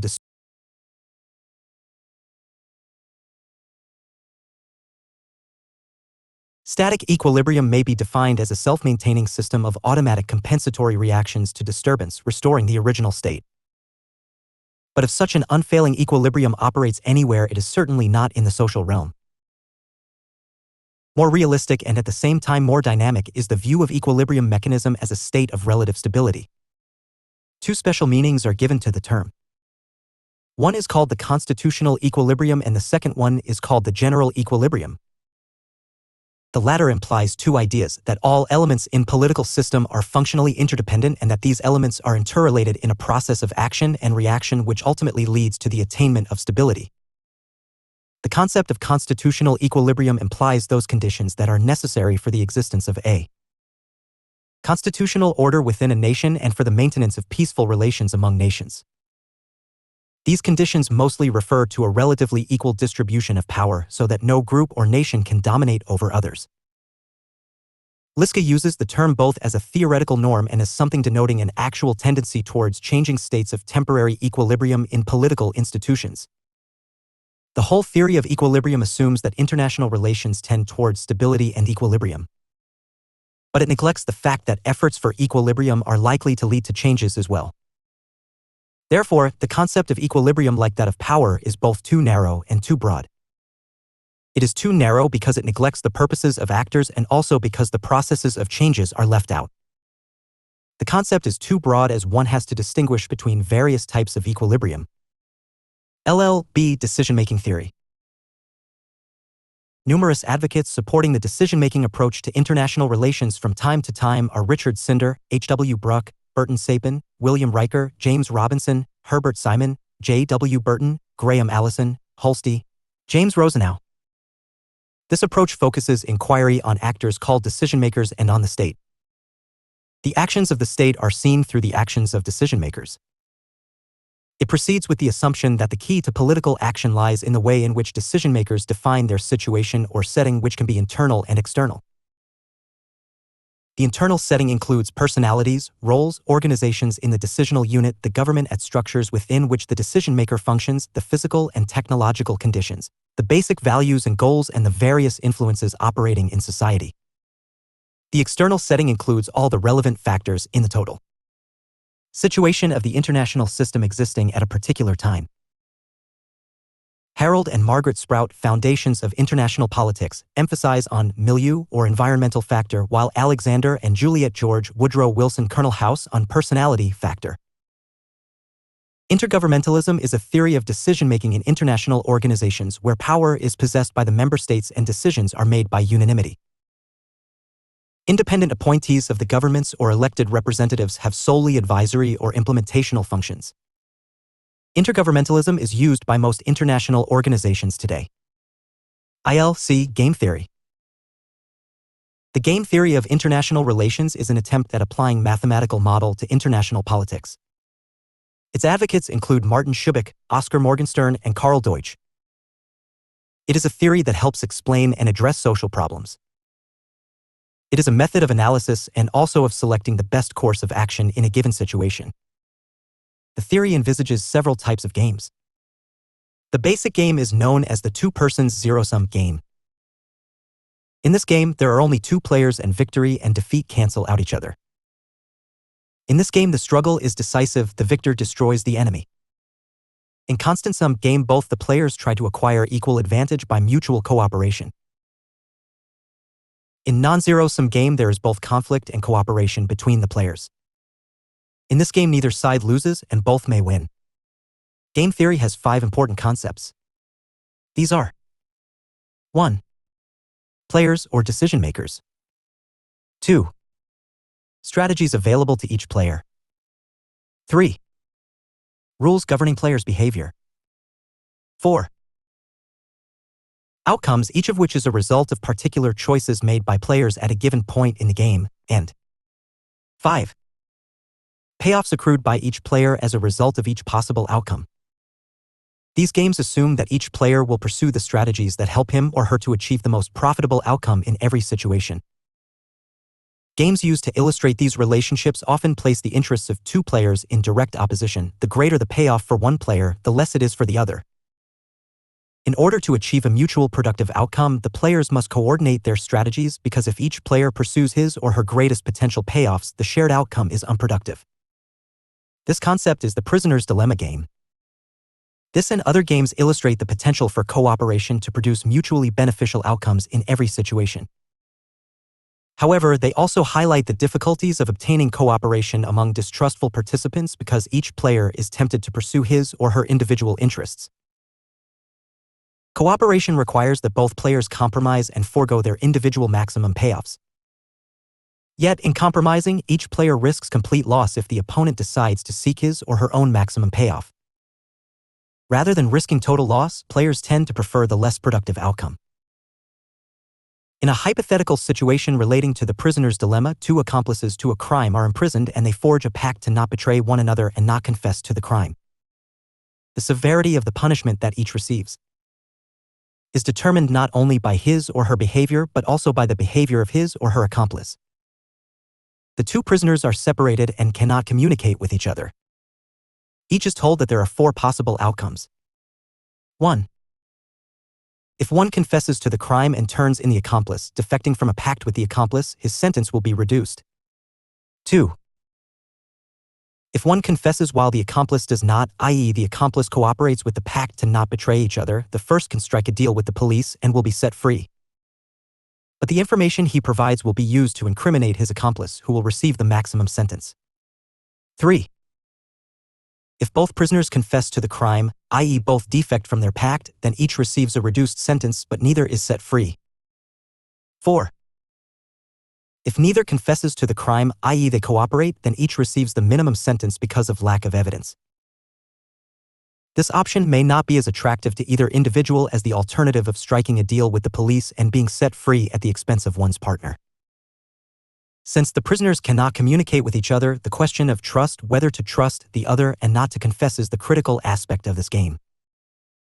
The game of chicken, also known as the Hochtov game, is an influential model of conflict for two players in game theory. The principle of the game is that while each player prefers not to yield to the other, the outcome where neither player yields is the worst possible one for both players. The name chicken has its origins in a game in which two drivers drive towards each other on a collision course. One must swerve or both may crash, but if one driver swerves while the other does not, she will be called a chicken. This terminology is most prevalent in political science and economics. The name Hochtov refers to a situation in which there is a competition for a shared resource and the contestants can choose either conciliation or conflict. This terminology is most commonly used in biology and evolutionary game theory.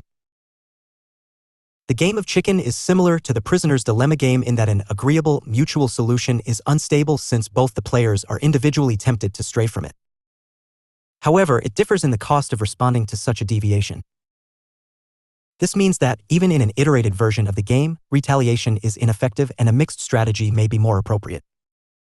ILD Marxist approach. Marx himself provided very little in terms of any theoretical analysis of international relations. That is why his ideas have been interpreted and appropriated in a number of different, if not contradictory, ways, resulting in a number of competing schools of thought such as the Gramscian, the critical theory, and the Frank's dependency theory. Even so, several common elements can be traced with regard to the Marxian theory of international relations. 1. In understanding any phenomenon, one has to analyze it in totality.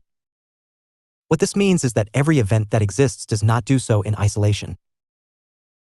Nothing can be understood without the knowledge of others. The social world has to be understood as a whole, an event has to be studied in its entirety.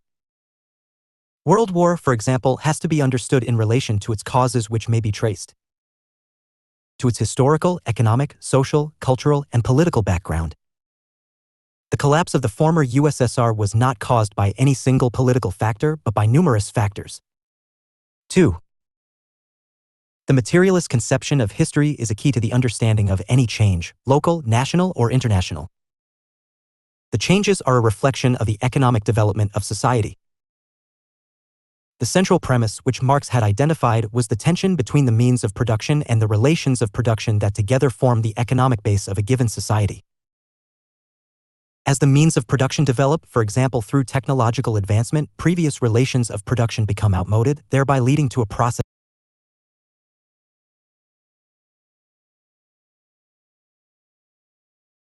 As the means of production develop, for example through technological advancement, previous relations of production become outmoded, thereby leading to a process of social change. This is, for Marx, true about capitalism. Lenin explains imperialism as the extension of capitalism. He also explains that imperialism leads to war between the capitalist nations on the one hand and the division of the world into imperialistic nations and the colonial world on the other. 3. Marx argues in the preface to his contribution to the critique of political economy that the mode of production of material life conditions the social, political, and intellectual processes in general. Thus, the legal, political, and cultural integrations and practices of a given society or a given age reflect the pattern of power and control in the economy. The change in the economic base leads to change in the legal and political superstructure. This represents the Marxian base superstructure theory. The pattern of imperialism during the times of Lenin, the hegemonic control of the capitalist class or the capitalist countries as expressed by Gramsci, and the center-periphery syndrome of Frank's dependency theory of the globalization era can be understood in the light of the Marxian base superstructure theory. 4. Class plays a key role in any Marxian analysis. The Marxists' view of the world divides it into two opposing classes, the possessing class and the non-possessing class. In a capitalist society, they constitute the capitalists and the workers. Gramsci would call them the dominating class and the dominated class. In the globalization era, they constitute the neo-colonial powers and the dependent nations. The Marxists hold the view that the conflict between these opposing classes keeps growing in every age, sometimes in open and sometimes hidden. The result is always the same, the exploitation of the exploited by the exploiters. 5. Revolution is another concept of Marxian analysis. Capitalism at the national level turns into imperialism, which suffers from three contradictions. A. The capitalists would compete for capturing more and more colonies, resulting in world wars among them. B. The conflict between the capitalists and the workers, the latter demanding rights and liberties in their respective nations. C. The conflict between the imperialists and the colonial people, the latter fighting for their liberation. 6. Arun Bose, the Marxian theory of international relations, envisages the Marxian analytical framework by suggesting the four seminal theories relating to the Marxian interpretation of international relations, which serves to some extent as a guide to action. Andre Gunder Frank. Andre Gunder Frank, 1929–2005, was a German-American economic historian and sociologist who was one of the founders of the dependency theory and the world systems theory in the 1960s. He employed some Marxian concepts on political economy but rejected Marx's stages of history and economic history generally. Throughout the 1950s and early 1960s, Frank taught at American universities. In 1962, he moved to Latin America, inaugurating a remarkable period of travel that served to confirm his peripatetic tendencies. His most notable work during this time was his stint as professor of sociology and economics at the University of Chile, where he was involved in reforms under the government of Salvador Allende. After Allende's government was toppled by a coup d'état in 1973, Frank fled to Europe, where he continued to take up a series of positions. In 1994, he retired as emeritus professor at the University of Amsterdam. His works included Capitalism and Underdevelopment in Latin America. Proletarian Revolution engineered by the workers at the national and international levels. Anti-imperialistic struggle in dependent regions of the world.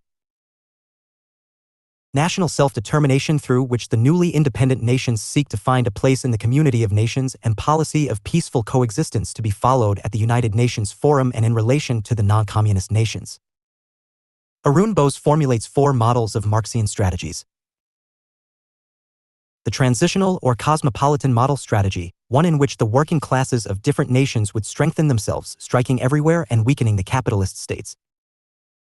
The Soviet-centric strategy, one where the USSR would become the focal lending nation to guide the proletarian revolutions wherever necessary. The non-aligned model strategy, one that is rooted in the proletariat of a colonial nation. A Yugoslavian strategy, and from where the proletariat would launch the revolution, make it, preserve it, and protect it without any outside support either from the other socialist states or from any outside proletariat.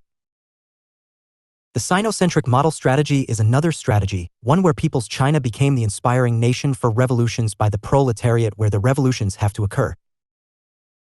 The Gramscian notion of international relations, founded as it is on the concept of hegemony, revolves around the hegemonic power which dominates the other states not merely through power but also through other forces totaled up in consent. Robert Cox, with Sinclair Approaches to World Order, develops the Gramscian approach that involves both a critique of prevailing theories of international relations and the development of an alternative framework for the analysis of world politics. Influenced by the Marxian ideas, the advocates of the dependency theory, especially Gunther Frank, give a neo-Marxist interpretation of international relations. They develop the center-periphery thesis. They argue that the present conditions of the periphery's nations are largely due to the exploitation by the developed nations, now called core or the center. 2.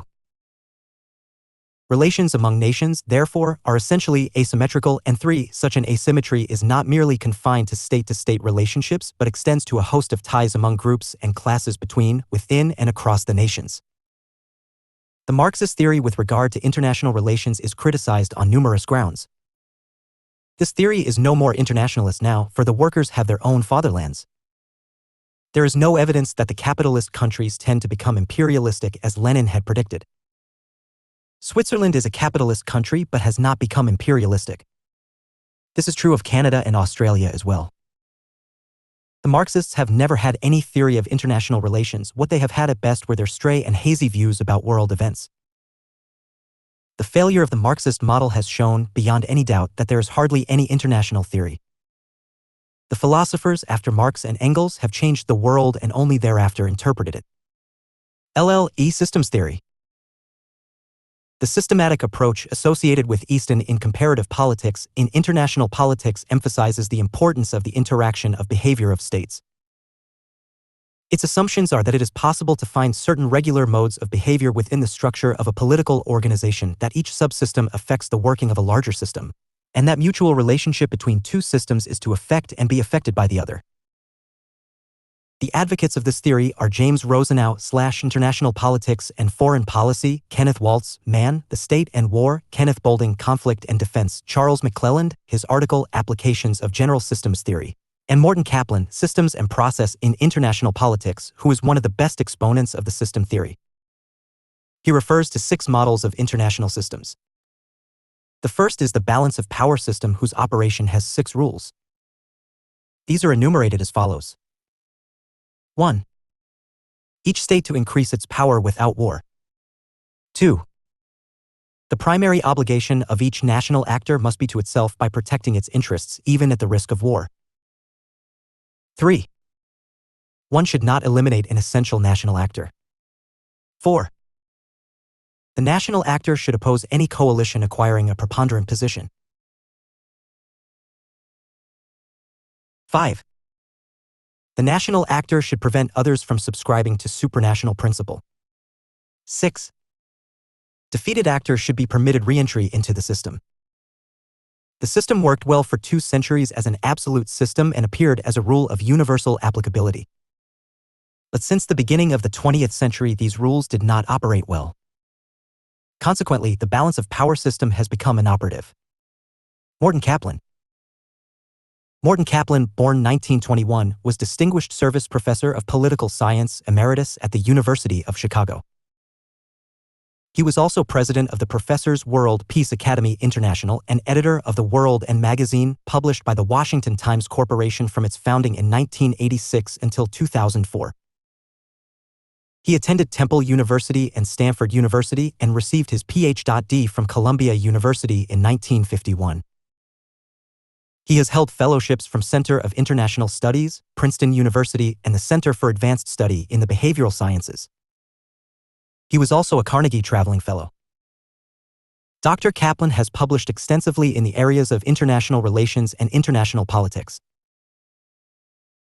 His many books include Science, Language and the Human Condition, Law in a Democratic Society, and System and Process in International Politics, 1957, a seminal work in the scientific study of international relations.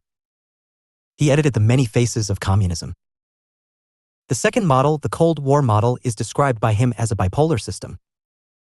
The balance of power system may transform itself into bipolar system.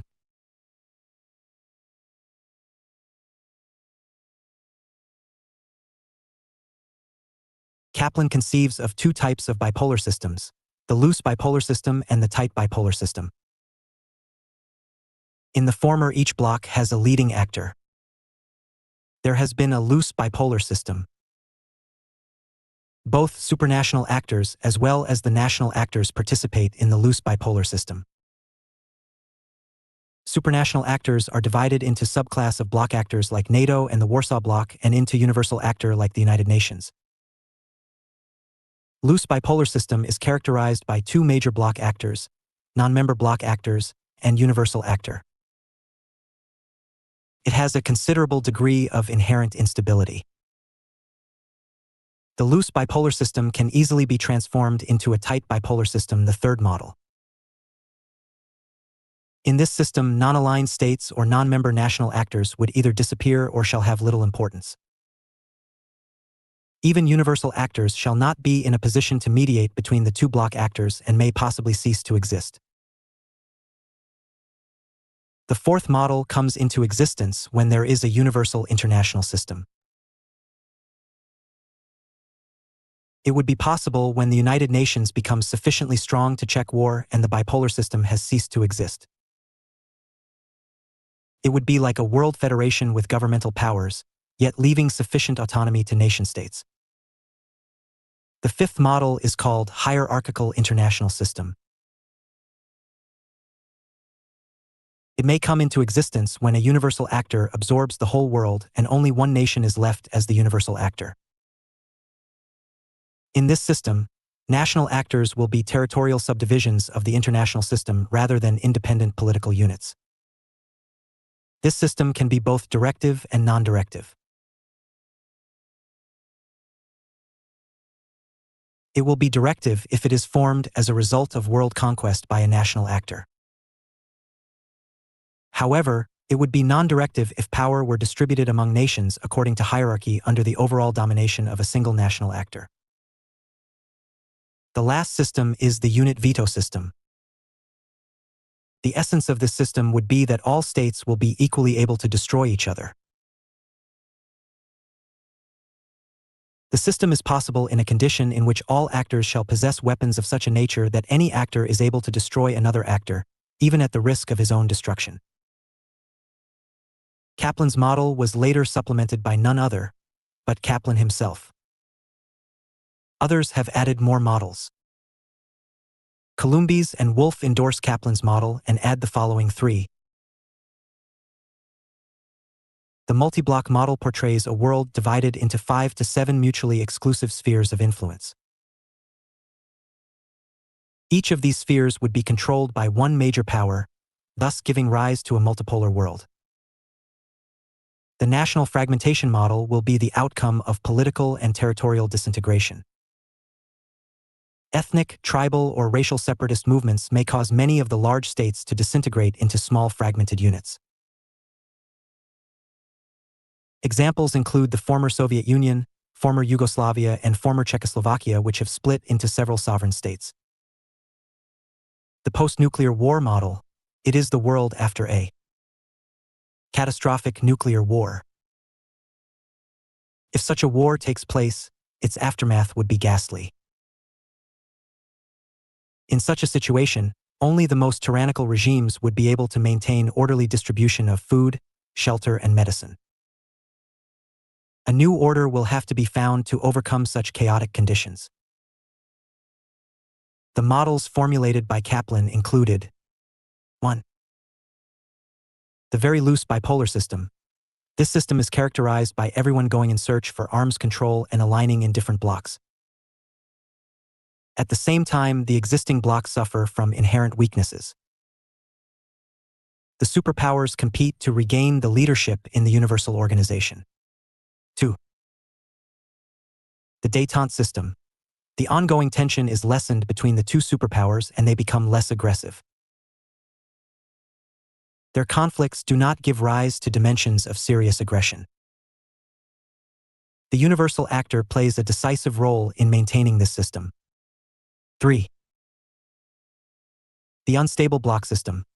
This system is in fact the opposite of détente system. Here, the superpowers are highly suspicious of each other. The conflicts take a serious dimension. There is also a possibility of nuclear catastrophe. The universal actor plays a mediatory role according to the wishes of the superpowers. 4.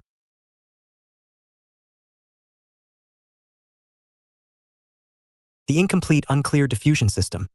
In this system, mostly all the national actors would possess nuclear power. They would possess minimum deterrence. There is a possibility of nuclear alignment between minor and major powers. Kaplan's systems approach has received its own criticism. His approach stating different models of states have not appeared or are not likely to appear in totality. Accordingly, the approach is inoperative. The transformation of one model into another in the sequence suggested by Kaplan is not found in history. At times, there seems to be a remote possibility of transformation. Hoffman regards the whole approach as a huge misstep in the right direction, the direction of systematic empirical analysis. The systems approach does not predict as to what will actually happen, it only forecasts what would happen if certain conditions develop, which rarely happen as envisaged by Kaplan. We should not forget that all of Kaplan's models are hypothetical, only tools to make investigations. Accordingly, they are too general and, therefore, cannot be of much use in ordering the facts or reaching the conclusions. LLF. The functionalist approach. Functionalism is a theory of international relations which focuses on common interests and needs shared by the states in a process of global integration. Rosamond, Theories of European Integration, finds the roots of the functionalist theory in the liberal/idealist tradition, one that was associated with Immanuel Kant and Woodrow Wilson. The theory arose during the interwar period principally as a result of the rise of totalitarian and authoritarian powers with the state as in fascist Italy and Nazi Germany. To that extent, the functionalist theory disapproved the thesis of the realist theory Morgenthau, which saw the self-interest of the states as the motivating force in world politics. Realism and functionalism differ. John McCormick compares the two as shown below. David Mitrani, A Working Peace System, explaining the functionalist theory argues that cooperation among the states stems from the common interests relating to functional and technical areas such as communication, finance, transport, technology, and as such integration among the states is made possible through technical experts rather than through politicians. David Mitrani.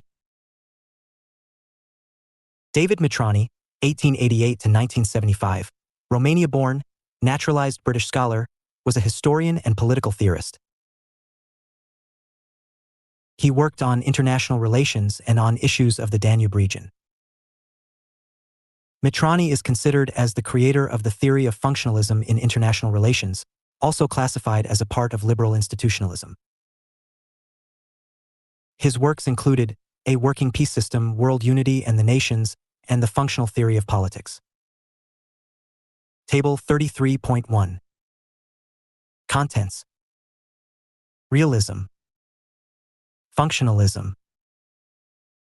Dominant goals of actors. Military security. Peace and prosperity.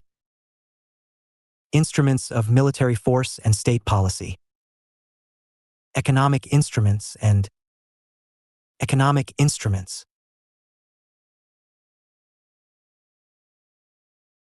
Political acts of will. Forces behind agenda formation. Potential shifts in the balance of power and security threats. Initial emphasis on low politics such as economic and social issues. Role of international organizations. Minor, limited by substantial, new state power and functional. The importance of international military force organizations will increasingly formulate policy responsible for and become such a shift implementation. According to functionalism, international integration, the collective governance and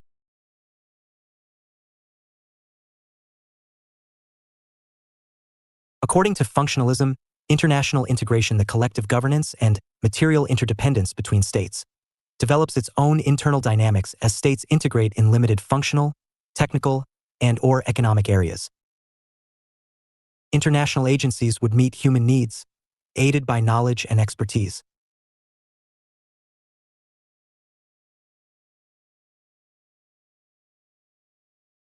The benefits rendered by the functional agencies would attract the loyalty of the populace, stimulate their participation, and expand the area of integration. There are strong assumptions underpinning functionalism. That the process of integration takes place within a framework of human freedom. 2. That knowledge and expertise are currently available to meet the needs for which the functional agencies are built. And 3. That states will not sabotage the process. Functionalism, it may be stated, is an argument that is based on authority structures, especially on the principle of territorialism. State theories were built upon assumptions that identified the scope of authority with territory, aided by methodological territorialism. Functionalism proposed to build a form of authority based on functions and needs which linked authority with needs, scientific knowledge, expertise, and technology, i.e., it provided a superterritorial concept of authority. Ernst Haas. Ernst Haas, 1924 to 2003, was an American political scientist who made numerous contributions to theoretical discussions in the field of international relations. He is the founder of neo-functionalism. He was also a Fellow of the American Academy of Arts and Sciences and served as Robson Professor of Government at the University of California. His famous work was The Uniting of Europe. Neo-functionalism reintroduced territorialism in the functional theory and downplayed its global dimension. It is simultaneously a theory and a strategy of regional integration, building on the work of David Matrani. Neo-functionalists focused their attention on the process of integration among states, i.e., regional integration. Initially, states integrate in limited functional or economic areas. Thereafter, partially integrated states experience increasing momentum for further rounds of integration in related areas. This invisible hand of integration phenomenon was termed spillover by the neo-functionalist school. Although integration can be resisted, it becomes harder to stop integration's reach as it progresses. According to neo-functionalists, there are two kinds of spillover, functional and political. Functional spillover is the interconnection of various economic sectors or issue areas, and the integration in one policy area spilling over into others. Political spillover is the creation of supranational governance models, as far-reaching as the European Union or as voluntary as the United Nations. Ernst Haas, The Uniting of Europe, Political, Social, and Economic Forces, while rejecting the notion of separating technical from political matters, believes that integration is a process whereby political actors are pursued to shift their loyalties towards a new center whose institutions demand jurisdiction over the pre-existing national states. He is of the view that the regional integration is to be studied in the larger context, i.e., the general theory of integration among states, i.e., regional integration. Initially, states integrate in limited functional or economic areas. Thereafter, partially integrated states experience increasing momentum for further rounds of integration in related areas. This invisible hand of integration phenomenon was termed spillover by the neo-functionalist school. Although integration can be resisted, it becomes harder to stop integration's reach as it progresses. According to neo-functionalists, there are two kinds of spillover, functional and political. Functional spillover is the interconnection of various economic sectors or issue areas, and the integration in one policy area spilling over into others. Political spillover is the creation of supranational governance models, as far-reaching as the European Union or as voluntary as the United Nations. Ernst Haas, The Uniting of Europe, Political, Social and Economic Forces, while rejecting the notion of separating technical from political matters, believes that integration is a process whereby political actors are persuaded to shift their loyalties towards a new center whose institutions demand jurisdiction over the pre-existing national states. He is of the view that the regional integration is to be studied in the larger context, i.e., the general theory of interdependence which came to be advocated in 1980s and 1990s by Kechain and Nye, power and interdependence. Unlike previous theories of integration, neo-functionalism is declared to be non-normative and which describes and explains the process of regional integration based on empirical data. Integration was regarded as an inevitable process rather than a desirable state of affairs that could be introduced by the political or technocratic elites of the involved state societies. The functionalist theory of integration advocated by Kegley and Witkoff in 1990s argues on the strength that international system is not anarchic, but is based on transnational interactions which create areas of interdependence.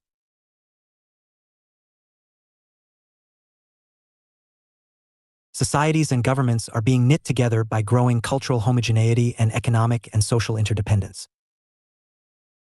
Various international agencies and regimes like the World Trade Organizations promote integration. The liberals emphasize the growing role of non-state actors like NGOs, regional organizations, etc. in promoting regional and global interdependence. The functionalist theory lays emphasis on cooperation among the states that would eventually help integration of nations.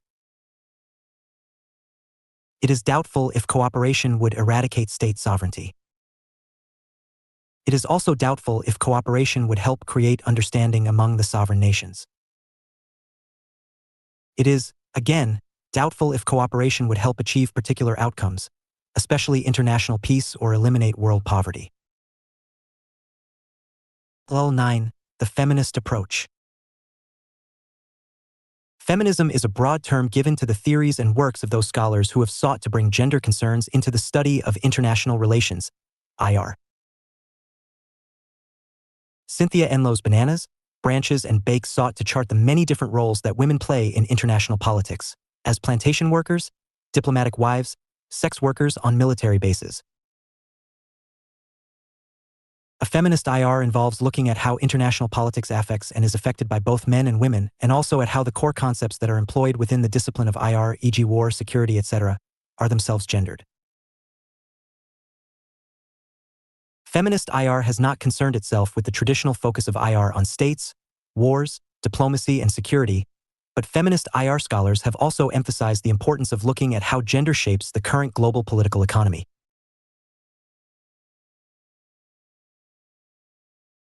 In this sense, there is no clear-cut division between feminists working in IR and those working in the area of international political economy, IPE. In regards to feminism in IR, some of the founding feminist IR scholars refer to using a feminist consciousness when looking at gender issues in politics. In Cynthia Enlow's article Gender is Not Enough, The Need for a Feminist Consciousness, Enlow explains how IR needs to include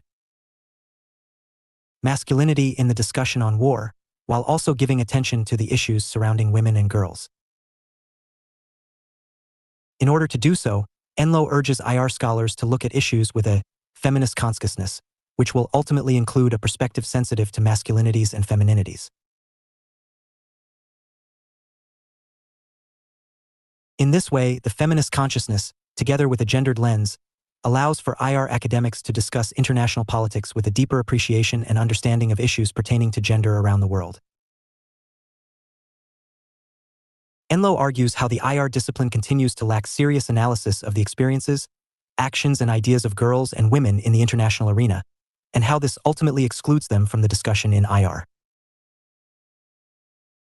For instance, Enloe explains Carol Cohn's experience using a feminist consciousness while participating in the drafting of a document that outlines the actions taken in negotiating ceasefires, peace agreements, and new constitutions. During this event, those involved came up with the word combatant to describe those in need during these usually high-strung negotiations. The use of combatant in this context is particularly problematic.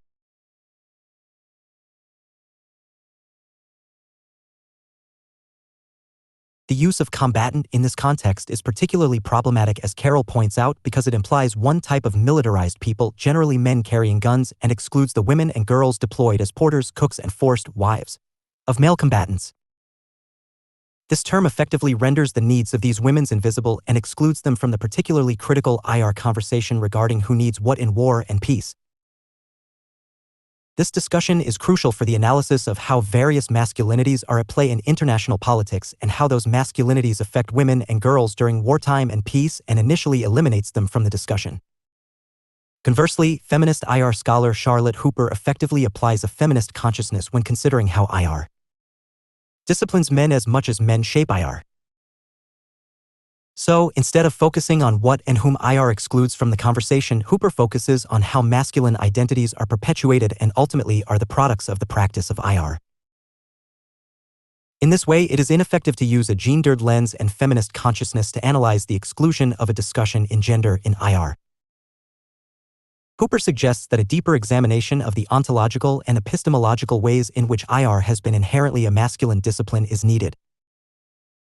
The innate masculinity of IR is because men compose the vast majority of modern IR scholars, and their masculine identities have been socially constructed over time through various political progressions. For instance, Hooper gives examples of the historical and political developments of masculinities that are still prevalent in IR and society at large: the Greek citizen/warrior model, the Judeo-Christian model, and the Protestant bourgeois rationalist model. These track the masculine identities throughout history, where manliness is measured in militarism and citizenship, ownership and authority of the fathers, and finally, competitive individualism and reason. These masculinities in turn asks one to not only use the feminist consciousness to analyze the exclusions of femininities from IR, but additionally, Hooper illuminates how one can locate the inherent inclusions of masculinities in the field of IR with a feminist consciousness. Practice questions. 1. Critically examine the idealist theory to the study of international relations. 700. 800 words. 2. Explain and comment on Morgenthau's realist theory of international relations. 700 to 800 words. 3. Write a detailed note on neorealist theory. 700 to 800 words. 4. Discuss the Marxist approach to the study of international relations. 700. 800 words. 5. How do you explain the equilibrium theory? 200 to 300 words. 6. Write a brief note on the decision-making theory. 200 to 300 words. 7. How do you explain the game theory to the study of international relations? 700 to 800 words. 8. Discuss and examine Kaplan's systems theory. 700 to 800 words. Or, Morton K. Kaplan's system approach theory is contrary to the fundamental precepts of system approach. Comment. 2014, 200 to 300 words. 9. Explain and criticize the functionalist theory to the study of international relations. 700 to 800 words. 10. Write a note on the integration theory. 200 to 300 words. 11. Do you agree that liberal international theories are essentially Eurocentric and not necessarily imperialist? 2012, 200 to 250 words. 12. What are the greatest debates between classical or modern realists? Is there any thin line of continuity between these two traditions? 2012, 200 to 250 words. 13. How does Marxist approach explain contemporary international relations? 2013, 200 to 300 words. 14. Write a note in Intellectual Precursors of Realism. 2013, 200 to 300 words. 15. Building piece by pieces is the basis of functionalism. 2013, 200 to 300 words. 16. The feminist approach to international politics is biased. Comment. 2014, 200 to 300 words. Key concepts in international relations. Concepts with connotations peculiar to it.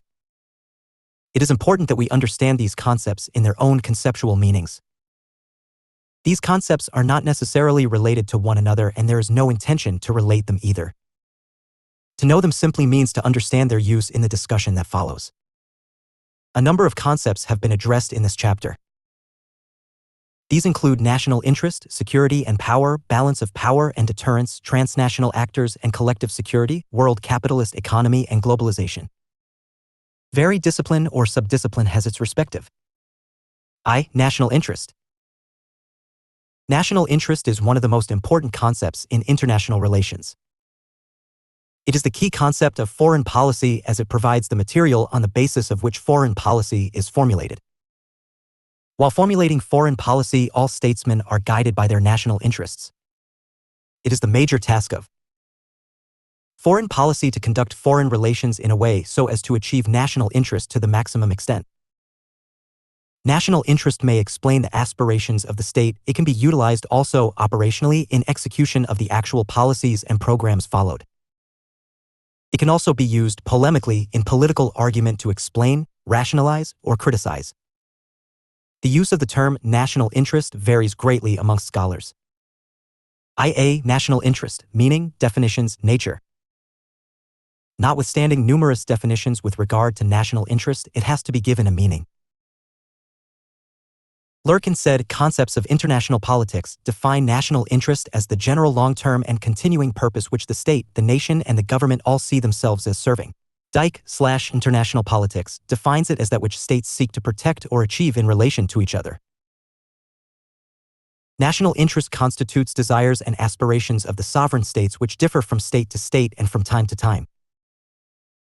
National interest is the sum total of a nation's goals and ambitions, economic, political, military, or cultural. It is a multifaceted one which includes, among others, a nation's security, pursuit of economic growth, and desire for more and more power, as well as the preservation of a nation's culture. National interest is the desirable best and the possible best of a nation, desirable in that which it desires and possible in that which it achieves.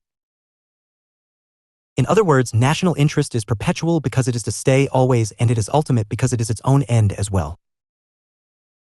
This is not to say that national interest is the same all the time. What it means is that it may change from time to time, but it has to remain always. What it is today may be different next year, but it has to be there. The content may differ, the existence remains.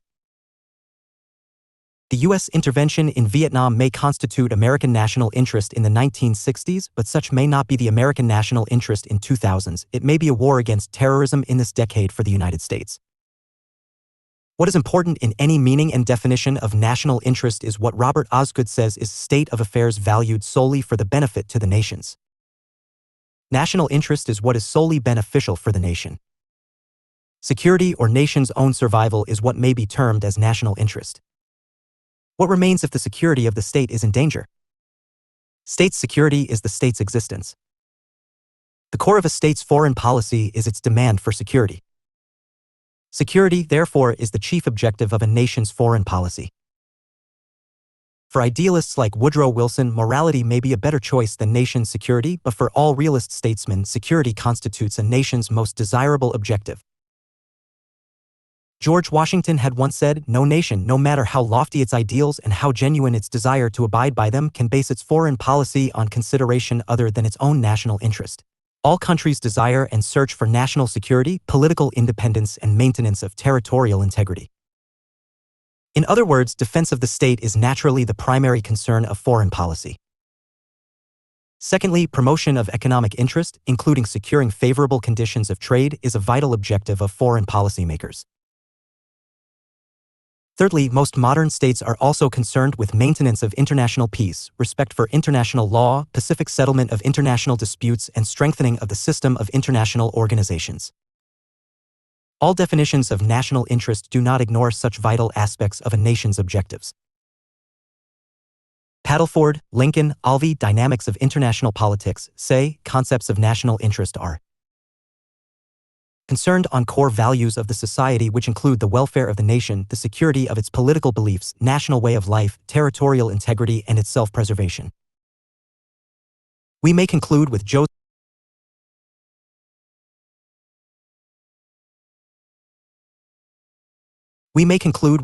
Frankl, national interest, who refers to 4 levels of national interest: aspirational, operational, explanatory, and polemical. On the aspirational level, national interest refers to the vision of good life. On the operational level, it refers to the sum total of its interests and policies actually pursued, and on the explanatory and polemical levels, the concept is used to explain, evaluate, rationalize, or criticize foreign policy. L.B. National interest, determinants and types. The application of national interest is determined on numerous criteria. Ideology is one such criterion. Whatever be the national interest, a nation has to keep the ideological considerations, though ideology itself helps in the formulation of national interest. A liberal democratic state would be ideologically more akin to the like-minded states than to those whose ideology is very much different. Any nation, while pursuing its national interest, is usually guided by moral and legal considerations. A state seldom goes beyond the normative values known to all or would seldom violate the legal limits. While following the objectives of the national interest, the operational style may be synoptic, i.e. fast track, or may be incremental, i.e. gradual. The pursuit of national interest may tend to seek a pragmatic path, and in fact, it should do so as well. The success of the laurels of national interest usually requires professional and matter-of-fact efforts by just playing the game. The pursuit of national interest is associated with the demands on other states so as to exercise diplomatic activities as efficiently as possible. Robinson, national interest refers to the following types of national interest. 1. Primary. These are the core or vital interests relating to the preservation of political, cultural, and physical identities. Such interests constitute security against foreign aggression. 2. Secondary. These are relatively less important than the primary interests, but are at the same time important for the very existence of the state. Among these interests, one may include the protection of citizens and diplomats living in other countries. 3. Permanent. These are interests which are long-term interests that are usually continuing. These include, for example, the freedom of navigation so as to protect overseas trade and investment made in other countries. 4. Variable. These are interests that change. They change according to the circumstances and keep changing through factors such as personalities of the leaders, shifting public opinions, sectional interests, partisan politics, and attitudes. 5. General. These are interests through which particular interests are protected. The policy of non-alignment followed by India in the years after independence constitutes general interest through which particular interests such as defense of the country, friendly relations with the neighboring nations, maintenance of peace and security of the nation are protected. 6. Specific. These are interests which are determined in terms of time and space. To develop good neighborly relations with Pakistan, China, Sri Lanka, and the like. India specifically pursued the Gujarat Doctrine. In addition to the above, Robinson mentioned 3 other interests describing them as international interests. These are A. Identical interests, those which are held in common by numerous states, the demand for the new international economic order by the developing nations, for example. B. Complementary interests, those which 2 or more states find in their mutual benefits. The establishment of the regional organizations, i.e. ASEAN, SAARC, and European Union are examples of complementary interests. C. Conflicting interests, those in which a couple of nations find themselves pursuing opposing interests. IC. National interests, promoting factors. National interest is the interest which each nation seeks to promote and enhance. Each nation seeks to advance its national interest through numerous factors, namely the following. 1. Diplomacy. It constitutes the techniques and procedures for conducting relations among states. Diplomacy functions through a network of foreign offices, embassies, legations, consulates, and special missions all over the world. It can be bilateral as well as multilateral in nature. Diplomats, as the eyes and ears of their respective nations, practice diplomacy so as to seek, protect, and promote national interest. Diplomatic negotiations are employed to reconcile the different interests of the states through the process of mutual give and take. Through diplomatic negotiations, the interests of concerned states are achieved. On the other hand, in case of conflicting or opposing interests, negotiations do not prove of much success. 2. Alliances. These are usually conducted by two or more states for the promotion and protection of their common interests. After the conclusion of the alliance, the protection of these common interests becomes a legal obligation of the member states. These alliances may be concluded for achieving different kinds of national interests, and their nature depends on the type of the interest sought to be fulfilled. Robinson observes, the advantage of pursuing the national interest through alliances, of course, lies in the translation of inchoate, common or complementary interests into common policy and in bringing the nation's power directly to bear on questions of national interests. 3. Propaganda. In our century, propaganda has become a major instrument for the promotion of national interest. States have set up permanent agencies for the systematic expression of propaganda of an instrument of national policy. No state can easily overlook these means. In the most general terms, any attempt to persuade persons to accept a certain point of view or to take a certain action is propaganda.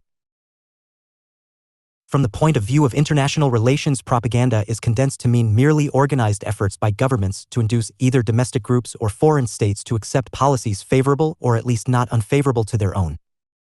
4. Psychological and political warfare. Eisenhower associated psychological warfare with the struggle for minds of men. Linebarger defined psychological warfare in the broad sense as the application of parts of the science of psychology to further the efforts of political, economic, or military action, and in the narrow sense as the use of propaganda against an enemy together with such other operational measures of a military, economic, or political nature as may be required to supplement propaganda. Political warfare includes the means which a state takes to weaken a particular enemy or enemies. The persuasion of friendly diplomacy is not political warfare, neither is propaganda which does not seek to impair or limit another state's freedom of action. On the other hand, diplomacy or propaganda which has the intent to coerce must be regarded as political warfare. Economic measures must be so characterized when they are aimed at a particular state. Thus, a given act may or may not be political warfare. The distinction lies in its purpose. An embargo conceived solely to conserve domestic resources of a commodity is quite different from an embargo imposed to deprive an unfriendly state of essential imports, regardless of the fact that both may apply to exports to all states. See Palmer and Parkins, International Relations. 5. Coercive methods in war. The state can take certain coercive measures on its own territory which ultimately work to advance its national interest against an enemy state. These include actions like seizure and confiscation of the property of the rival state or its subjects by way of compensation in value for the wrong done, suspension of operation of treaties, embargo of ships belonging to the offending states lying within its parts, and seizure of ships at sea, etc. All these methods are acts of war pressurizing the opponents to yield. 6. Imperialism and colonialism.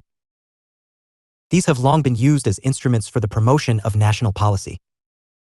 From 16th century till the middle of 20th century. European nations used imperialism and colonialism as a tool to further their national interest. The factors promoting national interests keep changing. In our times, with the advent of globalization, most of the developed nations created situations for the developing nations to act in such a way that they do what the developed nations want them to do. Security and power.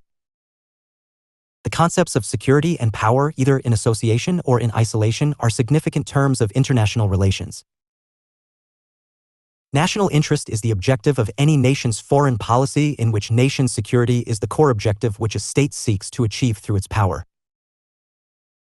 Power is the instrument that makes a nation's existence possible, one that fulfills the claims of a nation's interest. Concept of security. The concept of security is directly and immediately related to the concept of national interest. Every nation's first and primary task has been, at all times and in all ages, to seek security.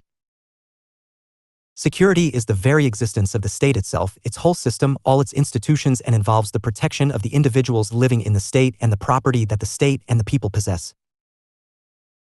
Security has been the essential demand for the individuals as well as the states. For the individuals, the state comes up to provide army for people's protection against all aggression from outside and police for maintaining internal peace and stability. One of the first tasks for any state relating to national interest is its desire for security. The fact that the state possesses legal coercive power is the fact of managing security. The fact that the state uses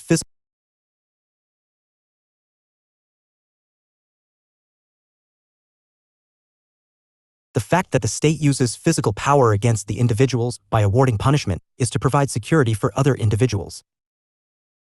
The fact that the state defends itself from the attacks of other states or attacks other states by using weapons and armaments, i.e. coercive power, is to ensure its own existence. Power assures security, and security is the first job of every state, its very national interest.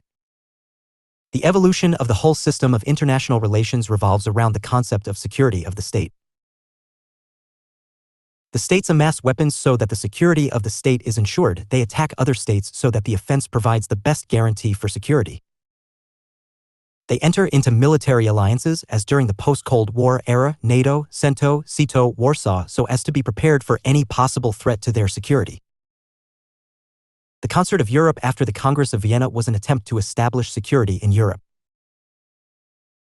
Almost a century afterwards, the opposing military groupings, the Triple Alliance comprising Germany, Austria-Hungary, Italy, etc., and the Triple Entente comprising Britain, France, and Russia, were made to ward off the threats of war.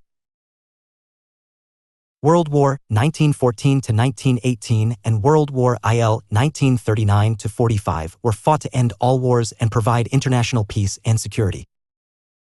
The French demand for security during the interwar period was an attempt at security from a possible German attack.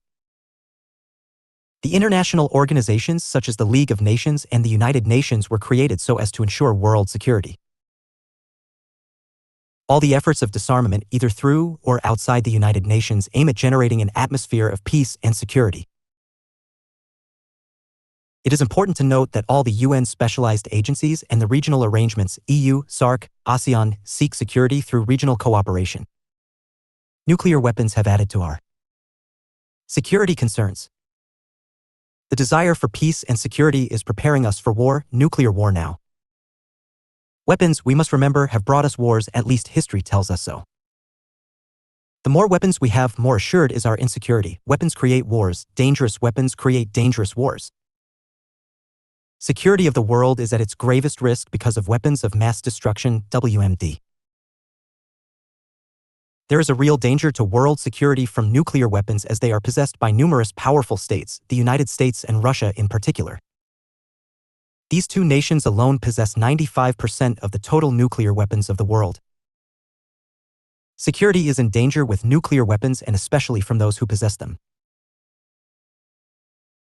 The danger to world security is not from those who do not have nuclear weapons, but from those who have them, not from those who have not used them because they do not have them, but from those who have used them because they had them. The USA used atom bombs on Japan's two cities during World War IL. In the American laboratories, old weapons are being refined and new ones are being designed. In such situations, how can world security be ensured? Security's threats are really real threats. Its concerns are no less insignificant. A nation is secure when it is free of threats from others, i.e. that it would not be attacked and that there would be an absence of threats to its values. Barry Busen, People, States and Fear, says that security is about the ability of the states and societies to maintain their independent identity and their functional integrity. He argues for a broader view of security which includes numerous aspects: political, economic, societal, and environmental, as well as militarily. Security is political insofar as its sovereignty is not threatened. It is economic insofar as it is not made to serve the interests of an economically dominant nation. It is societal insofar as its values and identity are not dehumanized. It is environmental insofar as it does not help pollute humanity. It is militarily insofar as it is protected from the use of weapons of mass destruction. Security is a nation's national interest insofar as it is secure from aggression of others on the one hand and on the other is able to avoid war on itself. It is the interest of the international system insofar as it is able to maintain the system itself on the one hand and on the other is able to establish the values of universal brotherhood. To that extent, the concept of security is both national and international in its ramifications. ILB concept of power. The concept of power is one of the most significant concepts as is understood in international relations. It is used as a goal of the nation-states when a particular state tends to exercise its influence over other states. Such an influence can be coercive, extractive, cooperative, or competitive and whose mechanisms may be threat or use of force, economic interaction or pressure, diplomacy, and the like. Influence can be organized by the states when they may attempt to create a bloc. The military blocs created in the wake of Cold War blocs such as the NATO, the CENTO, the CETO, and the Warsaw Pact are examples of creating such type of influence. Power is used in the sense when a state is said to be powerful. Such a use of power in international relations is described with regard to a state that achieves victory or security for itself. Power is used in the sense when a state is said to be powerful. Such a use of power in international relations is described with regard to a state that achieves victory or security for itself. Power is used as the capacity to direct decisions and actions. It derives from strength and will. Strength comes from the transformation of resources into capabilities. Will infuses objectives with resolve. Strategy marshals capabilities and brings them to bear with precision. Statecraft seeks through strategy to magnify the mass, relevance, impact, and irresistibility of power. It guides the ways the state deploys and applies its power abroad. These ways embrace the arts of war, espionage, and diplomacy. Power is also used to describe the resources and capabilities of a state. This definition is quantitative and is most often used by geopoliticians and the military. Capabilities are thought of in tangible terms. They are measurable, weighable, and quantifiable assets. Thomas Hobbes spoke of power as the present means to obtain some future apparent good. I. Power, meaning and definitions. Power in the context of international relations is an important concept. In fact, the concept of power is a central one and a key to understand the complexities of international relations. All of international politics as a theory revolves around the concept of power. Karl Deutsch, The Analysis of International Relations, says the concept of power is the ability to prevail in conflict and to overcome obstacle. In other words, it is the ability of a state to control the behavior of the other states in accordance with one's own will. Morgenthau Politics Among Nations defines power as a relationship between the political actors, i.e., sovereign states, in which actor A has the ability to control the mind and actions of actor B. Schwarzenberger Power Politics defines power as the capacity to impose one's will on others by reliance on effective sanctions in case of non-compliance. According to Schleicher/International Relations, power relationship is marked clearly by the occurrence of threats. Columbes and Wolff, Introduction to International Relations, define power as an umbrella concept that denotes anything that establishes and maintains the control of actor over actor B. According to these scholars, ingredients of power are force, influence, and authority. Much before them, Palmer and Perkins' international relations included, in the concept of power, characteristics such as influence, force, and capacity. The definitions with regard to the concept of power as used in international relations make numerous things clear about the concept. 1. Power is the instrument through which national interest is attained. To that extent, it is a means. 3. Power is the ability to control the behavior and actions of other states. To that extent, it symbolizes influence. 2. Power is an end insofar as it translates the state's capacities into attainments. To that extent, it is a goal. 4. Power is the capacity to control others, make them do what they would not otherwise do. To that extent, it is a force. 5. Power is not merely possession of certain elements. A nation may be a rich country but may not be a power. Wealth does not make a state a power. What makes the state a power is the use of its resources. To that extent, power is the use of resources for its own end. 6. Power is force that helps persuade, coerce, control, punish, and at times reward. To that extent, power is exertive. 7. Power is power to compete, to struggle, to manipulate. Extent, power is a process of competitiveness. B2. Power and its exercise. Power is meaningless unless it is exercised. Its meaning lies in its use. To possess wealth is no power, it is only power when it is circulated and gets enhanced. To possess strength is no power, it is power when it is used. Power is exercised in numerous ways. Persuasion is the most common method of exercising power. Through persuasion, a state seeks to influence the behavior of others.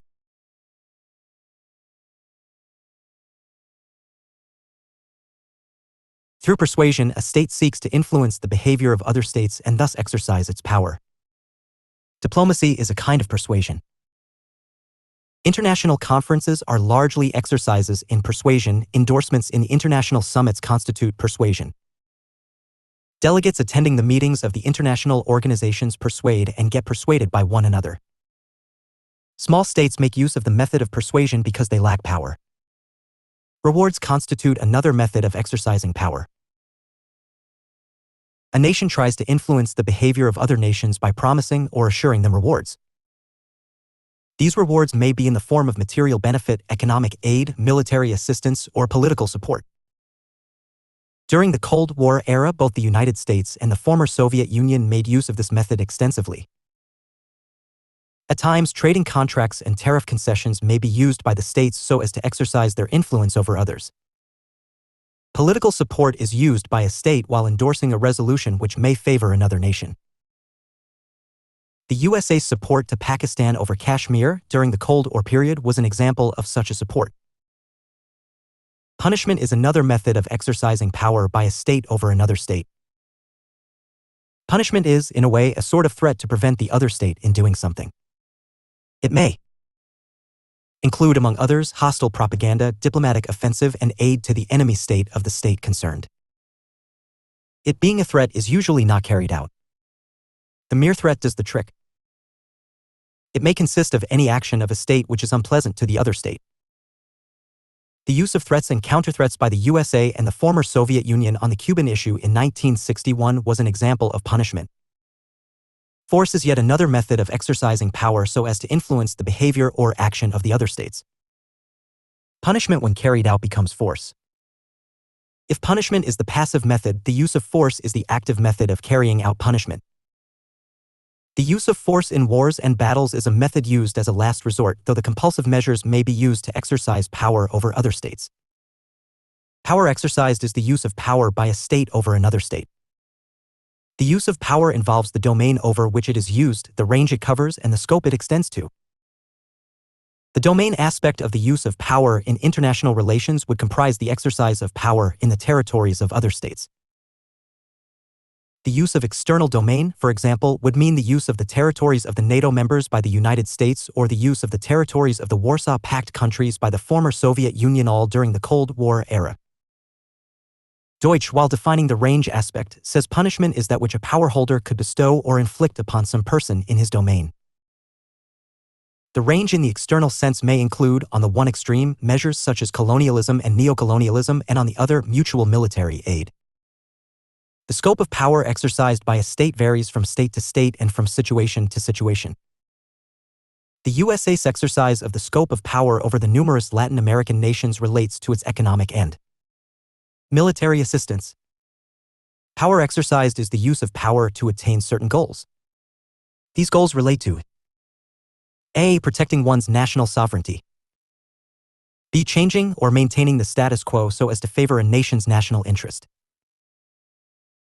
C. Enhancing one's prestige in the international sphere, which is what Morgenthau called the power to keep power, power to increase it, and power to demonstrate by following the corresponding policies: policy of status quo, policy of imperialism, and policy of prestige. C. Power, its elements. That the elements of national power are numerous have been stated by scholars of international relations. Morgenthau classifies these elements into A. Permanent and B. Changeable. Organski World Politics classifies them into natural and social. According to Carr, 20 Years Crisis, 1919 to 1939, the three broad categories of the elements of national power are A. Military power, economic power, and power over opinion.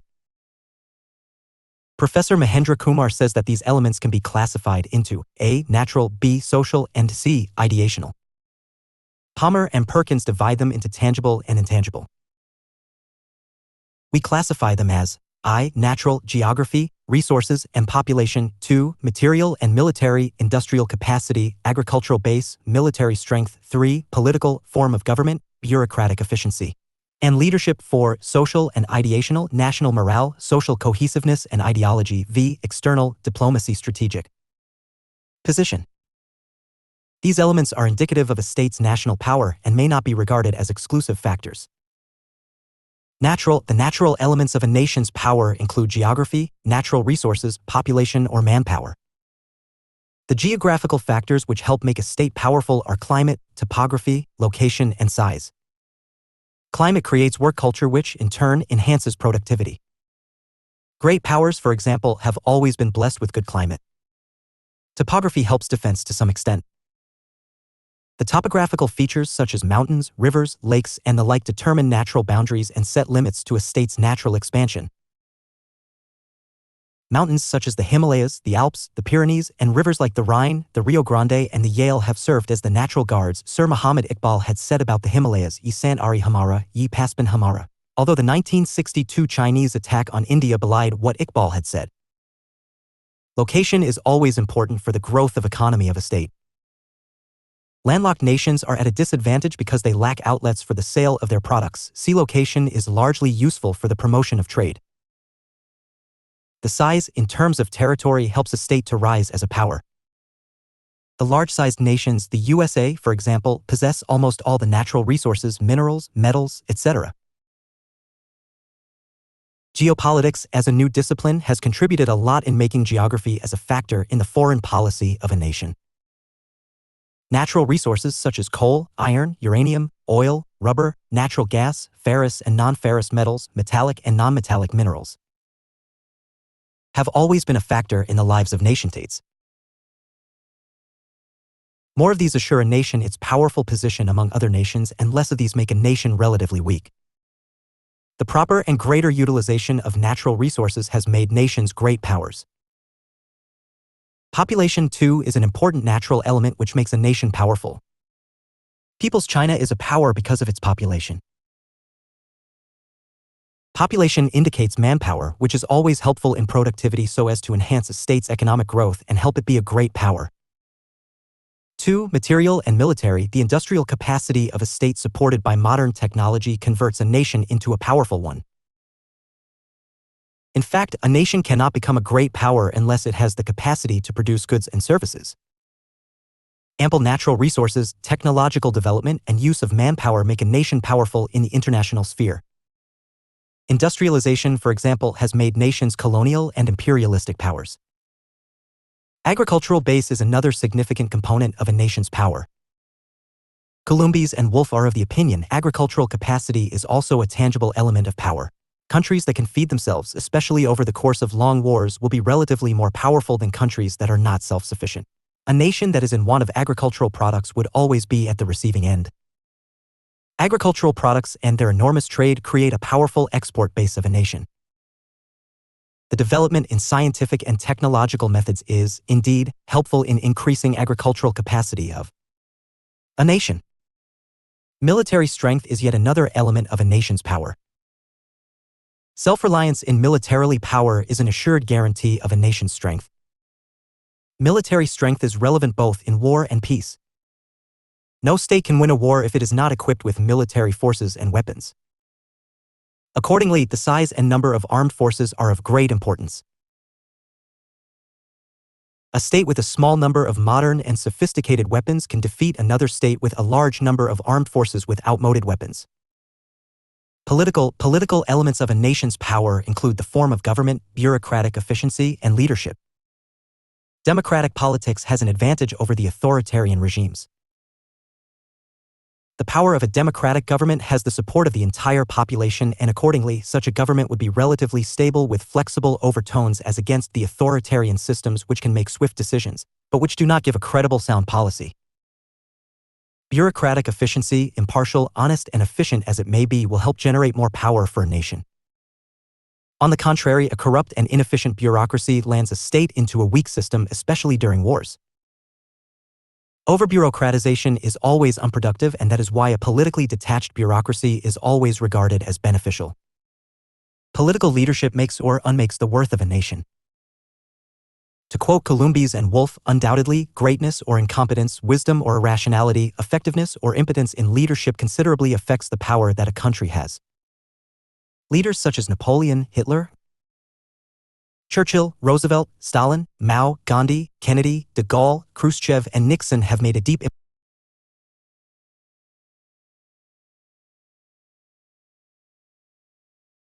Churchill, Roosevelt, Stalin, Mao, Gandhi, Kennedy, de Gaulle, Khrushchev, and Nixon have made a deep impact on world history.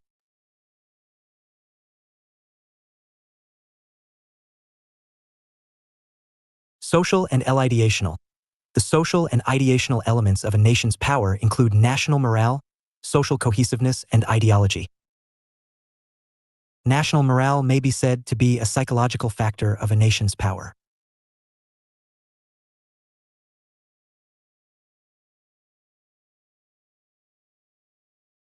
Though it is difficult to measure national morale, yet it is used, as Lurkin said, concepts of international politics say, to describe the mass state of mind in action, with particular reference to the extent to which the society feels itself committed to the government's policy. Morgenthau holds the view that national morale is the degree of determination with which a nation supports the foreign policies of its government in peace or war. It permeates all activities of a nation, its agricultural and industrial production, as well as its military establishment and diplomatic service. Palmer and Perkins describe national morale as a thing of the spirit made up of loyalty, courage, faith, the impulse to the preservation of personality and dignity. It can make men and women work harder, sacrifice more, and fight swifter. Social cohesiveness indicates a unified society, accommodating at the same time diversities of ethnic, linguistic, racial, and religious variations. It gives a society a political unity as well as integrity of a nation. The more socially cohesive a nation is, the more stable is its foundation and more assertive it is in the international field. Ideology is usually, as Snyder and Wilson, roots of behavior say, a cluster of ideas about life, society, or government which originate in most cases as consciously advocated or dogmatically asserted, which became the characteristic beliefs or dogmas of a particular group, party, or nationality. As an element of national power, ideology can boost the morale of the people and so can indirectly become a powerful factor for the unity and power of the state. 5. External. The external elements of a national power include diplomacy and strategic position. The quality of diplomacy is one of the most important elements of the power of a nation. Diplomacy, in fact, is the brain of national power, while all the other elements constitute brain's raw materials. The quality of diplomacy gives relative strength to a nation's position. Great Britain of yesteryears and the United States of today enjoy relatively a better position because of the highest standard of diplomacy they demonstrate. A state's strategic position is, in a large measure, determined by itself. A state is, to a great extent, the architect of its capability. It is so because of its geographical and international strategic position. For example, Bhutan does not matter nearly as much as Britain. To conclude on the study of the elements of national power, it may be observed that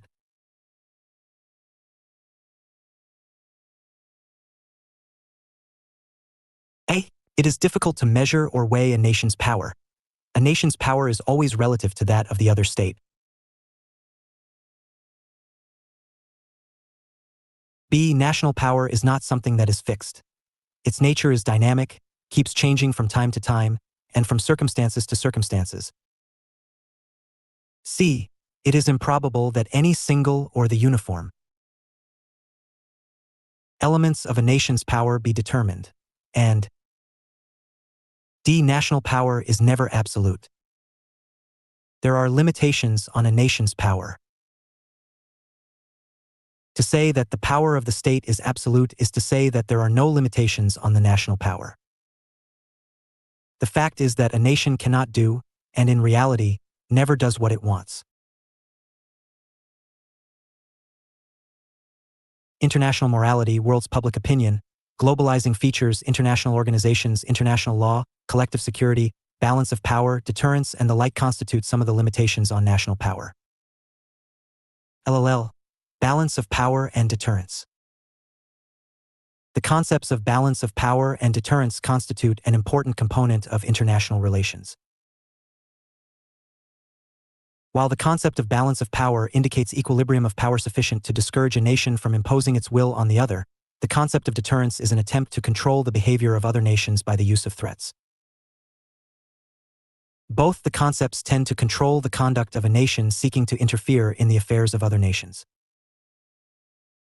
The concept of the balance of power is largely a positive endeavor, while that of deterrence almost a negative one. A balance of power. It constitutes a system of international relations in which nations seek to maintain an approximate equilibrium of power among many rivals, thus preventing the dominance of any one state.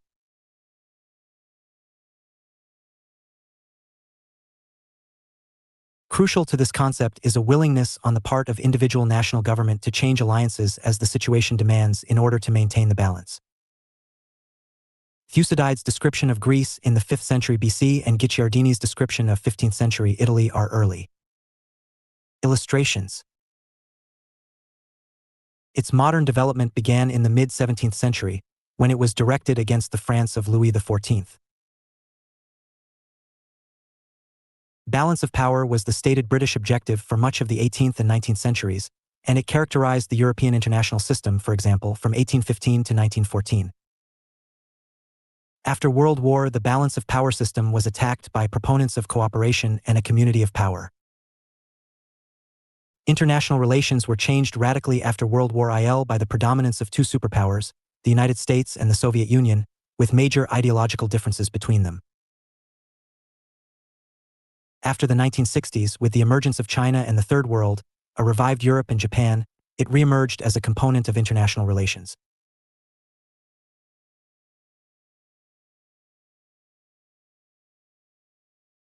With the collapse of the USSR in 1991, the United States, as the sole superpower, has been dominant militarily and, to a lesser degree, economically. I. Balance of power. Meaning, definitions, characteristics. The concept of balance of power is based on the idea that a nation would not grow formidable, nor would resort to war. Its meaning implies that no power, i.e. state, would, in a multi-state system, overawe the other states. Castlereagh, as quoted by Professor Mahendra Kumar, says that the balance of power means the maintenance of such a just equilibrium between the members of the family of nations as shall prevent any one of them becoming sufficiently strong to impose its will upon the rest. Quincy Wright, A Study of War, says that it is a system designed to maintain a continuous conviction in any state that if it attempts aggression, it would encounter an invincible combinations of the others. To Morgenthau, the concept of balance of power refers to an actual state of affair in which power is distributed among several nations with approximate equality. To a great extent, the concept of balance of power is described as a state of equilibrium. It is a process of matching powers of some nations against those of the others so that there is no imbalance in power relations. Balance of power is a balance in favor of a state so demanding equality. It is power in favor of that state so demanding inequality. Dickinson, The International Anarchy, says that the states profess the former, i.e. balance, but pursue the latter, i.e. seek power. The fact is that the concept of balance of power as Dyke, International Politics, seeks balancing of the power so as to establish or maintain such a distribution of power among states as will prevent any one of them from imposing its will upon another by the threat or the use of violence. The concept implies An equality or an equilibrium of power among states so as to bring about balance. B. A distribution of power in which no state is stronger than the other. And C. Distribution of power should not disturb the balance. The balance of power, the scholars hold the view, provides ambiguity. This meaning is used in so many senses. Morgenthau also uses the term in four senses. I. A policy aimed at bringing about a certain power distribution. 2. A description of any actual state of affairs in international politics. 3. An approximately equal distribution of power internationally. And 4. A term describing any distribution of political power in international relations.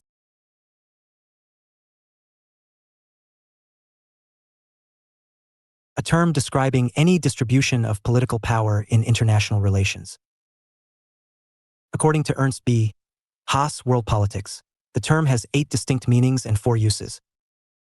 The meanings are: I. Balance meaning distribution of power. 2. Balance meaning equilibrium. 3.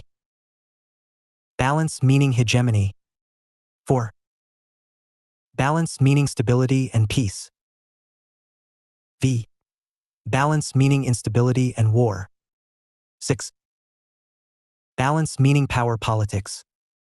7.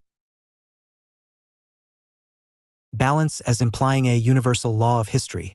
And 8. Balance as a system and guide to policymaking.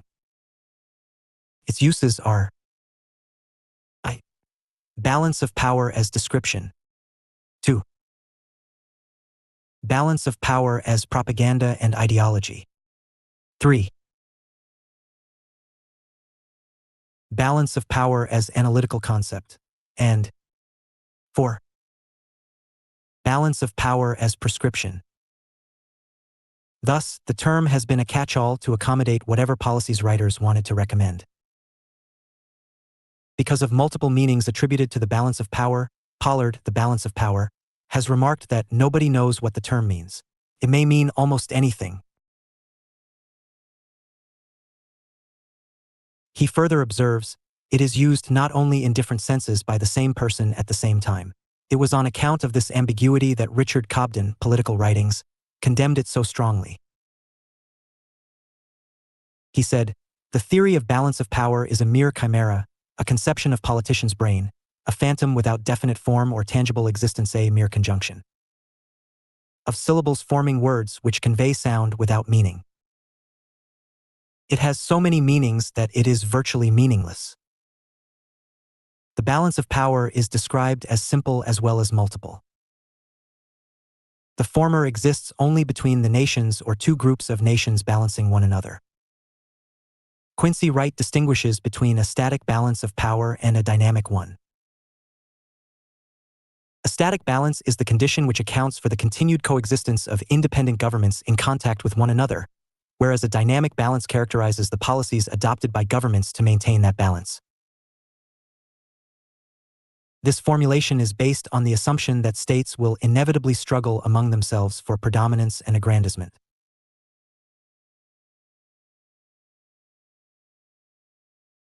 From the above discussion, the major characteristics of balance of power can be stated as under. First, the term suggests equilibrium, an equal distribution of power, but balance is not a permanent feature of international politics.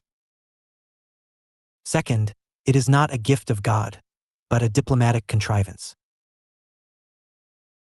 Third, though it favors the status quo, yet to be effective it must be changing and dynamic. Fourth, real balance of power seldom exists. Its real test is war. If war takes place, it means a real balance was not available. Fifth, it offers both an objective and a subjective approach. Historians take the objective view while the statesmen take the subjective view.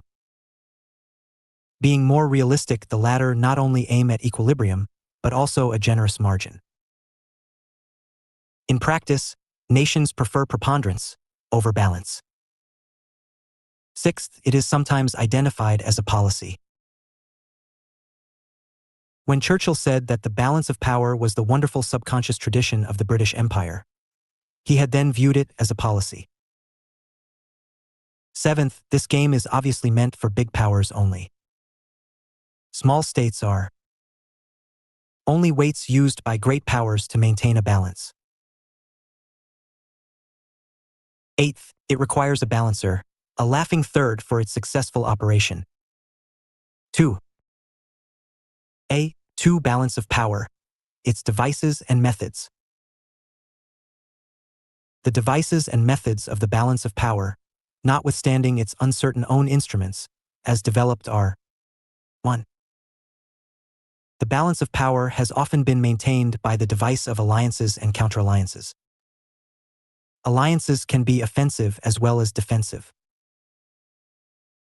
Offensive alliances, however, are to be condemned or may lead to the formation of counter-alliances, so the result is war.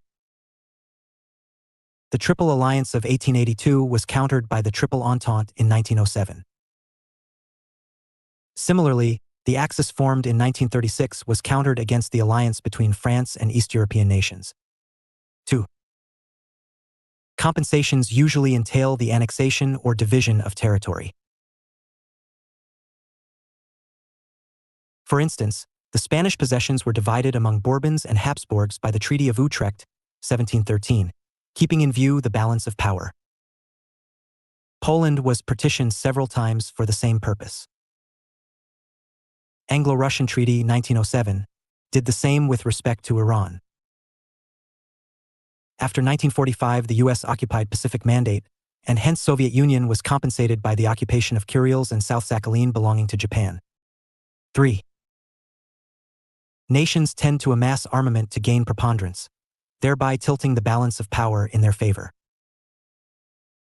Disarmament or proportional reduction of armaments may have created the condition of the balance of power. But little success has been achieved in this respect. The only successful attempt was the Washington Naval Treaty of 1922.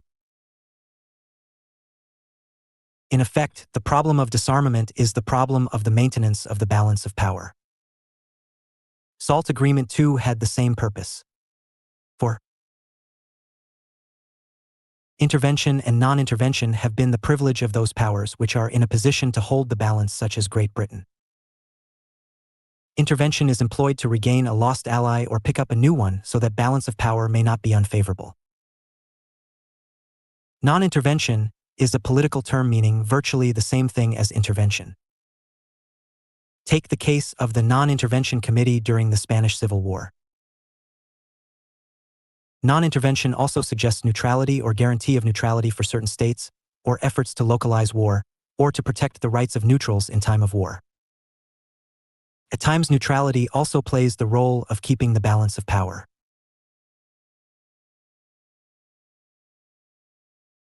Some of the recent examples of intervention are the Soviet Union's intervention in Poland and Hungary, 1956, in Czechoslovakia, 1968, and in Afghanistan, 1979. USA has been a great interventionist in the states of Latin America in the name of Monroe Doctrine. 5. The creation of buffer states is another device. The buffer states have a cushioning effect between great powers facing each other. Its purpose is to set up a state which is weak between two large and unfriendly states. Inner Crescent of Mackinder and Rimland of Spickman express the idea of buffer states. Some of the countries made buffer states were Poland between Russia and Germany, Belgium between France and Germany, Switzerland between four states such as France, Germany, Spain, and Italy. Tibet between India and China, Afghanistan between Britain and Russia are other examples. Sometimes, such zones are divided on equal terms so that they may serve the purpose of maintaining the balance of power, hence the one-time division of Germany, Korea, and Indochina. Today, balance of power has become precarious in the absence of buffer zones or neutral belts. 6. Divide and rule is a time-tested policy. It was employed by the Romans to maintain their control over scattered peoples. Britain often used it to keep her large empire intact. She has been a serious practitioner of this policy. It has been her cardinal policy towards Europe. Now, this policy has become a device of the balance of power. Both the superpowers during the Cold War period were engaged in the efforts of creating division in the opposite camps. 2. 3. Balance of power evaluation. There are merits of the concept of balance of power. First, it helps preserve independence of small states. Second, it produces peace. It prevented 7 wars in the years 1871 through 1914. Third, it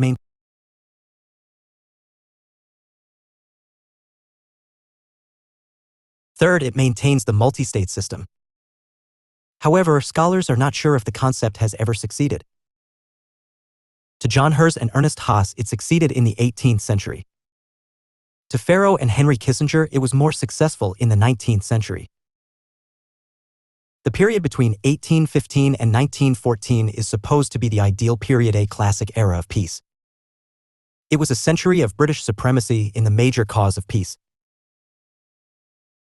Writers like Organski and John Herz, International Politics in the Atomic Age, challenged the argument that the periods of balance are periods of peace. They contend that the periods of balance are periods of warfare and those of preponderance are periods of peace. Thus, imbalance of power is the preserver of peace. However, this imbalance must be decisive and not marginal only. After the Second World War, it appeared to some thinkers that the concept of balance of power would soon become obsolete because of new developments on the international scene. While other writers on the system still maintain that not only had it succeeded in the past, but it can succeed even today and also in the future. Lewis Halley, Arnold Wolfers, and DeWitt Poole, Morgenthau, and H. Kissinger may be counted among such scholars. There are scholars who have rejected the concept of balance of power as outdated. They point out to certain new forces which are working against the operation of the system. These forces are nationalism, industrialism, democracy, mass education, new methods of warfare, importance of public opinion, development of international law and international organizations, the fact of economic interdependence of nations and disappearance of colonial frontiers. All these make the balance of power too difficult to policy. With the failure of the socialist model and the disintegration of the Soviet Union, the USA has emerged as the only superpower. USA may perhaps take up the task of maintaining the balance of power itself. LLB Concept of deterrence. Deterrence, as Oxford Concise Dictionary of Politics explains, is a policy of attempting to control the behavior of other actors by the use of threats. It is different from the balance of power, for the latter seeks to maintain equilibrium among the nations which, if threatened, are met with a matching threat. Balance of power is a state of equilibrium, a condition where power among the states is so balanced that no one is stronger than the other. Deterrence is not a state of peace, neither of a stability nor of a situation where powers are so distributed that no one state is more powerful than the other state. It is not a state of a situation, but a policy that controls the behavior of the states. It implies a deterrer, one who deters, and the deterree, one who is being deterred. The former wants to control the actions of the latter. The deterrer, the above dictionary explains, tries to convince the deterree that the cost of undertaking the actions that the deterrer wishes to prevent will be substantially higher than the gain that the deterree might anticipate making from the actions. To that extent, deterrence is a threat of the use of force aimed at persuading another actor or state not to do what it intends to do. It is, thus, a psychological effect on an opponent, warning it to desist from the consequences of attacking. Deterrence involves threat of punishment and is confined to threats without translating them into punishment. The states are deterred because they expect an effective military response to their actions and know that they cannot achieve their objectives through the use of force, so they do not try to do what they declare to do. To be effective, deterrence threats need to be credible, i.e. they should seem to be real and thus likely to be carried out, though they may not be so resorted to. Deterrence and defense are not the same. Deterrence is the strategy of denial, i.e. seeking to prevent an attack directly by confronting the forces making it.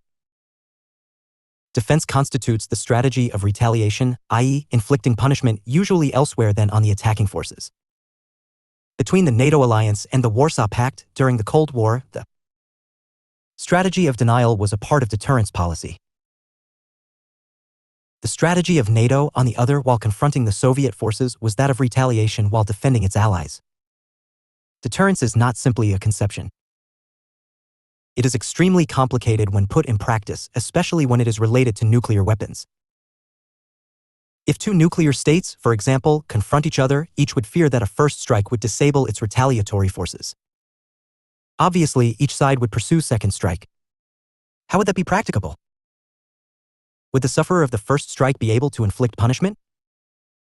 Conjectures can hardly help us. Deterrence theories are divided into two groups. On the one side, there are scholars who hold the view that the nuclear weapons can or would make deterrence easy.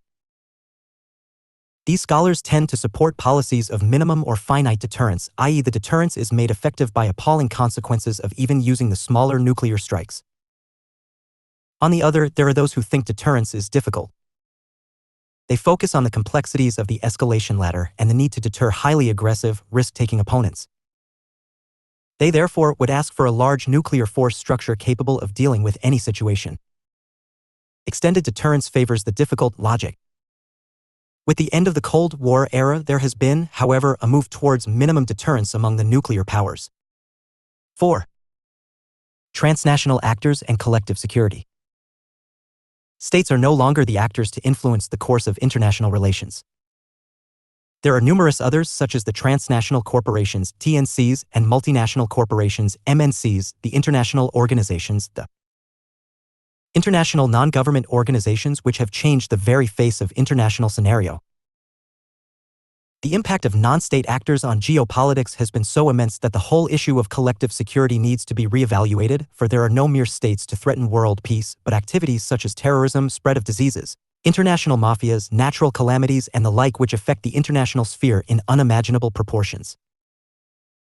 The fast-changing international circumstances have thrown newer problems of world security which require alternatives to cope with global order.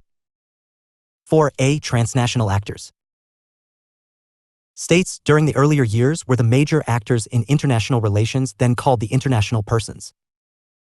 Until the 19th century, one would talk about international law as a law among the sovereign states. What were not states were not recognized. This is not to say that the states are not sovereign or that the international law does not deal with the states as its subject. The changes occurring in the fields of transport and communication, science and technology, trade and commerce have given the international scene a global face where interconnectedness and interdependence among the states have become a reality. The concept of sovereignty is losing its rigidity, and the states have learned to compromise sovereignty in the larger interests of their citizens. The economic activities of the states relating to trade and commerce, monetary and fiscal phenomena, and issues of the import-export of commodities, exchange of currencies, the developmental projects of the lesser developed nations. All these have led to the formation of international financial and economic organizations which have, in a way, relegated the sovereignty of the state to the background, if not oblivion. The net result has been the growing decline in the activities and importance of the states as the major actors of international relations. If we look at the world, there are about 200 states which still claim to be sovereign and in whose names the whole business of international field is conducted. There are others which may be described as non-state actors in the international arena which are not sovereign, but are those with meaningful positions which the sovereign states can hardly ignore. Among these, there are about 64,000 transnational and multinational corporations, TNCs and MNCs, such as Shell, Microsoft, Nestle, and the like, with over 8 lakhs foreign affiliates. Then there are over 100 international organizations such as the United Nations, UN, the International Labour Organization, ILO, UNESCO, UNICEF, World Health Organization, WHO, the World Bank, the International Monetary Fund, and the like, to which even the sovereign states look for assistance and inspiration. Single-country non-governmental organizations operating at the international level number no less than 9,000 in the world, which, though work through the sovereign states, yet influence their activities immensely. Among these, one may refer to Population Concern, United Kingdom, and the Sierra Club, the United States. The strength of intergovernmental organizations, though less in number, are no less important. These include NATO, OAS, ANZUS, and the like, which influence the policies of the concerned sovereign states. Furthermore, there are over 6,000 non-governmental organizations that include Amnesty International, the Baptist World Alliance, which are independent of the sovereign states but are those which are not ignored by them. Actors have influenced the world and there is no indication of their reducing role in the future. They are now as important factors as are the states themselves in shaping or reshaping the world. Globalization, we must recognize, has become so important a phenomenon that it has brought the nations of the world together. Caught up in the whirlwind of attaining all-round development inside its boundaries and the willy-nilly acceptance of globalization, the states, especially in the developing societies, march towards the path of liberalization and deregulation so as to accommodate the world's financial institutions that are dominated by the advanced industrial nations. The state in the developing societies have to tame sovereignty in order to be in tune with the globalizing institutions as they operate in the world and take the benefits accruing from the transnational actors. The victim in the whole process of the changing world today has been the concept of state sovereignty.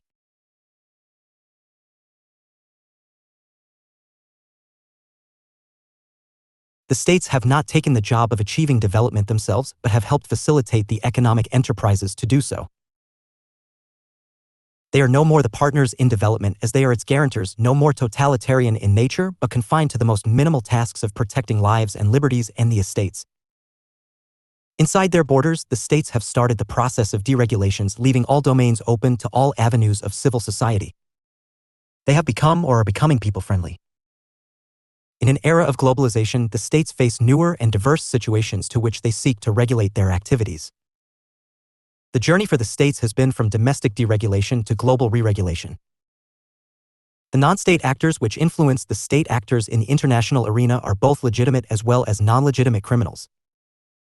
Mafias, pirates, terrorists, and the like constitute the non-legitimate non-state actors, while the using the guerrilla activities may be said to be the legitimate non-state ones. The criminals, the mafias, and the pirates, with travel becoming easy following the development in transport and communication, indulge in stolen goods, forbidden drugs, smuggling, and the like, doing trade against the established national and international rules. Such activities done at the international level and among people spread over all parts of the world cannot be effectively controlled by a single state. There is, thus, a need to pursue a global policy to control such activities. Terrorist groups, guerrillas, and national liberation movements are other organized groups which function across the borders of the states. They are called terrorists because they wage war against the legally and constitutionally elected governments, indulging in violence on the grounds that their ethnic and religious minorities are opposed to the governments where they operate. They are called guerrillas because they resort to activities disapproved by the laws of the government. They are called the nationalists because they fight against an alien government. Such groups are not non-legitimate, but they do have an impact on the international scene. Among them, one may include, for example, groups such as the Republican and Loyalists paramilitaries in Northern Ireland, the Basque Separatists, the African National Congress, ANC, the Southwest African People's Organizations, SWAPO. Among such groups, terrorists fall in a category in which they need to be brought before justice, while the guerrillas can be dealt in accordance with the law of the land. And it is always difficult to deny the right to self-determination to the people seeking liberation. Indeed, activities of terrorists September 11, 2001 or November 26, 2008 are such which have to be faced and fought at the global level, illegitimization of fundamentalism. And violence has to be done with global efforts. Global politics has to take into account the activities of such legitimate and non-legitimate non-state actors. Transnational corporations, TNCs, including the multinational corporations, MNCs, work from their home countries and in states thousands of miles away, are commercial organizations doing business and earning profits. Their activities affect the economy of the nations where they operate, though in the process, as blessed by the globalization phenomena, they provide jobs to the natives. What is needed is a national as well as a global policy that restricts exploitation of the local people. International norms should be so framed that such TNCs and MNCs remain disciplined. What is important to note is the fact of their impact both on the concerned states and on the international forum. Non-governmental organizations, NGOs, either social, cultural, or technical, too operate as transnational actors and affect global politics directly or indirectly. Beneficial as they are, their role in building the global civil society is something that can hardly be ignored. The global economy has led to globalization of the unions, creation of commercial bodies, the professional organizations, and flow of information which it is not possible for a single government to lay rules affecting them. International organizations, either United Nations, its specialized agencies, regional organizations EU, SAARC, ASEAN, and the like, or larger bodies such as the British Commonwealth or Commonwealth of Independent States, as transnational actors provide structures for political communication. They are what constrain the behavior of their members. They affect the sovereign states and make them compromise their sovereign powers. The international organizations and the intergovernmental organizations have distinct impact not only on the states but also on other transnational actors in giving